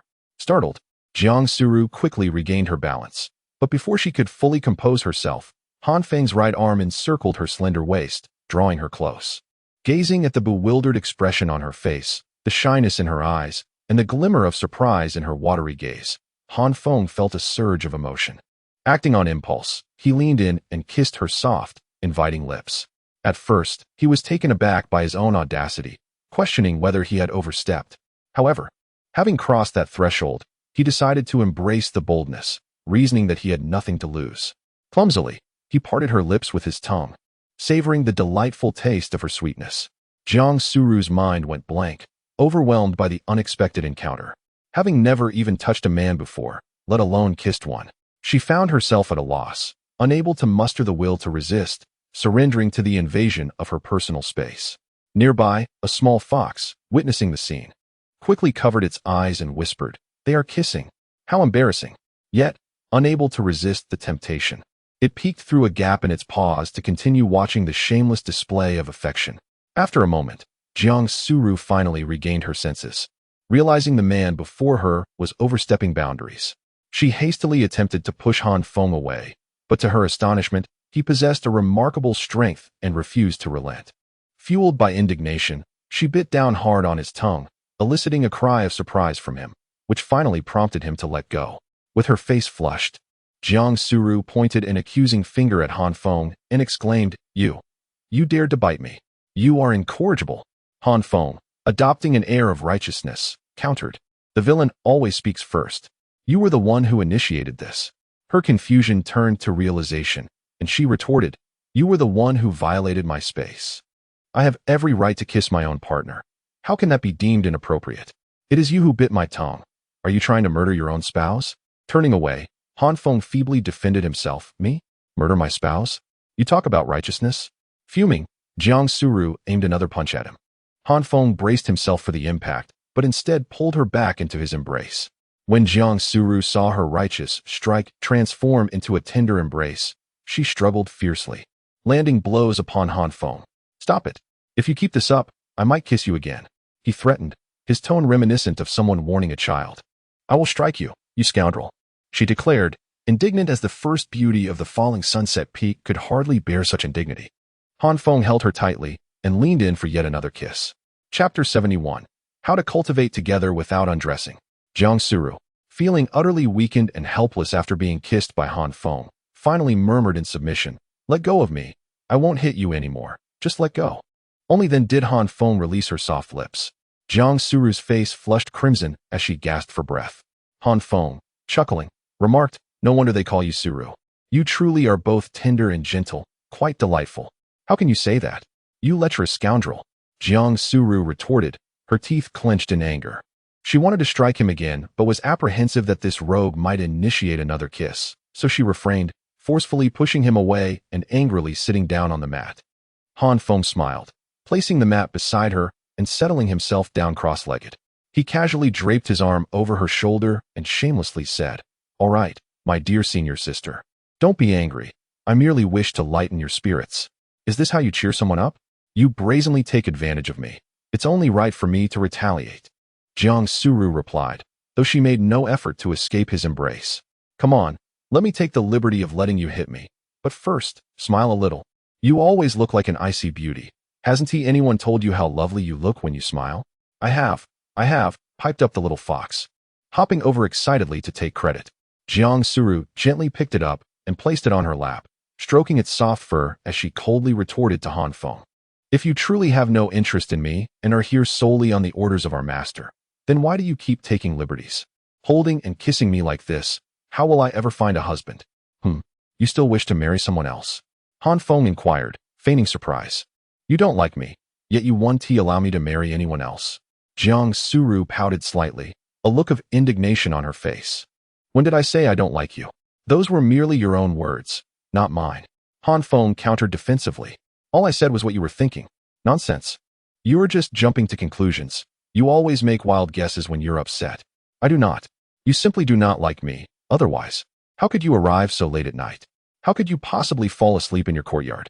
Isn't it inappropriate to engage in such activities during the day?" "What activities?" "Dual cultivation. Is dual cultivation not permissible during the day?" The two exchanged silent glances before turning away in unison. Neither had ever engaged in dual cultivation and were uncertain if it could be done during daylight. "Regardless, you clearly do not like me. You rarely seek me out. Since we became Tao partners, you have only come to me once to deliver 3 needles of flowers, and thereafter, you have not appeared at all. You have not been visited as frequently as that scoundrel named Yi. He came by every day." "Oh, did you let him in?" Han Feng's eyes narrowed dangerously. Jiang Suru noticed his reaction, and a triumphant smile crept onto her face as she said, "What? Are you jealous? You claim to have no feelings for me. So why do you care if other men come to see me? If I truly didn't like you, why would I feel jealous? It is rather you, senior sister, who seems so concerned about whether I harbor feelings for you." Han Feng said, lifting her chin to meet his gaze. "Do you like me?" he asked softly. "Bah, I like you, a big-headed fool." Jiang Suru replied earnestly. "I don't believe you. What would it take for you to believe me? Kiss me, and I shall believe." "Bah, you wish to take advantage of me again, don't you?" Jiang Suru swung her fist at Han Feng, but he caught her hand tightly. At that moment, the little fox chimed in. "You two clearly like each other, yet you insist on engaging in a battle of wits, requiring the other to confess first. How tedious. Just kiss already." "No, we've already kissed, yet you still refuse to admit your feelings. How can such soft lips utter such frigid words?" "Be quiet," they both shouted in unison. The little fox obediently fell silent, curling into a fluffy ball. After exchanging glances, Han Feng suddenly pulled Jiang Suru in for a quick kiss, then stood up, declaring, "All right, no more anger. Let us engage in dual cultivation, for that is what truly matters." "Very well," Jiang Suru nodded, forcing herself to appear composed. Having been kissed numerous times, her cheeks were no longer as flushed. Han Feng stood and began to undress, leaving Jiang Suru in shock. "What are you doing? Are we not to engage in dual cultivation?" Han Feng replied, baffled. "Why must you undress for dual cultivation? How else can we cultivate together?" Jiang Suru finally grasped the situation, her face turning beet red as she pointed an accusatory finger at Han Feng, saying through gritted teeth, "Who told you that dual cultivation meant doing such things? No wonder you insist on coming at night. And you looked so wrong when I mentioned your tardiness. Do you truly believe dual cultivation involves that?" "Ah, Han Feng, I initially thought you were a gentleman, but it turns out you are just another lecherous man. You shameless fiend," Han Feng exclaimed, feeling utterly bewildered and innocent.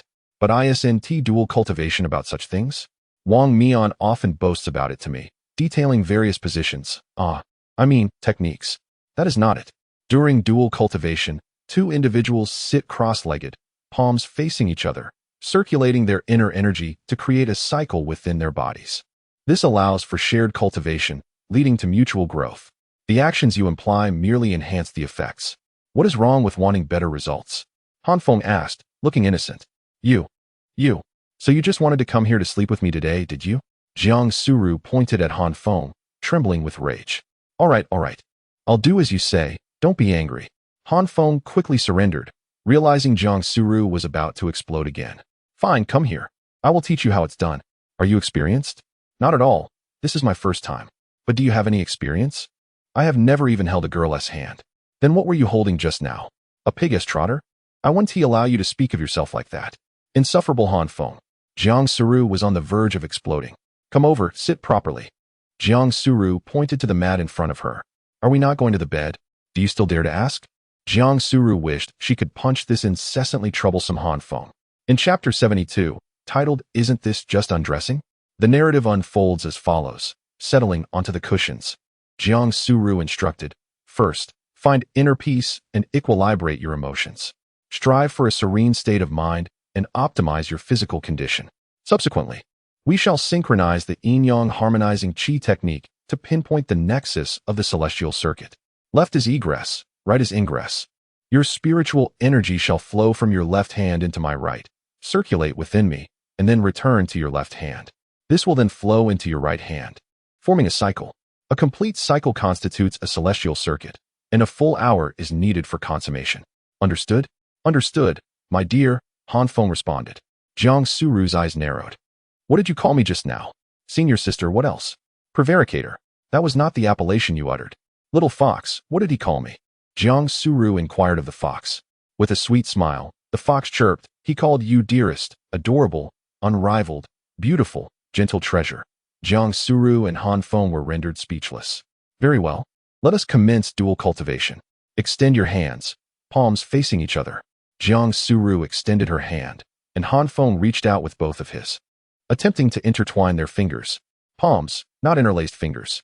One more attempt to exploit me, and I shall eject you forthwith. Despite the threats, Han Feng eventually complied, and the two began their dual cultivation. They mobilized the spiritual energy within their bodies, circulating it according to the methods inscribed in the cultivation manual, forming a cycle between them. This was intended to achieve a synergistic effect in their cultivation. They absorbed external spiritual energy rapidly, replenishing what had been depleted in battle. This was partly due to their low cultivation levels and limited spiritual energy reserves, which facilitated rapid recovery. Soon, an hour had passed, and their spiritual energy was fully restored. Releasing their hands, Jiang Suru expressed delight, stating, my cultivation has improved slightly, perceptibly so. I only broke through to the 8th level of qi training before the ancestral rites, and now I am firmly established at that level, poised to advance towards the mid-stage. I had not anticipated such efficacious results from dual cultivation. However, Han Feng offered a wry smile, remarking, good that it was effective. Why the disconsolate demeanor? Has your cultivation not advanced? No, there was no discernible effect. How can that be? Let me examine you. We shall engage in dual cultivation once more. Jiang Suru seized Han Feng's hand and channeled her spiritual energy. This time, she scrutinized his cultivation in detail. Indeed, there was no difference from before. Puzzled, she engaged in another hour of dual cultivation with Han Feng, meticulously monitoring his progress. Her own cultivation advanced steadily, but Han Feng's remained stagnant. Aside from the initial replenishment of spiritual energy, his cultivation showed no signs of progress. What could be the cause? Jiang Suru frowned slightly, her brow furrowing attractively. I do not know. Perhaps this simple form of dual cultivation is not potent enough. Nevertheless, it is beneficial if you are improving. We have cultivated twice today. I shall seek you out again in 2 days. Dawn approaches. I must take my leave. Han Feng, cradling the fox, waved farewell to Jiang Suru and headed towards the exit. Jiang Suru, torn and hesitant, pondered, making a difficult decision. Just as Han Feng was about to open the door, she called out, wait, I have another method. Oh, what method? Han Feng turned back, curious. Jiang Suru arose, approached Han Feng, opened the door, took the fox, and instructed the shivering maid outside, Xiao Huan, entertain the fox and provide it with sustenance. Do not allow it to enter the house. As you command. Xiao Huan promptly took the fox, which appeared bewildered. Jiang Suru closed and locked the door, then ascended the stairs. Follow me. Reaching the upper floor, Han Feng observed a door to the left leading to a secret chamber, and a large, tastefully decorated bed in the right corner, adorned with elegant colors. Further on, by the window, were tables, chairs, and cushions. Clearly, the layout of a solitary girl's apartment was well appointed, with a living room downstairs and a bedroom upstairs. Jiang paused by the bed, took a deep breath to compose herself, then turned and said, I possess another dual cultivation technique. Do you recall when you inquired about the boon I received from the Secret Realms prayer? This is it. Its dual cultivation effects far surpass those of the yin-yang harmonizing qi technique. Study it first. It is quite simple. With that, Jiang retrieved a jade slip and imprinted the technique from her mind onto it, handing it to Han Feng.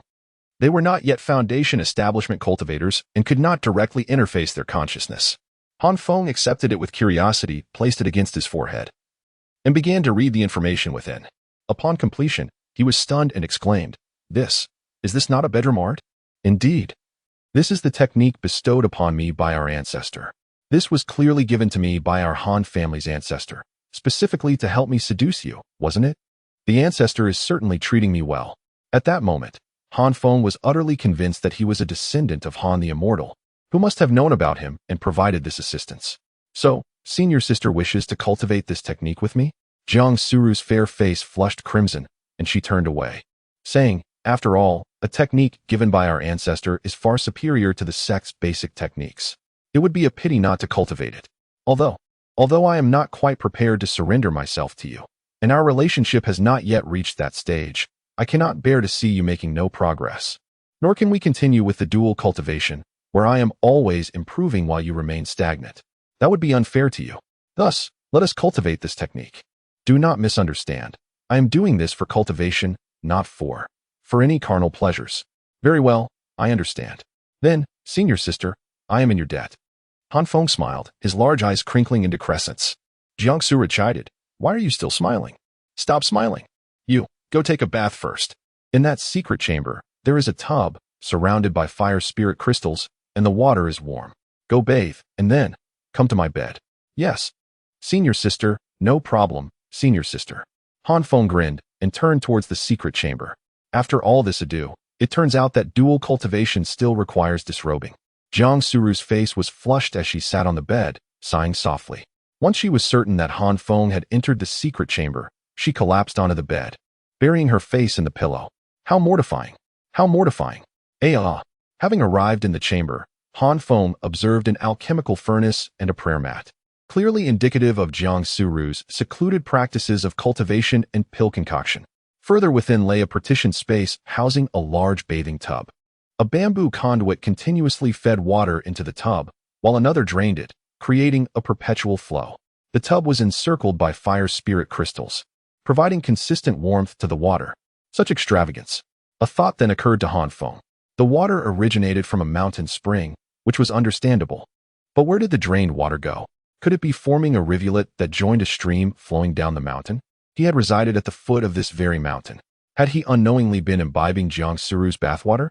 He swiftly opened the window and peered out, noting a well where the water was channeled, preventing it from reaching the mountain's base.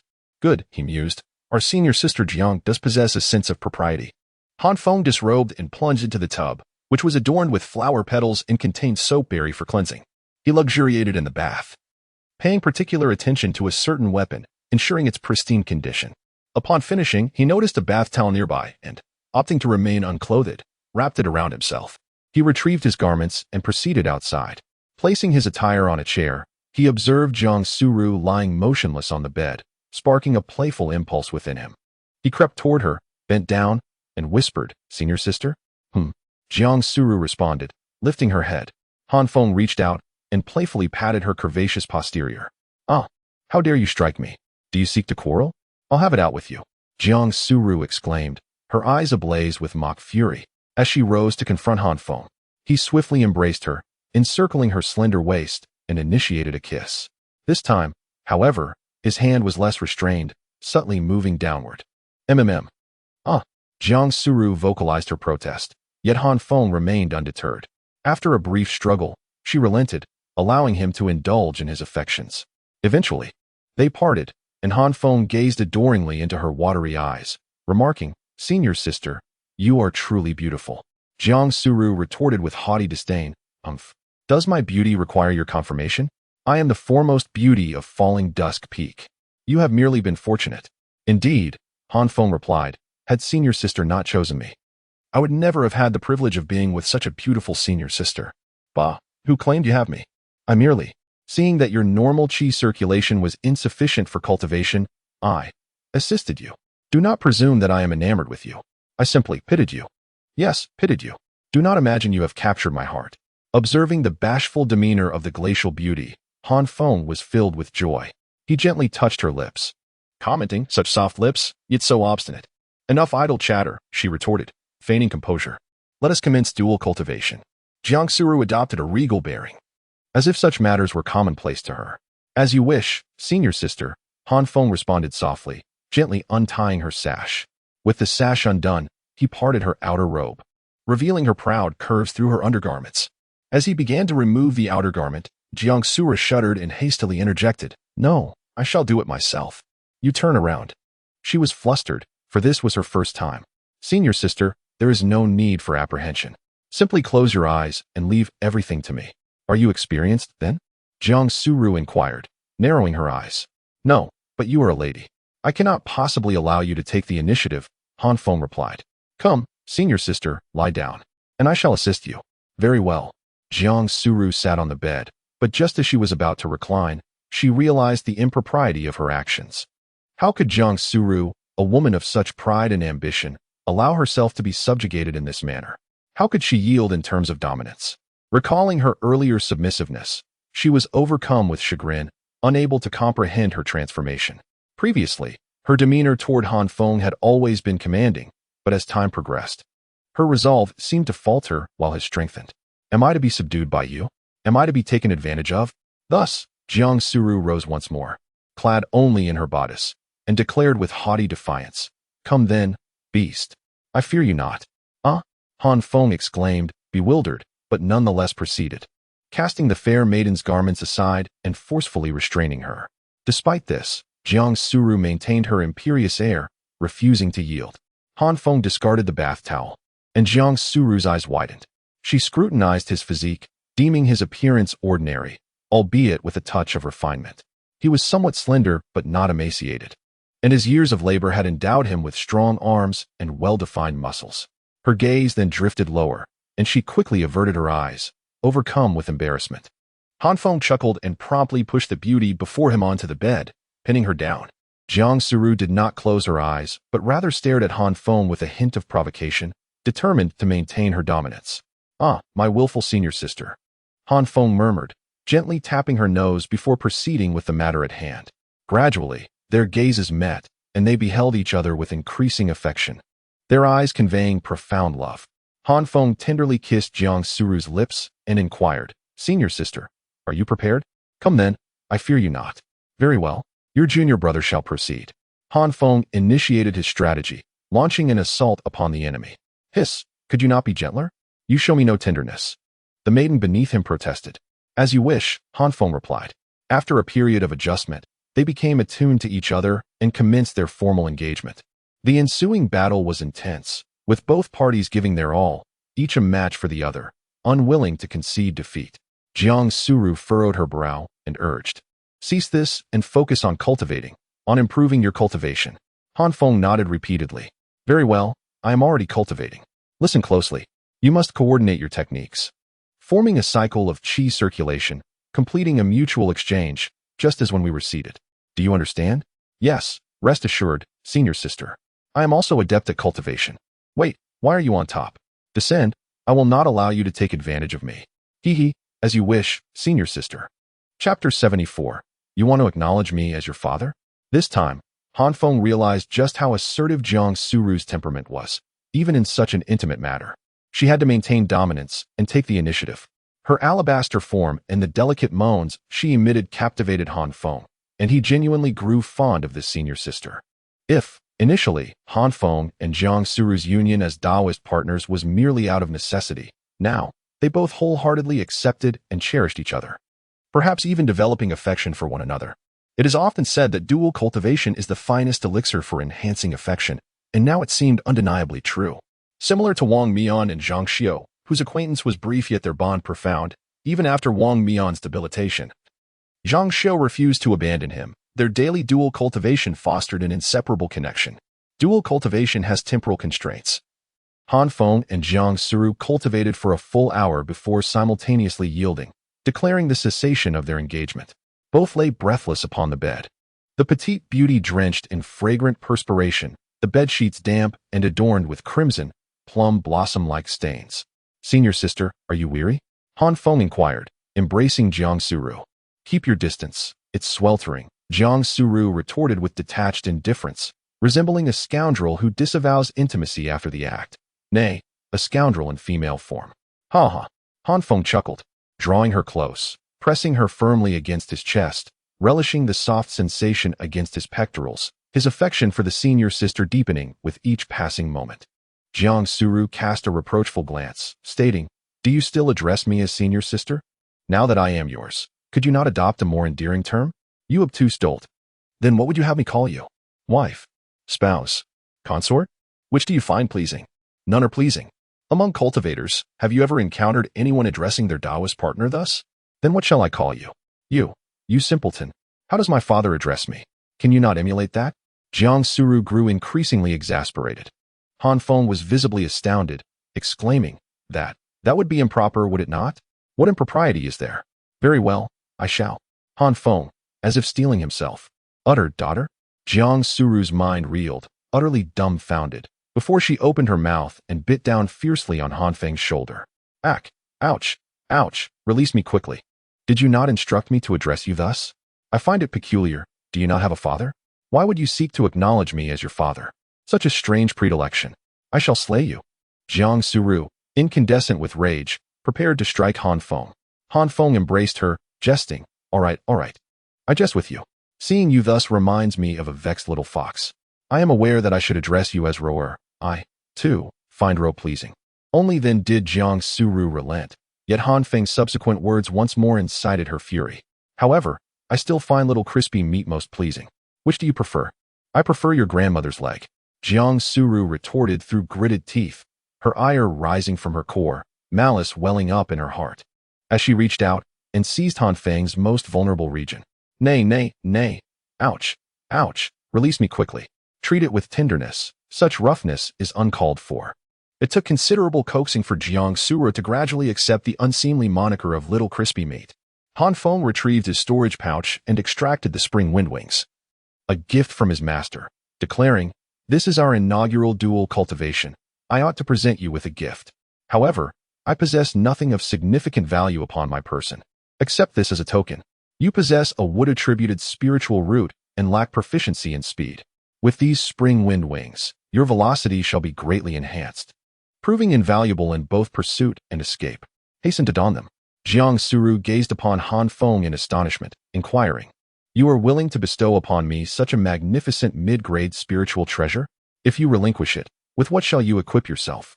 What is there to be unwilling about? I naturally possess a wind-attributed spiritual root and excel in speed. None within my realm can surpass me. Its effect upon me would be minimal."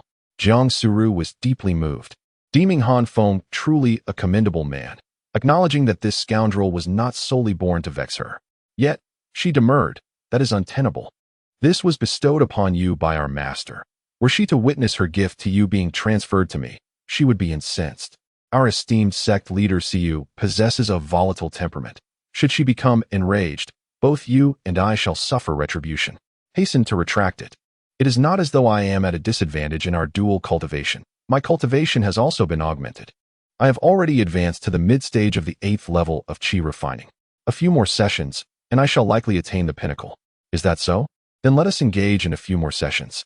Han Feng felt a pang of regret. If this treasure could not be gifted, he would not receive an even greater one. In his estimation, bestowing the treasure upon Jiang Suru would grant him an even more splendid boon. One treasure would transform into two, one for each of them, a veritable windfall. However, he could not divulge this to Jiang Suru, for the ancestor Xin who granted him marital blessings forbade him from speaking of it. While both were blessings, Han Feng discerned that ancestor Xion's marital blessing far surpassed Senior Han's secret realm blessing. The secret realm blessing was a once-in-a-lifetime occurrence, whereas the marital blessing was perpetual. As he mused, He stowed away the spring wind wings, resolving to seek another opportunity to bestow them in the future. Subsequently, he mounted her once more, prepared for another session. Jiangsu visibly panicked, exclaiming, Nay, desist. Let us rest. We have already engaged in 2 ordinary dual cultivation sessions today. And one of this nature. The effects have reached saturation. Allow me to rest as well. I have only recently experienced defloration. I am still in pain. Witnessing his petite wife's pitiable countenance, Han Feng's heart softened. He retrieved a common spirit recovery pill from his storage pouch and fed it to her, hoping to alleviate her discomfort. He offered her a spirit recovery pill seized from another, not Yilong Yuan's high-grade spirit recovery pill, which only he could consume. After ingesting the pill, Jiang Suru stated, You should return now. I shall gather these bed sheets and dispose of them, then replace them with fresh ones and consolidate my cultivation. Han Feng embraced her, caressing her buttocks, remarking, It is truly comforting to hold you thus. How can I bear to release you? Jiang Suru offered a gentle smile, stating, Cultivation remains paramount. The future is boundless. Why concern ourselves with this fleeting moment of tenderness? It is not as though we shall never again engage in dual cultivation. By the way, has your cultivation progressed? Jiang Suru placed her hand upon Han Feng's dantian, channeling spiritual energy to observe closely. After a moment, she furrowed her brow, inquiring, Why has there been no progress? What is the cause? Han Feng shook his head, stating, It matters not.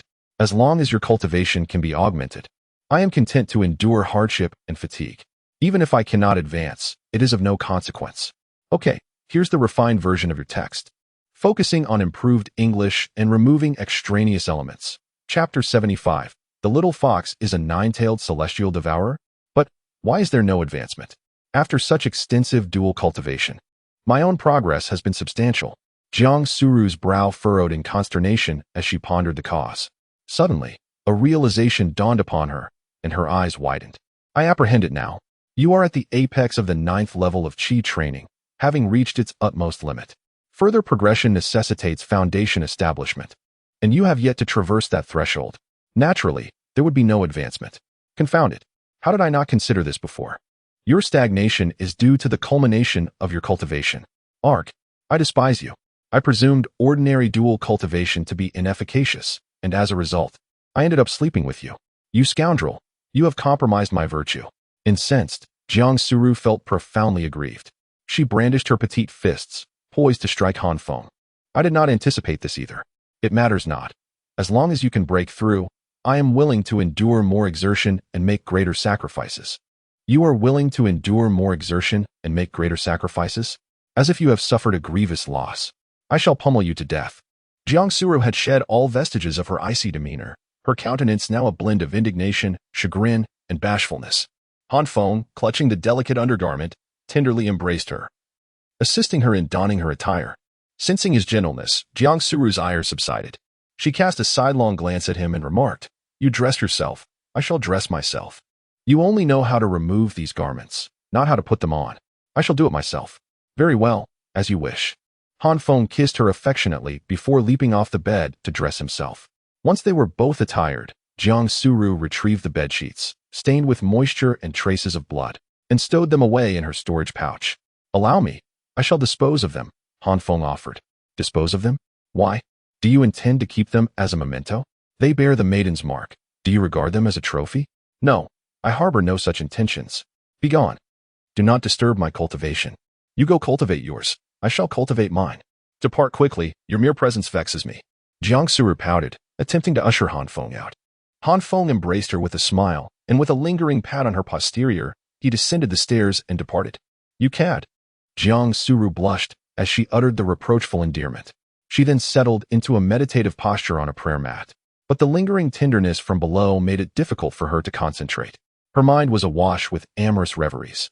This man unsettles my Tao heart. With no man in my heart, the sword naturally becomes divine. Calm yourself, find peace. Having descended the stairs, Han Feng opened the door to find the sky tinged with the first light of dawn. The pitiable maid, Xiao Huan, was huddled in the frigid air, clutching the little fox. Witnessing this, Han Feng felt a pang of guilt. He had been reveling upstairs while she had endured the night's chill. Xiao Huan, I am truly sorry for your suffering. I want nothing from you. Xiao Huan sat on a stone, her lips pursed, on the verge of tears. Little fox, The outside is so cold. You should have escorted Xiao Huan to our home to rest for a while. There is a formation. I cannot enter, the little fox replied. Crestfallen. Ah, that was my oversight. Han Feng scooped up the little fox and retrieved 10 spirit stones from his storage pouch, offering them to Xiao Huan. Xiao Huan, this is to atone for my fault. Truly for me. Xiao Huan's face immediately lit up as she eagerly accepted the spirit stones. Thank you, young master. You are such a kind young master. Our young lady and you are the perfect match, a match made in heaven, destined for eternal bliss. Haha, thank you. Go and rest. Senior sister Jiang is cultivating. Very well. Xiao Huan happily scurried into the house. Han Feng, cradling the little fox, returned to his own abode. He then imprinted the formation with the little fox's mark, granting it the authority to open the formation itself. Han Feng reclined in his lounge chair, savoring the resplendent sunrise. The little fox nestled upon him, sniffing inquisitively. You carry the scent of little Suru. Did you engage in intimate acts? Children should not pry into such matters. Be silent. Nay, I insist on knowing. What does intimacy feel like?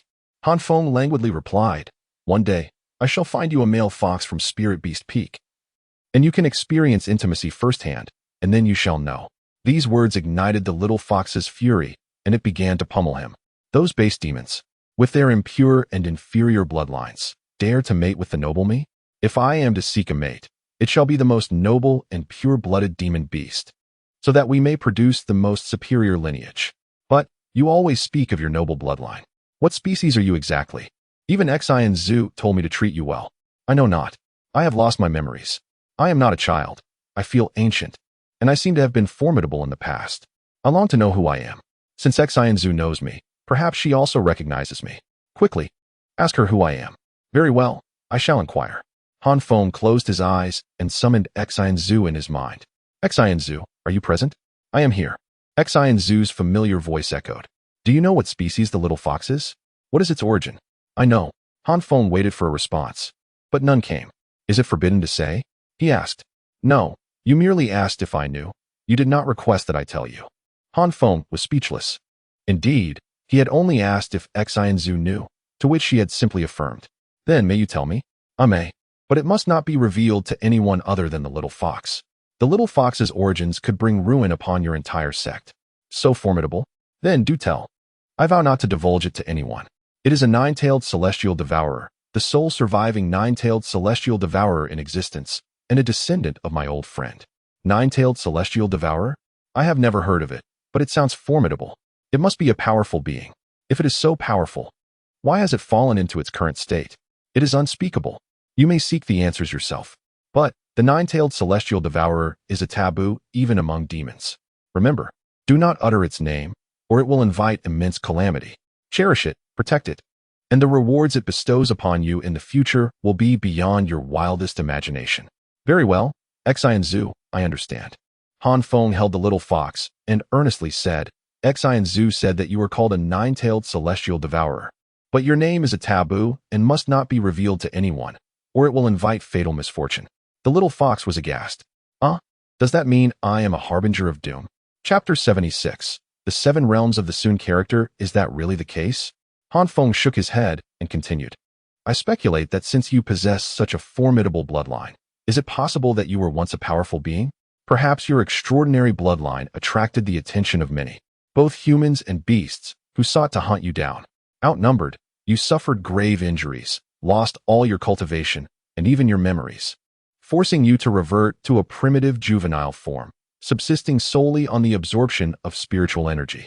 Thus, although you lack cultivation now, you still possess numerous innate talents. You can devour spirit stones, sense malice, bewilder foes with your gaze, and transform corpses into spheres of blood energy to enhance others' cultivation and promote the growth of medicinal herbs. Quite impressive indeed. So the little fox is that powerful? The little fox stood up, its hind legs erect, front legs on its waist, and its large eyes sparkling brightly. Of course, I am merely speculating. Perhaps you are just a child, newly born and yet to discover a method to enhance your cultivation. But it is true that your bloodline is exceedingly precious. However, I am called the nine-tailed sky-devouring fox, yet I possess only one tail. I do not have 9. The number of tails is not the crux. Perhaps as you mature, you shall grow 9 tails. What truly matters lies in the term sky-devouring. Sky-devouring? Yes, indeed. I find you extraordinary, capable of consuming spirit stones, celestial crystals, and even the life essence of both the living and the dead. Maybe when you grow up, you will truly be able to devour all things. Devouring all? The little fox's eyes gleamed brighter, feeling increasingly powerful. Han Feng was unaware that the first time he encountered the little fox, he startled it greatly. A colossal phantom of a nine-tailed, sky-devouring fox appeared in the sky. Had he seen the bloodthirsty savagery in the fox's eyes, filled with the stars of myriad realms, he might have grasped the true meaning of sky-devouring. Therefore, you must never disclose your identity as a nine-tailed, sky-devouring fox to anyone, lest you invite calamity, for your bloodline is far too precious, Han Feng earnestly advised. It's fine. I am always cautious. I merely need to be wary of you. I have a feeling you might sell my blood. I would never sell your blood. Swear it. Go away. Han Feng playfully tossed the little fox aside and began to meditate on the Sun character's technique he had received. Since receiving the complete version of the Sun character's technique yesterday, he had yet to thoroughly examine it.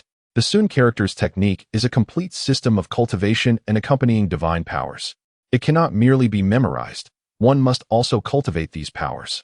According to its description, the 7 grand realms of divine powers require continuous improvement in cultivation to be manifested.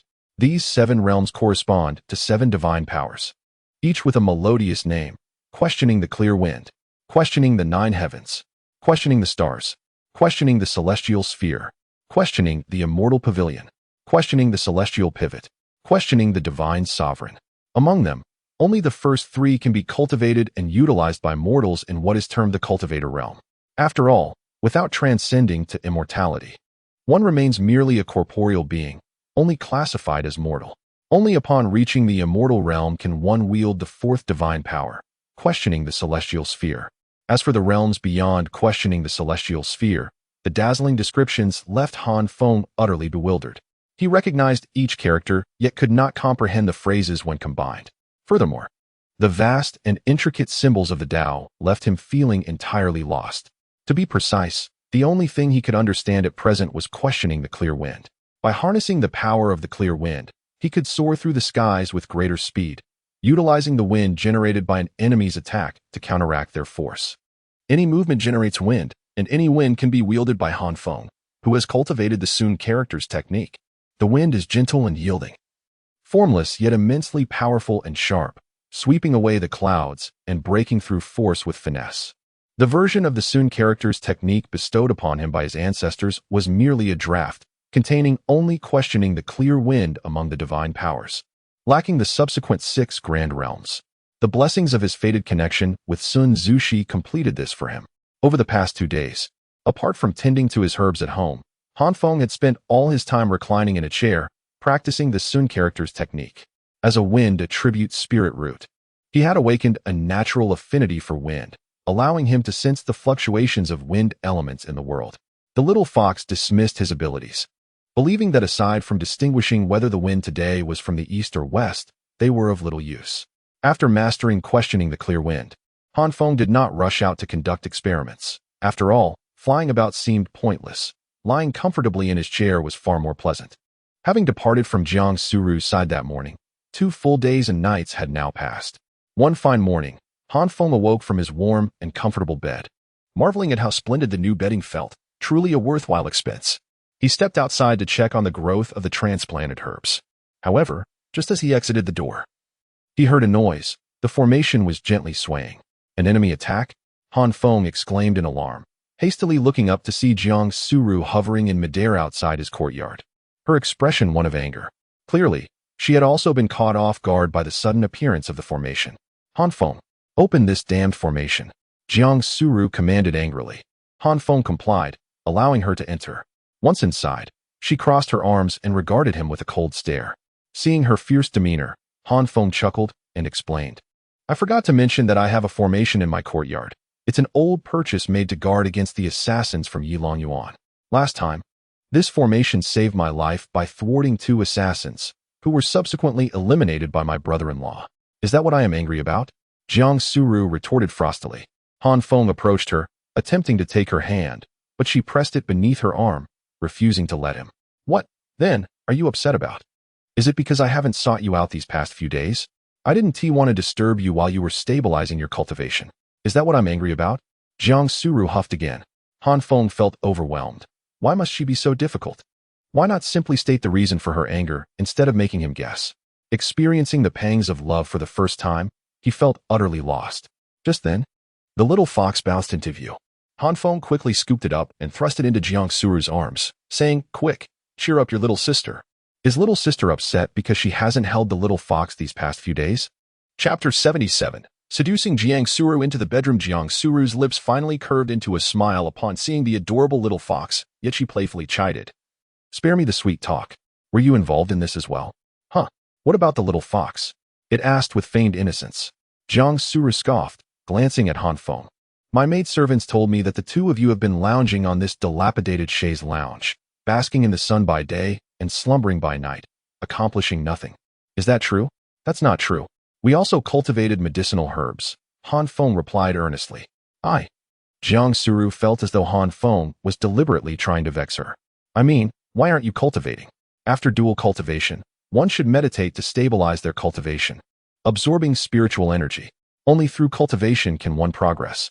Cultivation is like sailing against the current. If you don't advance, you regress. If you don't cultivate, your enemies will eventually surpass you and kill you. Especially with the formidable Yi family as your adversaries. How can you protect yourself if you don't grow stronger? Everyone else is cultivating, yet you spend your days sunbathing and sleeping. Why are you so indolent? You lack any ambition." Han Feng finally understood that Jiang Suru was displeased about this.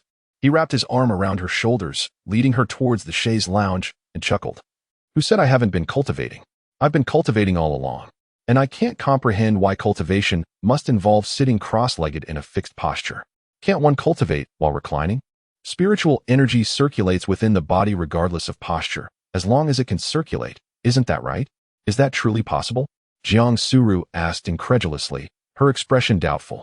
"But throughout history, everyone has cultivated by sitting cross-legged in meditation. How can there be such a convenient method as cultivating while lying down?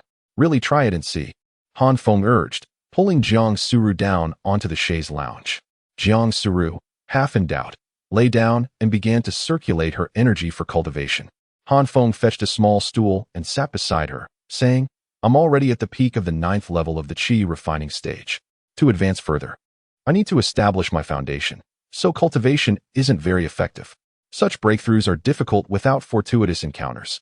Moreover, I'm not cultivating the yin-yang harmonious Qi technique, but the Sun word incantation, which refines the exclusive techniques of the wind attribute. What is wind?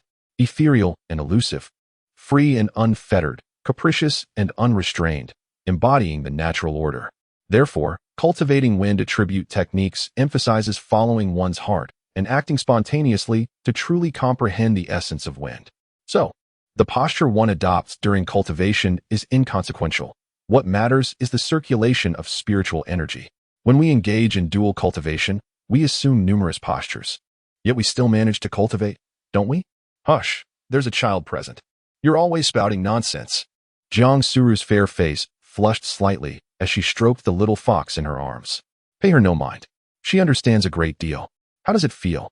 Do you sense a stream of spiritual energy circulating within your body, making cultivation effortless?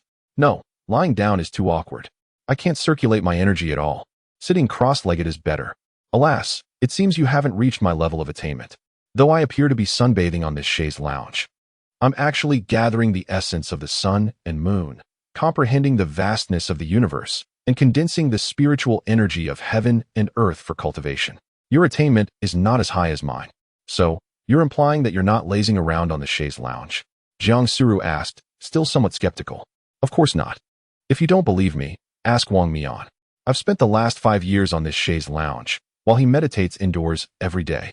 And yet, he only managed to cultivate to the 4th level of the Qi refining stage, while I'm at the 9th level. And that's with me single-handedly handling all the herb cultivation. He hasn't cultivated as well as I have. What does that prove? It proves that your aptitude is superior, making cultivation twice as effective with half the effort. It proves that cultivating while lying down is also possible. Han Feng looked at Jiang Suru, stroked his chin, and then said, perhaps this chaise lounge is too hard, making it difficult for you to enter a state of immersive cultivation. In that case, let's try my large bed in my room. I cultivate there every night. Very well, Jiang Suru said, standing up. Han Feng took the little fox, tossed it to the ground, and subtly gestured towards Jiang Suru's courtyard, indicating that it should go play there. The little fox, being highly intelligent, immediately understood his meaning and, muttering something about broad daylight licentiousness, scampered towards the pavilion on the giant rock. Meanwhile, the pure, kind, adorable, and innocent number one beauty of Falling Glow Peak was being deceived by a lecherous wolf, willingly walking into the lion's den. Upon arriving at Han Feng's room, Jiang Suru looked around and commented, "Your room is decently arranged, small but complete." "What do you mean, your room and my room?" "It's our room. What's mine is yours," Han Feng said, embracing her shoulders with a smile. "Hush, you're you, and I'm me. I don't want to live with you. You live in your courtyard, and I'll live in my room," Jiang Suru said proudly, walking into the bedroom. The bedroom was also fully equipped and spotlessly clean. "I didn't expect you, a grown man, to be so tidy. This room is immaculate, which is rare. But why isn't the quilt folded?" Han Feng chuckled. "Immaculate? If there's dust, a wave of my hand will blow it away. I'm of the wind attribute. Folding the quilt is too much trouble, and I'll be sleeping in it again tonight. You're just lazy. You take off your clothes to sleep at night, so why bother wearing them during the day? Well, if you were here, I wouldn't need to wear them during the day. Scoundrel, always spouting frivolous words." Jiang Suru glared at him, then sat on the bed, kicked off her white embroidered shoes, and lay down, asking, "Is this how one cultivates?" "Yes, just like that. Lie down properly, relax your arms, and enter a state of cultivation," Han Feng coaxed. Jiang Suru obediently followed his instructions, lying flat on her back, placing her arms at her sides, taking deep breaths, and adjusting her state. "Now close your eyes. I'll massage your body, clear your meridians, and regulate your qi." Jiang Suru closed her eyes, and Han Feng grinned wickedly as his hands began to wander, becoming increasingly audacious. He started by massaging her arms, caressing every inch, then subtly unfastened her clothes, opening them to the sides, and massaged her collarbones, chest, and dantian. Jiang Suru felt increasingly relaxed and comfortable, but she couldn't seem to enter a state of cultivation. However, Han Feng's massage techniques were quite effective, making her feel very pleasant. Chapter 78. Beyond the 9th level of Qi cultivation, however, as time wore on, Jiang Suru began to sense an anomaly. Was it truly necessary to massage the chest in order to facilitate the flow of Qi and blood? Indeed, Han Feng asserted, the chest is the convergence of countless acupoints, a vital nexus. What is Qi and blood but the essence of spiritual energy and vital fluids? All the blood in your body relies on the heart for sustenance. How can we proceed without adequately tending to this crucial area? Very well, Jiang Suru conceded. After a brief interlude, she inquired further. Is it also necessary to disrobe below the waist during this massage? Assuredly, Han Feng replied. To massage through clothing would be to merely caress the fabric. Only by direct contact can I precisely locate the acupoints and meridians, thereby providing a more efficacious massage. I comprehend, Jiang Suru acquiesced. Continue then. Han Feng's ministrations were thorough, effectively clearing Jiang Suru's meridians and optimizing the circulation of spiritual energy, inducing a state of profound relaxation. It was undeniable that Jiang Suru was a masterpiece of creation, possessing an unparalleled beauty in both countenance and form, a veritable feast for the eyes. The ability to freely admire and caress her was, for Han Feng, an exquisite pleasure. His audacious hand ascended from her ankle, venturing into forbidden territory. Hold, Jiang Suru interjected. Is it truly necessary to massage there as well? Assuredly, Han Feng responded, for within lies a wealth of esoteric knowledge. Cease, Jiang Suru commanded, lest I inquire as to the origins of your expertise. With a mischievous grin, Han Feng desisted. Shortly thereafter, the air was filled with the alluring sounds emanating from the bedchamber. Sensing that the moment was opportune, Han Feng rose, divested himself of his garments, and joined Jiang Suru upon the bed. Leaning in, he gazed upon her luscious lips, poised to bestow a tender kiss. But as he drew near, her eyes fluttered open. A hint of amusement and mockery danced in her gaze as she remarked languidly, "Did you truly believe me to be so naive as to be easily deceived? From the moment you invited me into your chambers, I divined your intentions. All this elaborate charade of massage, merely to culminate in dual cultivation? Your machinations are transparent, my dear. Why not simply proceed to the denouement, rather than prolong this elaborate foreplay?" Han Feng chuckled. "Nay, my dear. Pre-cultivation massage serves to relax the body, soothe the mind, and invigorate the flow of qi and blood, thereby enhancing the efficacy of our practice. Is that so? Jiang Suru retorted. Then henceforth, you shall provide me with a massage prior to each session. Fail but once, and you shall be denied entry. Agreed, Han Feng affirmed. With a hearty laugh, he leaned in and kissed his beloved before drawing the covers over them, eliciting a gasp of delight. Another tempestuous encounter ensued, punctuated by gasps of pleasure and whispered entreaties, until at last, Han Feng brought their dalliance to a close. After 2 sessions of cultivation that morning, Jiang Suru's cultivation had advanced noticeably. Wiping away the perspiration, she donned her attire and announced, "Let us venture forth and indulge in retail therapy. You shall purchase me new garments, understand?" "As you wish, my beloved," Han Feng replied.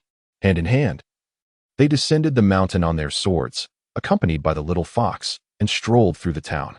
They were a vision of idyllic romance, eliciting envious glances from passers-by. Jiang Suru's beauty was undeniable, enhancing any garment she adorned. Where other women were enhanced by their attire, Jiang Suru's beauty elevated the clothing itself. She, in turn, selected several garments for Han Feng, her aesthetic sensibilities far surpassing his own. Yet, for some inexplicable reason, Han Feng was particularly fond of azure-hued clothing, perhaps due to the robe gifted to him by Wang Mian. Having long endured the drab, faded attire of a menial servant, the azure robe had been a revelation, sparking an immediate fondness for the color. When Jiang Suru inquired as to his preference, Han Feng recounted the tale, eliciting a playful scolding and an accusation of infatuation with Wang Mian. Thereafter, Han Feng expended the remainder of his spiritual stones on protective spiritual artifacts for Jiang Suru.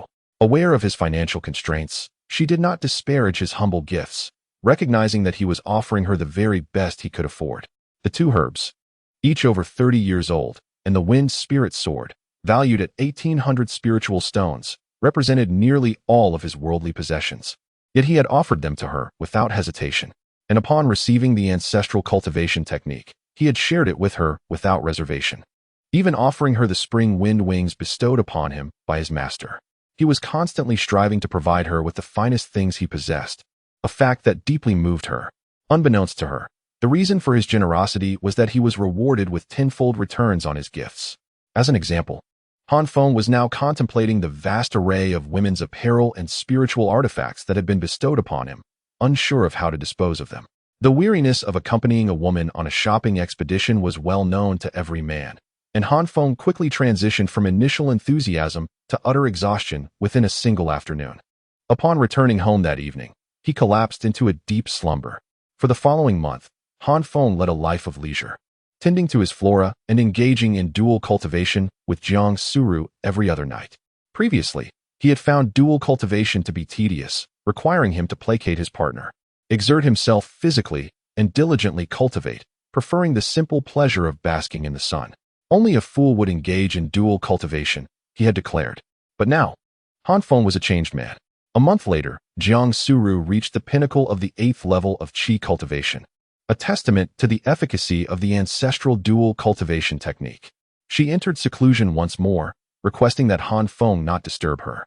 Han Feng eagerly anticipated her breakthrough, which would grant him a tenfold return and propel him from the 9th level of qi cultivation to the foundation establishment stage. As is well known, the qi cultivation stage comprises 9 levels, followed by the foundation establishment stage. After 3 days of seclusion, Jiang Suru successfully broke through, and on that very night, Han Feng received a vast influx of spiritual energy and an elevation in his cultivation level. However, upon breaking through, Han Feng was puzzled to find no foundation establishment platform within his dantian, nor the ability to release his divine sense. Just as he was grappling with this anomaly, the blessed announcement arrived. Han Feng's partner, Jiang Suru, has broken through to the 9th level of qi cultivation, granting a tenfold blessed return. Han Feng's current cultivation level, qi cultivation, 11th level. Chapter 79. The mission to eliminate the evil cultivator. The smile on Han Feng's face gradually faded. The initial joy of preparing to establish his foundation slowly sank into despair. With his eyes wide open, he inwardly questioned, "Xinzi, what is happening? Isn't the qi refinement stage only 9 levels? Where does this 11th level qi refinement come from?" A voice echoed in his mind, that of Xinzi. The blessing returns the host cultivation. Upon reaching the pinnacle of each minor realm, if the return cultivation can facilitate a breakthrough, then a higher realm will be attained. However, the comprehension and process of breaking through each major realm must be accomplished by you alone. The blessing is solely responsible for returning cultivation. The elevation of major realms requires your own effort. Cultivating immortality has never been a mere accumulation of energy. If breakthroughs were solely dependent on energy, what purpose would there be in understanding the laws of heaven and earth and the principles of the universe? Prior to your breakthrough, any surplus cultivation within your current realm will continue to grow based on the return, but will not lead to a major realm breakthrough. Therefore, establishing your foundation still relies on your own efforts. If you continue to be so indolent, you might very well reach the chi refinement stage of 10,000 layers, capable of tearing apart nascent soul experts, yet still remain in the chi refinement stage. After listening, Feng fell into a prolonged silence. After all this, he still had to gather his foundation to break through to the foundation establishment stage. Both the chi refinement and foundation establishment stages were foundational realms, requiring no comprehension of any laws. Once the foundation was gathered, the breakthrough could occur. However, the breakthrough was fraught with risks. Countless individuals found themselves stuck in the chi refinement stage, unable to advance to foundation establishment. If only he had a foundation establishment pill to assist him in breaking through, increasing his chances of success. It seemed he would need to inquire if Jiang Suru had the recipe for such a pill and find a way to gather the necessary herbs to concoct one. At that moment, Feng was still unaware of the value of the foundation establishment pill. He continued to rest on his bed, attempting to gather his foundation. If he could manage to do so himself, wouldn't that save him the expense of a foundation establishment pill? After all, seeking by Nuwa for alchemy would mean splitting the profits 50-50. However, for some reason, perhaps due to his inability to cultivate, gathering his foundation proved exceptionally arduous. Each time he managed to condense the spiritual energy in his dantian into a sphere, it would dissipate automatically. By midday, he had no choice but to abandon the effort temporarily. It appeared that establishing his foundation was not something that could be accomplished in a short time. He placed the little fox on his shoulder, took up his hoe, and set out to tend to the medicinal fields, ready to enjoy a leisurely pastoral life.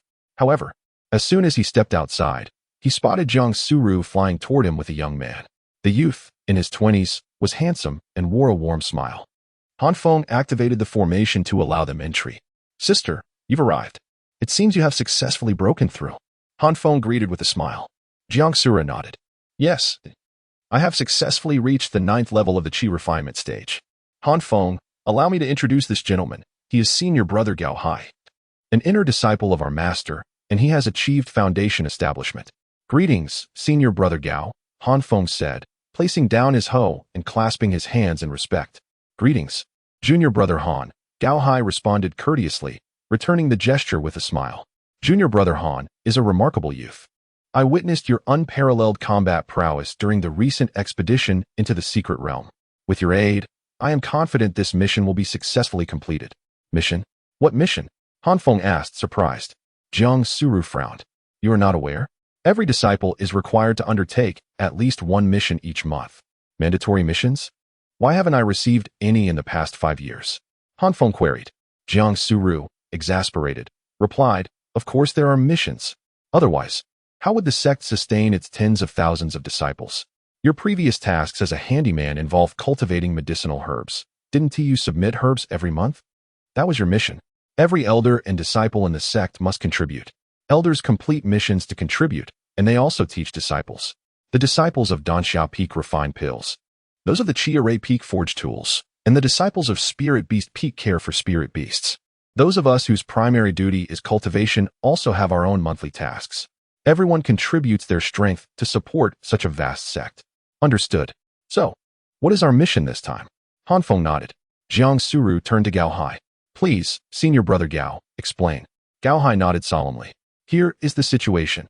Our Yin-Yang sect is located along the southeastern coast of the Tianqing continent, with a protective radius of several thousand miles.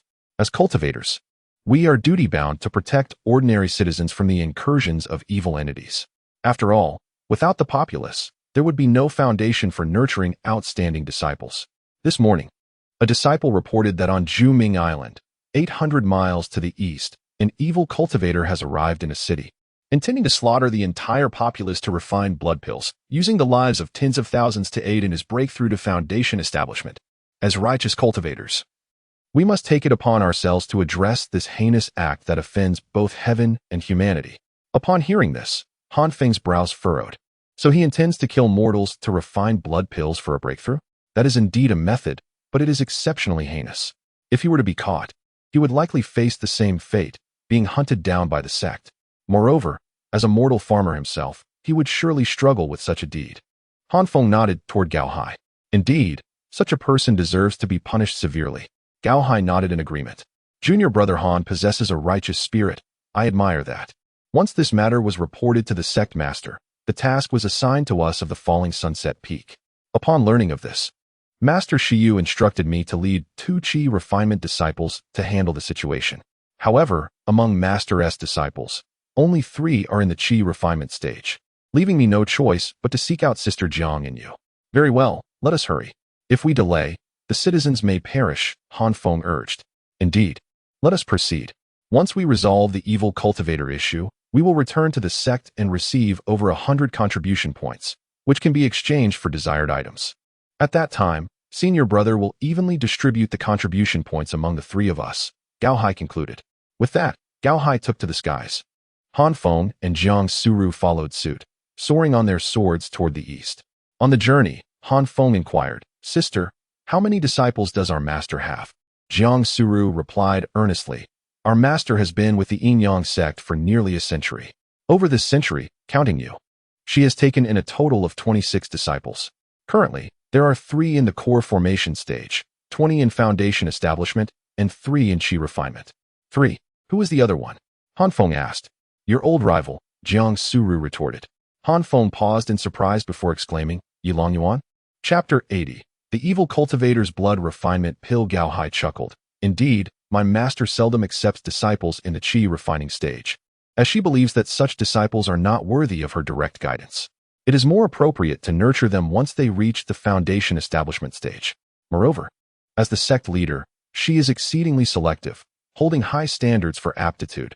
She only accepts those with heavenly spiritual roots, while even superior earthly spiritual roots are beneath her consideration. The 3 of you were fortunate to be accepted as disciples during the Qi refining stage because you all possess heavenly spiritual roots, allowing for early cultivation. I see. Jiang Suru laughed softly. Considering how inexperienced Yilong Yuan appears, I almost forgot he also has a heavenly spiritual root. She then shot a playful glare at Han Feng, saying, All right, we all know you're formidable, but do try to avoid looking down on others. Be cautious. He still has his sights set on your partner. You must diligently cultivate to protect your companion. Of course, I will safeguard my partner. I cannot allow any villain to take her away, Han Feng replied confidently. Just as long as you understand, she retorted. Observing their affectionate exchange, Gao Hai smiled and remarked, Once you break through to foundation establishment, you will become my master's direct disciple, elevating your status far beyond mine. Her few direct disciples are all exceptionally rare with heavenly spiritual roots. As for me, being of earthly spiritual root, I can only be considered an ordinary inner sect disciple.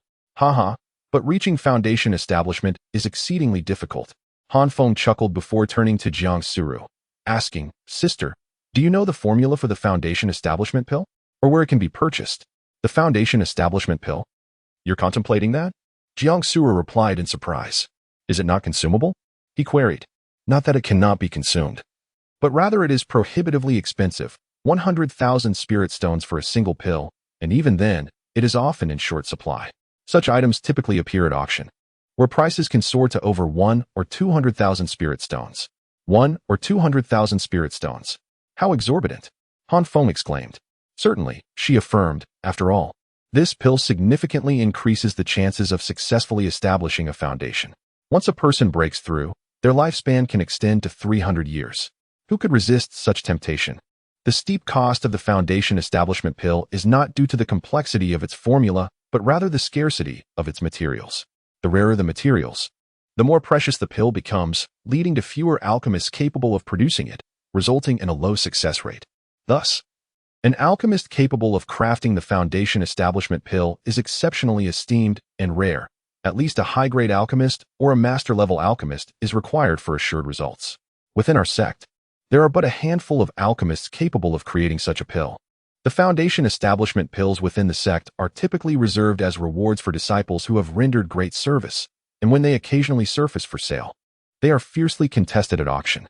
Wealthy elders and prominent families abound, while we, as junior disciples, can hardly even dream of such luxuries. If even Jiang Suru, hailing from a prestigious family, finds the price unfathomable, one can only imagine how it feels for someone like Han Feng, who struggles financially.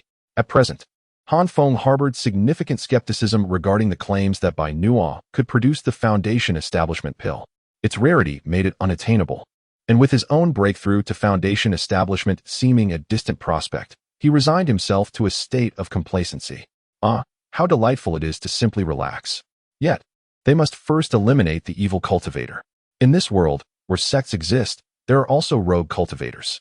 Disciples of a sect enjoy the protection and security of their affiliation, while rogue cultivators are free yet precarious, with both paths possessing their own advantages and disadvantages. Noticing Han Feng and Jiang Suru flying at a slow pace, Gao Hai frowned and urged, "Junior brother and junior sister, we must hasten our speed. The civilians over there are still suffering. I could go ahead, and you can take your time. By the time you arrive, I will likely have dealt with the evil cultivator, and we can simply return with their head as a trophy."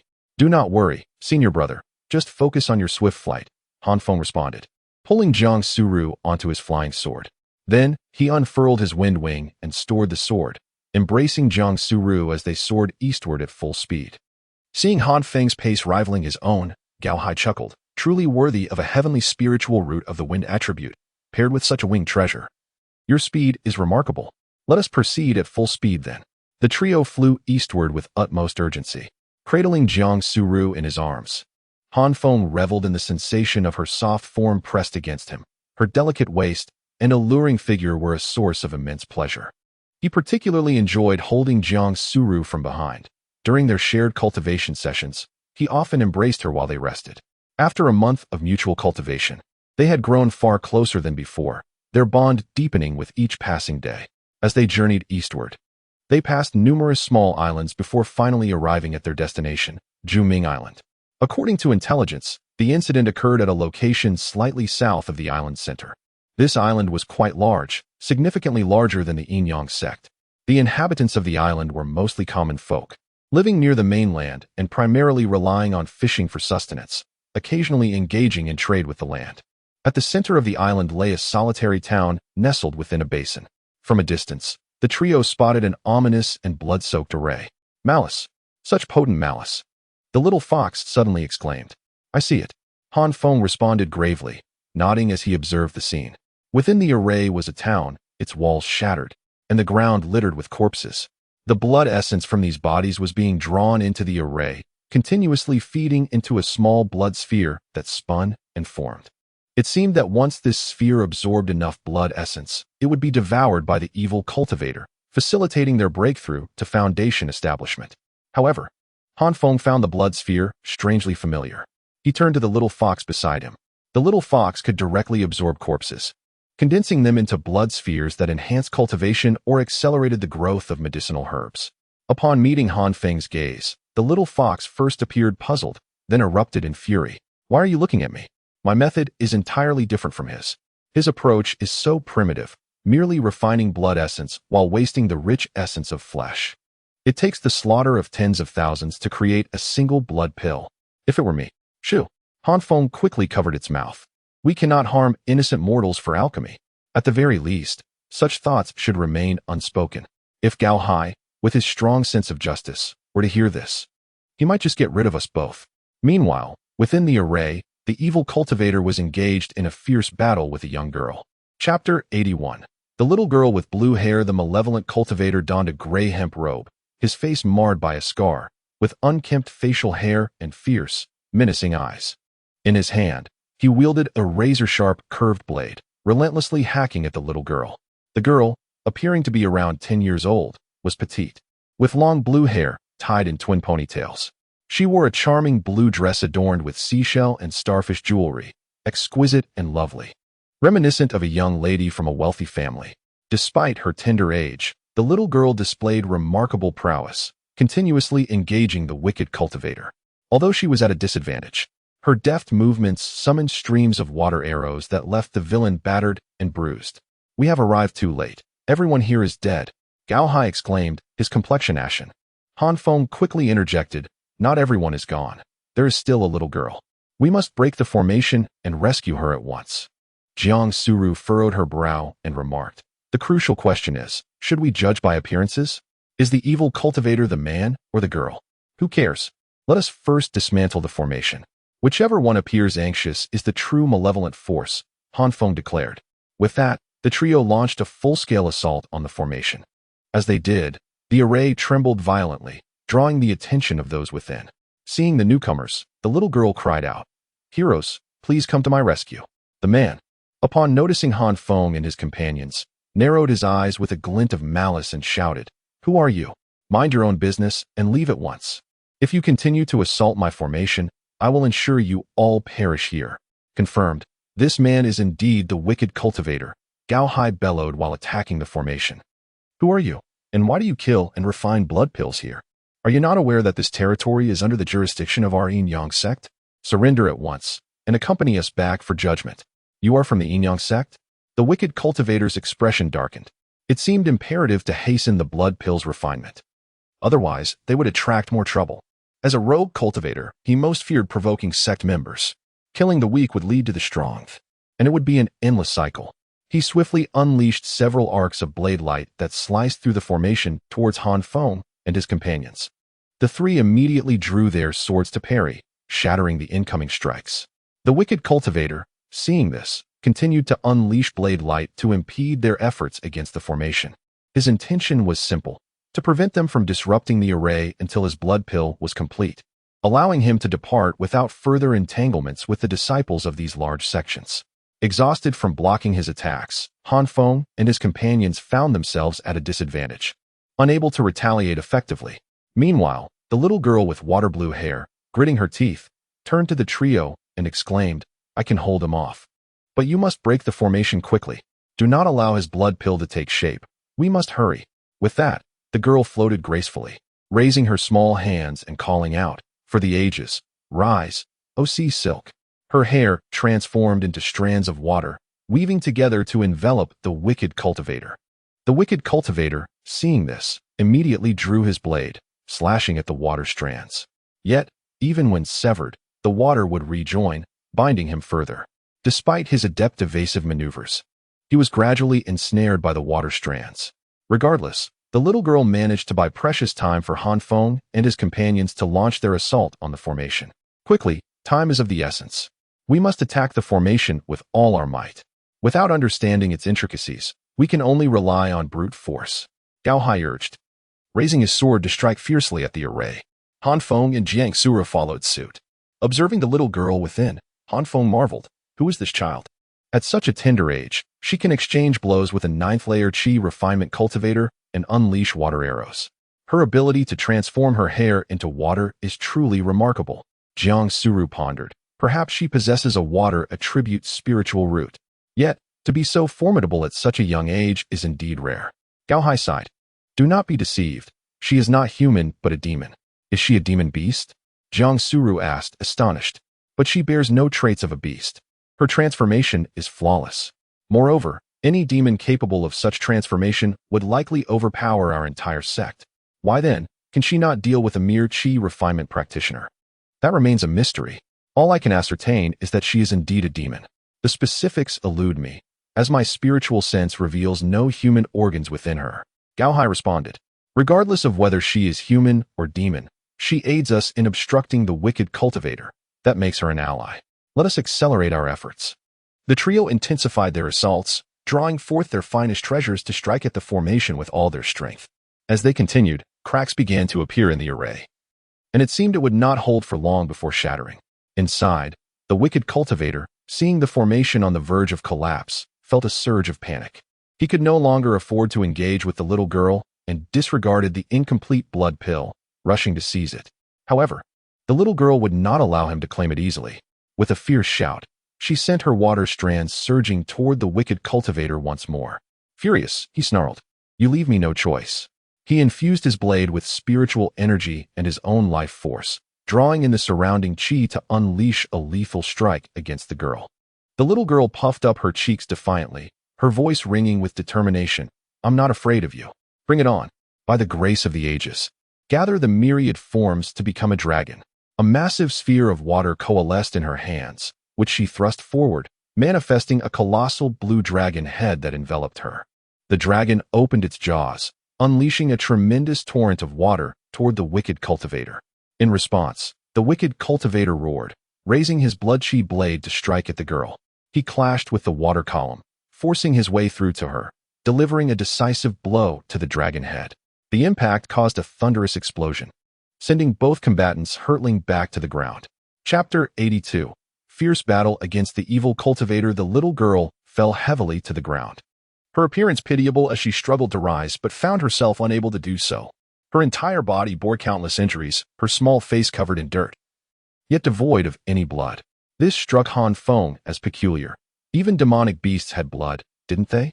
What manner of being was this little girl? Quickly, break this formation. The girl can't hold on much longer. Gao Hai bellowed, joining forces with Feng and Jiang Suru in a desperate assault on the array. The cracks in the formation multiplied, producing a cacophony of snapping sounds, and it seemed on the verge of collapse. Witnessing this, the evil cultivator ground his teeth in fury. His gaze fierce as he roared, "You have forced my hand." He soared into the air, grasping a blood pill in his hand. His eyes blazing red as he glared at the three outside. Seething, this was meant to be refined for someone else, a single blood pill worth 50,000 spirit stones. Everything was going smoothly until this peculiar little girl appeared, along with the three of you. I shall not sell this blood pill any longer. You shall all perish. With that, he swallowed the blood pill and immediately sat cross-legged, commencing his cultivation. This is bad. He intends to refine the blood pill to break through to the foundation establishment stage. Quickly, break the great formation and stop him. Gao Hai, increasingly anxious, threw caution to the wind, even if it meant suffering backlash from his own injuries, in a bid to shatter the array. At last, through their relentless efforts, the grand formation shattered with a resounding crash, a nauseating stench of blood and decay overwhelming them and nearly inducing their retching. Little fox, check on the girl and give her a recovery pill. We will deal with the enemy. Feng commanded, tossing the little fox towards the blue-haired girl. Gao Hai led Feng and Jiang Suru toward the evil cultivator, their speed remarkable as they reached him in the blink of an eye. They raised their swords to strike, but suddenly, the evil cultivator's eyes flew open, exuding an overwhelming bloodlust like a swirling vortex. In an instant, his aura erupted, sending a shockwave that propelled Gao Hai and the others away. Haraha! The evil cultivator laughed maniacally. So breaking through with the blood pill, is this easy? My blood-based foundation is far more powerful than a typical foundation establishment base.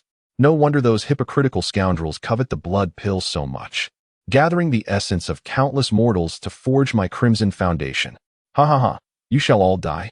With that, he brandished his curved blade and charged at Gao Hai, who was the strongest among the three, being at the lower level of foundation establishment. If he could eliminate this foundation establishment cultivator, the two chi refinement stage disciples would be mere trifles. Meanwhile, the little fox reached the little girl's side, struggling to lift her, only to find her efforts futile. The girl was on the verge of collapse and could barely move. Desperate, the little fox exclaimed, "Sister, wake up. Quickly take this pill." It produced a recovery pill gifted by Jiang Suru and fed it to the girl. The pill dissolved instantly, its medicinal energy entering the girl's body. Yet her injuries showed no signs of improvement. The girl, barely conscious, murmured, "Water, water." The little fox, frantic, replied, "Where can I find water for you? Seawater is undrinkable. Hold on. Once they defeat the bad guys, they will take you back to the sect to heal. We are all good people and good creatures. Do not worry. Water." The girl's eyes rolled back, and she fainted. At that moment, Gao Hai found himself at a disadvantage against the evil cultivator, being forced back repeatedly. The evil cultivator, empowered by the blood pill, possessed a ferocity that surpassed an ordinary foundation establishment cultivator, but it came at a cost, as the excess foreign blood energy within imposed a danger to himself. It was a double-edged sword, injuring both enemy and self, yet its potency was undeniable. Even Gao Hai, who had long since broken through to foundation establishment, struggled against this newly ascended evil cultivator, sustaining injuries in the process. Seeing this, Han Feng recognized he could no longer afford to be passive. He drew the wind spirit sword, unleashing a blade of wind directed at the evil cultivator. The feather-like wind blade pierced through the air. But the evil cultivator underestimated this chi refinement disciple, choosing not to evade. However, as the wind blade struck his arm, he realized his grave miscalculation. He quickly turned, swinging his curved blade at Han Feng. In response, Han Feng raised his sword to meet the oncoming strike. With a resounding clang, their weapons collided, both combatants recoiling. Yet the evil cultivator steadied himself after a few steps, while Han Feng was sent flying. The impact stirred his internal energy, leaving him slightly injured. The evil cultivator looked at Han Feng with a cold sneer. Ah, a clever one, playing the fool. That foundation establishment cultivator would be wounded by my strike. Yet you, though merely at chi refinement stage, have the strength to withstand my blade. How intriguing. If I could refine you into a blood pill, what a delicacy you would make. With that, he disregarded others and charged directly at Han Feng. Gao Hai and Jiang Suru rushed in from either side to intercept the evil cultivator. But their speed paled in comparison to his. In the blink of an eye, the evil cultivator stood before Han Feng.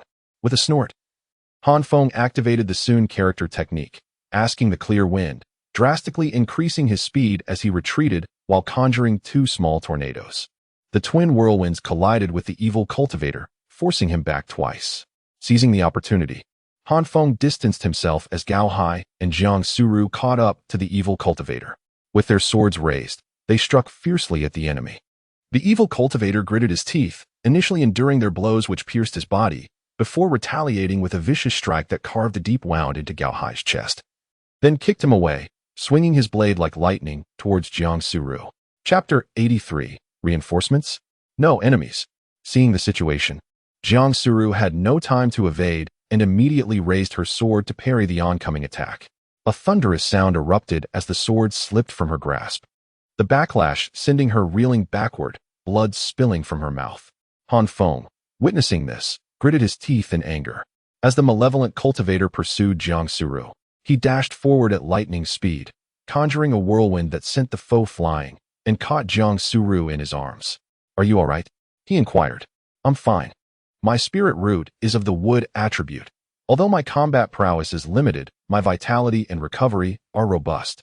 It will be difficult for him to kill me. Don't worry about me. Just continue fighting. Jiang Suru wiped the blood from her lips and retrieved a whip from her storage bag, lashing it at the malevolent cultivator. Caught off guard, the whip struck him fiercely. While it did not inflict significant harm, it visibly elongated, transforming into a vine that ensnared the cultivator tightly. Seizing the opportunity, Han Feng and Gao Hai surged forward, stabbing their swords into the cultivator's chest. They smiled, believing this would surely seal the fiend's fate. However, the cultivator merely scoffed. Seemingly impervious to pain, blood surged from the wound, and a fierce aura erupted, sweeping outward and sending all three of them flying. Han Feng managed to shield Jiang Suru with his back, but they all crashed heavily to the ground. The vine binding the malevolent cultivator snapped into fragments. Struggling to his feet, Gao Hai's expression turned grave. This is bad. He has ignited his vital energy, tapping into the power of his blood foundation. His combat strength has surged far beyond ours. What do we do now? Han Feng asked, wiping the blood from his mouth. We can only call for help, Gao Hai declared, suddenly glancing westward, his face lighting up. No need. Our reinforcements have arrived.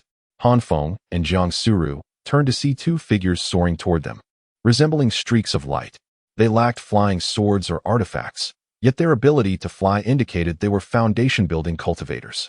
Although Han Feng and Jiang Suru did not recognize them, the sight of two powerful allies approaching from their sect eased their worries. With their assistance, defeating the malevolent cultivator seemed assured. Gao Hai waved enthusiastically. Yi Qingyun, Yi Luchuan. Seniors, we are here. Hurry and assist us in vanquishing our enemy. At these words, Han Feng's expression darkened. The newcomers were members of the Yi family. Noticing Han Feng's change in demeanor, Jiang Suru grasped his hand.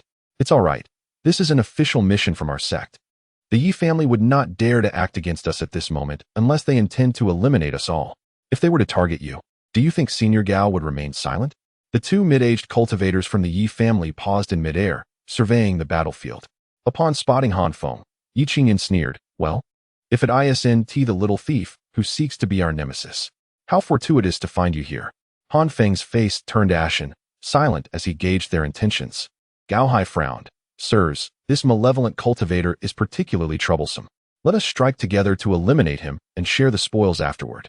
Impudent child, you have no place to speak. Yi Qingyan retorted coldly, then turned to the malevolent cultivator, saying languidly, what of the blood pill? The cultivator scoffed, you arrived too late. They pressed their attack too fiercely. I had no choice but to consume the blood pill to break through to foundation building, allowing me to endure until now. Upon hearing this, the expressions of Gao Hai, Han Feng, and Jiang Sura shifted dramatically. You mean the blood pill was concocted at the behest of your Yi family? Gao Hai exclaimed in disbelief. Silence. Yi Qingyan roared in fury, striking Gao Hai with a palm. Gao Hai coughed blood and fell heavily to the ground, where Han Feng and Jiang Sura rushed to support him. Yi Qingyan glared at the malevolent cultivator, a frigid sneer on his lips. You dare to consume the blood pill that our Yi family prepared?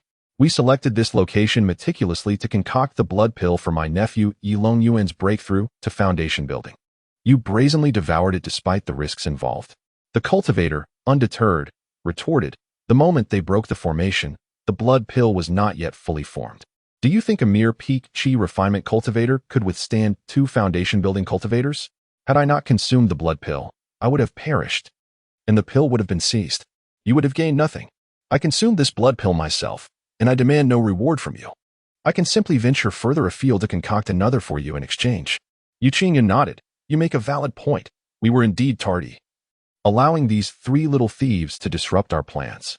Let us first eliminate these 3 before seeking a more suitable location to hunt and refine pills. They must not be allowed to leave alive. Agreed. I too desire to slay these little thieves. With that, the 3 formidable foundation-building cultivators fixated their predatory gazes upon Han Feng and his companions. The odds were insurmountable, as one malevolent cultivator had already proven too much for them, let alone contending with 2 additional mid-level foundation-building experts. Gao Hai, seething with rage, gritted his teeth. During the ancestral worship in the secret realm, I sensed that none of your Yi family were virtuous.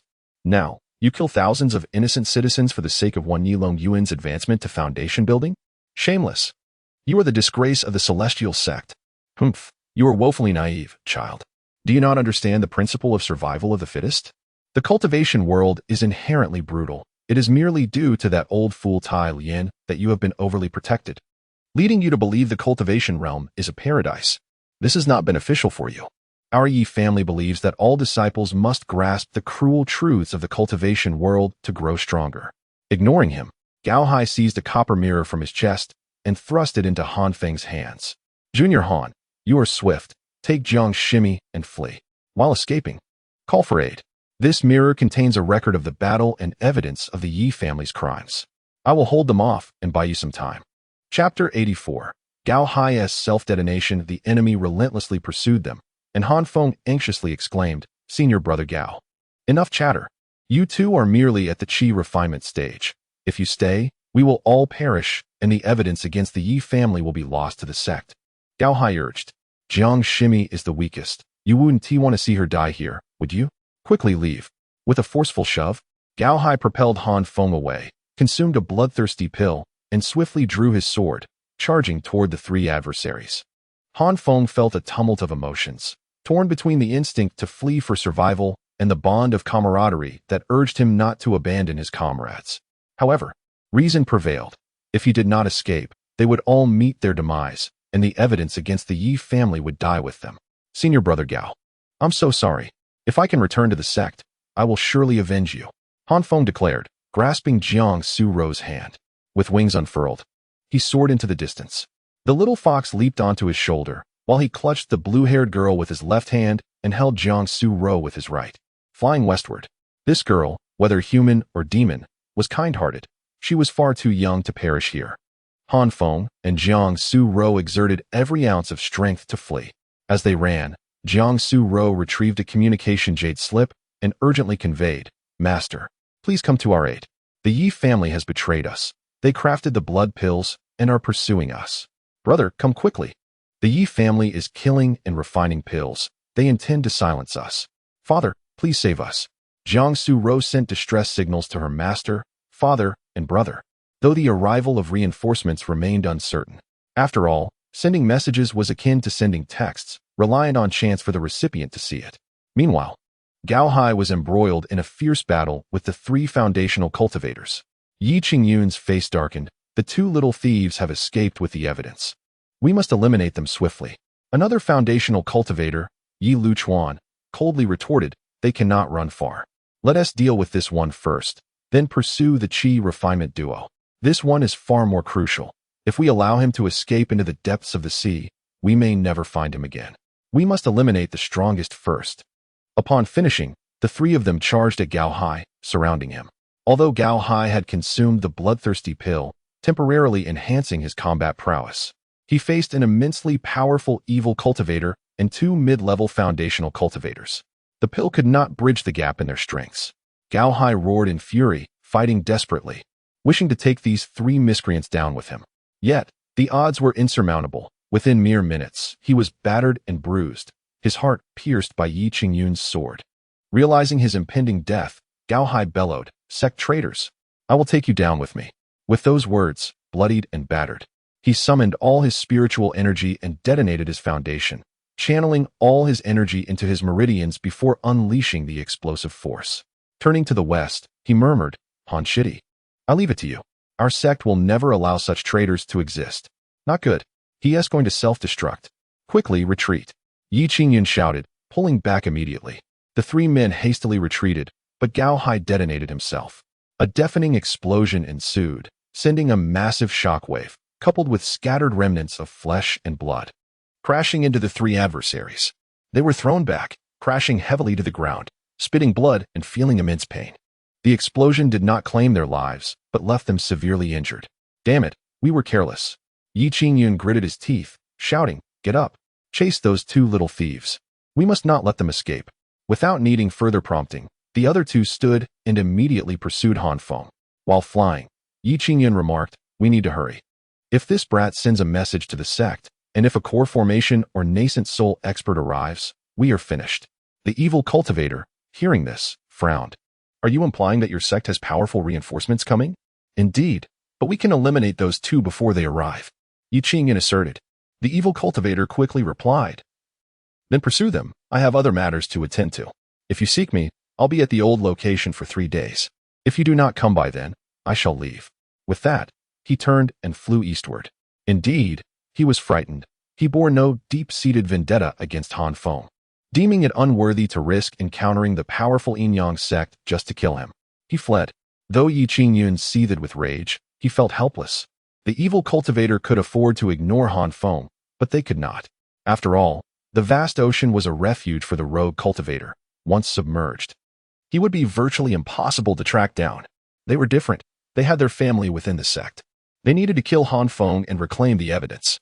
As foundational cultivators, even with Han Feng's swiftness, he was but at the Qi refinement stage. Despite his wind affinity and possessing winged treasures, the absolute gap in their strengths remained. Soon, they spotted the two members of the Yi family in the distance. Not good. They caught up. Senior brother Gao must have perished. Han Feng's complexion paled. At that moment, the blue-haired girl in his arms stirred and weakly murmured, "Water, water. Do not speak. We shall get you water once we escape." Han Feng urged desperately, "Throw me into the water. Throw me into the sea. Hurry." The little girl whimpered. Han Feng furrowed his brow at her words. In this dire situation, how could he abandon a child? Jiang Su-ro suddenly interjected, "Quickly, throw her down. Since she is a demon beast, the nearby sea will aid in her recovery. The enemies are after us, not her. They want to pursue her," she reasoned. "All right." Han Feng agreed, diving down. After descending to a lower altitude, he released the girl into the sea. With the girl gone, their speed increased slightly. But the enemies were closing in rapidly, as if they could strike at any moment. Seeing this, Han Feng devised a plan. He removed his winged spiritual treasure and placed it on Jiang Su-ro's back, saying, "Quickly, refine it and use it to fly. It will enhance your speed." Jiang Su-ro replied, "No? If I take this, what will you use? It suits you better as a wind attribute cultivator. Enough chatter. I have something better. Hurry and refine it." Han Feng barked. Seeing his determination, Jiang Su-ro ceased her hesitation and promptly began refining the wind wings. However, Han Feng also handed her the little fox and a copper mirror. "I'll draw them away. You run." Chapter 85. You're such a fool. Han Feng. Jiang Suru cried out, her voice ragged, as she watched Han Feng's unwavering figure rushing back. Tears instantly welled up in her eyes. True affection is revealed in times of adversity.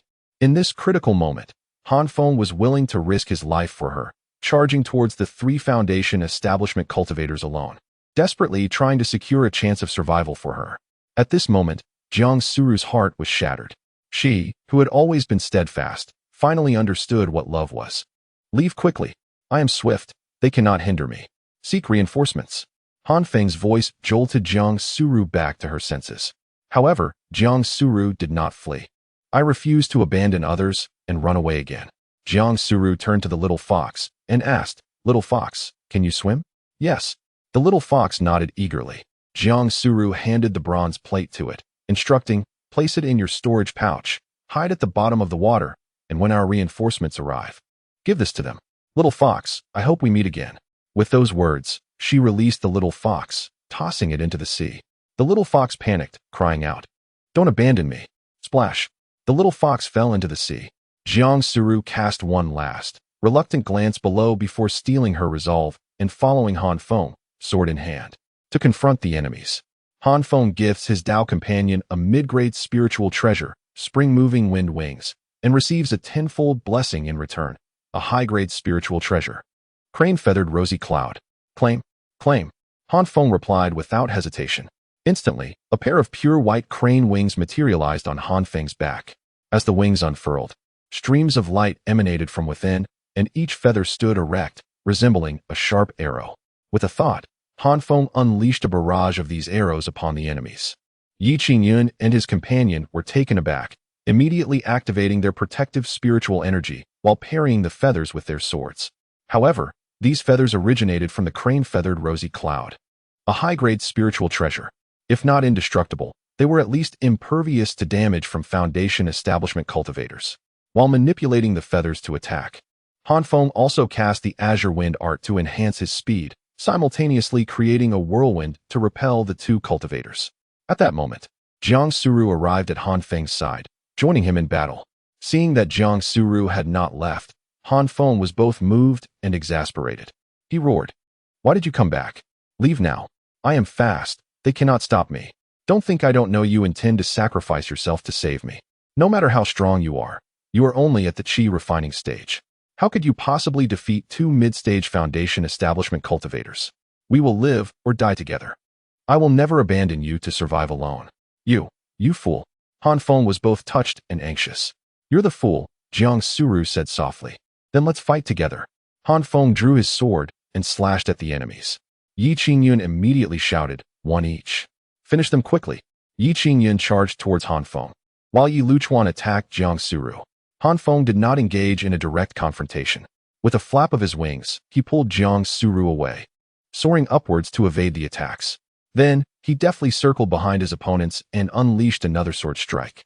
The 2 sword beams struck Yi Qingyun, causing his protective spiritual energy to waver. Yi Qingyun sneered, Humph, little brat, you do possess some skill. Unfortunately, we can afford countless mistakes. While you 2 will die if you make a single one. Yi Qingyun was correct. They were Foundation establishment experts.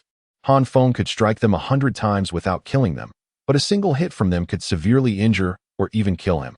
After all, Han Feng was just a poor wretch with no protective treasures, his only advantage being his speed. Seeing the 2 enemies charge again, Han Feng immediately pulled Jiang Suru into a dodge. Both now possessed flight treasures, and their combined speed was faster than before. Like 2 butterflies, they nimbly weaved through the air, evading the enemy's deadly attacks. Damn it, these 2 thieves are too fast. We can't delay any longer, or the sect will arrive. Use the profound compass. Yi Qingyun suddenly retrieved a compass from his storage pouch. After channeling spiritual energy into it and tapping it a few times, the compass erupted with light. An octagonal formation emerged from the compass, expanding in the air. The formation was vast, spanning over half a kilometer. Its octagonal runes flowed, with the Qian, Kun, Li, Kan, Zhan, Zhen, Sun, and Dui runes appearing and glowing. The yin-yang symbol in the center slowly rotated, emanating a tremendous suppressive force that instantly engulfed Han Feng and Jiang Suru. The overwhelming suppressive force slowed Han Feng and Jiang Suru's movements, making their previously nimble footwork cumbersome. The two were horrified, realizing that their doom was at hand. As expected, Yi Qingyun and Yi Luchuan flew over with sinister smiles. Han Feng, aren't you very fast? Aren't you good at running? Keep running. Within this realm, even a dragon must coil, and a tiger must crouch. Humph, we were only here to retrieve some blood pills. But you had to ruin our plans. You also crippled several members of our Yi family recently. Now, we will settle both old and new scores. Leave your life here. With those words, Yi Qingyun raised his sword and slashed at Han Feng. Han Feng, now struggling to move, could barely dodge. Seeing the two attacking, he could only embrace Jiang Suru and quickly say, "Use your wings to shield us." Jiang Suru immediately complied, and the two wrapped their wings around each other. At that moment, the two attacks struck them. Boom! A deafening explosion echoed as Han Feng and Jiang Suru coughed up blood, flying backwards and crashing heavily into the octagonal formation. "Oh, you're still alive? Let's see how many more strikes you can withstand." Yi Qingyun sneered, preparing to attack again. Han Feng and Jiang Suru were severely injured by the two strikes, their meridians throbbing with pain, teetering on the brink of collapse. Suddenly, Han Feng noticed that the Sun rune on the octagonal formation seemed to be faintly resonating with wind energy. Within the octagonal trigrams, Sun governs wind. Perhaps there lies a glimmer of hope. Han Feng immediately embraced Jiang Suru and stumbled towards the Sun rune, with the two enemies relentlessly pursuing them. Fortunately, Han Feng was currently near the Qin rune, only a step away from the Sun rune. He quickly reached the Sun rune, where a familiar and potent wind energy surged into his body. Chapter 86. Is the little girl the sea spirit?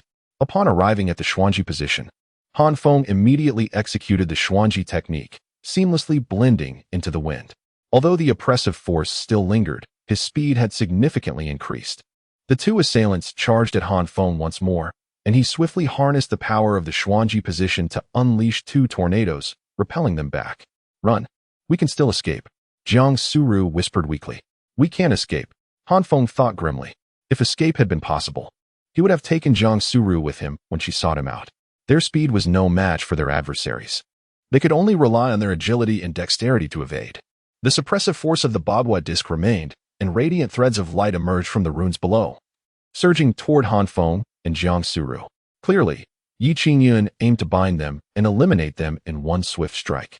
The duo struggled against the onslaught of light, but the sheer number of attacks overwhelmed them. For every one they shattered, countless more surged forth, ultimately ensnaring them despite their remarkable agility. The two disciples approached with sinister smiles.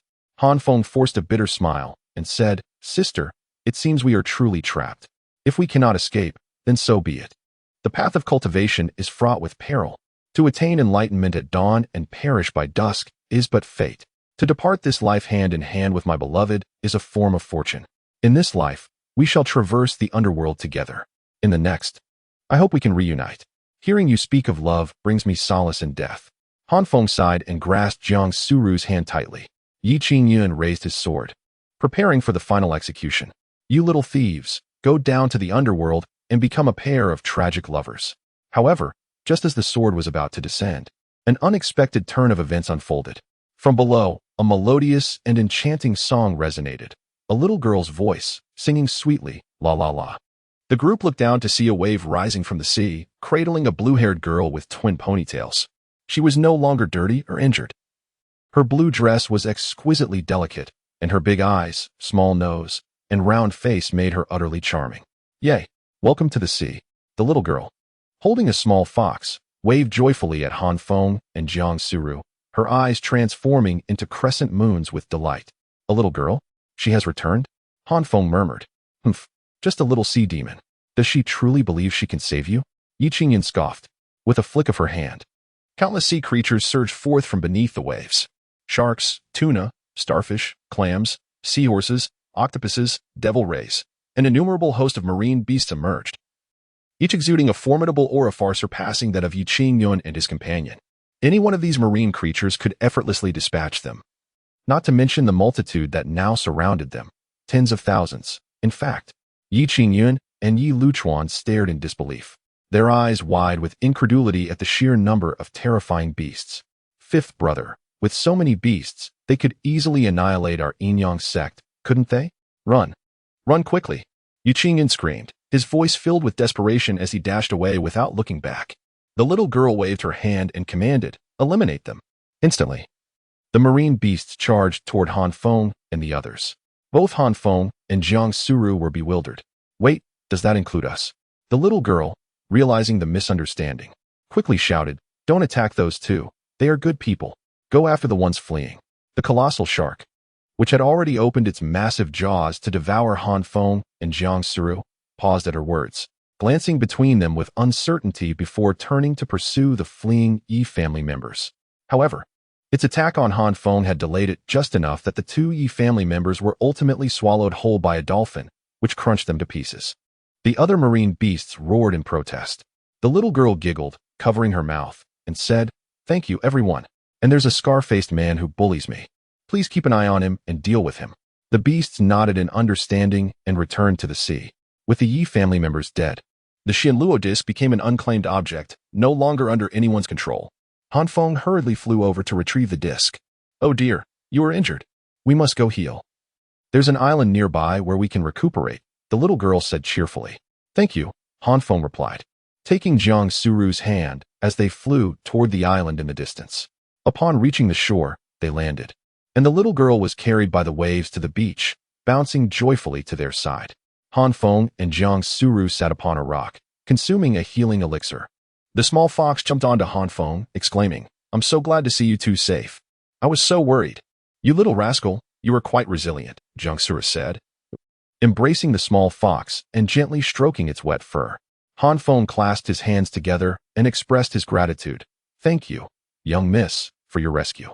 I am immensely grateful. You saved me too. This is what friends do. We are now good friends. The little girl raised her hands playfully and said, my dear friends, please tell me your names. I am Han Feng, and this is my wife, Jiang Suru, along with our good friend, the little fox. What is your name, young lady? Me? The little girl pondered and said with a hint of difficulty, I have many names. My ocean friends call me the ocean spirit, or Hai Ling. The fishermen on land call me the sea goddess or the ocean immortal. The mermaid sisters call me little immortal. The dragon lady named me Anhiyu. And I also like to be called Anin. There are even some great demons who call me little girl. What do you wish to call me? Han Feng, bemused, replied, let's call you Anin. It sounds lovely.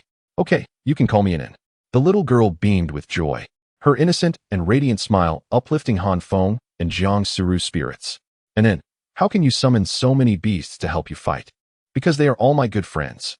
The little girl proudly proclaimed, when ships sail beyond the Min waters, the winds anchor at the northern sea and southern sky.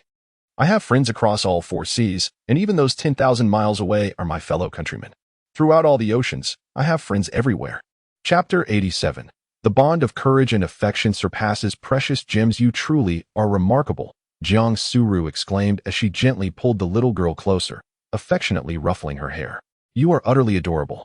What kind of magical beast are you? Huh? Am I a magical beast? I thought I was a celestial being. Anin gasped, having always believed herself to be divine. Little one, where have you seen such a weak celestial being?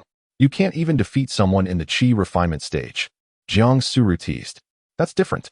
I may be weak on land and in the sky, but when I'm in the ocean, I possess extraordinary strength. Besides, I have many good friends to help me. No one dares to bully me in the sea, and I truly am a celestial being. I am the spirit of the ocean, the embodiment of all marine will, endowed with the power of the sea. Anin declared proudly. Magical beasts gain intelligence through cultivation, while I am the very essence of the ocean that has developed sentience. I may be weak on the shore, but in the ocean, I am invincible. Observing the little girl's self-satisfaction, Han Feng pondered before asking, but you still need to rely on other magical beasts to deal with two Foundation establishment practitioners, don't you? Well, regardless, I'm still very impressive. Anin replied, a hint of shyness and embarrassment creeping in. Indeed, you are quite formidable. And it brings us great joy to meet you, Han Feng smiled. The little fox chimed in, yes, I really like Miss Anin.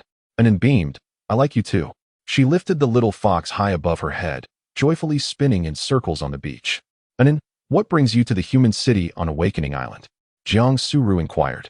Upon hearing this, Anin's cheerful expression faded, and she hugged the little fox tightly. I love making friends and playing. And the fishermen on the island treat me like a sea goddess. I often go ashore to play with them. But this time, I encountered some bad people. They suddenly appeared and set up a massive array, intending to kill all the citizens. I couldn't return to the sea, so I had to fight the villains to protect the people. But I was too weak on land and couldn't defeat them. I could only watch helplessly as those mortals were slain. They built shrines for me, honoring my statue and composing poems in my praise. They believed in me. Yet I failed to protect them. It is all my fault.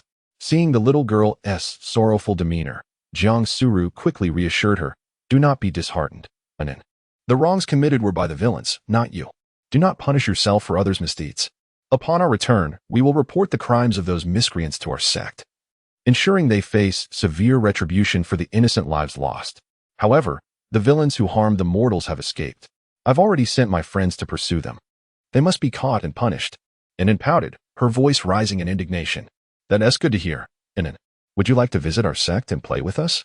Our sect is not far from the coast, just 100 miles inland. That's where our home lies," Jiang Suru offered. Anin shook her head. "No. The human world is too dangerous. Many humans are greedy and arrogant. When they see me, they want to capture and kill me. Although I know that there are both good and bad people among humans, I am too weak on land and must avoid powerful humans. You two are good people, but you are too small to protect me. However, I would be very happy if you would come visit me in the ocean. I can introduce you to Uncle Shark, Senior Dolphin, Sister Mermaid, and Sister Dragon. Sister Dragon lives in a large house, but it is quite far. Her home is in the Demon Emperor continent, which is too distant from your Tianqing continent." Han Feng understood that this world was called the Nine Realms, a vast expanse filled with oceans, where 9 enormous continents were scattered, with the largest in the center and the other 8 positioned like the 8 trigrams. Their Tianqing continent was located in the southeast, and their Yinyang sect was situated on the southeastern coast of Tianqing, illustrating just how remote their location truly was, a veritable corner of the world. "Thank you, Anin. We will definitely come to visit you when we have the chance," Han Feng promised. "But how will you find me?" Anin asked playfully, her eyes twinkling with mischief. How about we stand by the shore and call your name?" Han Feng suggested. "That's certainly one work. I wouldn't be able to hear you. Allow me to gift you something." Anin untied a golden seashell from her waist and handed it to Han Feng. As he examined the shell, curiosity sparked within him. "What is this? Is it gold? It appears quite valuable." "Not at all." Anin pouted playfully. "Know this. Gold is not a treasure. The bond of courage and affection surpasses precious gems. This is my gift to you, a testament to our shared experiences and friendship. Your bravery and kindness have earned the recognition of the spirit of the ocean and my friendship. From now on, we are good friends. If you ever wish to play with me or encounter something in the ocean that requires my assistance, just blow this seashell, and I will hear it and come to you. Remember, anywhere in the world, as long as there is ocean, if you blow this seashell, I will hear it and come to see you immediately." "Certainly, this gift is incredibly precious. We will accept it." Han Feng solemnly placed the seashell into his storage pouch. "That is wonderful." Anin smiled sweetly. "Now, we've made a pact. Let the sound of the shell be our signal, and I shall arrive whenever summoned. But do not hesitate to ask me for help, as I wish to bring you along to meet my good friends. Sister Mermaid and Sister Dragon are both wonderful companions. Yes, we promise that if the opportunity arises, we will certainly come to the ocean to visit you," Han Feng assured, nodding earnestly. Anin smiled brightly, suddenly glancing towards the west. "Oh dear, the powerful humans are coming. I must take my leave. Remember to seek me out if you encounter difficulties." With a gentle leap, a wave of water lifted her, and she waved goodbye to Han Feng, saying, "Farewell until we meet again, no matter how distant our paths may be." "Goodbye, Anin," Han Feng called as she disappeared into the depths of the ocean. The spirit of the ocean, truly a delightful little being, Han Feng remarked with a faint smile. "Indeed, she is quite charming. I truly like her," Jiang Suru added, turning their gaze westward. They suddenly beheld a brilliant arc descending rapidly towards them. It was their master, Master Siyu. Upon the arrival of the Grand Master Siyu, her gaze, initially filled with murderous intent as she surveyed the surroundings, softened as she turned her attention to Han Feng and Jiang Suru. The two rose and paid their respects. "Greetings, Master. Where are the adversaries?" "They are deceased," Han Feng replied. "Deceased? Was it not said that there were 3 Foundation establishment cultivators? Did you slay them?" They were slain by sea demons, Han Feng clarified.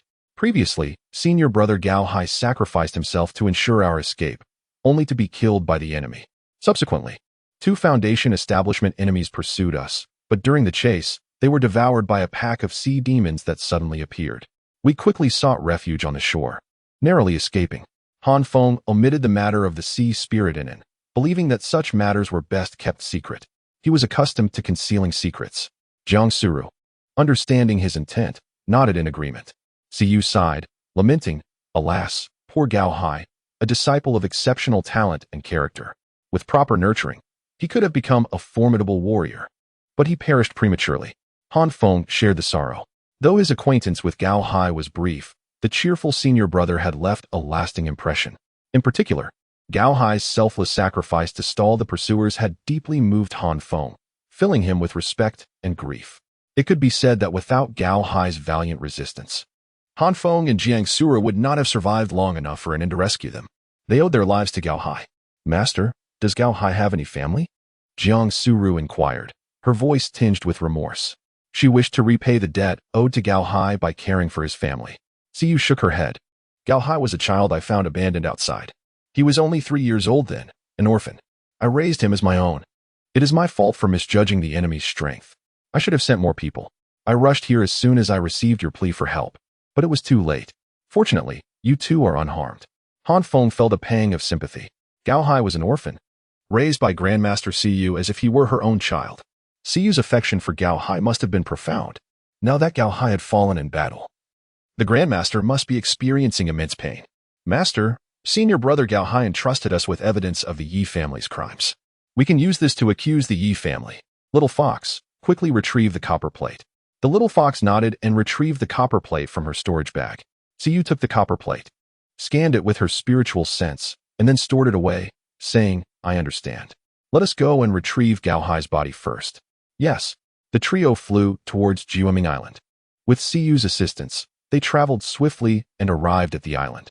Regrettably, after searching extensively, they could not locate Gao Hai's body.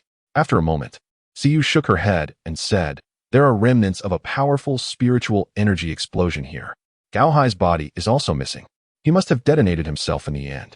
Han Feng and Jiang Suru lowered their heads. They had suspected as much but had not voiced it.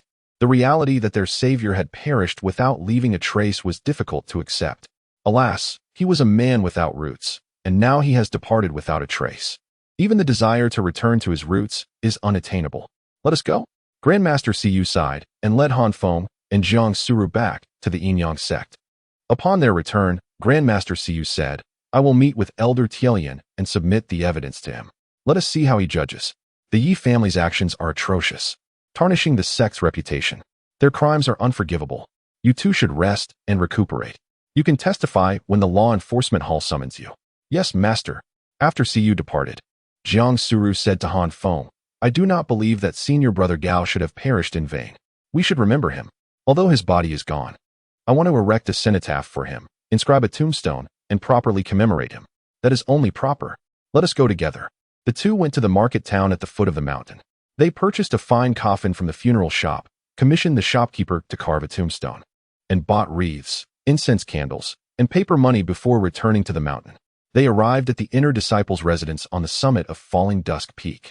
The handyman disciples resided at the foot of the mountain, the outer disciples on the mountainside, and the inner disciples on the summit.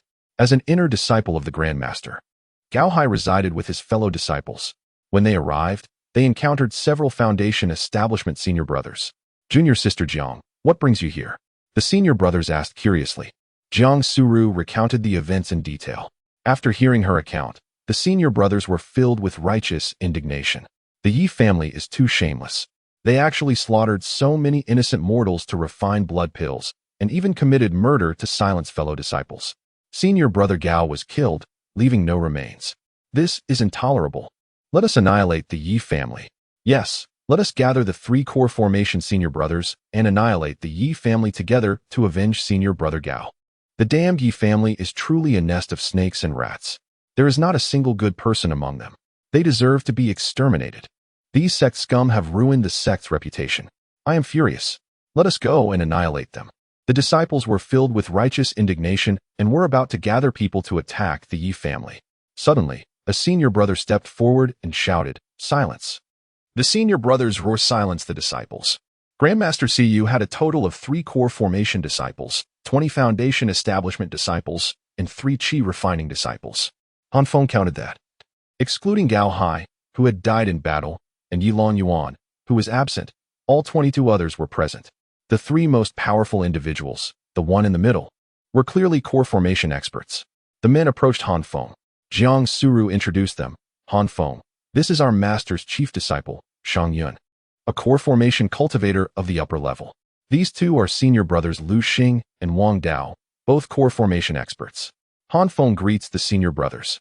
Shang Yun nodded and said, "This must be junior brother Han, whom master has recently accepted. I did not witness the battle in the ancestral sacrifice secret realm, but I have heard of it. I have only one question about this matter. Where is master now?" "Master has taken the evidence to the law enforcement hall," Han Feng replied truthfully. "Indeed, even master understands that such matters should be judged by the law enforcement hall. But what about you? Are you going to take up arms and fight the Yi family?" Chapter 89.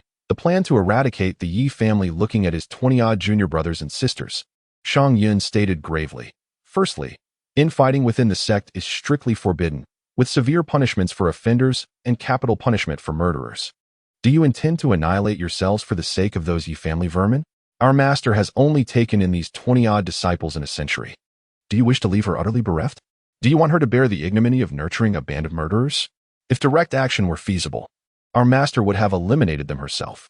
Would a formidable Yuan Ing pinnacle expert be incapable of destroying a mere Yi family?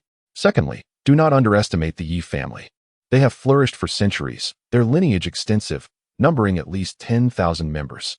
While most are at the Qi training stage, there are likely hundreds of foundation establishment disciples and a full 5 core formation elders.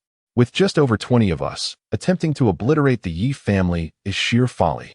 One female disciple retorted, "Senior brother, why are you exalting others' ambition and diminishing our own morale? Are we to passively allow the Yi family to massacre countless mortals and slay our fellow disciples? The Yi family has repeatedly attempted to assassinate our junior brother." She pointed at Han Feng. Shang Yun sneered, "Naturally not. Anyone who dares to harm my junior brother, Shang Yun, will face the extermination of their entire clan, or my resentment shall not be appeased. However, rash action is untenable. It will not only fail to avenge us, but also endanger ourselves. I have devised a plan, but there are too many years here. Gather some clothes for junior brother Gao Hai and prepare a cenotaph for him. We shall discuss this at the cemetery." Hearing Shang Yun's words, the disciples were immediately invigorated, ready to follow their senior brother's lead. They went to Gao Hai's room to collect some clothing and personal belongings. Han Feng produced a coffin, and the group placed the items inside. They carried it towards the rear mountain cemetery. Each mountain peak had a cemetery for burying deceased elders or disciples. They selected a suitable spot, dug a large pit, placed the coffin inside, erected a tombstone, and laid wreaths. Han Feng and Jiang Suru knelt down, burning paper money. Shang Yun surveyed the tranquil cemetery and said, "There are no outsiders here.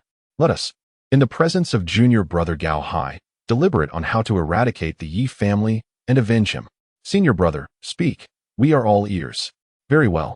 According to junior sister Jiang and junior brother Han's accounts, they, along with junior brother Gao, ventured to overseas islands to investigate a homicidal pill refining massacre and apprehend the heretical cultivator. As we all know, the 2 Yi family members arrived, and junior brother Gao Hai sacrificed himself to cover the escape of the 2 Qi training junior siblings. Gao Hai acted admirably. As a senior, he should protect his weaker junior siblings. He was noble and honorable. This evidence was successfully safeguarded and brought back by the 2 junior siblings at the cost of their lives. But have you considered how Elder Tai Lian of the Enforcement Hall will handle this evidence? One male disciple said, with Elder Tai Lian's uncompromising nature, he will certainly not spare the Yi family and will impose severe judgment and punishment. Shang Yun nodded. Good, but here's the crux. Who will be judged? The culprits have already perished at sea, leaving no witnesses, even with evidence proving they directed the heretical cultivator to commit murder and refine pills. The Yi family can claim it was their individual actions, unrelated to anyone else or the entire Yi family. Everywhere, the principle of individual accountability prevails. You can't execute someone for their relatives' crimes. Collective punishment doesn't work that way and won't harm the entire Yi family. Therefore, the likely outcome is that the matter will remain unresolved, and the Yi family will continue to live freely, with the two deceased bearing the blame. Han Feng set down the paper money, stood up, and said, "But Yi Qingyun explicitly stated that the refined blood pills were for Yi Long Yuan's consumption. To what end? Yi Long Yuan didn't consume them. He can claim he was in seclusion, unaware of external affairs, and that his two uncles acted on their own, without his knowledge." Shang Yun sighed. "I never realized that the Yi disciple, so humble and respectful in our presence, would be such a vile, ruthless, and bloodthirsty individual." Han Feng continued, "What if we could capture the heretical cultivator and have him testify? To what avail? Yi Qingyun and the others were the ones who liaised with the heretical cultivator. How much does he know? He would merely shift the blame onto Yi Qingyun and the others. He wouldn't claim that the entire Yi family of tens of thousands directed him to do so. It's impossible, and no one would believe it." Shang Yun smirked. "Again, punishing one or two individuals is not our goal. Our objective is to exterminate their entire clan. Eliminate everyone in the Yi family, and remove this nest of vipers from the Yin-Yang sect. To achieve this, we must amplify the issue. If we cannot resolve the conflict, we must escalate it to an unmanageable level, forcing influential figures who can resolve the Yi family issue to intervene. The enforcement hall has obtained evidence, but due to the gravity of the matter, deliberation and judgment will take several days. These days are our opportunity, my fellow disciples. In these days, we must spare no effort in disseminating the news of the Yi family's massacre of tens of thousands on Juming Island to refine blood pills for Yi Long Yuan's cultivation, both within and outside the sect. We must ensure that not only the sect's disciples know, but also external regions, forces, and other sections. We must amplify the issue to the point where the Yin-Yang sect's reputation is tarnished, where everyone knows the Yi family is an evil clan that slaughters cities to refine pills, and where other sects know that someone in the Yin-Yang sect commits murder to refine pills. We must generate public opinion and make it known to all. In this way, the disciples and elders within our sect will be outraged and demand severe punishment for the Yi family. Other influential families and high-ranking elders will also demand severe punishment for the Yi family and their expulsion from the sect. After all, with one less Yi family, these families will gain more resources and positions. Furthermore, other sects and forces will also stand up and condemn our Yin-Yang sect, denouncing our evil deeds. Outsiders will not care who within the Yin-Yang sect committed the act. They will only know that it was the Yin-Yang sect that did it. Similarly, if someone evil emerged in another sect, we would condemn that sect, not just the individual. Master Brother's idea is ingenious. In this manner, the sect leader, facing both internal and external pressures, as well as the reputation of the sect and the coercion of all members, will consent to expel the Yi family entirely from the sect. Should he decline to banish the Yi family, we shall persist in our agitation, escalating the unrest until the very heavens are overturned, unafraid of the pressure we exert upon the sect leader. After all, this sect is not the sole domain of the sect leader, but rather governed by numerous elders who deliberate on significant matters. Even the sect leader cannot act unilaterally. Furthermore, I perceive the sect leader to be of sound character. Perhaps we need not resort to such extremes, and he will acquiesce to our demands by opportunely expelling the Yi family from the sect. Indeed, according to established regulations, the sect cannot arbitrarily punish the Yi family. However, this does not imply that the sect leader and Elder Tai Lien do not desire to discipline the Yi family. Perhaps they merely lack a suitable pretext. In the coming days, I shall take the initiative to establish a Yi family extermination alliance, gathering a larger contingent of individuals, bolstered by your esteemed reputation, Junior Brother Han. Your performance in the secret realm has engendered widespread disapproval of the Yi family throughout the sect, with many perceiving you as a victim of their persecution. With your esteemed name and your well-known animosity towards the Yi family, you will undoubtedly galvanize numerous disciples to wage war against them. Upon the Yi family's exodus from the sect, we shall immediately pursue and annihilate them. Of the tens of thousands of Yi family members, only a few thousand are disciples of our Yin-Yang sect, with the remainder consisting mostly of individuals below the 5th level of Qi training or mere mortals. After all, despite their large numbers, not all members of the Yi family possess exceptional talent or are prodigies in cultivation capable of becoming disciples. When they depart from the sect, we shall pursue and exterminate them. Indeed, the slaying of fellow disciples constitutes a crime, but the slaying of outsiders and rebels does not. The Yi family, being a prominent clan, possesses substantial wealth and resources. We may not even need to solicit additional assistance, as other influential families will undoubtedly seize the opportunity to acquire such a lucrative prize. A calamitous fate assuredly awaits the Yi family. The Yin-Yang sect boasts hundreds of thousands of disciples, but the population at the foot of the mountain and in the surrounding areas numbers in the millions. With the sphere of influence extending over hundreds of thousands of miles and encompassing hundreds of millions of people, with a population of tens of thousands, the Yi family cannot possibly constitute one-tenth of the Yin-Yang sect's hundreds of thousands of disciples. Otherwise, the Yi family would be the supreme authority in the Yin-Yang sect.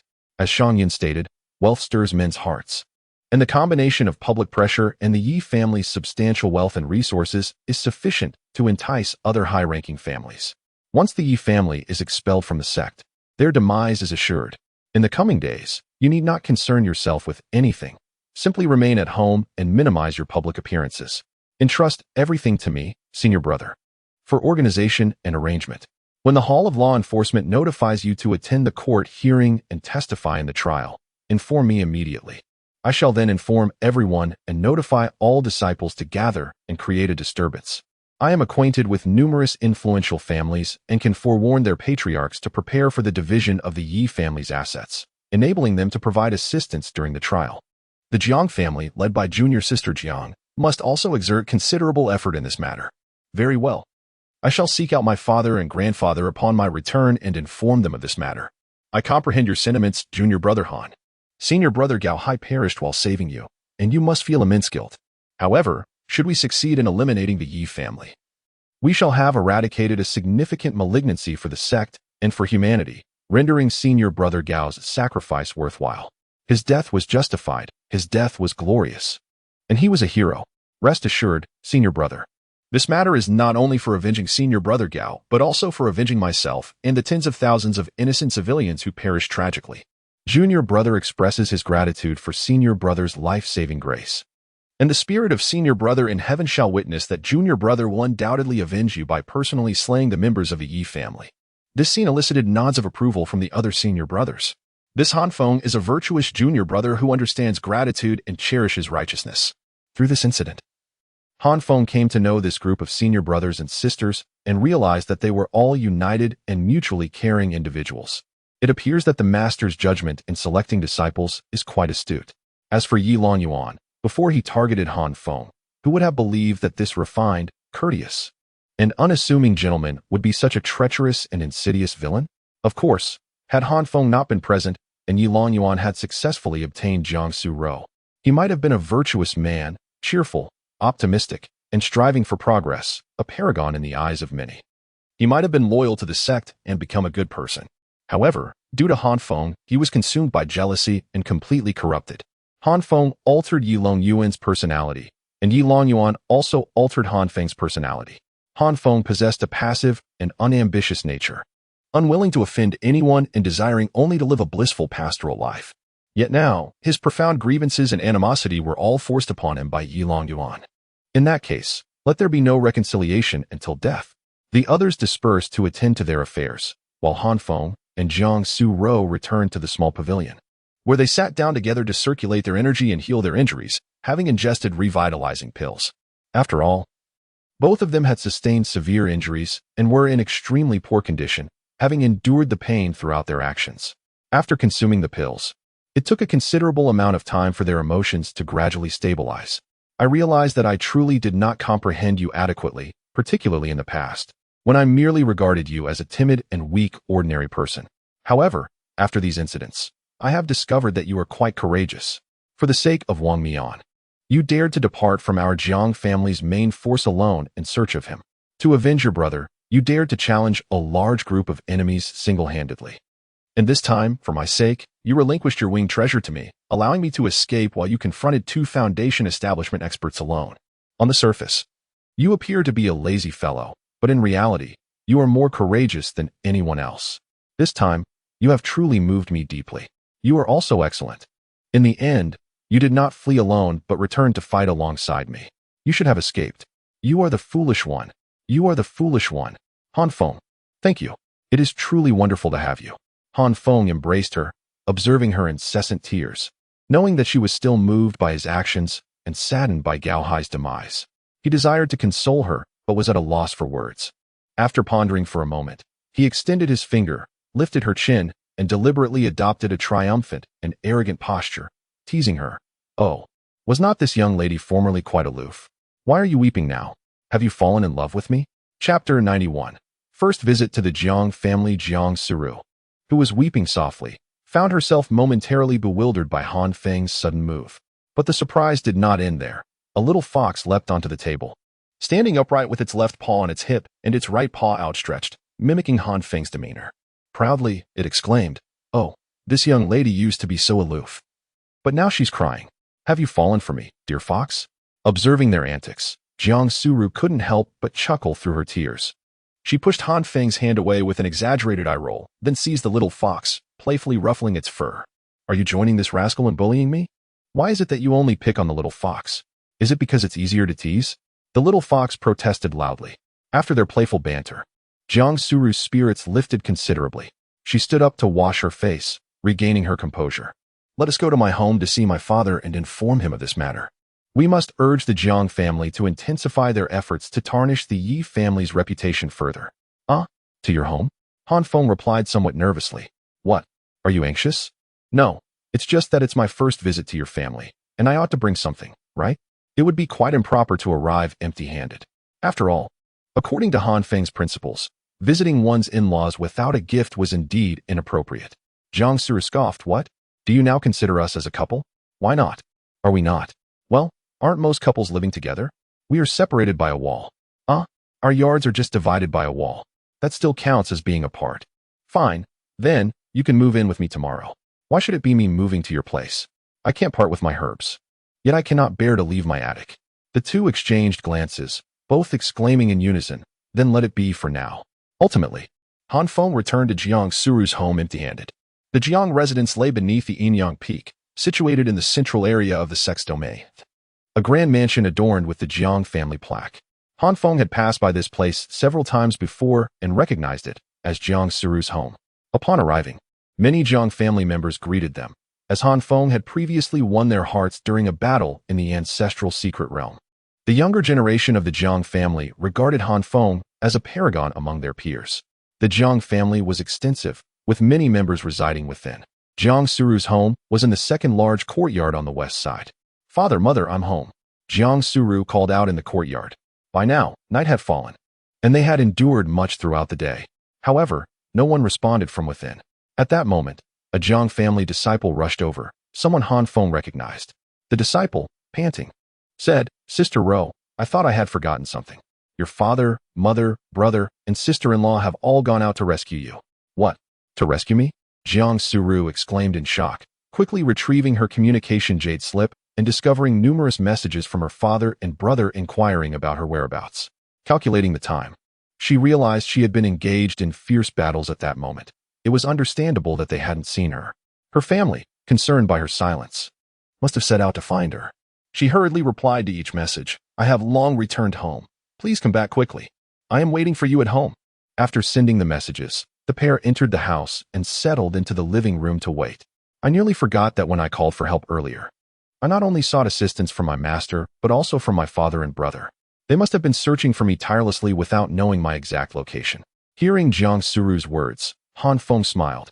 "It truly feels wonderful to have family who cares. By the way, Han Feng, having known each other for so long, I have yet to inquire about your background. Are your parents and family no longer with us, or have they gone elsewhere?" "I do not know. My home is in a small mountain village not far from the west of Luoxia Peak. We are farmers. When I was 13, they exhausted their savings to secure a position for me as a servant disciple, allowing me to come to Luoxia Peak to cultivate. A month later, when I returned home during my break, I found the house empty and covered in dust, indicating they had been gone for quite some time. I asked the neighbors, but they too were unaware of my parents' whereabouts. Since then, I have not seen them and have no idea where they went." Han Feng paused for a moment before continuing. "They should still be alive, I hope."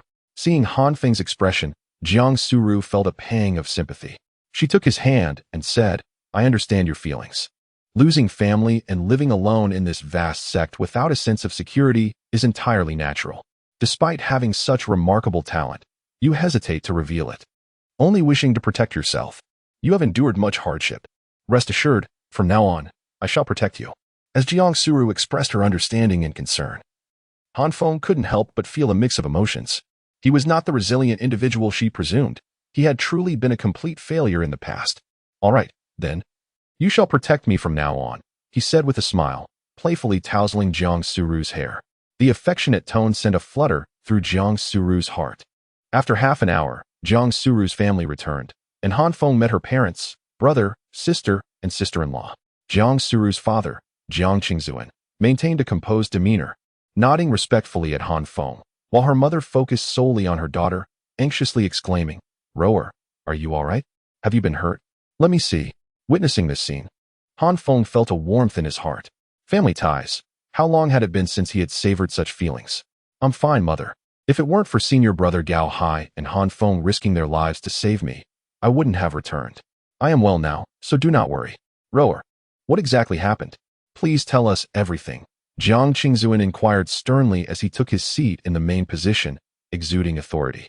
Jiang Suru recounted the events in detail, and upon hearing her tale, Jiang Qingzuan and Zhang Huayang erupted in furious denunciations of the Yi family for their shameless brutality, slaughtering innocents and harming their own kin.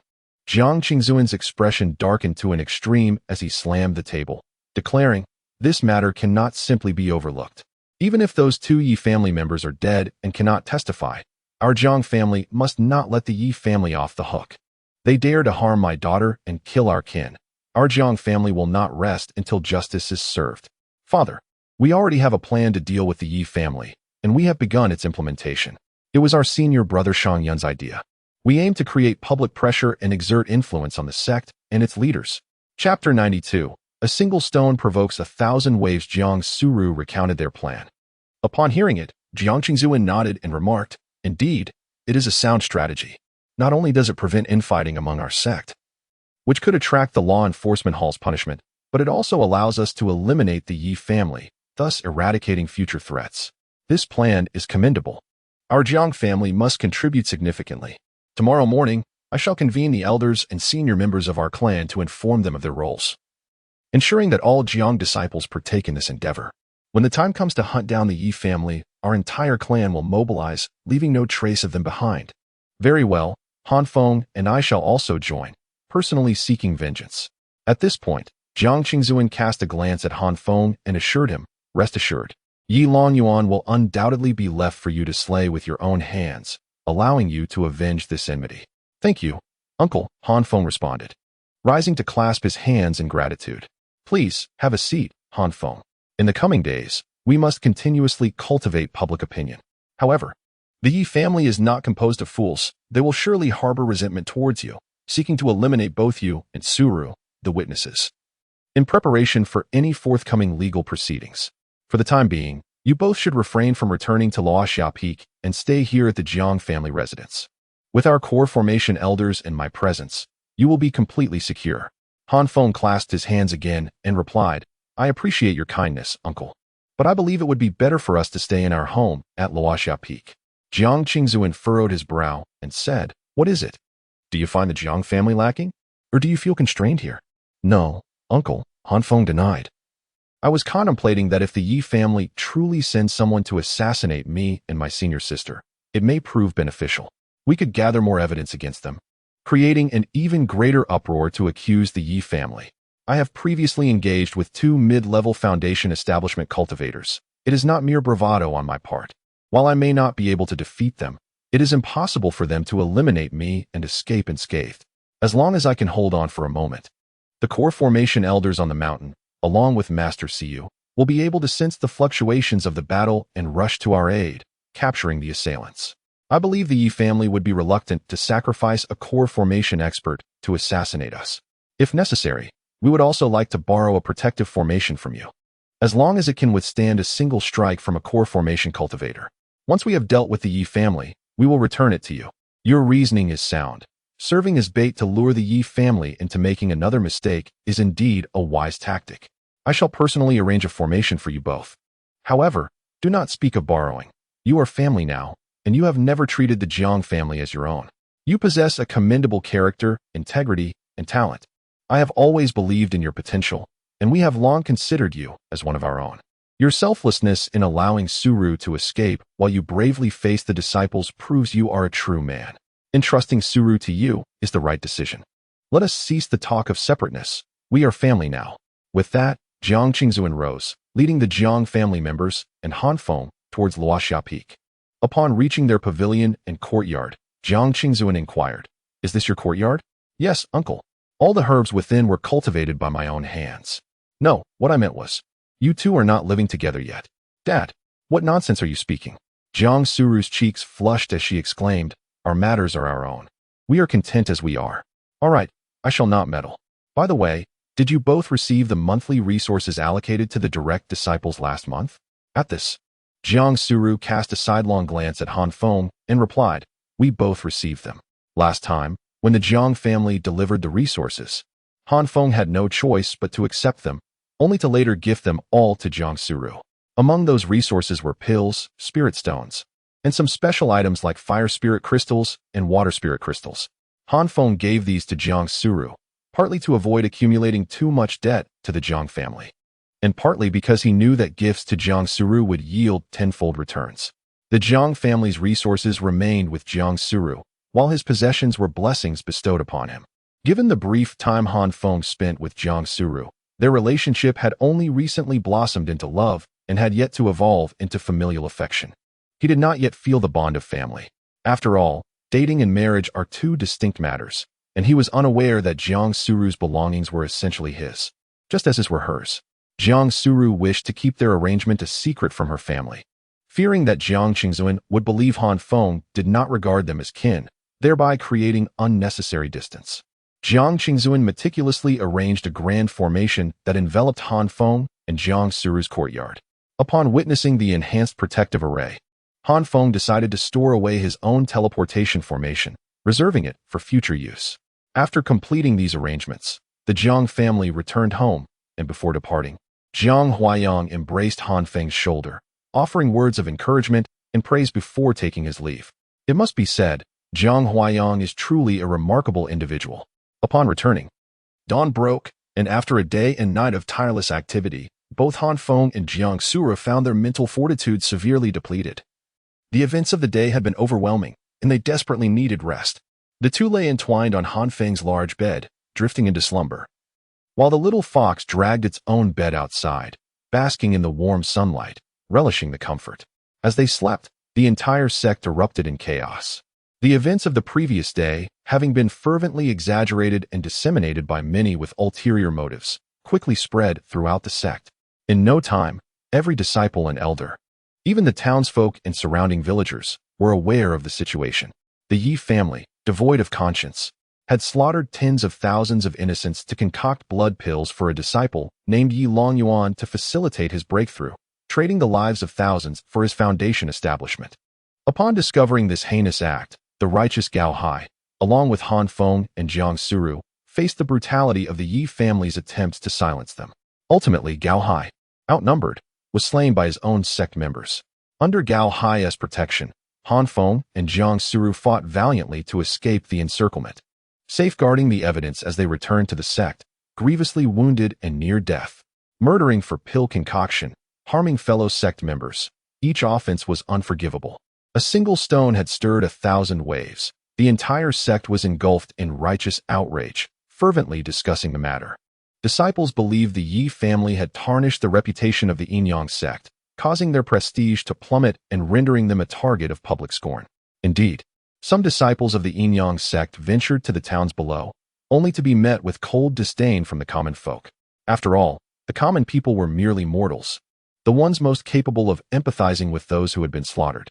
If today you could kill tens of thousands of innocents for pill concoction, would tomorrow see you attempt to do the same to us? Chapter 93. Target of public outrage, the campaign against the Yi family from the perspective of ordinary citizens. The cultivators, who soared through the skies like deities, were expected to protect them. Yet, alarmingly, these beings now sought to slaughter them, mercilessly taking countless lives merely to concoct a single elixir. Is the life of a mere mortal not worth more than that of livestock to these formidable entities? Enraged, The populace found themselves without recourse and resorted to drafting a petition, each inscribing their name in blood, kneeling before the gates of the Inyang sect, imploring them to bring the Yi family, the perpetrators of this atrocity, to justice. With the encouragement of sympathetic figures, the news spread like wildfire, reaching even other sections. The three other prominent sects of the Min Kingdom, along with the royal family, exerted pressure on the Inyang sect.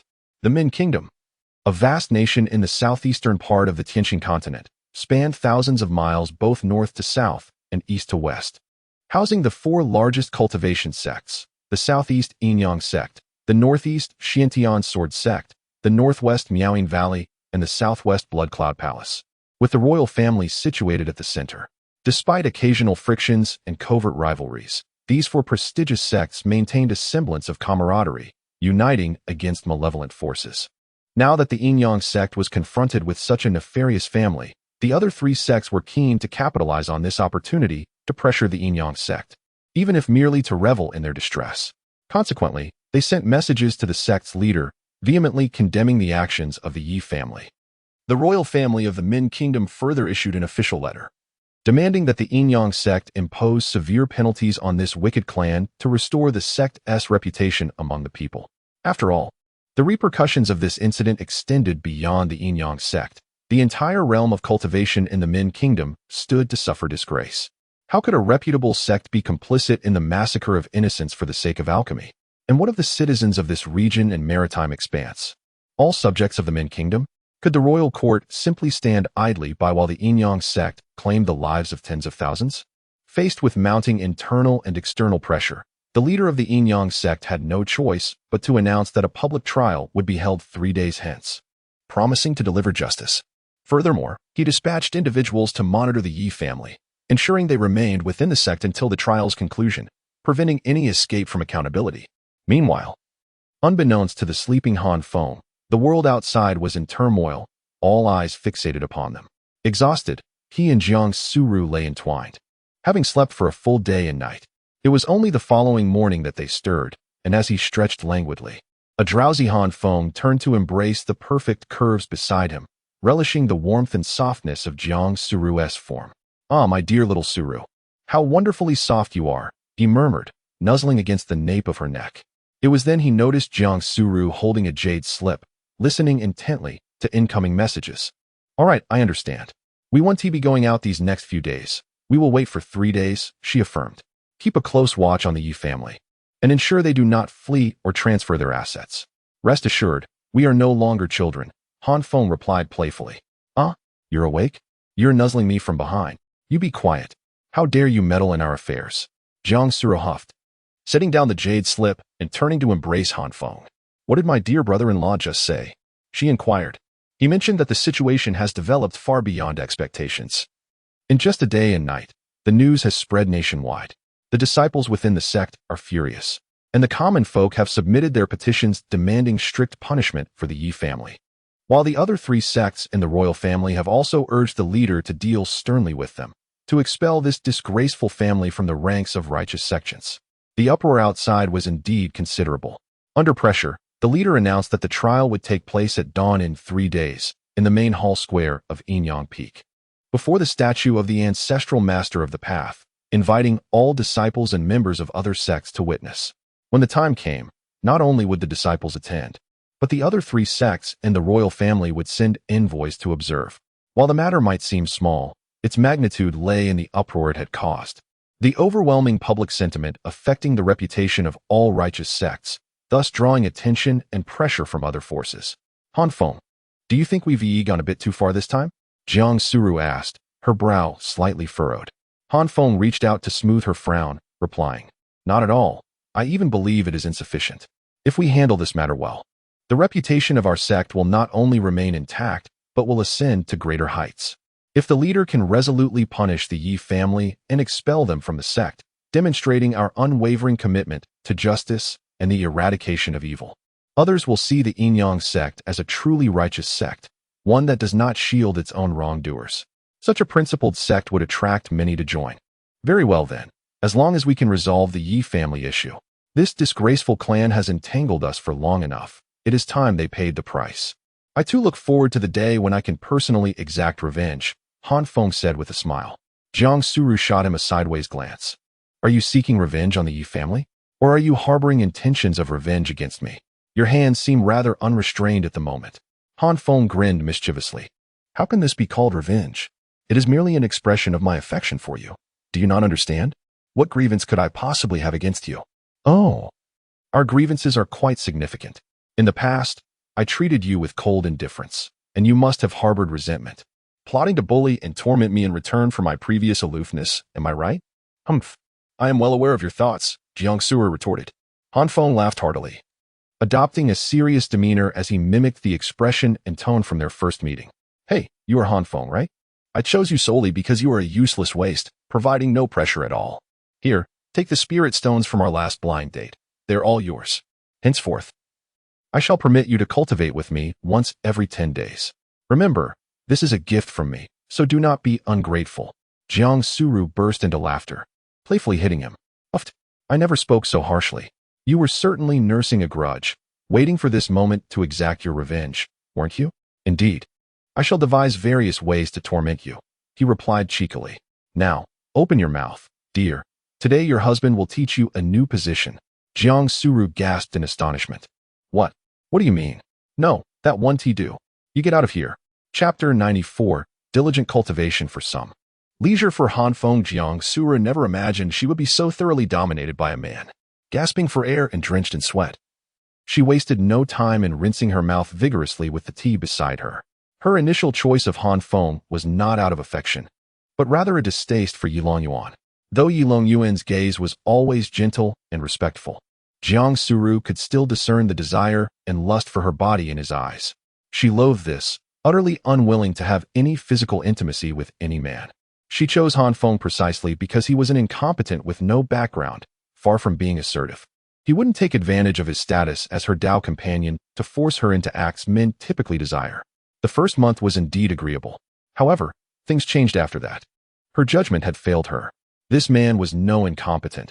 His aptitude was remarkable, even surpassing hers, and he enjoyed amorous activities with her.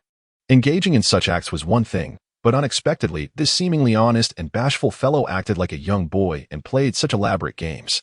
How detestable. She had miscalculated and fallen into a trap. But now, regret was futile. Looking at the smug fellow on the bed, she felt an urge to deliver a couple of punches. After rinsing her mouth, Jiang Suru snorted coldly and silently dressed.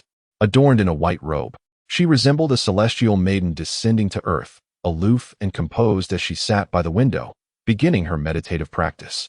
After all, this was her persona. While admiring the beauty of the fairy, Han Feng picked up his communication jade slip to chat with his good brother Wang Mian. Wang Mian had sent him a message during their passionate encounter, which he hadn't had time to listen to. Damn, brother, what's going on? I heard you were assassinated again by the Yi family, this time at sea? What happened? Are you dead? Hearing this, Han Feng rolled his eyes and replied, Your old man is still alive and kicking. Shut your trap. I heard that all the disciples outside are now condemning the Yi family. I heard about your situation too. That damned Yi family is truly vile, slaughtering so many mortals to refine pills, all to help that scoundrel Yilong Yuan break through. They deserve 1,000 cuts. It infuriates me. I really want to flay the entire Yi family alive. All right, stop being so melodramatic. Don't worry about these things. How's your martial arts practice going? It's been over a month. Have you made any progress? My progress has been immense. Let me tell you, the technique given by the ancestor is incredibly powerful. My master says it's simply the supreme martial arts technique under heaven. As long as you're willing to endure hardship, the rewards will be significant. I'm already a 9th grade martial artist, incredibly strong. I can shatter a large rock with a single punch. My master says my aptitude for cultivating immortality is lacking, but my aptitude for martial arts is excellent. As long as I practice diligently, my future achievements won't be lower than his. Hearing this, Han Feng felt relieved. He had always felt guilty about Wang Mian's hopeless path to immortality. That's good. How are you doing over there? Do you want to come back? I'll go pick you up and bring you to Falling Cloud Peak. No need. This is a sensitive time. You've tarnished the Yi family's reputation this time, and they hate you to the core. It's best if you and I don't go out during this period. Let's hide first and wait for things to settle down before making other plans. Otherwise, it wouldn't be worth it if we were both ambushed and killed together. Ha ha. As for how I'm doing here, don't you know? I do 4 things every day: eat, sleep, practice martial arts, and bully those ye family bastards. You log one, and those 5 guys are being trained like dogs every day, carrying water, chopping wood, cooking, cleaning. If they don't do something to my liking, I'll beat them severely. I'm being taught wholeheartedly by my master, and with the technique, my cultivation is progressing rapidly. I'm already a 9th-grade martial artist. While those 5 are still unranked, I can beat them so badly that they can't even look up. Plus, with my master backing me, I'm living a carefree life. That's good, but don't bully them too harshly. The Yi family will be judged in a few days.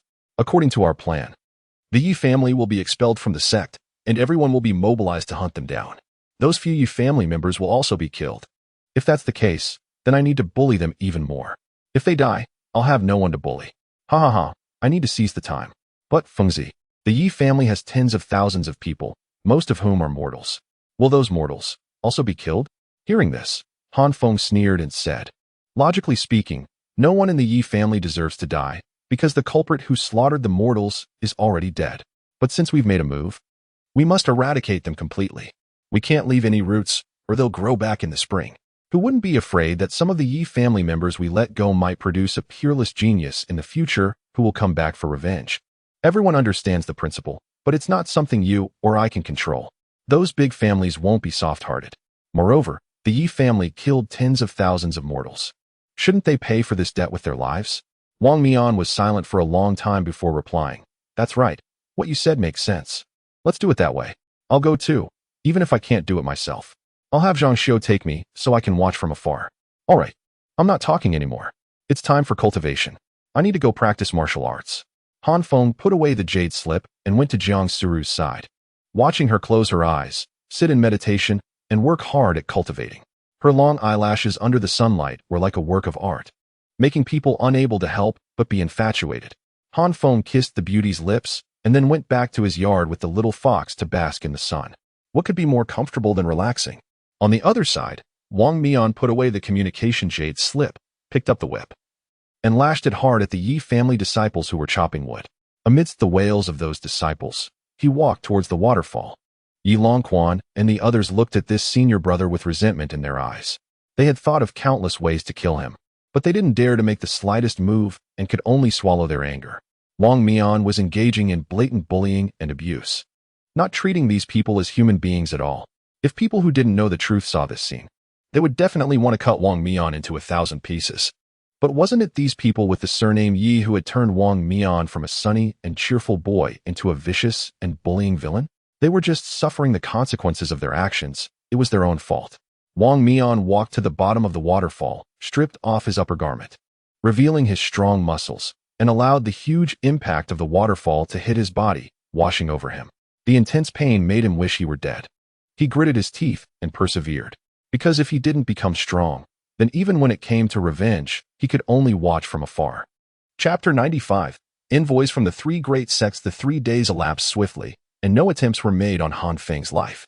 It was rumored that the Yi family was embroiled in internal dissension, having spent the entire period in deliberation. They dispatched numerous elders, laden with lavish gifts, to other families and elders, seeking their support during the forthcoming trial. Finally, the day of reckoning arrived. At dawn, the main hall plaza of Yin Peak was thronged with disciples and elders. Such a spectacle was usually reserved for the annual ancestral rites. However, this year's event surpassed even that in scale and fervor. Not only were all the Yin sect disciples and elders present, but delegations from the populace at the foot of the mountain had also begun their ascent the previous night, determined to witness the sect's punishment of the Yi family. Furthermore, representatives from other influential factions were in attendance. It was noteworthy that, unlike the Yin sect's ancestral rites, which even the imperial court had never graced with its presence, these external entities dispatched emissaries to observe the proceedings. This underscored the gravity with which they regarded the matter. Before the trial commenced, Feng, seated with the Jiang family, observed the arriving envoys from the various sects with a discerning eye, anticipating future interactions with these external forces. The first to arrive were representatives from the Xian sword sect.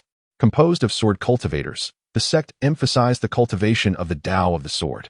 Each disciple possessed a natal sword, carried from childhood, nurturing its sword spirit and cultivating a harmonious union between wielder and blade, striving for a state of perfect integration. It was widely regarded as the most formidable of the four great sects, renowned for its martial prowess.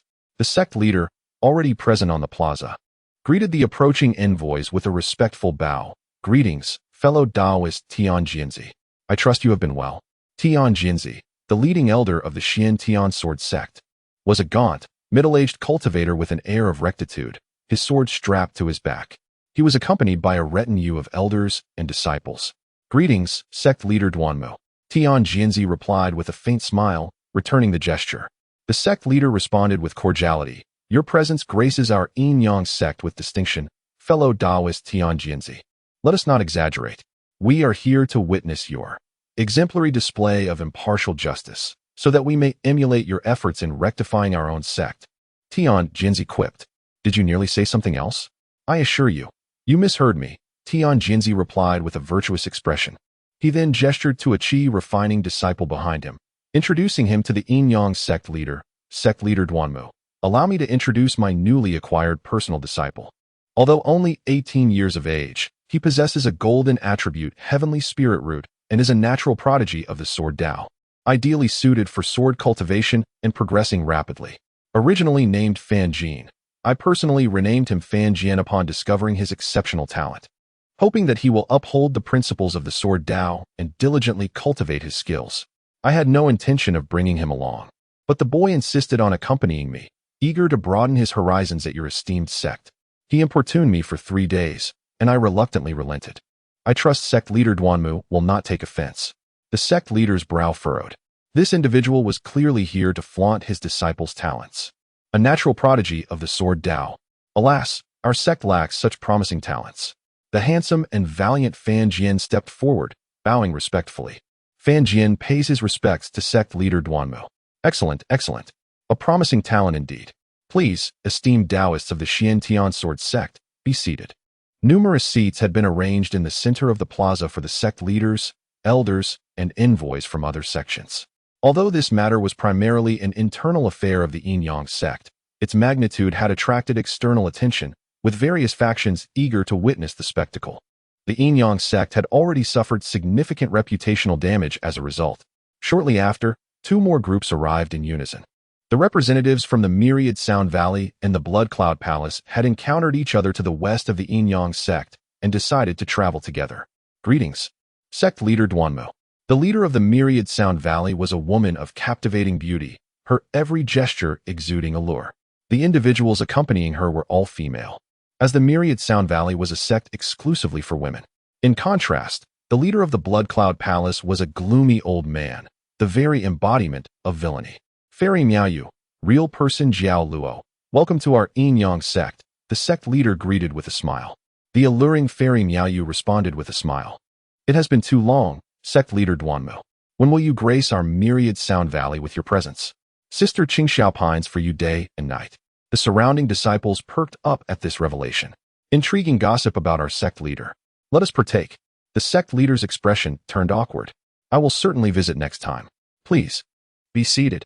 I have come to inquire on behalf of my sister Qingxia. You heartless cad, why have you neglected her for so long? This is hardly in line with the yin-yang sect's advocacy for the well-being of one's Tao companion. Are you, sect leader Duanmu, intending to violate your own principles? Or perhaps we should include you in today's trial. What do you say? What have I done wrong? Please, cease your words. There are many disciples watching. Have you no shame at your age?" The sect leader urged the Myriad Sound Valley representatives to take their seats. However, a young female disciple behind Fairy Miaoyu fixed her gaze on Fan Jian of the Xian Tian sword sect, her expression a mixture of provocation and scrutiny. Fan Jian returned her gaze with equal defiance. Han Feng, Jiang Suru, Wang Mian, and Zhang Xiu, seated with the Jiang family, watched the scene with amusement. Reveling in the unfolding drama, Han Feng inquired about aspects he did not understand. Jiang Suru explained, "Our sect leader's Tao companion passed away long ago, and he is not remarried. He met Qingxiao of the Myriad Sound Valley centuries ago, and they developed a deep affection for each other. However, due to the constraints of their respective positions, neither could abandon their sect to be with the other. Moreover, the Myriad Sound Valley does not accept male disciples or elders, so their relationship remained unresolved. Do the women of the myriad Sound Valley not seek Tao companions? They do, but they only accept female disciples. Men can only cultivate there as Tao companions, and those without a Tao companion cannot enter the sect. Furthermore, men have a lower status there. Which man of ambition would willingly endure such treatment? After seeing off the myriad Sound Valley representatives, the sect leader turned to greet the Blood Cloud Palace delegation. However, real person Jiao Luo interrupted, Old Duanmu, we have known each other for centuries. Spare me the formalities. I have but one question. When do you intend to hand over that harlot, see you? Chapter 96. The five prodigies of the Min Kingdom upon hearing the disparaging remarks directed at their leader by the members of Blood Cloud Palace. The disciples of Yin Yang sect immediately darkened their expressions, their eyes ablaze with righteous indignation. Naturally, the leader of Yin Yang sect would not permit outsiders to insult his kin in such a manner. Before Siyu could unleash her fury, the leader interjected. Taoist Jiao Luo, if you have come as a guest to our Yin Yang sect, you are most welcome. However, should you come seeking trouble and openly humiliating our esteemed leader, you shall be deemed an enemy of Yin Yang sect, and we shall not entertain you. Depart whence you came. We do not welcome adversaries. Taoist Jiao Luo smirked and replied, what is there to be serious about, sect leader Duanmu? I merely misspoke in the heat of the moment. After all, you are aware of the grievances between Blood Cloud Palace and Siyu. The leader retorted. Regardless of past grievances, Siyu is now a member of Yin Yang sect. Should you utter another insolent word, do not blame me for my wrath. This is a singular warning. Do take a seat. Seeing the leader's unwavering stance, Jiao Luo could only force a laugh and take his place among his compatriots. Though his malevolent gaze remained fixed on Siyu, who sat with an air of indifference, refusing to acknowledge him. Han Feng inquired, Little Su Ro, what grievances do our master and Blood Cloud Palace share? I'm not entirely sure. We don't even know where our master hails from. All I know is that 100 years ago, our master Siyu was ruthlessly pursued by Blood Cloud Palace, sustaining grave injuries before fleeing to Yin Yang sect. The leader saved her, but Blood Cloud Palace demanded her return. After much negotiation, they reluctantly withdrew. Yet, the animosity between Blood Cloud Palace and our master has not dissipated over the century, and they frequently seek to trouble her. It is a deep-seated enmity. I see. Han Feng nodded in understanding. Meanwhile, the elders of the three great sects remained silent, while their disciples engaged in a silent standoff. Fan Jian of Xintian Sword Sect, a cold female disciple from Yaoyin Valley, and an unremarkable youth from Blood Cloud Palace exchanged glances, sparks of tension flickering in the air. Each remained tight-lipped, eyeing each other with an intensity that suggested a potential confrontation. From the whispers of those around him, Han Feng discerned the identities of these three individuals. Each sect had presented a prodigious disciple, a figure of distinction in each generation, known as the Big Brother. These individuals were exceptionally gifted and held in high esteem, serving as the face of their respective sections. The future potential of such prodigies was limitless. Among the four great sects, along with the royal family, 5 young prodigies were collectively referred to as the 5 sons of Min Kingdom. Fan Jian of Xintian Sword Sect, possessing an innate sword body, had emerged as a formidable talent in recent years. Huanxi from Yaoyin Valley excelled in musical arts, her talent being unparalleled within her sect. Wang Ai of Blood Cloud Palace was young yet ruthless, having been raised in the crucible of battle. He was bloodthirsty but only targeted those deemed guilty. As the practice of slaughter was rampant within Blood Cloud Palace, where disciples often perished in duels, and the assailants faced no punishment if justified. This stood in stark contrast to the stringent regulations of Yin Yang sect. Were Han Feng in Blood Cloud Palace, he might have met a grim fate long ago. Nonetheless, even in their brutality, Blood Cloud Palace would not engage in the mass slaughter of innocents for alchemical purposes. The 3 individuals before him were indeed the ones whose eyes sparkled with intensity. Alongside Bai Lingyu of Yin Yang sect and the 4th princess Feng Yuanxin of the royal family. These 5 were all at the pinnacle of qi cultivation and were regarded as the most promising candidates for greatness in their generation. Despite the renown of Han Feng, Jiang Su Rou, Yilan Yuan, and other disciples of exceptional talent, they paled in comparison to Bai Lingyu, the leader's direct disciple.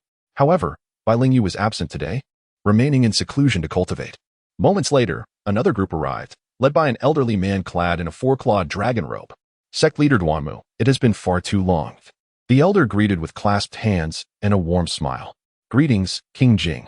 It has indeed been many years. Your presence is as dignified as ever, Duanmu replied. This elder was a noble of the royal family, a venerable figure of considerable strength. I am humbled, but the matter at hand is of utmost importance, and His Majesty has urged me to personally observe and ensure justice for the wronged commoners. Rest assured, I shall uphold the law impartially, Duanmu affirmed. At that moment, a stunning woman dressed in ornate garments approached, bowing gracefully. Greetings, Master Duanmu. I am Yuanxin. She was known as the most exceptional princess of the royal family, surpassing all other princes and princesses in prowess. Ah, Princess Yuanxin, your brilliance is undeniable. Please, take a seat, Duanmu invited, and the royal entourage settled down. Princess Yuanxin, noticing the charged atmosphere among the three prodigies, flashed a charming smile and playfully winked at them, saying, Yuanxin greets my esteemed seniors. The trio, adhering to the adage of not striking a smiling face, returned the greeting. We are honored to meet Princess Yuanxin. It appears this is our first gathering as a complete group, though it is a pity that Bai Ling Yu is absent. He ought to have made an appearance given the significance of this event, one remarked. Wang Ai scoffed. In light of such a momentous occasion, with so many present, it is quite telling that Bai Ling Yu has chosen to remain hidden. As the hallmark disciple of Yin Yang sect, he should be welcoming guests alongside the elders. All four of us from the 5 sons of Min Kingdom are here, yet he chooses not to show. Clearly, he holds us in contempt. Why should we extend our warmth to someone who turns a cold shoulder? Princess Yuanxin pouted, retorting, Brother Wang, do not be so quick to judge. Perhaps Bai Ling Yu is diligently cultivating in seclusion. There's nothing wrong with dedication to one's studies. Oh, there is no need to defend him. If he truly cared, he would have made an effort to explain himself. Brother Wang is correct. He should have personally addressed the matter, another added. At that moment, a figure adorned in white robes with flowing white hair descended gracefully into the hall. The disciple was tall and handsome, his ethereal presence captivating the attention of all the female disciples present. This was undoubtedly a paragon of male beauty. Bai Ling Yu clasped his hands in apology. I beg your pardon, esteemed guests. I have just emerged from seclusion and heard of this matter only now. I hasten to arrive. I hope for your forgiveness. Note, the introduction of the sects and the 5 prodigies is not mere embellishment. It is essential for the subsequent narrative. These 5 individuals will play a crucial role in the unfolding events. Chapter 97. The trial begins by Ling Yu, a figure of divine stature, overshadowed the previously renowned Yi Longyuan within the Yin Yang sect. While Yi Longyuan garnered significant fame atop the falling sunset peak, he was merely a well-known name within the sect. In contrast, Bai Ling Yu was unequivocally regarded as the esteemed senior brother among the disciples in the qi refining stage. After exchanging pleasantries with 4 other notable talents from the sect, Bai Ling Yu turned and settled into a seat at the center, displaying no inclination to engage further in conversation. Wang Ai scoffed at this demeanor, while Fan Jian remained impassive, and Huanxi blinked in silence. Only the young princess, Feng Yuanxin, gazed at Bai Ling Yu with wide, admiring eyes. Enough of the staring. Nearly all members above 18 in the Yin Yang sect have companions, whispered an adjacent royal family member. Feng Yuanxin responded with a soft huff. Dreaded Yin Yang sect. Why must they force disciples into arranged pairings? Shouldn't they allow individuals to choose freely? I refuse to believe that Brother Ling Yu has a partner. I shall inquire shortly. Well then, do your best to win this exceptional talent of the Yin Yang sect over to our royal family, but be cautious not to drag our royal prodigy into the sect. As the assembly reached full attendance, the sect's master stepped forward and proclaimed loudly, We are grateful for the presence of envoys from other esteemed sects and the royal family at our gathering. The case regarding Yi Qingyun and his accomplices' massacre of mortals to concoct blood elixirs has drawn considerable attention. In accordance with divine will and in response to public sentiment, we have decided to conduct an open trial for this matter, inviting supervision from all parties. We shall handle this with utmost impartiality and deliver justice to the victims. He then invited Elder Tai Lian, the head of the law enforcement hall, to preside over the proceedings. Elder Tai Lian emerged with a grim expression, addressing the assembly. The incident originated with one of our disciples, who received a message from a wandering cultivator friend on Juming Island, indicating a suspected malevolent practitioner involved in murder and alchemy. Upon receiving this news, the elder reported it to the mission hall, which assigned the task to Falling Sunset Peak. The peak's master, Cu, dispatched disciples Gao Hai, Han Feng, and Jiang Suru to investigate and offer support. Upon reaching Juming Island, Gao Hai activated a recording compass to document the unfolding events. While rumors circulated wildly outside, none had witnessed this invaluable evidence. To ensure transparency, we shall now present this evidence to everyone. Elder Tai Lien produced the compass, channeling spiritual energy to activate it, thus projecting a vast image into the air. This was Gao Hai's first-person perspective. Through his eyes, the gathered crowd witnessed the island strewn with corpses as a blue-haired young girl fiercely battled against the malevolent practitioner. "Isn't that Hai Ling?" exclaimed Xian Tian Jinmin S. Tian Jinzi, who quickly recognized Anan. "Indeed, it is the sea spirit revered by coastal fishermen. I have encountered her and engaged in conversation. She is a delightful and kind-hearted child." "Is Hai Ling unable to defeat that malevolent practitioner?" "Hai Ling is quite weak on land. Her strength lies in the sea." Silence and continue watching. In the recorded scene, Gao Hai, alongside Han Feng and Jiang Suru, desperately attacked the formidable array, while the young girl Anan was rendered powerless against the malevolent practitioner. Eventually, they shattered the formation, prompting the practitioner to consume a blood elixir in a moment of desperation, breaking through to Foundation establishment and engaging in combat with the trio. Shortly thereafter, the Yi family members arrived, and their dialogue was revealed. The assembly witnessed the unmitigated shamelessness of the Yi family, who not only aimed to kill for alchemical purposes, but also sought to eliminate witnesses. Ultimately, Gao Hai handed the compass to Han Feng, instructing him and Jiang Suru to flee and seek assistance. The recording abruptly concluded, inciting a wave of outrage among the disciples, who vehemently shouted for the severe punishment of the Yi family, demanding their eradication and vengeance for Gao Hai, lamenting the tragic fate of the innocent civilians. Justice for the slain. The lives of the common folk are precious. Each life is singular, and the lives of cultivators do not surpass those of the common people. Witnessing the fervent outrage among the disciples, the sect master felt a profound weariness, recalling the similar uproar that had erupted during the ancestral rites over a month prior. Indeed, the Yi family has become a source of widespread disdain, Elder Tai Lien remarked coldly. Although the principal offender is deceased, the investigation does not end here. We must thoroughly examine the mastermind, accomplices, and beneficiaries.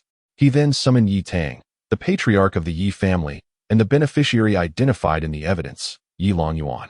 "You two, step forward immediately." From the crowd, the elderly Yi Tang and Yi Longyuan soared into the air, landing before the assembly, inciting a chorus of curses and disdain from the onlookers. Yi Tang, witnessing the scene, sighed inwardly, realizing that the Yi family could no longer sustain its position within the Yin-Yang sect. They had genuinely incited public outrage. "Greetings, sect master." "Greetings, Elder Tai." The two offered with clasped hands. Yi Tang stepped forward, stating, "Elder Tai, we, the Yi family, are innocent in this matter. Do not speak until prompted." Elder Tai Lien interjected coldly, fixing him with a piercing gaze before continuing. "There are 3 witnesses to this incident, with Gao Hai deceased. Only Han Feng and Jiang Suru remain. I now call upon these 2 disciples to testify." At this, Han Feng and Jiang Suru stepped forward, soaring toward the center. "Han Feng! Han Feng! Han Feng!" The disciples chanted his name in unison, clearly impressed by his prior performance during the ancestral rites. Han Feng and Jiang Suru landed gracefully, offering a respectful salute. Meanwhile, Yi Longyuan cast a venomous glare at them, unable to fathom that just 2 months prior, he had been a celebrated prodigy within the sect, basking in the adoration of thousands. Now, within a mere 2 months, he and his powerful Yi family had become the targets of universal contempt, while this once insignificant figure now stood in high esteem. All that he endured was the consequence of this little thief's actions. He yearned to devour him, to obliterate him. Han Feng's gaze locked onto Yi Longyuan, brimming with animosity and hatred. Their enmity had reached a point of no return. Elder Tai Lien spoke. "Han Feng, since the evidence ceased after your departure, please recount the events that transpired thereafter." Chapter 98. The Clown King Wang AI at your command. Elder Han Feng clasped his hands and said, "The subsequent events were relatively straightforward. Utilizing the precious wings bestowed upon me by my master, I fled alongside Sister Jiang towards the Western sect, seeking assistance as we escaped. After the 3 Foundation establishment experts had slain Brother Gao Hai, the malevolent cultivators vanished, and Yi Qingyun and his companion began their pursuit of us. As a mere Qi refinement disciple, I lacked the speed of those in the mid-Foundation establishment stage. Upon their catching up, We found ourselves entangled in a protracted battle. Both of us were left battered and bruised. And just when we were on the brink of despair, a sea demon emerged and swallowed our pursuers whole, granting us a chance to escape. Shortly thereafter, Master Cu arrived. As soon as these words left his lips, before anyone else could respond, Wang Ai, a disciple of Blood Cloud Palace, scoffed. Just now, you claimed that you too battled with those mid-foundation establishment cultivators for quite some time? A mere chi refinement disciple like you, and you weren't dispatched in an instant? You must be exaggerating without a second thought. Han Feng's expression darkened slightly as he retorted. Of course, perhaps it wasn't for long. It was a tense moment, and describing it as a year's worth of struggle would not be an understatement. However, I certainly could not match them, and I nearly faced death at their hands. Han Feng's casual dismissal did not deter Wang Ai, who continued to mock. If you couldn't hold your own, then simply admit it. No one will ridicule you for lacking strength. Yet, you insist on claiming an extended battle to save face. That is where you err. Even a clay figurine would show some anger, let alone Han Feng, who had never bowed down to adversaries. When I was weak, you ridiculed me. Now that I am a prodigy, you still mock me. Does that not render your disdain meaningless? Han Feng shot back. Indeed, my strength is quite lacking, only slightly better than yours. In your Blood Cloud Palace, you might be regarded as a senior disciple, but in our Yin-Yang sect, I would merely be an ordinary junior disciple. Laughter erupted from the surrounding disciples. Initially displeased by the aggressive demeanor of the Blood Cloud Palace disciple, they found great satisfaction in Han Feng's unrelenting rebuttal, which mocked both Wang Ai and his faction. Han Feng had long harbored a grudge against Blood Cloud Palace. Their arrival had been rife with insults towards his master, Cu. Now, they dared to provoke him, truly underestimating his resolve. He preferred a laid-back existence, but was not one to cower in the face of bullying. He sought a carefree life. Yet how could he maintain that when confronted? The more he pondered, the more incensed he became. Wang Ai's countenance darkened as he glared at Han Feng, coldly huffing. You dare speak to me in such a manner? I wish to see if your fists are as formidable as your tongue. I am also curious if your Blood Cloud Palace has come to our Yin-Yang sect as guests or if you are here to declare war. Han Feng retorted coolly. Our Yin-Yang sect is known for its hospitality, but that does not grant guests the liberty to disregard the etiquette befitting visitors. We are conducting a trial, presenting the facts, yet you, Wang Ai, repeatedly interrupt us. What is your intent? To delay proceedings and defend the guilty? Do you know the Yi family? Does their massacre of mortals in alchemy have any connection to you? Wang Ai was taken aback by Han Feng's sharp tongue, linking him to the unrelated atrocities of the Yi family. What nonsense are you spouting? I, Wang Ai, would never stoop to such despicable acts. I have no ties to the Yi family. Han Feng boomed. Then why do you persist in disrupting the trial? If not to absolve the guilty, what is your ulterior motive? I simply cannot abide your boasting. Whether I boast or not is for my law enforcement hall's master to discern. What authority do you have to question me here? Wang Ai fell momentarily speechless, unsure how to counter. A chorus of applause erupted from the surrounding disciples. Jiang Suru quietly advised, let it go. Do not engage with such people. We should focus on the trial of the Yi family. Better to offend a gentleman than a scoundrel. Be wary of his grudge against you. Fear not. What can an outsider do to me? Han Feng replied with a faint smile, reassuring Jiang Suru. Elder Tai Lien coldly interjected, enough. Do not further disrupt the order. I have questions for Han Feng. Please proceed. Master, you mentioned a sea demon appeared and consumed Yi family members. Why did it only feast on them and spare you? Upon hearing this, Yi Tang quickly chimed in. Yes, this lad is clearly lying. Why did the sea demon not consume him, but only our Yi family members? He is undoubtedly responsible for their deaths. Han Feng smirked. Oh, does the Yi family master believe I possess the strength to have slain 2 foundation establishment cultivators? How absurd. Of course, even if I had that power, I would not hesitate to eliminate them, avenging Brother Gao Hai and the countless innocent lives.